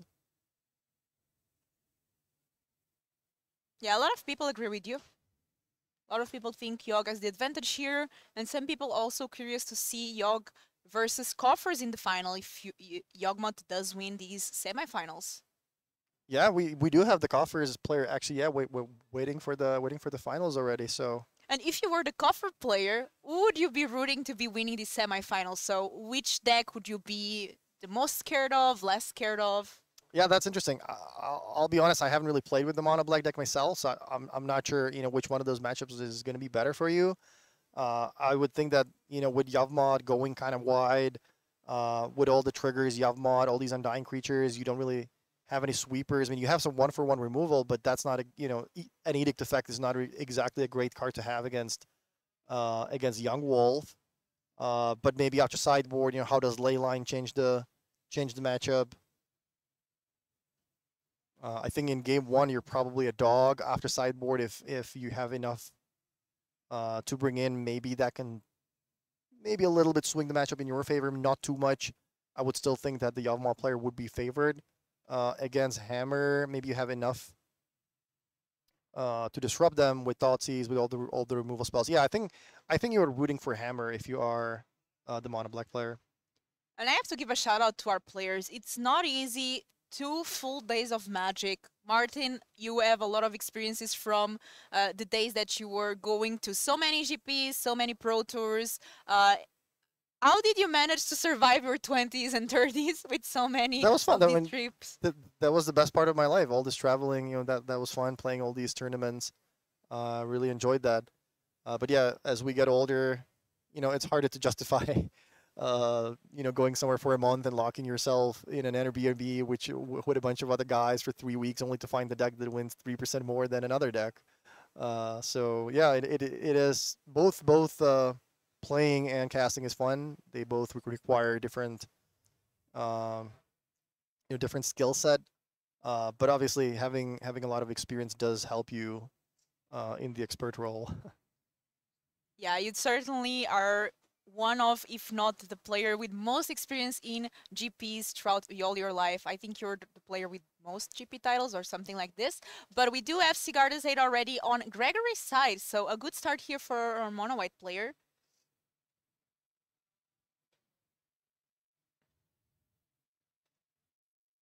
Urza Saga.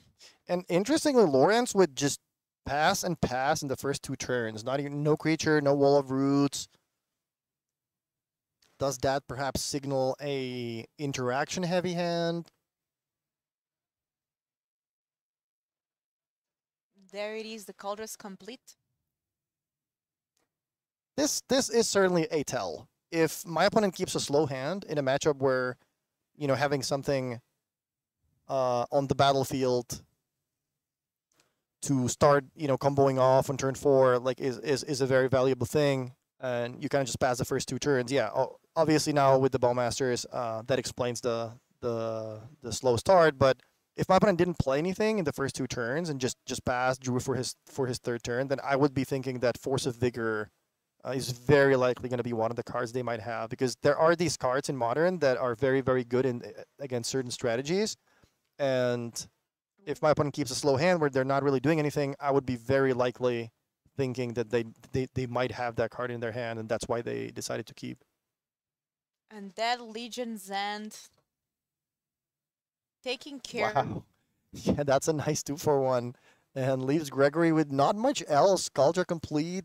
Not that great without Stoneforge Mystic. Search of Salvation tapped out, can be played. Hammer. I think that's a Forge Anew and a Pithing Needle. So kind of a bad hand for Gregory right now. Yeah, and these black cards with the name End in it usually are true to the name. That was a brutal. That was a brutal, yeah. Legion's End, wow. No, so does he have a 3rd land? I didn't see one. Let's see if... Yeah, Greg really needs a 3rd land here.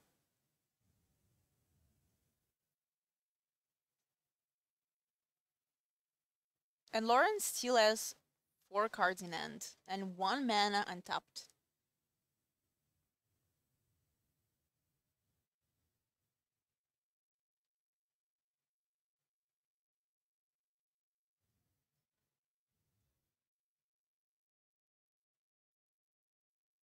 Wow, yeah, just turn 3 Pithing Needle. That's the turn that does not seem And too what is the threatening. naming?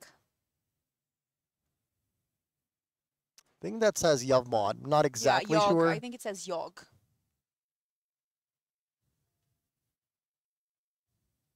I mean, Lawrence might be pumping the fist right now, saying, okay, well, that is not the most threatening start. You're going to get something from Urza Saga next turn, but I mean, I'm tapping for turn 4 with having no creatures in play.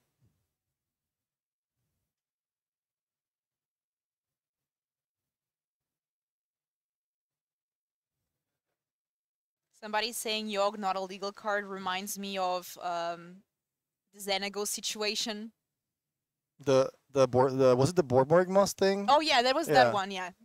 Yeah, I think the rules kind of change now. Like as long as you just describe the card, then as long as both players know exactly what's going on, then that's fine. Yeah, they change it. I think maybe because of that situation with the You don't need to know the actual name now. As long as you describe the card exactly what it does, you can call a judge and say, "Hey, I'm trying to name this card that does exactly this." The judge says, oh, "Well, okay, the name of the card is this. You can name Yavmod." Yeah, if it's clear for both players, then...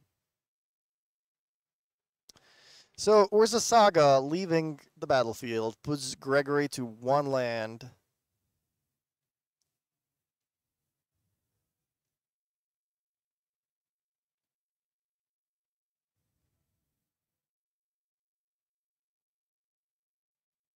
What is he gonna get? So the cards he has in his deck: Ornithopter is an option.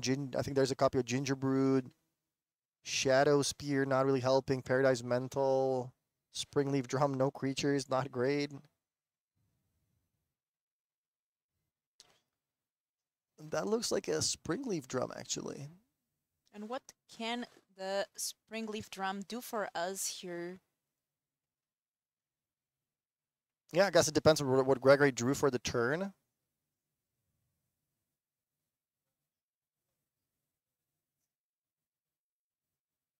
Oh, there is a Gingerbrood, okay. Yeah, there's a Gingerbrood main. And there it is. And Gregory does have a hammer. Is he going to be able to just operate on 1 land here? It looks like Lawrence as an answer. Bosejo on the Gingerbrood.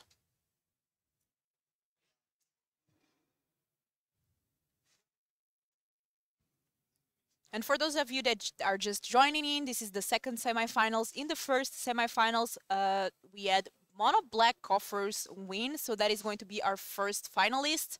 And whoever wins here is our second finalist.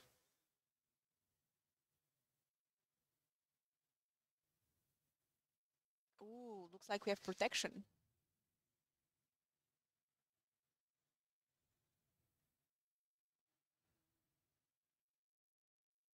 Yeah, mono black in the final is not what I had on my bingo card coming into the weekend.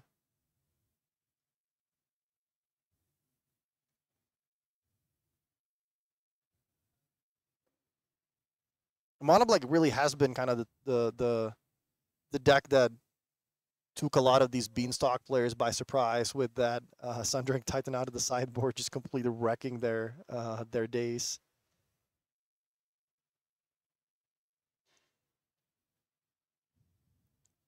I think the mono black deck is actually really cool, and I'm really excited it did make it so far, and we are going to have it in the finals as one of the decks. Just goes to show as how in modern, just sometimes bringing like we saw so many Rakdos Evoke, and we have none going into the finals. We had 2 in the top 8.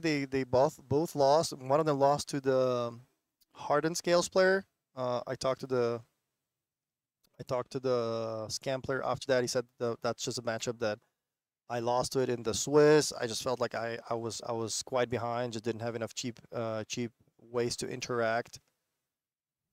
And I think the second player lost to Mono Black. So no scam in the top 4. It did pretty well though. It was I think the best performing deck in the tournament. There is 4 copies in the top 11. Oh, that's pretty good. Of Rakdos Evoke, yeah.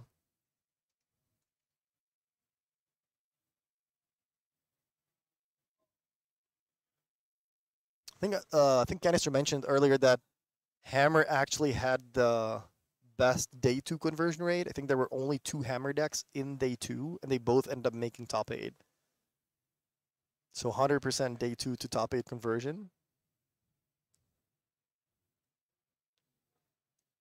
And here, Greased, another great card from this deck. It also works really well with the Agnes' Soul Cauldron, because when this is in the graveyard, is actually a creature. So when you exile it with the Agnes' Soul Cauldron, then your creature that get the +1/+1 gets the abilities of Greased. And here looks like the Greased minus and sacrifice the Amass token to destroy the Gingerbrood. Yeah, Greg's still stuck on 1 land. That Springleaf Drum not really helping him too much, given that he has no creatures to work with. Yeah, that Legion End was completely brutal.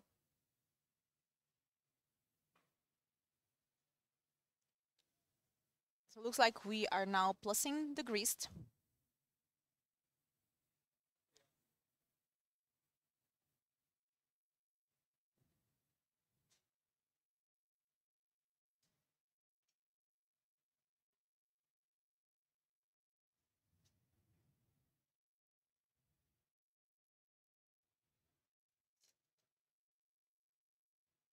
All right, there it is. Second land for Gregory. Is he going to be able to finally start doing something? He needs something like another Stone Forge. You know, some kind of creature would be nice, but I think he had way too many non-creature spells in hand.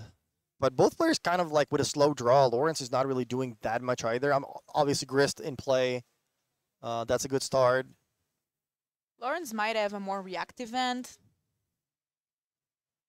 Okay, so we are going to look for a creature here to play.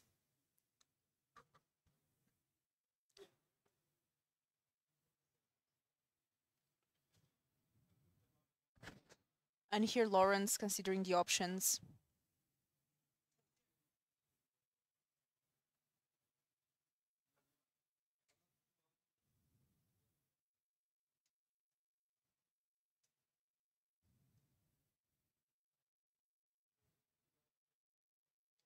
And here Lawrence really needing to make a decision.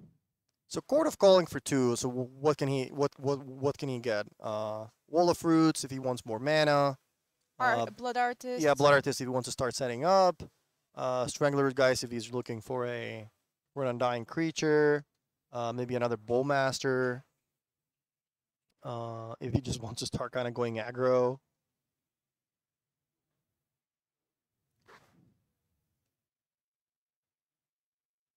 Okay, looks like we are revealing a Wall of Roots.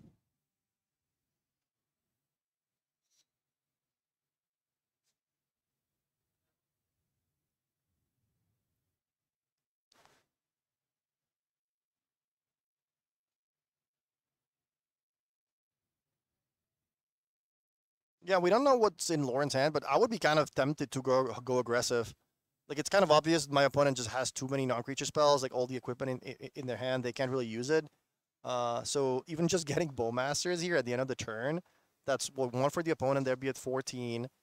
Double Bowmasters, that's an attack for 4. So that puts him to 10. Grist can make another token. I mean, obviously it depends it depends about what's in Lauren's hand, but if there is like 1 or 2 removal spells or ways to deal with something that Gregory can play in the next couple of turns, then I would be very tempted to just go aggro.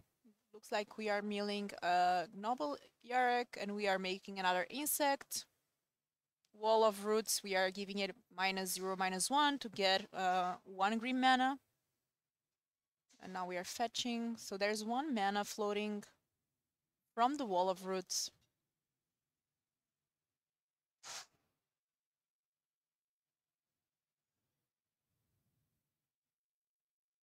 The question now is, what does Gregory like? What can he even draw? This is getting into the situation where, you know, perhaps even if you could stack your library, you're still drawing 1 card a turn. That might just not be enough. Although keep in mind that there's still a Pitting Needle naming Yavmot. So yeah, so Yawgmoth is into play, but there's the, as you mentioned, the Pitting Needle. So we cannot use the activated abilities.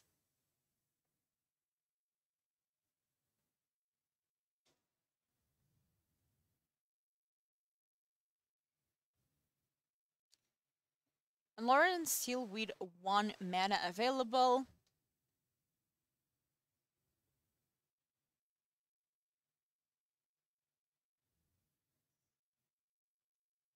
all right, land number 3. Is there a big difference between 2 and 3 though? Is there something for 3? There are no creatures that cost 3 that you'll be able to play now that you were not able to play last year, and so it looks like Gregory, even though he did get 2 more lands, still doesn't have a creature in play. So quite a lot of equipment stuck in his hand.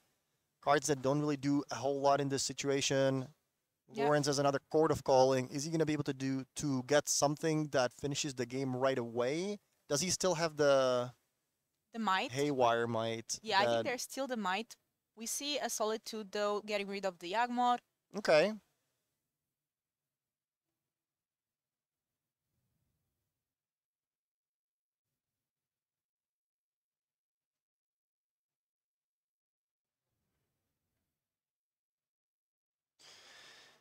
Yeah, the Solitude is about to die, but you can still tap the Springleaf Drum, get 1 mana. Is that relevant, though? I guess if there is the White March in hand for Gregory, that is an extra mana, so... Yeah, that might be what he's looking for here to get that extra mana. Court's still on the stack, so does that change what you're gonna get now that Yavmod is dead. No, still going for the might.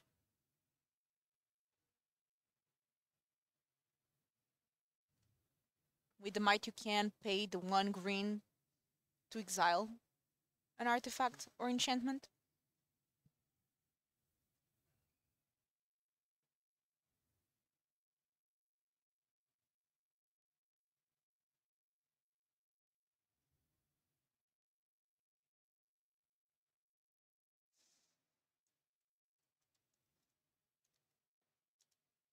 All right, Grist +1.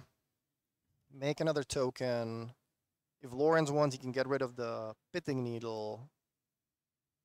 Is he gonna be able to combo off this turn? 3, 4 mana, so that sounds like a Yavmod. There it is. Yawgmoth is there. Now we still have 1 mana to sacrifice the might, exile the Pitting Needle.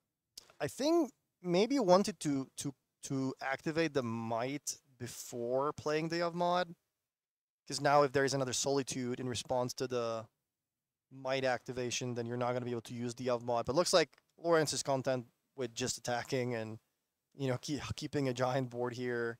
Yeah, so Greg is down to 10. Now we are sacrificing the might, exile target non-creature artifact. So we do try to exile the Pitting Needle. And that gets exiled. And Lawrence gains 2 life. And that's game. Looks like we're having Yawgmoth versus Mono Black Coffers for the finals. Yeah, what an exciting match. Gregory with, unfortunately for him, not a great draw. I guess the draw is fine. The 2 copies of Stoneforge Mystic with all the equipment and Sigarda's Aid look pretty good. Unfortunately for him, Legion's End kind of brutal there. That was the end, yeah. Yeah, it was not the end, but it was the Legion's end. That was also the end. So great games here. I'm excited to see our finals. We are going to take a quick break, and then we will be back with the finals, which is going to be Coffers versus Yawgmoth.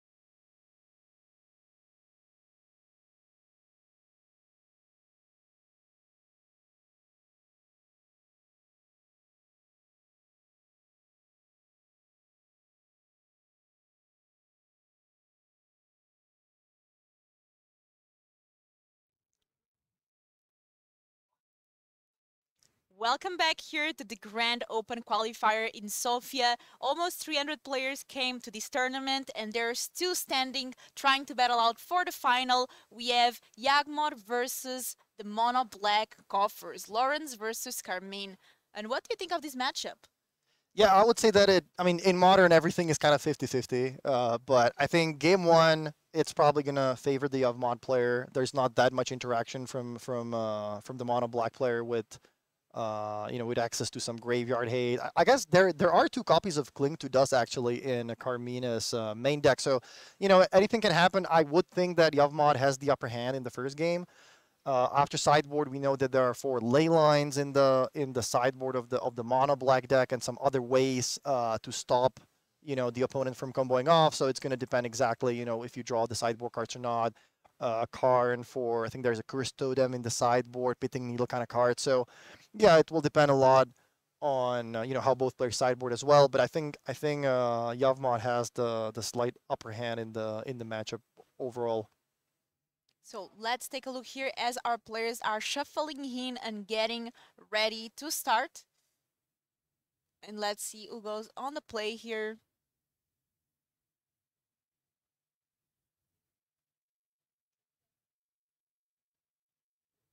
And both players must be so tired. 15 rounds plus top 8, so this is like the 18 round. Yeah, we recently actually talked about that. When we played the GPs, we always had 3 buys, right? So you could just come to the tournament at 1 p.m., play your 6 rounds, leave at 8, have dinner, no problem. So Saturday was not even that big of a deal.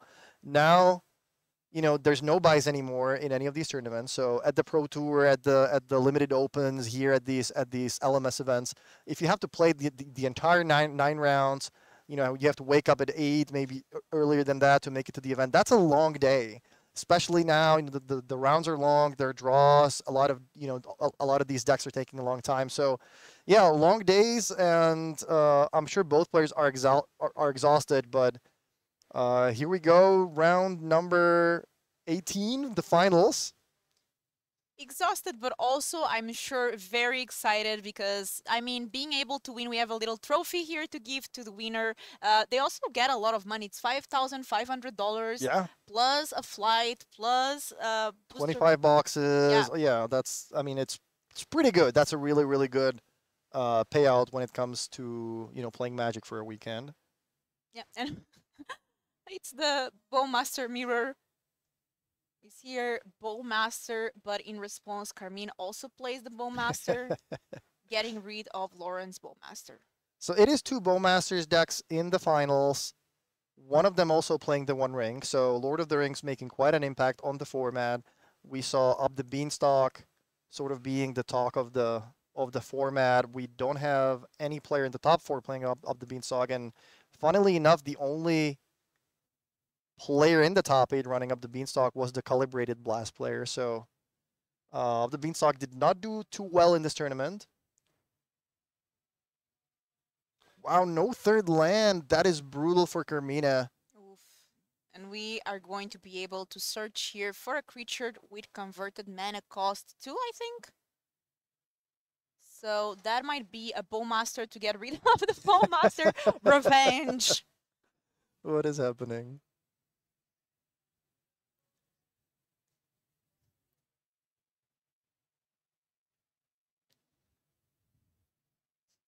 And Carmine really needs to find a land drop here. Otherwise, we know that these Lawrence Yawgmoth deck escalates very quickly. Yeah, so Lawrence is running this Yavmod combo list with Agatha's Soul Cauldron, which added a nice little infinite combo into the deck. Obviously, there are many things you can do now with the Cauldron, but one of the things previously was that you were kind of limited to, dealing damage with Blood Artist equal to how many cards you had left in your deck, for example, because you were drawing cards with Yavmod. Now with Cauldron in play, you can exile Walking Ballista, give your Young Wolf the ability. You can have Young Wolf with a counter shoot itself, and with a Blood Artist in play, you can repeat this as many times as you want and drain the opponent out for infinite, which we saw being quite relevant earlier in the tournament when the Yavmod player played against the Heliod Company. Yeah. where the Healit Company player was able to execute the combo for, essentially infinite life. But the rule in Magic is that you have to say a number. So whatever 900 million you say, all that the Yavimod player has to do is simply say, I'm going to do one more with my Blood Artist. And yeah, Combos last, combos better.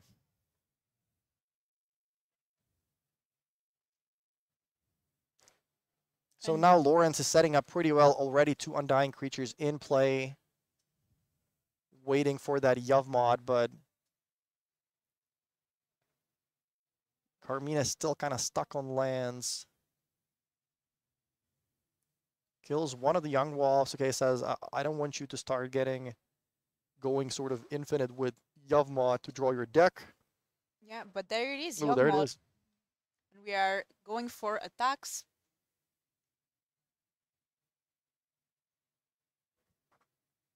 And Carmine will take some damage here, down to 13. Let's see if we get that Damnation. There is Damnation in end, I see it. We need 4th mana. So if you have 2 Undying Creatures and Yavimod, you can sacrifice one of the creatures, pay 1 life. It comes back with a +1/+1 counter. And you can sort of keep sacrificing the other one and removing the counter from the one that gets +1/+1 and the +1/+1 and the -1/-1 counter. They kind of cancel each other out. So this way you can start drawing cards off the top of your deck. As long as you have a lot of life, you can draw as many cards you want. If you are not going to 0, or if your deck still has some cards, as long as you find a Blood Artist, you can start also draining the opponent in the process with Agatha's Soul Cauldron and Walking Ballista. We also mentioned that infinite combo that doesn't require actually drawing cards just yourself. Yeah, and here Carmine deciding what to do. 3 mana, unfortunately, is not enough to cast that Damnation in end. So just going to pass here for Lawrence. And Lawrence with a lot of possibilities. Yeah, Hapatra also replaces basically an Undying Creature in the combo. So if you have Yavimod, an Undying Creature, and Hapatra, then instead of the second Undying Creature, you're basically making tokens. You can keep sacrificing the tokens to remove the to sort of cancel the +1/+1 counter with the -1/-1 counter on the Young Wolf. So this would be a loop to also draw a lot of cards for Lawrence. Yep, we are attacking and go.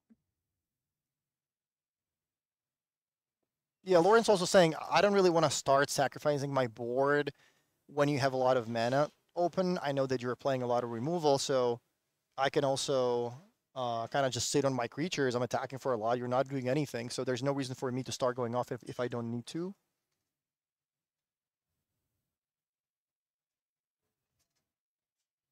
Somebody correcting the pronunciation. Carmine, okay. So I think it's an Italian name? Yeah, I think so. That's a link to dust, exiling something from the graveyard. So that's not particularly relevant right now.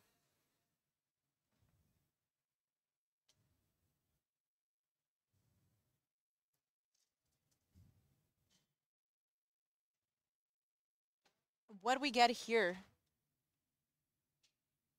Let's see what creature. Looks like it's the Blood Artist, so we can start pinging for essential lethal here.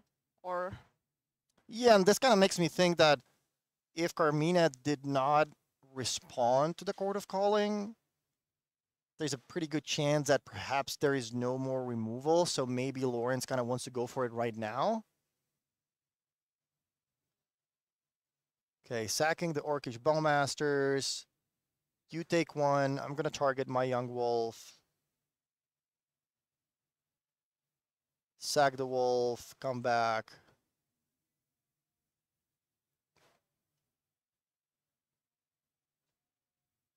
Make a 1/1 token. I can sacrifice a token now. Put the -1/-1 counter on the Young Wolf. That would cancel out the +1/+1 counter from Undying, so you can keep doing that again. There it is. Trigger my Blood Artist again. And I'm going to say that this is a loop. Blood Artist MVP. We know that Carmine does have one Martian end at least.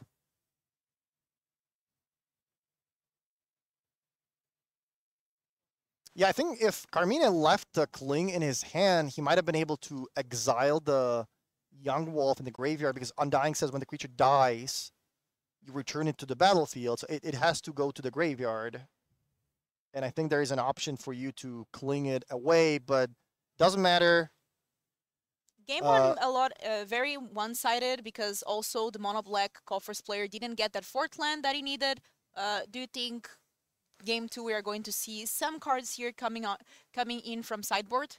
Yeah, I think Leyline, looks very appealing. Your opponent is playing a deck that is using the graveyard a lot with all these Undying creatures, so also stops Agatha's Soul Cauldron. So Leyline certainly is a card that is likely to come in. Other than that, we see a lot of one-offs in the sideboard for Karn. I think most of those are going to stay in the sideboard for Karn to grab them during the game. You might want to bring in like an extra copy of the Ring, perhaps. But outside of that, I think it's just going to be the ley lines. Let's take a look now at our Yawgmoth players deck list. Vander Beek, Lawrence. We have here some interesting sideboards for the matchup. Yeah, here, I think your deck is already kind of set up really well. I mean, you're playing a combo deck where you have your cards have a lot of synergy with each other, so you don't want to sideboard too much to not dilute your deck with cards that don't really support your game plan. At the same time, you have perfect information about your opponent's deck, so you know the ley lines are coming in, for example. Excuse me. So some of the enchantment removal might be coming in. So Force of Vigor, for example, Tear Asunder. That seems like a reasonable card as well because you can use it to also just deal with something else like a Shield Dread or the One Ring. The One Ring yourself you could also bring in as a nice value card. This mono black deck is fairly slow, so I would be tempted to bring the One Ring in as well. A lot of interesting cards here, and we are going to see our players getting ready for game two. Now the mono black Coffers player on the play. We have access here to the deck list as they choose what to sideboard. This is open deck list, so you have access to check in the sideboard, during sideboard, what your opponent is running. Yeah, one card that I found particularly effective in the Golgari player sideboard was earlier. I don't know if this match was shown on the feature match camera table or not, but when Lawrence played against the Calibrated Blast player in the quarterfinals, game 3 he had a turn 2 Fulminator Mage, and then he was able to use Agatha's Soul Cauldron to exile it from the graveyard and give all his Undying creatures the ability to start destroying non-basic lands from the opponent. So it was like turn 4, and the opponent just had no lands, no permanents really in play. So Fulminator Mage is a card that was in, really powerful, doing a lot of things in back in the days of Junt, maybe 6 years ago. But as it turns out, now with Agatha's Soul Cauldron, that card is seeing play again. And we also saw it in, I think Marco Vassallo was running 4 in the sideboard of his 4-color elemental deck because it also combines nicely with Nissa. Yeah, Fulminator, definitely a great card here. And I wish I saw that match. It seems really fun. It seemed like it was very good for Carmine, for Lawrence here. And our players starting to shuffling in. The mulligan decision is very important here. Do you think the mulligan changed a lot since there's the new ruling in 2019?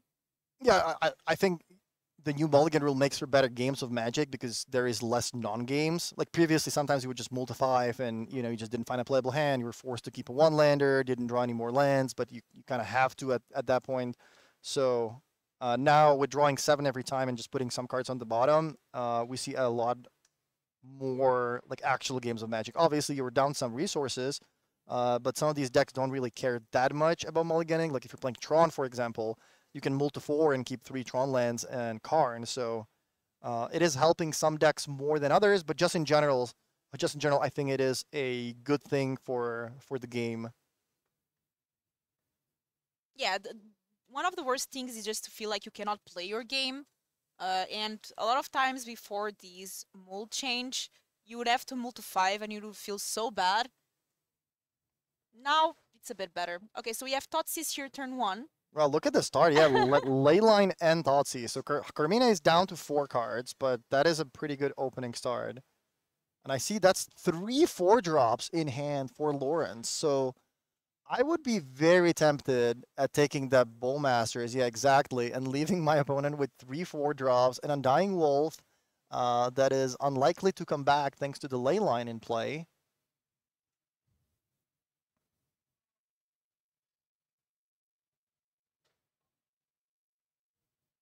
And now it's up to Lawrence to draw some lands, or ideally a turn 2 Wall of Root so he can start casting those 4-drops ahead of the curve. Yeah, we definitely need some ramping here. So ideal start for Carmine. The thing is, his deck is really slow. So is he going to be able to translate that into, having some onboard advantage? Or is he just going to be passing the turn like he did in the first game for the most part, where he did get stuck on lands a little bit? But, is Lawrence going to be able to find lands to play his own cards, or what's going to happen? Turn 2, the Kanoma. And just starting to attack. Draw. Okay, so we have the Knight's Whisper. But we go for land. Yeah, this is why there's 4 Urborg in the deck. There's just way too many lands producing colorless with Cabal Coffers and 8 of these Field of Ruin effects. You really, really need to draw an Urborg. Yeah, and then we see the Knight's Whisper trying to find those cards that Carmine needs to get some advantage. Cards like the One Ring. I see Marching End.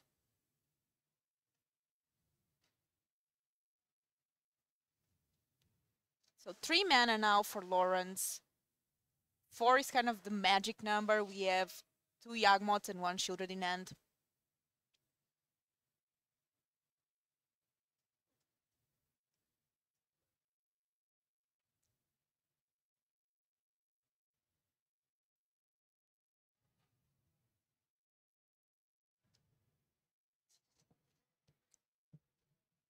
There's a Wall of Root, so it is 1 turn too late to play a 4-drop on turn 3, but it is still the 4th mana source, so I'm sure Lawrence is happy about picking it up either way. There's a Cabal Coffer, so how much mana we have access to? That's 4 plus 1 is 5. So Carmina does have access to 5 mana now. So we're already plus on that coffers, which is great.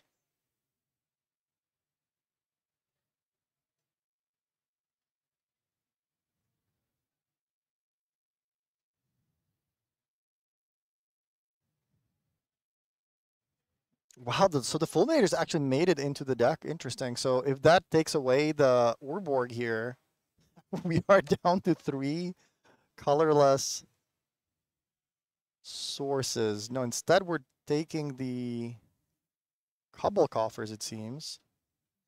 Coffers goes to the grave. And go.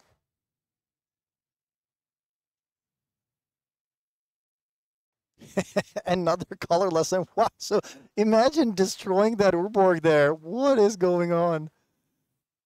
Okay, so we do have Shieldred.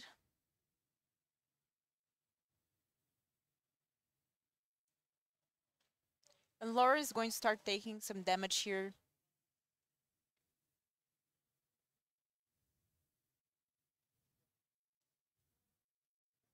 Players must be really nervous.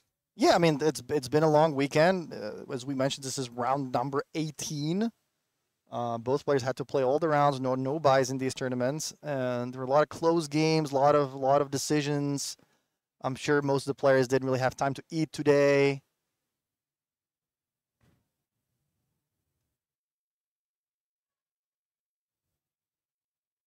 Yeah, that Leyline doing a lot of work here.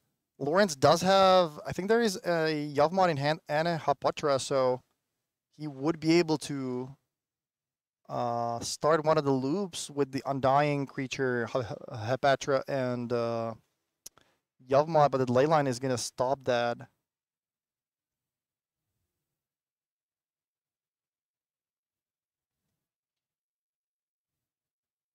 So both players with an unlikely threat in play. Shieldred kind of looking at each other.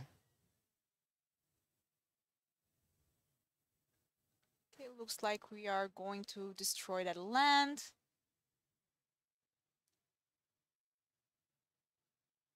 And fatal push. Okay, so Field of Ruin. Crack my land. That's going to give me Revolt. Kill your Shieldred. That worked out pretty well for our mono black coffers player here. Yeah, that's actually really relevant in this deck too, because normally there's not that many ways for a deck like Mono Black to get Revolt. Like, you don't really have fetch lands leaving the battlefield. You don't really have, you know, artifacts you can sacrifice or something along those lines, like treasures from the Fable, Fable token. So here, being able to use the sacrifice lands like Field of Ruins is actually quite relevant for Fatal Push. Yep. So damage from Childred. And let's see what Lawrence can do here with 4 mana available. One more here. Yawgmoth. So we know from the earlier Thoughtseize that there is another copy of Yawgmoth in Lauren's hand. He is at 11 though, with Leyline in play, so no funny business with the Undying creatures, and there is the Shieldred triggering. Remember that we're playing best of 7, so the winner gets to win four games. No, I'm just kidding. Obviously, we're just playing best of 3, like a normal paper Magic game. Oof.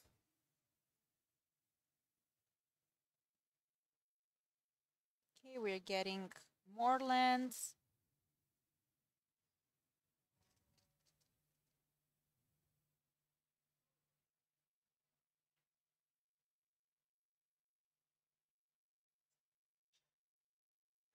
Here, 1 more mana, and we are going to push. Again, we got the Revolt from the Field of Ruin, and now we are able to destroy that Yawgmoth. Shieldred is going to start attacking, and this is going to pressure Lawrence quite a bit. Upkeep, take 2 more damage. Yeah, I'm not sure if Lawrence can come back from that. There's Bowmasters in hand. That's... Yeah, Bowmasters doesn't look particularly effective in this situation. I mean, it is gonna provide him with some chump blockers, but the Shieldred is too big. Also, the triggers. Here looks like Lawrence decided to go for the Apatra. March. Okay, we are going to gain more life from Shieldred. Upkeep, draw. And I think we got another Shieldred in end. 2 mana Bowmaster. Ooh, okay. So Bowmaster taking care of that wolf. It gets exiled because of Leyline. I like this play just because the card, you know, can be played at instant speed. It doesn't mean that you have to do it at the end of your opponent's turn. So Carmina saying, I'm gonna just kill the young wolf right now and hopefully force you to block with that Wall of Roots, which would set you back to just 3 lands. Unfortunately for Kamina, Lawrence does have the Bowmasters instead, which provides him with 2 chump blockers and leaves the Wall of Roots alive. But the clock is ticking. He's down to 7 life. What are we looking for here? So interesting. A creature with mana value 2, or we are doing 1 more mana with the Wall of Roots, so 3. So we're going to get Grist. Grist, that is a creature when it's not on the battlefield.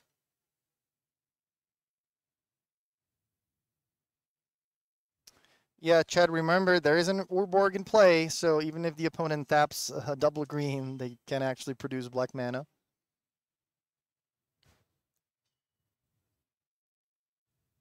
An easy mistake to make. We've all been there. Yeah, we all been confused where that mana came from. Oh, Urborg, sure. So the token finishing off the Grist after the Grist was used to deal with the Shieldred, but we know Carmina has another one in hand, so Lawrence goes to 5, only a 1/1 in play. Another Grist.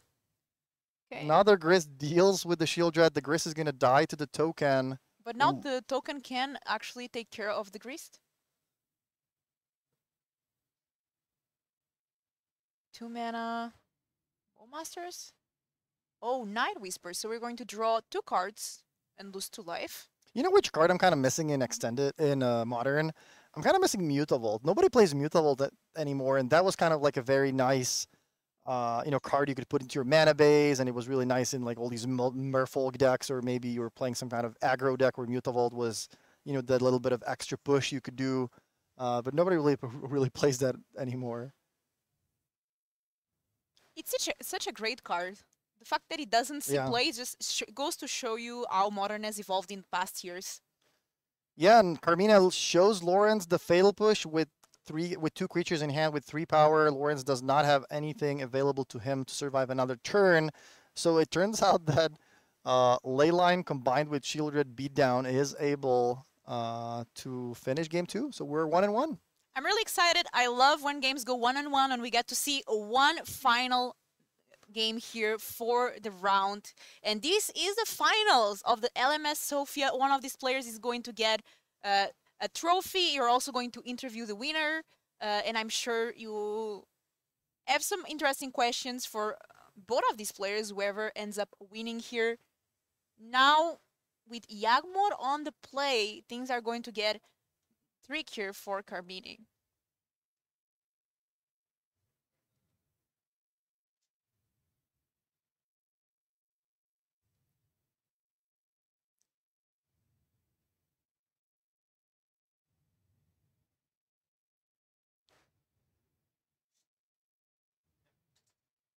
I see a lot of people in chat rooting, some people rooting for Carmine, some people rooting for Lawrence. Let us know, who are you rooting for? Who do you want to win here the Grand Open Qualifier in Sofia? Yeah, let us know where you're from. I always find that to be fascinating, just to see. Yeah, I'm watching from Chile. I'm watching from New Zealand. Let us know where you're from. Where the most remote place is that somebody's watching us right now. Czech Republic, I see that flag. I see France, I see Austria, Sweden. Do we have any like Australians here? Are the people in the US already awake watching us? Canada, there's Chile, Belgium, Philippines, South Africa, wow. Portugal, Brazil. Antarctica, okay. Croatia. Okay. Netherlands. Oh, Prague. I loved Prague. That was an event I really loved going last year. I really hope that the Pro Tour, the Magicon comes back to Prague. We had a Legacy European Tour event in Prague earlier this year, and it kind of just broke all the records. There were so many players that I think on Friday for a little bit they had to cancel side events because there was just no more space. There were so many players that there were no empty tables, no empty chairs. I think for a little bit there were also just no more available booster packs. So there were actually so many players that it kind of just broke the tournament for a little bit. So I'm kind of hoping that we can come back to Prague, yeah, especially like during summer. Like it's a really cool place to visit. Pretty cheap, lots of nice old architecture if you're into that. Good food, but yeah, we'll see. I hope that the schedule for next year gets released soon. Me too. I'm really excited to see. And the game here already starting. We have Lawrence dealing some damage. No ramp though. Yeah, Strangleroot Geist beatdowns. That's a way to win against the mono black coffers. Yeah, I mean, playing these Undying creatures against a bunch of removal when the opponent doesn't have a leyline, that's no joke. I mean, we know that Carmina is running a lot of Edict effects. Obviously, that's not the best card to have against Strangleroot Geists and Young Wolves that are coming back. So without leyline in play, this might be a much harder game for Carmina. We have push.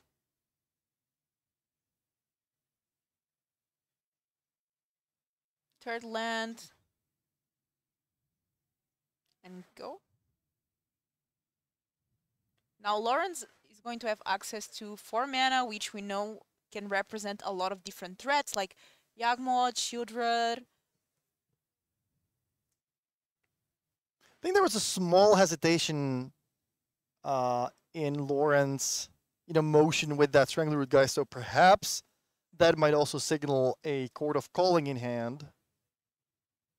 Thinking, okay, should I attack here, or would it be better for me to instead court at the end of turn? There's Cling to Gust, quite relevant here, getting rid of the Undying creature before it comes back into play. So, Yep, gaining 3 life.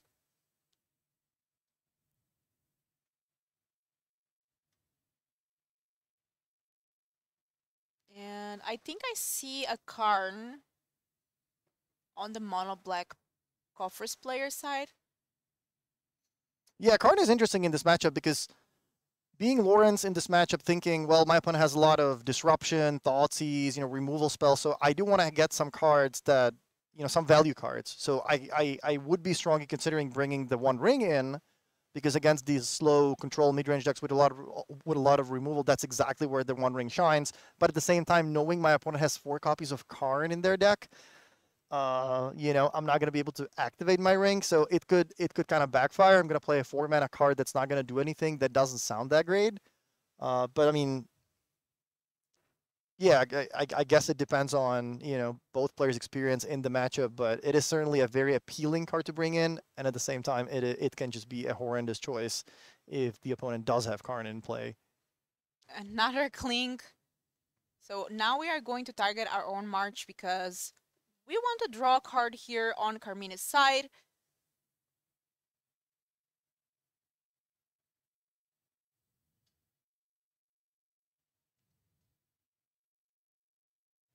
No mana left on Carmina's side. So Lawrence had a couple of creatures, nothing too crazy so far. Wall of Roots died, Strangler's Geist got exiled. There was also the Blood Artist that's dead now. I think there's only 1 copy of Blood Artist in the deck, by the way. So if that gets exiled, let me take a look real quick. Blood Artist, 1 in the main and none in the sideboard. So that could be quite relevant down the road if the Blood Artist in the graveyard gets exiled. You're normally thinking, okay, if the Blood Artist dies, I'm going to be able to maybe bring it back in some way, or activate my combo in a different way. But with cards like Leyline in play, that might get a little bit more complicated.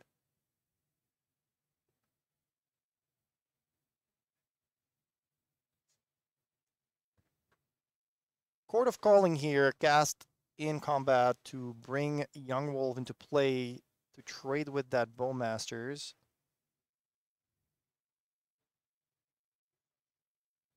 And let's see what Carmine does have.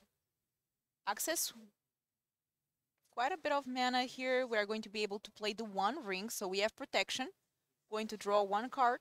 So great hand so far. Great first couple turns for Carmine with all the cheap interaction, Fatal Push in combination with Cling to deal with the Geist, Bowmasters to kind of keep the board clear on the other side of the board, and now the One Ring to start getting value.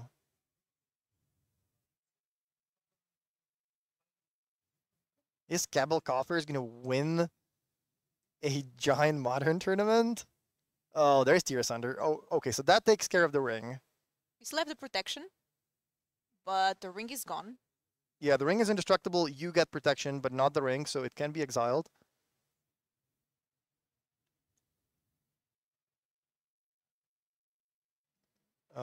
The attack doesn't make too much sense, right? The protection is still up? Yep, protection's still up, and here, yeah, okay, so both players realizing, okay. I think there's 2 Call of Chords in the Lawrence side. At least 1. Yeah, that does look like double Court of Calling, which is not great right now. You're not going to be able to do anything. You kind of were priced in casting that Tear Asunder because you really want to deal with the ring. You don't want to let your opponent keep drawing more and more cards. So despite Lawrence kind of having to waste his turn, that was sort of a forced play. Karn. Wow, great hand for Carmina so far. Wow, this mono black deck, it really just looks like a pile of cards that, all these like very fair, I'm gonna Knight's Whisper myself on turn 2. Like, imagine doing that in Modern where you can just be dead on turn 3. But it turns out the deck has enough interaction with all these Thought Seizes and removal spells. Karn doing a lot of work in a lot of matchups, and the One Ring obviously combined with Orcish Bowmasters is one of the best cards added into Modern in a really long time. And it's really fun because we've been showcasing this deck since yesterday when we saw it was doing well. Yeah. In the middle of the day, and since then we've been featuring quite a lot these mono black coffers. So this is a chord for 2? That's chord for 2, right? Yes, getting the Bowmasters. Okay, so deal with the token. That means the coast is clear for the Young Wolf to attack, presumably to put Karn to 1 loyalty.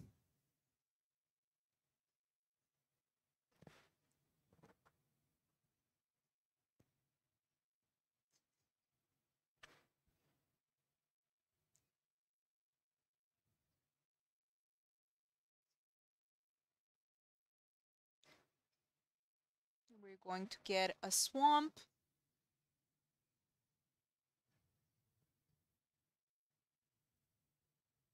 And how much mana do we have now here on the Carmini side? I'm not sure if there's a couple coffers. It looks like one of those lands is a coffer. So that would be 6 now. With Curse Totem in play, you kind of stop the opponent from, possibly going Yavmon into something crazy. So, but Carmina still needs to find some creatures to protect himself and the Karn. Yeah, and I think the end on Lauren's side is a Force of Vigor and a Yawgmoth.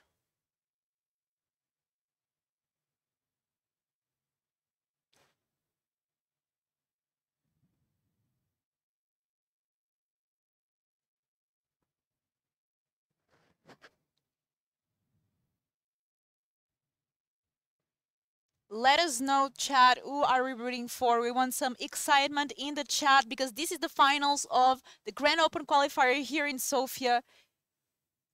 Okay, so the attack taking down Karn, but I mean with Carmina still at 19 life, Curse Totem in play as sort of a safe thing to make sure I don't really die on your turn to some crazy combo turn with the ring drawing a bunch of cards now. I'm gonna have to give Carmina the upper hand. Yeah, taking 1 damage here from the One Ring. Access to plenty of mana.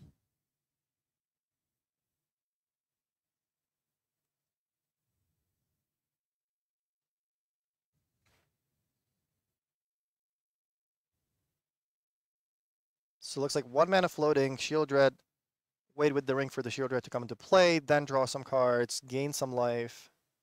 We're drawing 2 cards, gaining 4 life. Yeah, so Carmina is doing all the things now. I think Lawrence is kind of going to have his last turn to really try to do something. He could try to end of turn, maybe Court of Calling, Haywire Might, get rid of the Curse Totem, hope that there's no more removal in Carmina's hand, and perhaps drop a Yavmod next turn to sort of try to go off, but doesn't seem super likely to me. Only 2 cards in hand, I believe. Taking care there of the Bowmaster, 2 mana remaining. Night Whisper. So drawing 2 cards, gaining 2 life. Wait, the Haywire actually can't be activated because of Curse Totem. So okay, that is even worse for Lawrence. Is there? I guess the green force has to be played at the end of turn now. Get rid of the Curse Totem first. Yeah, there it is. So what does Lawrence need? Another Young Wolf and a Yavmod would be an excellent turn. So there's Yawgmoth. There is Yavmod. I think there's 2 Yawgmoths.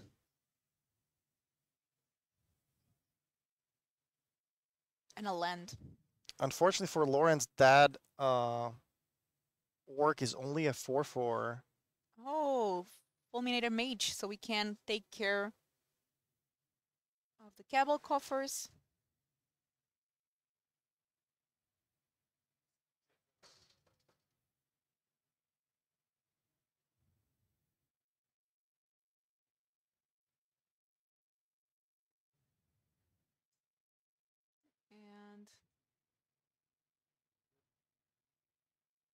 So here we are going to try to draw some cards, but looks like there's a response.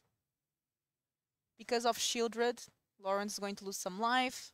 Yeah, Lawrence sacrificing the peatlands to draw one, losing 2 life in the process.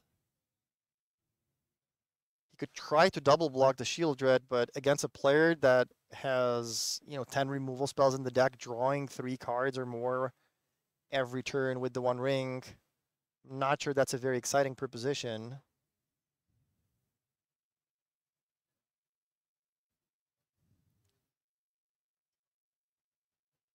Once again, 18 rounds of Magic. These players must be so tired and exhausted and ready to relax after such a long days of Magic. Yeah, I mean, I can barely see the board. I'm also getting kind of tired. It's been a long day, but it is. I mean, Modern is an exciting format. I love watching Modern. I don't love to play it competitively as much because of that reason of there being just too many decks that can do well, and you having only access to 15 sideboard cards.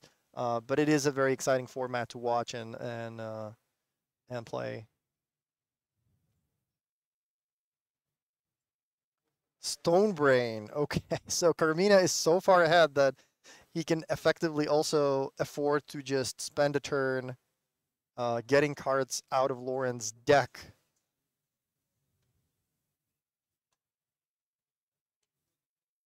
Is this a Stonebrain? Yep. So we're going to start. Interesting option here. What are we naming? I think without that Curse Totem in play, are we going for Yavmod?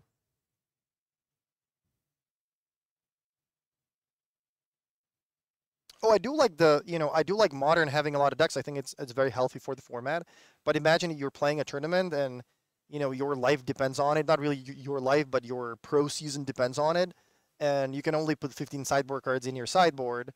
And there's 40 different decks you have to prepare for. So sometimes you're just going to get matched up against certain decks where you just didn't have the option to prepare for them.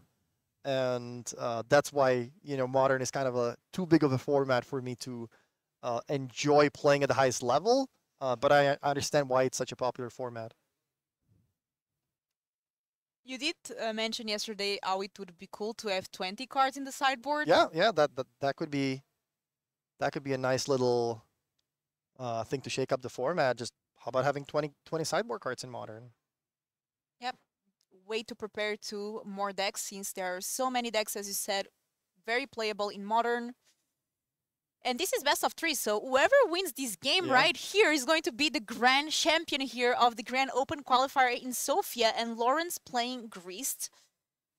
Yeah, now without Yavmod, it's not going to be easy for Lawrence to go up, but he does find the Grist that is able to get rid of the Shieldred there. But, I mean, Carmina is 26 life, or 23 now, with the Ring possibly drawing him 4 more cards. Yeah, and I think I see a Karn in end, so at this point, with the amount of lands that Carmina has, access to mana, to card draw.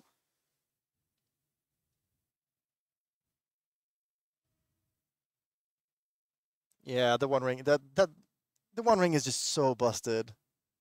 I know some people were saying, yeah, up the Beanstalk, maybe possibly better, drawing you more cards. But the fact that you can put One Ring in any deck, the fact that it also just buys you an extra turn, like this card is just...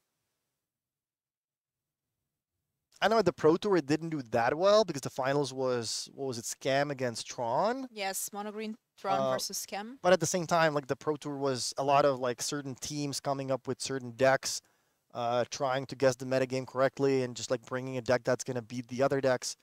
I think in general, just the One Ring is the best card in Modern. It just has to be. And if it's not the One Ring, it's got to be Ren and 6. We have here Karn, ticking.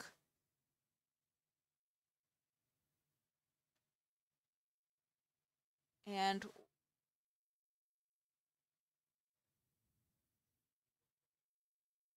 oh, we are bringing back the Cling to Dust. Exiling the Fulminator, interesting. Gaining some life.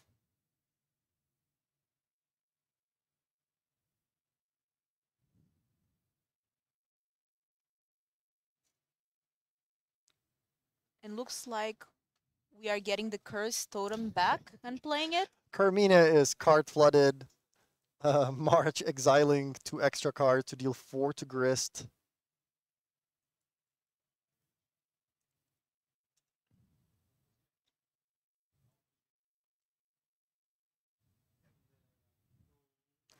Okay, we are replacing the die here just to make it more readable.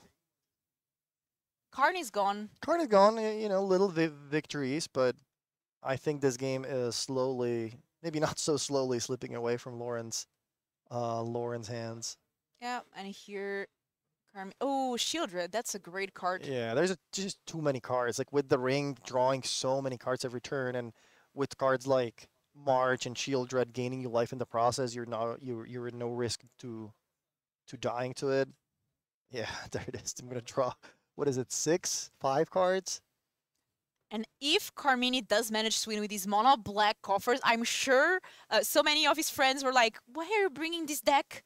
That deck is not good. And then he will be able to rub in their face if he wins this match.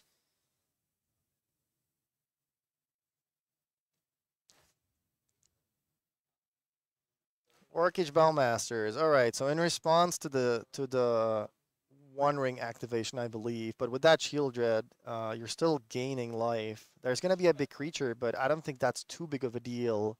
If your hand's gonna be 10 cards, I'm sure you're gonna find a removal spell. Shieldred does die, because I think that was exactly 5 cards. And that Amass token is already at 10.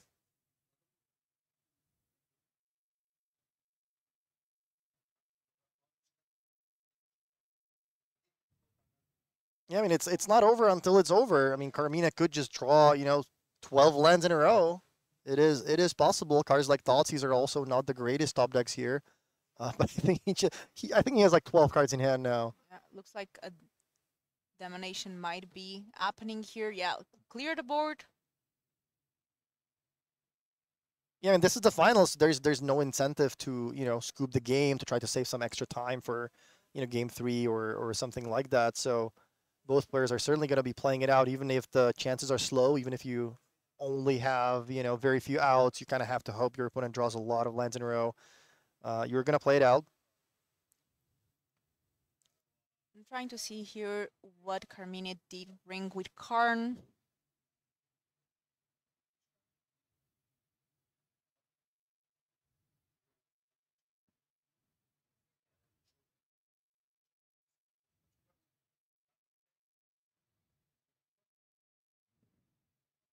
Yeah, this might be the second to last turn of the game. Hermina does have access to a lot of mana. He has a Walking Ballista in hand, although with that Cursed Totem, that is not going to be able to activate that right away. Yeah, it's a Nomble.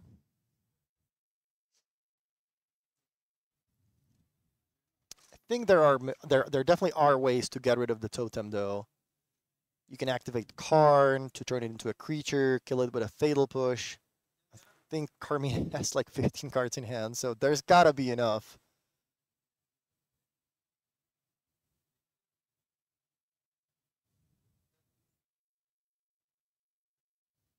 Well, and I think Carmine is here is like kind of killing softly Lawrence. Yeah, I think what Carmina is doing is perfectly fair. He's just kind of making sure that, you know, I want to make sure that I play, you know, I sequence my cards in the right order. I don't do something bad, like, you know, I don't want to make a mistake. I'm so far ahead.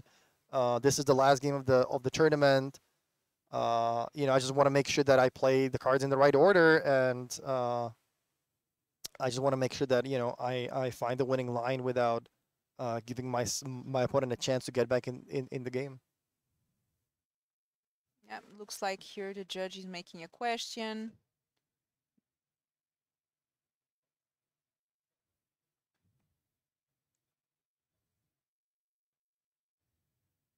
Just making sure. Yeah, just making sure how much mana we're getting with couple of coffers. I don't know how many copies of coffers we have. We have only one. That's kind of unfortunate, or kind of unlucky for Carmina, given how many cards he was able to draw this game. Replaces the One Ring with another copy to make sure that he doesn't die to it. Or at this point, I would also kind of be worried about possibly decking myself. Oh, double Bowmasters. And we are going to make a 2-2 token.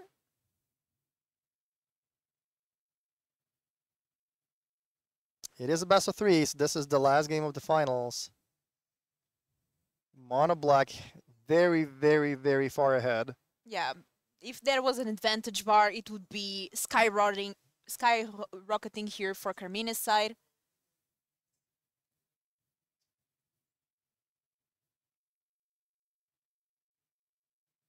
Yeah, couple of coffers. Discard face I did not expect that.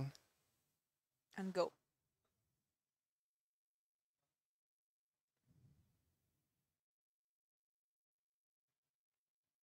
Go. Yeah, and this is the greatest feeling. Like now, if you're Carmina, you're sitting there, your opponent just passes, and you just you're going to win. It's gonna take maybe a couple extra turns, but you have it. You know you're going to you're going to win. You know you're going to get the first place. You know you're going to get the trophy, all the fame. Everybody's going to be copying your deck list in the upcoming weeks. Like this is the best feeling in the world. And here we have the Karn turning the One Ring into a creature.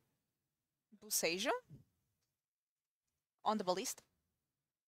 I think that's still And 8 damage coming through. game. Wow. We have a winner here. Carmine winning with mono black coffers is the winner of the Grand Open qualifier here in Sofia. And what a weekend! You're going to be able to interview here this player. And if I told you Friday that mono black coffers was going to be our winner here, what would you say to me? I would not believe you. I was not a mono black believer. We mentioned it a lot of times during the broadcast. I would not think that mono black would win the tournament. It's a deck that's always up there, top 16 kind of range. But I would think that there's got to be a lot of matchups where you just don't have the ways to deal with all these combo decks in the format. As it turns out, Cabal Coffers is the winner of this tournament. That is true, and you're going to be able to interview our winner. And for the rest of us, this is going to be it. Like, I'm going to go now. It was a great weekend. It was great casting with you. It was fun. A lot of rounds, but it was overall a lot of fun. I'm really enjoying Modern, and I hope you at home had some fun too. And make some questions in chat for our winner. Maybe Martin can see some of them, and let us know what you want to know about these decks. All the deck lists are public on MTG Melee, so we are going to be able to see them. If you have some of the lists that you are interested in, you can just go over there and have access to everything. And it's really cool. I really like this deck, and I'm really happy we saw such a diverse meta break, and we are going to get here our winner of the day, so you can give him this amazing trophy.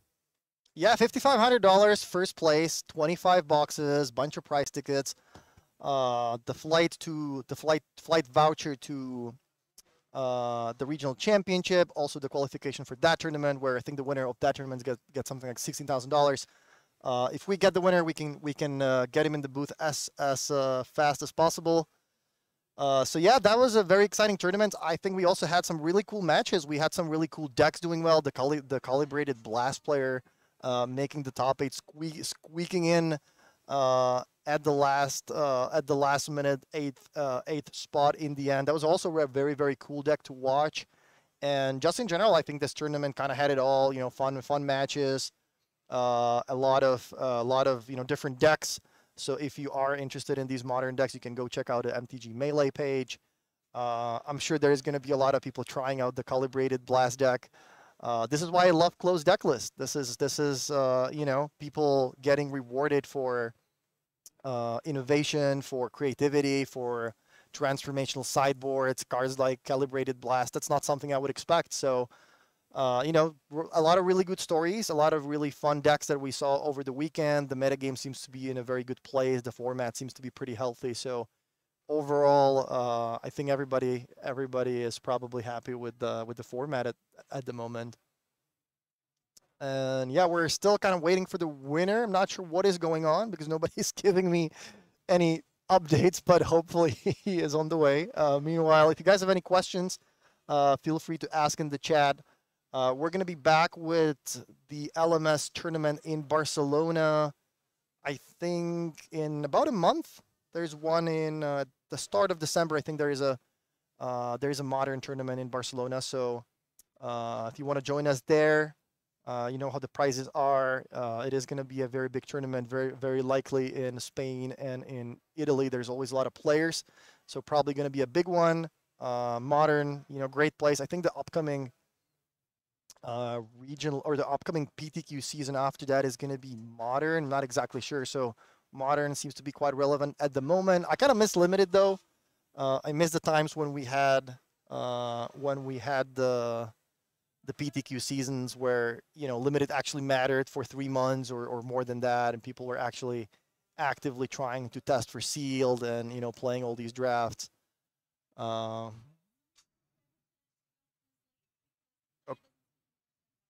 Okay. Do you just want to have the judge do the interview? Okay. So bear with us, just, you know, 1 or 2 minutes. I'll prepare a couple questions here. Looks like Carmina, not a native English speaker, so wants to have somebody that can translate. Not a problem. I'm just gonna get some questions ready, and I'm gonna see myself out, and we're gonna give you the interview in just a minute.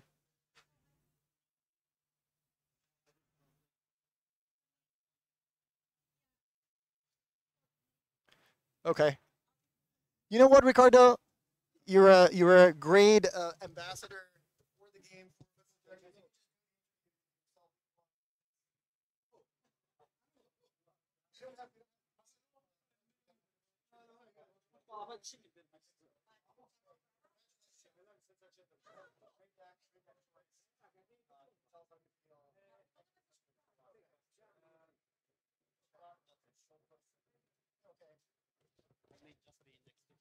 Okay. Hey, Carmina, can you sit? Yeah, can you sit next to me?